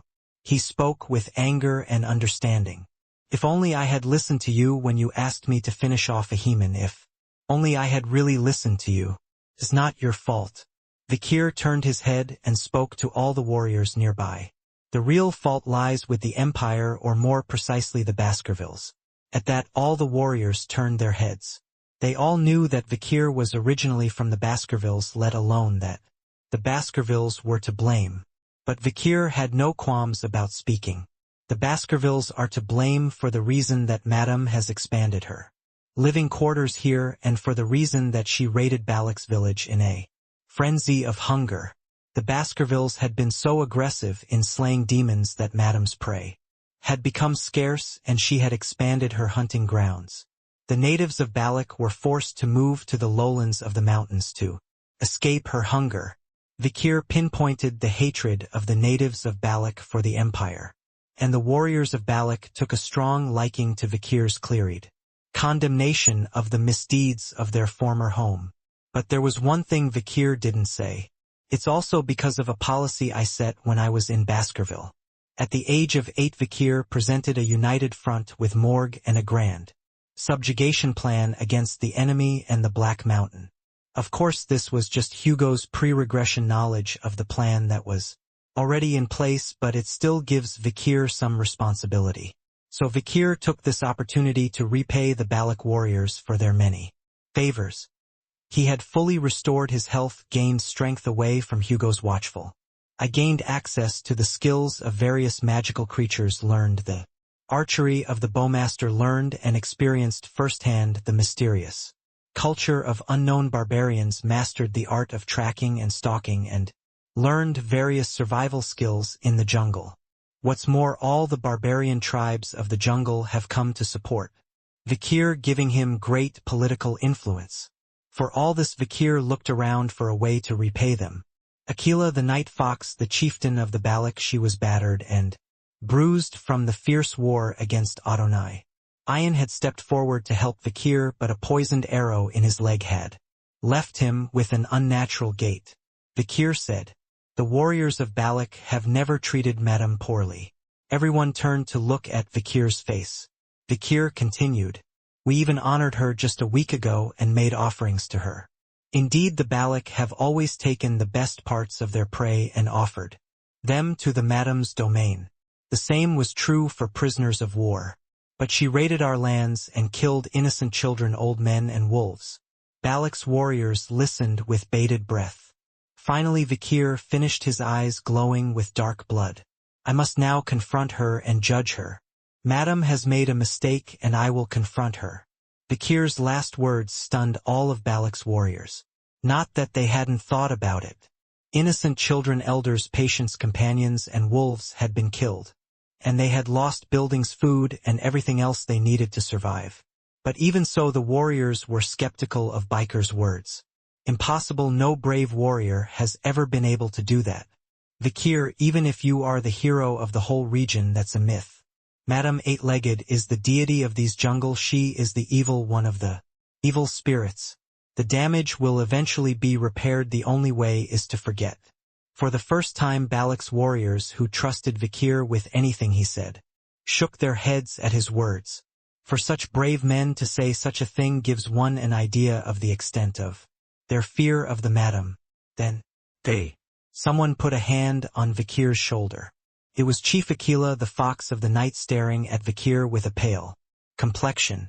She had lost much of her usual overwhelming majesty. The one who had gone unknown with the Ancient One, the legendary Adonai, and sent him back to the dust.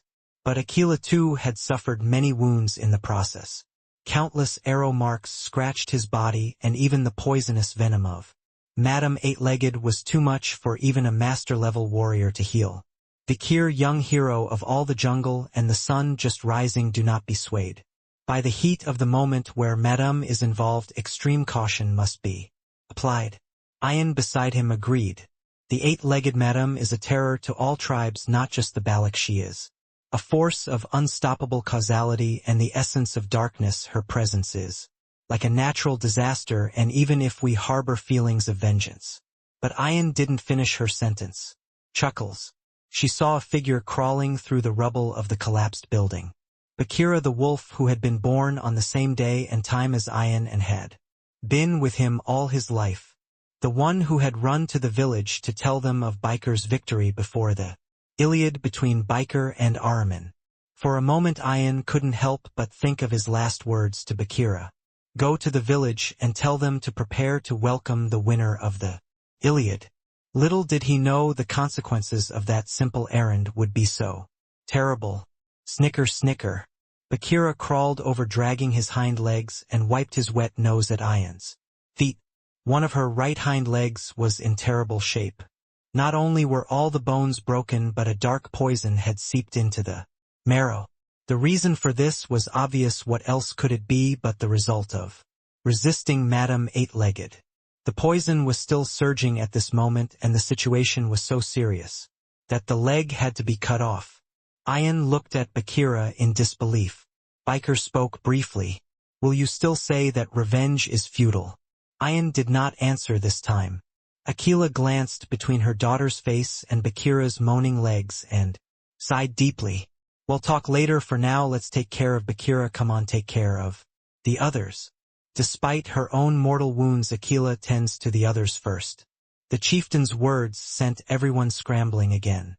They had to rescue survivors, tend to the sick, and make sure they had food and shelter for the night. The night was unusually dark and rainy. There was no moon, so the pitch-black depths were illuminated only by the occasional lightning strike. A shadow passed like a ghost through the rain that fell like spears. It was Vakir. Once again Vakir had left Balak without telling anyone. The Hound was now on his way to see Madame. She's someone I should have faced at least once. Madame Eight-Legged was one of Vakir's true purposes for coming to Deft in the first place. An ultra-dangerous beast whose danger is still unknown to the Empire. If we can hunt it down before it does, the benefits are endless. Humming, Vakir thought to himself as he listened to the pulsing of Beelzebub in the arteries of his wrist. In the future, when the age of destruction arrives, creatures like Madame will be relatively common, but for now she is quite unique. Besides, the Madame was the one who had forced Balak's warriors to abandon their homes and move from place to place. Balak's warriors were in a difficult position, having to avoid the Madame's constantly expanding radius to satisfy her hunger, and having to avoid the Baskervilles who were cutting through the jungle to expand their empire's territory. I can set them free. Madame Eight-Legs and the Baskervilles. Vakir had the means to bring these two oppressors of Balak under his control. It would be a favor to Balak for all he had done for her, and a favor for their future. Vakir also wanted to test himself. How much stronger he had become during his 2 years in the Deft. This battle with Adonai has made me stronger. Soon I will be able to climb another step. As he thought this, Vakir made his way through the rain. But the Hound was soon forced to stop. A familiar scent wafted through the curtain of rain. Not a day has gone by that he hasn't recognized it for the past 2 years. Ayan, she stood before Vakir, drenched from head to toe. I've been waiting for you. How long have you been standing there? Ayan didn't answer Vakir's questions. Finally she opens her mouth. Wolves can't be tamed. No matter how much you tie them up, they break the leash and run. Ayan lifted her head and looked straight into Vakir's eyes. Wolves can't be tamed after all. You can only make them come to you when they want to, without a leash. She smirked at Vakir. You are not a hound, Vakir. You call yourself that, but no hound ever behaves like you. Vakir looked down at Ayan's legs. Her right leg was wrapped in a tight bundle of leaves and leather. Once when they had fought, the Adonai, Ayan had wounded her leg while saving Vikir from a poisoned arrow. He still limped from the aftermath. Vikir broke the silence. You can't help me with your body, go back to the village. The air is so thick with water that the words come out dry. But Ayan kept her mouth shut as if she'd expected that much. Then she held out something to Vikir. It was dry jerky and fruit and nuts wrapped in leaves. Vikir smirked. It looks like a sacrificial meal. Don't joke about that. Ayan opened his eyes fiercely and glared at Vikir. Then he added a word. I promise. The scene was eerie. The Hound thought it was a little familiar. Ayan spoke again. Promise me you'll be back. When Vikir didn't answer, Ayan spoke again in a tone that sounded like he was holding his breath underwater. No. She hesitated for a moment, then spoke again. You don't have to promise to come back. A voice that crawls, a voice that hangs with anxiety, nervousness, and bitterness. Ayan looks into Vikir's eyes with a voice that sounds like she's about to vomit blood. You don't have to come back, just stay alive. Vikir is silent for a moment. Then, a little too late, he speaks. Of course. Then the breath he'd been holding came out of Ayan's mouth, all white. A darkness that swallowed him whole. The master stood still, watching the Hound, or rather the wolf, walk away. The wolf runs through the dawn again. Unlike last time, there was one thing she couldn't say to Biker. You don't have to come back, just stay alive. Women have a way of making difficult demands. For the first time in all his life since he was born twice, he had lied. He didn't know if he could keep this promise or not. Quack, quack, quack. A vague earthquake cloud covers the spot where the thunder left off. It may have been daytime, but with the thick dark clouds covering the sky, the pouring rain and the frantic lightning, it felt like night. Vikir pushed his way through the sharp leaves of the sword forest. He had been following Madam's trail since last night. It was common knowledge that if it rained during a hunt, the chase would be abandoned. It's common sense to abandon a hunt when it rains. But even in the midst of this heavy rain, the tracks of Madam's movements remain unmistakable. Half-melted chunks of meat lay everywhere. They appeared to be part of what Madam had eaten and vomited up, but I didn't bother to examine them to see what kind of meat they were. Everywhere Madam's mucus and feces blow into the water, creating a foul odor. Thick hairs that felt like black needles were scattered throughout the area. And the grass and trees around it were blackened and dried up. There's no reason we can't follow the trail. The Hound advances, following the path of death indicated by the dead trees. Vikir recalled the Madam's identity once more. When they first met, she had buried herself completely in the blackness of the water, so it's impossible to know the exact shape of her body. Even the warriors of Balak, who had suffered under her tyranny for so long, had no idea what she looked like or even what kind of creature she was. Only their chieftain Aquila was able to give them a glimpse of her identity, based on faint oral accounts. Certainly it's hard to tell what species we're dealing with based on the tracks, traces of crashing into and crushing logs or rocks like land war monsters, flying across rivers or high valleys like birds of prey, traces of digging, tunnels like underground monsters. The biological characteristics of all monsters are all mixed. What's even more impressive is that it climbed up a rock wall with a slope of more than 90 degrees. A cliff so high that even birds can't climb it. Madam scrambled up it. Vikir looked up toward the top of the cliff, hidden by clouds. It looks like hell have to climb this high to meet Madam. But first I need to get ready. Vikir stared up at the cliff for a moment, then turned on his heel. A quick glance around the cliffs reveals that they're shaped like isolated mountains. It stuck out like a sore thumb in the flatlands. Most likely the Madame was nesting in the higher ground. Vikir made a quick assessment of her location and turned away. If he fought now, he would lose, and he would barely survive, let alone win.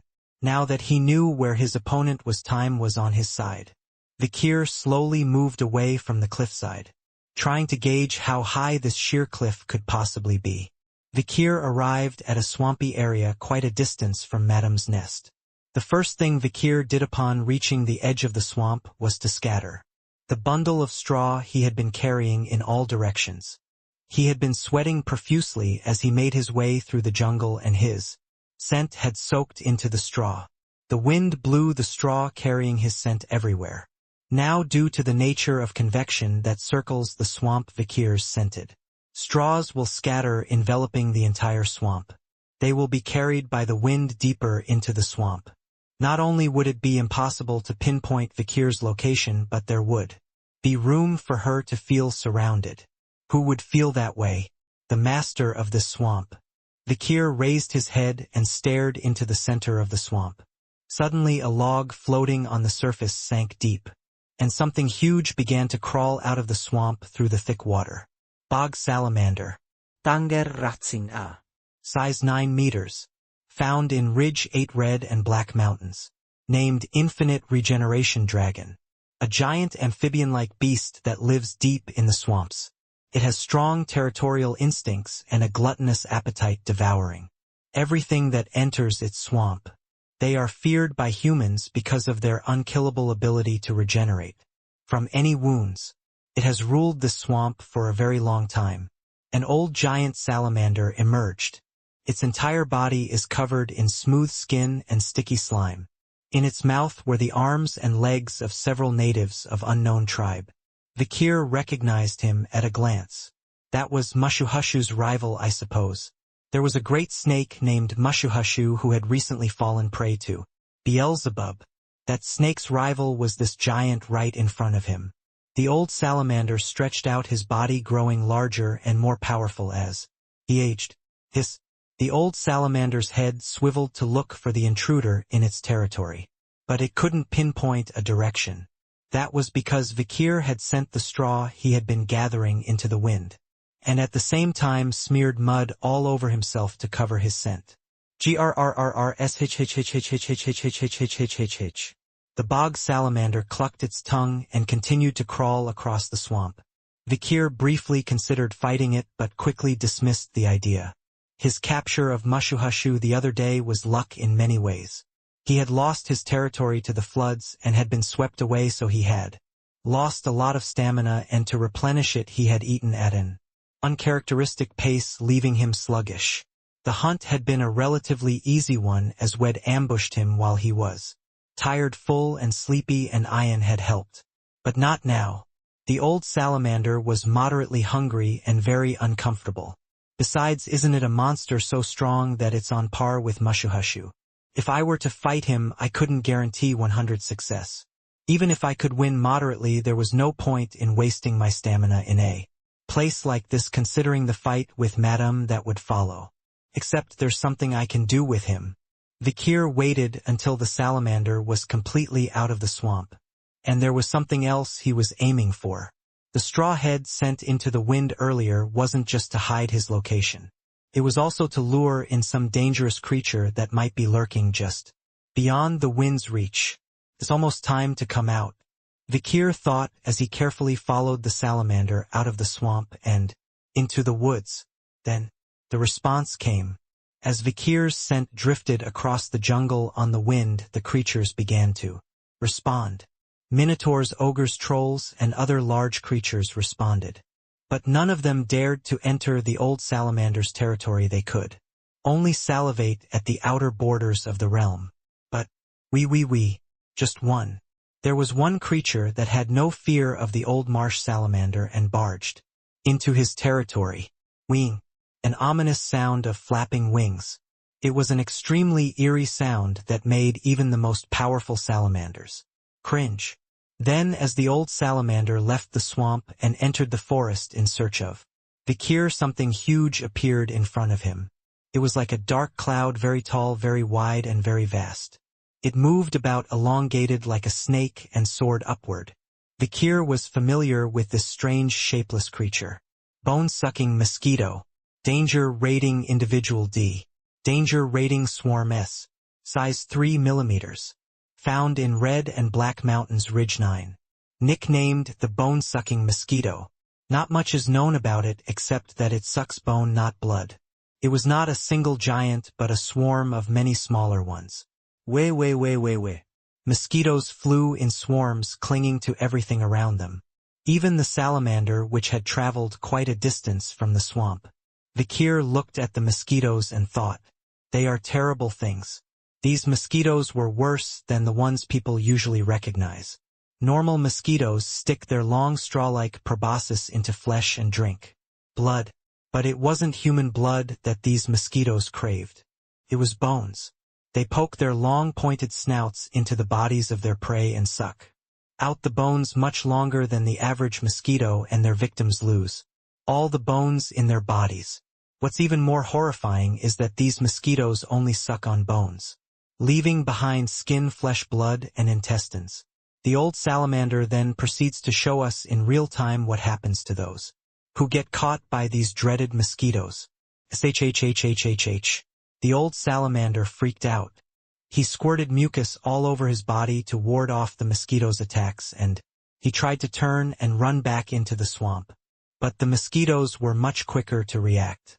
Attracted by Vikir's scent, these mosquitoes cling to the salamander's body, causing it to die and harden its mucus, while the late arrivals used the corpses of their companions as footholds to sting.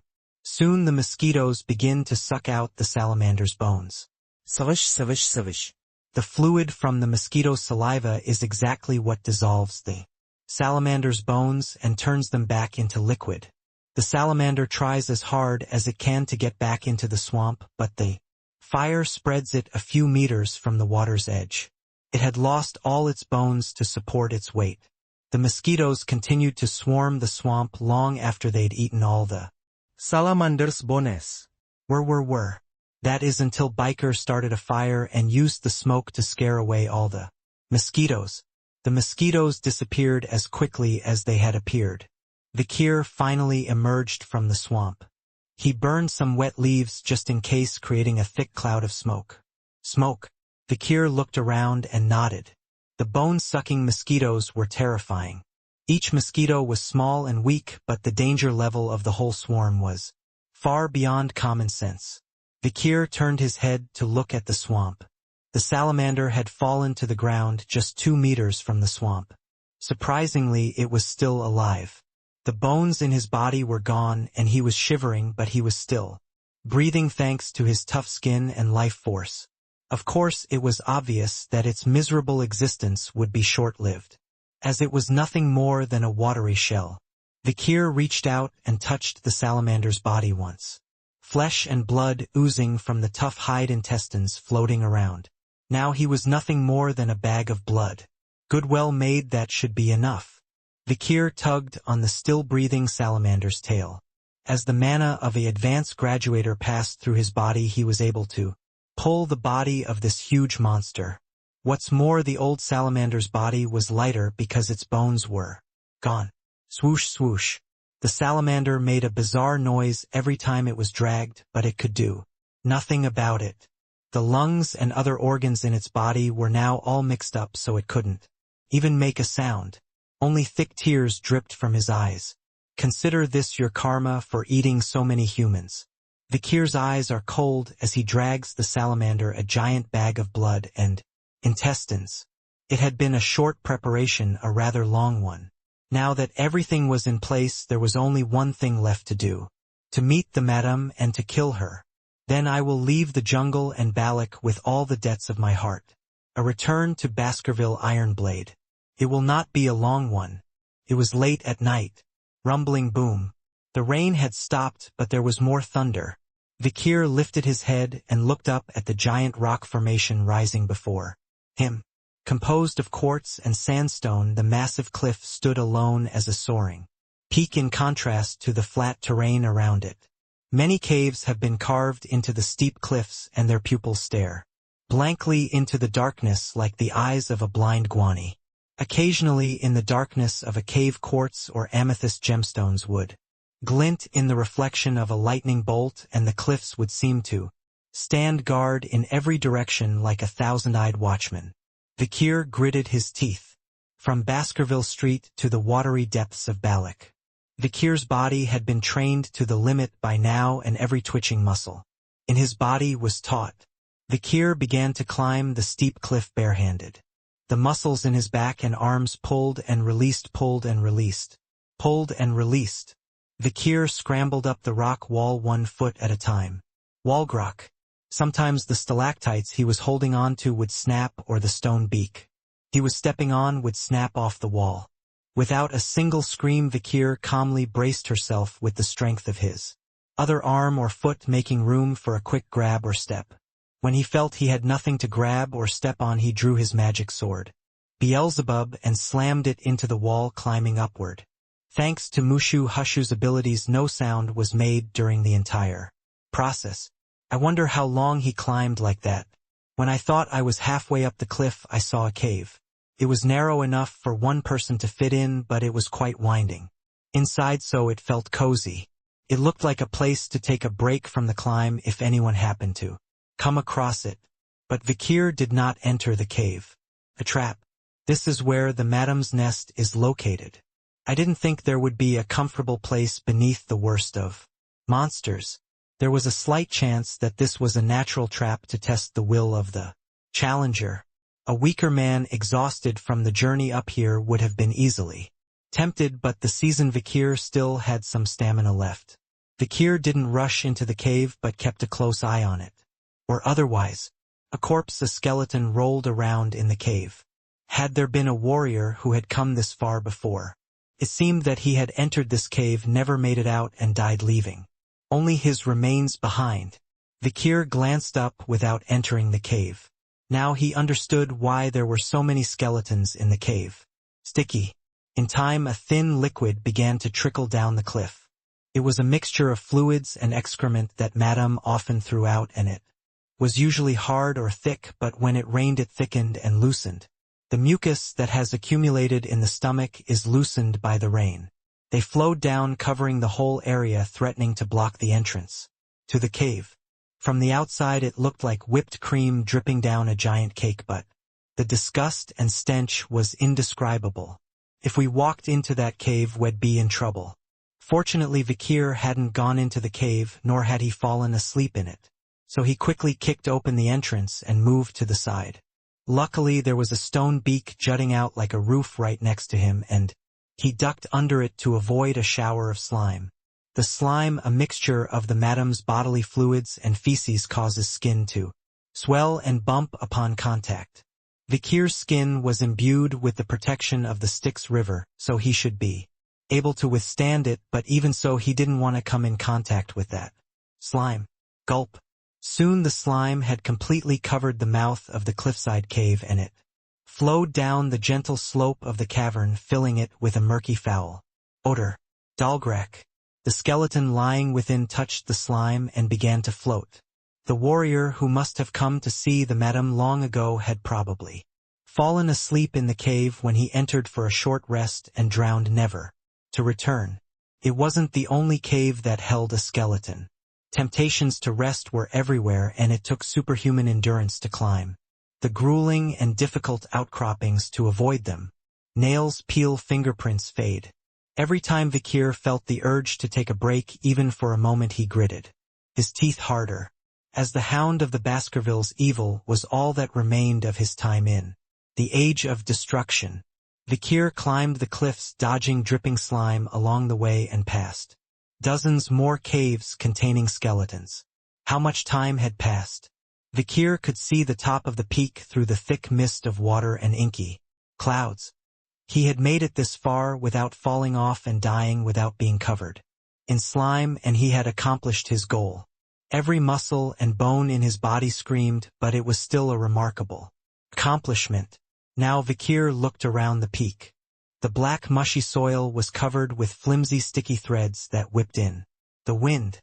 A foul odor emanated from the entire peak, a stench so foul that not even rain and storms could wash it away. It's as if a large amount of meat has been gathered together and is rotting. Vikir took a step toward the center of the peak, and then, bam, swoosh. The ground at the top of the peak sank in, sucking Vikir's foot up to his shin. It was like stepping on the surface of a swamp. Upon closer inspection, the ground was covered in rotting flesh. That's why it felt so unpleasantly squishy and hot.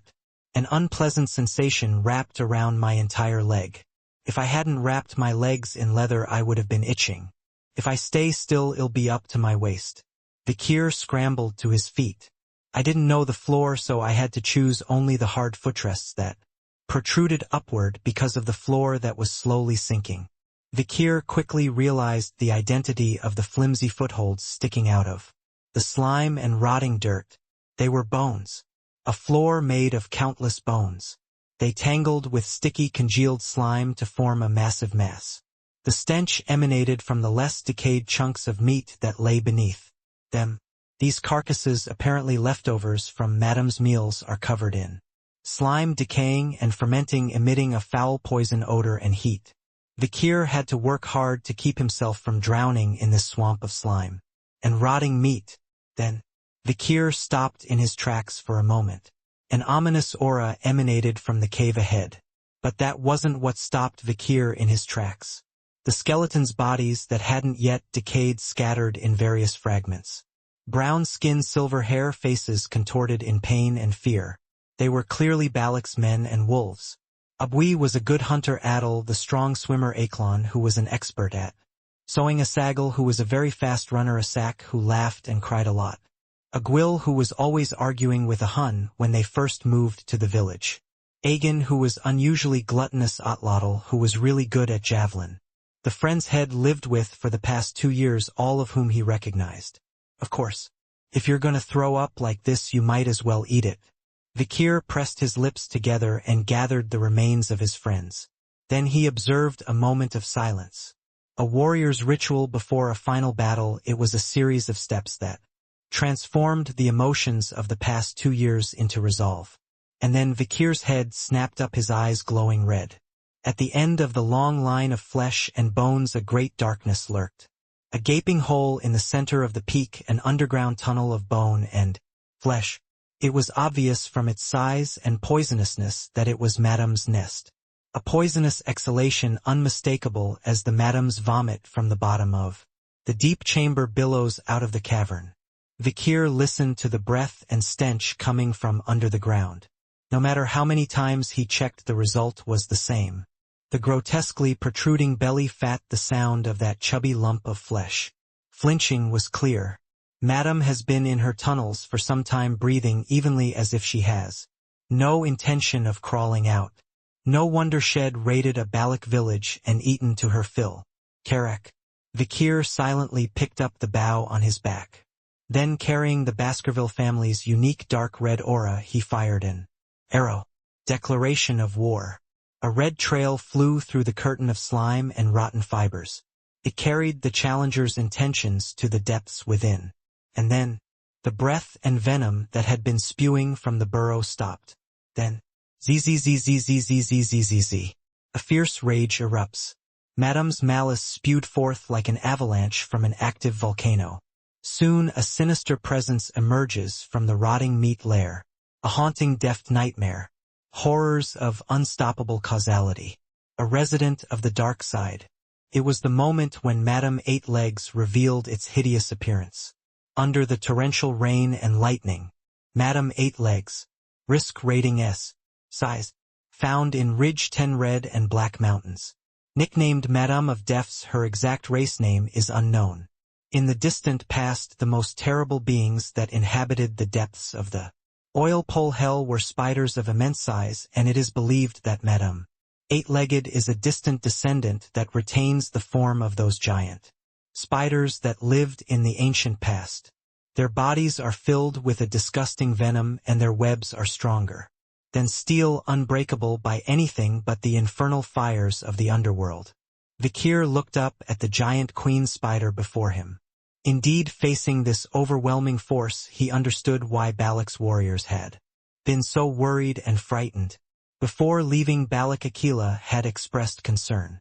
There is not much known about the Madame, only the shaman Ahiman knew more. But now that he's gone. But there was one thing Akila didn't know. Ahiman was from the Rococo, a tribe of shamans, and as such he was familiar with the ancient creatures. And Vikir had recently acquired a number of secret documents from a group of Rococo who had fled the plague during the Red Death. Surprisingly, among the documents were important books that the Rococo shaman hadn't taken with him during his hasty flight from the plague, including a detailed analysis of the creatures of the deft. It contained information on rare beasts such as the swamp salamander and the bone-sucking mosquito, and the Madame of Deft was no exception. We don't know exactly what kind of monster she is. However, she is similar in appearance to the giant terrifying spiders of history books from the distant past and is expected to transform into such a creature as she grows older. For now she lives alone and isolated in a forsaken land between the low hills beyond the red and black mountains and the shores of the cold harsh sea of ruin.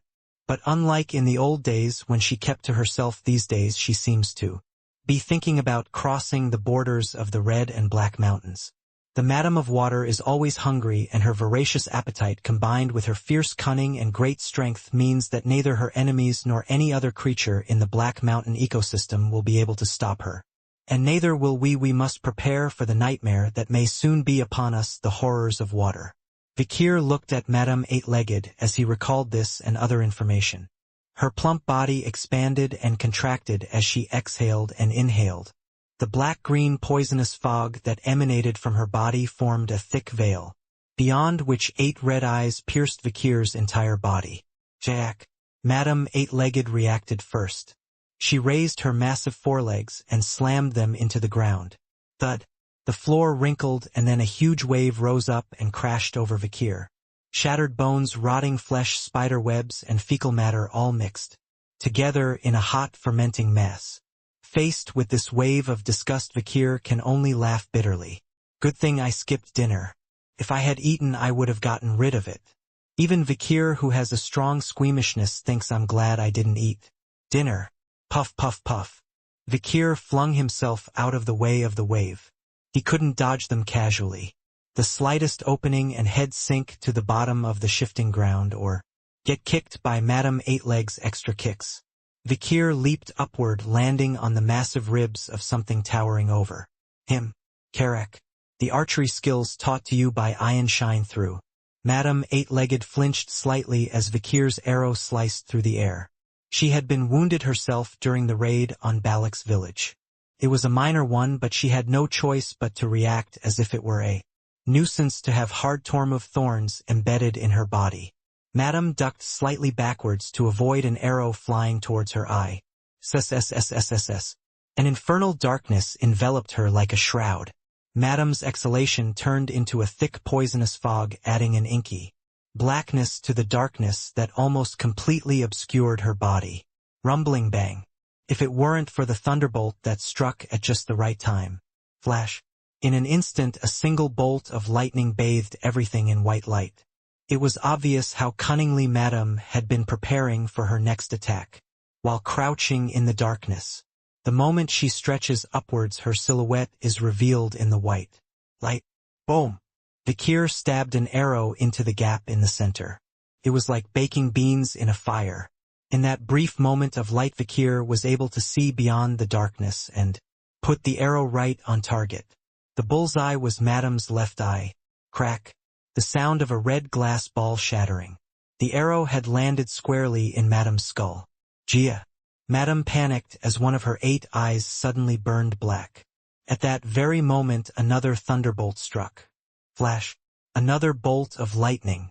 The light became a beacon to guide Vikir's second arrow. Crackle. Madame's missing eye became 2. The flash of light was followed exactly 7 seconds later by a loud boom. Boom! The sound followed slightly later than the light, and by the time it exploded, Vikir was once again preparing for her next attack. 2 empty left eyeballs. Vikir deliberately targeted only the left side of Madame's face. The 2 eyeballs on her left side are currently pierced by arrows, so that's her blind spot. Like a seasoned hound, Vikir made a quick judgment call, and it paid off. The Madame hesitated as Vikir turned to the left, sensing that she had lost sight of the enemy. Taking advantage of the moment, Vikir drew his magic sword Beelzebub and unleashed a blast of graduator-grade aura. Baskervillian carnivore. 6 teeth blazed with aura as thick as blood. Quack, quack, quack. The long slash created a huge crack. The sound of hard chitinous armor shattering and the squishy flesh inside being torn apart. Denging. With a loud bang, Madame's left front leg was severed. Ja. Madame screamed with her whole body through the many breathing holes in her body. But that wasn't the end of it. Thud. Vikir's blow cut through the air like a whip, severing not only one of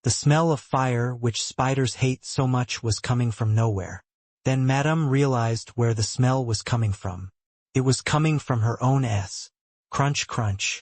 The mucus sac on her ass where Vikir's blow had struck earlier. The mucus sac, which normally sheds webs, was now wounded and burning. What was burning in that wound was definitely the dark flames of the oil system. How does hellfire taste? Vikir asked as he flew to the left. Earlier, when he had slashed at the spider's body, Vikir had activated one more skill in addition to releasing his aura. It was the burn skill had gotten from capturing Cerberus. Enemies slashed or impaled by the blade of the magic sword Beelzebub would suffer fatal burns. The infernal flames of Cerberus Wraith's remains would continue to scorch opponents. Madame angrily rubbed her rump against the ground. But even so, the flames were not extinguished and they burned more intensely. The mucus leaking from Madame's mucus sacs continues to draw in the flames, just as the flames are drawn in by the holes in the oil barrel. Once touched, it burns forever. That's the curse of Cerberus the Hellhound. In the end, Madame admitted it. What a nuisance these infernal flames that Cerberus has brought with him are.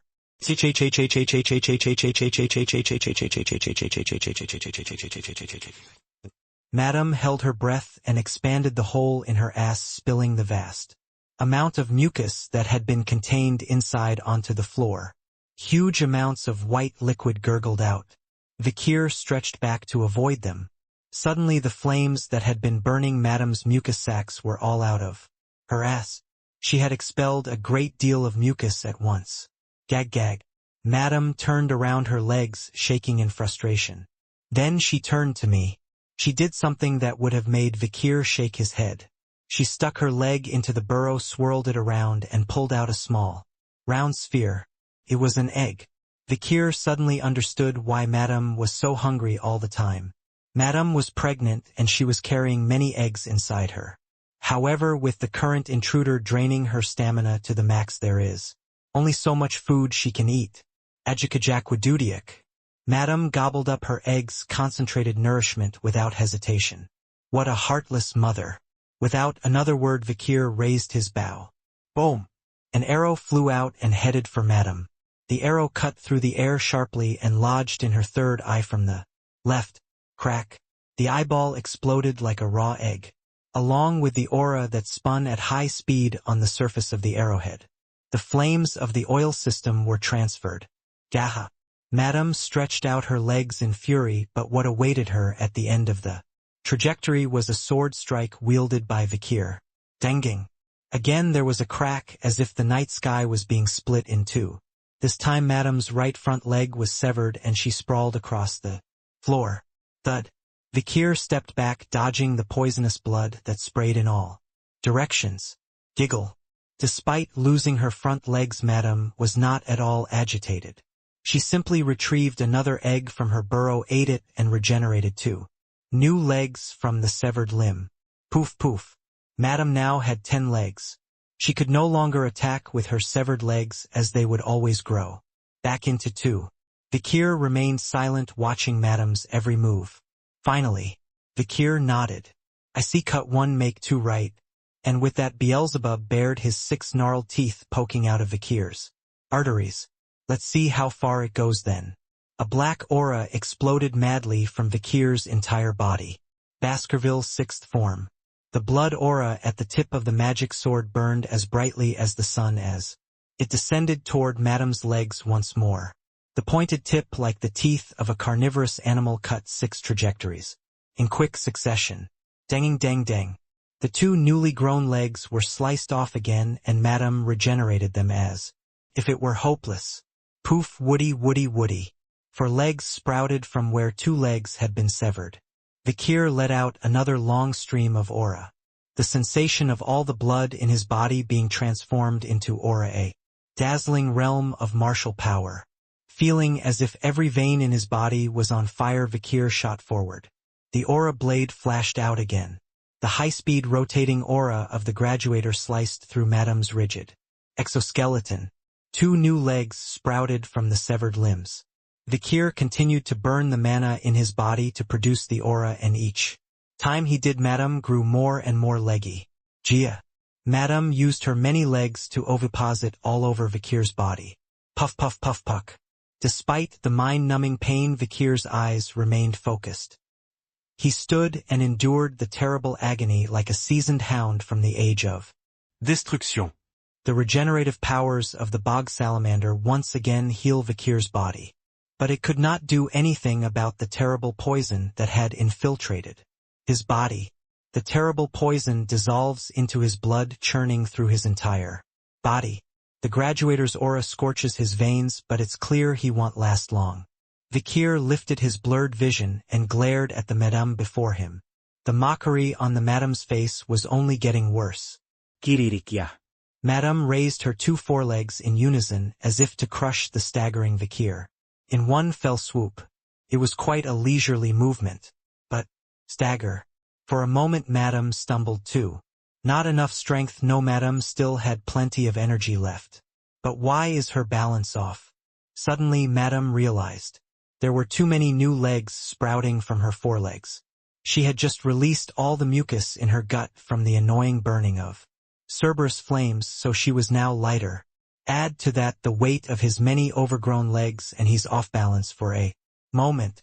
Vikir did not miss the brief moment when Madame flinched at the unexpected shift in her center of gravity. Vikir launched himself with a sharp cry. The poison made his mind foggy. He knew by instinct that this was his last chance. Madame panicked and flailed to steady herself, but her two front legs were already too heavy and she couldn't help but fall to one side. Furthermore, her three left eyeballs were so blinded by the distance that she couldn't see the trajectory of Vikir's leap. Madame stretched out her middle leg to stop him, but her aim was off. Vikir then stabbed Beelzebub into the spider's abdomen, which was now empty and missing its middle leg. Tada! As it turned out, Vikir's aura could not penetrate Madame's abdomen. That's because beneath her lower abdominal sac was a solid breastplate, a shield that was strong enough to block even the aura of a graduator. Vikir's sword caught in a groove in Madame's breastplate. In this aspect, Madame was lucky and Vikir was unlucky. However, Vikir hadn't aimed to plunge his sword into Madame's chest in the first place. Yawa. With all his might, Vikir pushed at Beelzebub. The needle of the awl against the hard breastplate pushed it back. That's right, I can't pierce, but I can push. Madame was off-center under the weight of her heavy forelegs and the empty weight of her mucus sac. Vikir's superhuman strength eventually knocked Madame sideways. And next to her was the ground, which was weakened by squishy flesh and decaying bone. In this aspect, Madame was unlucky and Vikir was lucky. Ja. Madame panicked and flailed her foot, but it was cut off by an additional aura blade from Vikir. Vikir's skillful cut was precise, targeting only the weak joint at the end of the leg. It was an almost instinctive slash, impossible with his blurred vision. Soon enough, new legs stretched out, but it was too late. Thud, thud, thud. Madame slammed into the soft ground and rolled toward the base of the cliff. For the first time in her life, Madame shudders at the unfamiliar sensation. The color in her last remaining eyeball is clearly fear. She tried to squeeze webs from the mucus sacs on her tail and cling to the rock face, but it was impossible now. Cerberus' infernal fire had drained it all out earlier. Thud, thud, thud. Madame bounced and rolled a few times off the top of the craggy peak before plunging straight down the cliff. And it was the same for Vikir. Madame did not go alone as she fell to the cliff. At the last moment, she stretched her overgrown legs as far as they would go and pulled her resentful foe who had pushed her down with her. Soon Vikir and Madame were falling straight from the top of the craggy peak toward the ground below. And then, in one last desperate effort, Vikir pulled out his secret weapon. Puck. Vikir struck Madame in the chest, sending her flying off to the side. Beside him, he can see the struggling Madame falling toward the ground at a rapid pace. Vikir's recoil puts him farther away from Madame, but he's still falling at a high pace. Unlike Madame, however, who was screaming in terror, Vikir simply closed his eyes tightly and held his breath. It wasn't fear of the shock of hitting the ground. It was preparation to land. And then, I could see the ground. It was rapidly approaching. But what greeted Madame and Vikir on the ground was clearly different. Madame was simply falling toward the ground, but where Vikir was falling, there was a large object waiting for him. It's a water balloon inflated to bursting. A cushion of something squishy stuffed inside tough leather. It was the gassy, bloated carcass of a bog salamander. Pop! The sound of a balloon popping echoed through the water. For a moment Vikir felt his mind being snapped. A tremendous impact struck his entire body. But this time the seasoned hound didn't step on death's door. Grabbing onto the broken cord, Vikir gritted his teeth and endured the impact of the fall on his entire body. He looks up and sees that his limbs are still attached. Vikir breathes a sigh of relief despite the pain now that he knew the outside of his body was intact. It was time to check the inside. The inside was in better shape than he expected. My head was cracked, all my ribs were broken, all my bones were fractured, my legs were bent in weird directions, and my muscles, organs, and blood vessels were torn apart. The pain and wounds would have killed a normal person several times over, but not Vikir, who possessed extraordinary regenerative powers. This was an injury that could be repaired with the help of the bog salamander's wraith imprisoned within the magic sword Beelzebub. Exquisite. Vikir checked the giant pillow where he had fallen. It was the decomposed, gassy carcass of a boggy bog salamander. It had been attacked by swarms of bone-sucking mosquitoes, leaving its tough skin filled with blood, flesh, and soft organs. The unfortunate salamander had been alive until Vikir climbed the crag and apparently died while Vikir was at the top of the peak fighting Madame. The salamander's death and decomposition caused gas to build up in its tough skin, which made it even more puffy, and Vikir fell on top of it. Needless to say, this didn't soften the impact. Falling on water is still a shock. Vikir pushed himself up through the pain. At least it didn't have the salamander's bones. If the salamander's carcass had a solid skeleton holding it together, Vikir would have been even more traumatized by the impact. Luckily, the bone-sucking mosquitoes had eaten all of the salamander's bones, so she was spared. But his physical injuries were mostly healed, but he couldn't help the stench. The impact of Vikir's fall had exploded the salamander's carcass, sending gases, rotting guts, and blood everywhere. The stench was sickening. The stench is unimaginable given that it's the salamander that stinks so badly and the rotting stench that's added to it. If you ever get out of here, you'll probably have to stay in the bath for days straight. But the stench wasn't the issue right now. Vikir had something else he needed to check first. Vikir turned his gaze to the solid rock in the distance. On it lay a large bloody chunk of meat. Madame, eight-legged, as powerful as she was, apparently didn't have the stamina to withstand the impact of a fall down a cliff. Well, you must have sustained quite a few injuries when you raided Balak's tribe.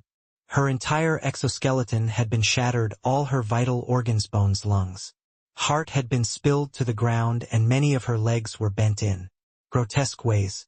But amazingly, Madame is still alive. She barely manages to pull herself upright, shaking her half-exploded and mashed body. Beneath her, mangled intestines ooze out of her. Vikir stretched and walked slowly toward Madame. Madame, even a demon of death can't help but feel fear when they see the shadow of death looming over them. Madame shuddered as she met Vikir's red eyes. It was an emotion that coursed through her bones down to the very core of her exoskeleton. It was fear 100 pure. Are you afraid? Are you afraid of death too? Vikir laughed dryly, twisting the corners of his mouth where rotten blood had dried. Madame felt the brains in her shattered skull torn into pieces, shrinking away. With each step, Vikir took, her heart thudded against the outside of her ribs. The old Madame, whose intelligence and memory had been sharpened by her long life, had imprinted Vikir's current appearance in her mind. The flickering vision, the approaching terror, the looming death, and the Hund des dog. Zarek. The sound of the beast's cries was small and feeble, like a child's whimper. Madame staggered backwards, dased. The burst mucus sac was oozing out of her, but she didn't seem to mind. Vikir staggered up to her and plunged his awl into her back. Beelzebub dug deep into the cracks in the tarnished armor. Madame shuddered and struggled, but her movements were entirely aimed at escape, and she showed no sign of fighting back. Pow pow pow pow. The all-sank-like-teeth biker's assault continued. He had no strength left in his belly, so all he could do was press down with his body weight, but still he was surely diminishing Madame point by point. Karma. The wraiths of all the Balak warriors who had died innocently, and the wraiths of all the natives of all the tribes of the jungle who had died countless times before, were weighing on Vakir's wrist. The karma she had accumulated up to this point had become experience points, making him stronger, but not as strong as he was at this moment. The touch of these many wraiths dragging her down into the depths of the abyss was clearly self-inflicted. Gulp, gulp, gulp, gulp. Soon Madame's soul began to be sucked into the orb of Beelzebub. Binge fly Beelzebub all. 1 slot burn Cerberus A. Slot 2 Silent Hill Monsieur Hushue. Slot 3 Super Regeneration Swamp Salamander A. 3 formidable creatures of a danger. Their wraiths originally occupied each of the 3 orbs beneath Beelzebub's blade, creating a tense power balance. The new arrival Madame's wraith upset the balance. Madame's wraith was the first to seek out the slot that held the wraith of Cerberus, with whom it had never gotten along with regarding similar territory. GRRRR. The wraith of Cerberus, who had long occupied the first slot of the red ball, bared its teeth at Madame's intrusion. As a wraith, Cerberus still remembers the humiliation of being stripped of his territory by Madame and banished to the 7th ridge. But the hierarchy of the wraith world is generally not much different from that of the living. Madame was vicious as a wraith. Cackle, cackle. As in life, Madame took Cerberus' territory and set up a nest in its place. Binge fly Beelzebub all. 1 slot Venomous Madame 8-legged S. Slot 2 Silent Hill Monsieur Hushue. Slot 3 Super Regeneration Swamp Salamander A. Finally, Beelzebub's first slot changed owners. The passive skill that Vakir gained from it was venom, a poison so concentrated that there was nothing in the world that could match it. It flowed into Vakir's body and soon dissolved into his red blood. While harmless to Vakir himself, it would probably be a deadly poison to others. Meanwhile, Madame was still fleeing at this moment, frantically shaking the ground. Despite the fact that part of her soul had become a wraith and fallen prey to Beelzebub, she was still minimally conscious and attempting to escape. Perhaps it was because her brain had been shattered into many pieces. Vakir had tried to hold on with his sword in Madame's backpack, but he could not help her fading consciousness. He hadn't eaten or slept since his recent climb, and his body had been completely rebuilt nearly twice, so he had every reason to be sapped of stamina.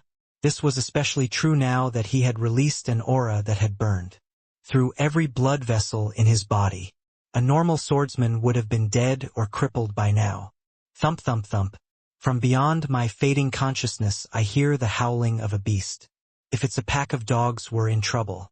What other creature in the world would dare to approach this place when Madame 8-legged was exuding poisonous energy? Vakir was not in a relaxed enough state to think about that. Eventually, shuffle. Vakir collapsed on top of Madame's corpse. Sleep took an awful long time, or maybe just a moment. In the darkness behind his eyelids, he recognizes many faces. Many faces ID left behind during my journey through the age of destruction. And those ID met since my return. Faces of Chihuahua, Sinduendi, Pomeranian, Aquila, Camus, Ian, Dolores, Barrymore, and others rise and fall to the surface without a sound. Faces from Baskerville, faces from Underdog City, faces from the Deaf's, faces from Quavati Street, faces from all over the place, one after the other, without any connection. Among them were the faces of Hugo and Ahiman. The moment Vakir scrambled to his feet, how many days, hours, minutes, or seconds had passed? He sees a shadowy silhouette hovering over his still warm body. He waits for his vision to clear a little more, and then he feels a warm tongue licking his face. It was Bakira the wolf peering into Vakir's face. And next to it he could see the face of his constant companion, Ayan. She sat down next to Vakir, looking like she was about to burst into tears. "Oh my God, Vakir, are you awake? Can you see me? Hey, Ahun, over here, over here." Vakir, you're alive, I'll get you some medicine right away. Poison, wash off the poison, take him to the village. The world is silent except for the slow twitching of Ayan's mouth, his blurred vision, and the familiar faces gathering around him. Is this a dream? With that thought, Vakir blacked out completely.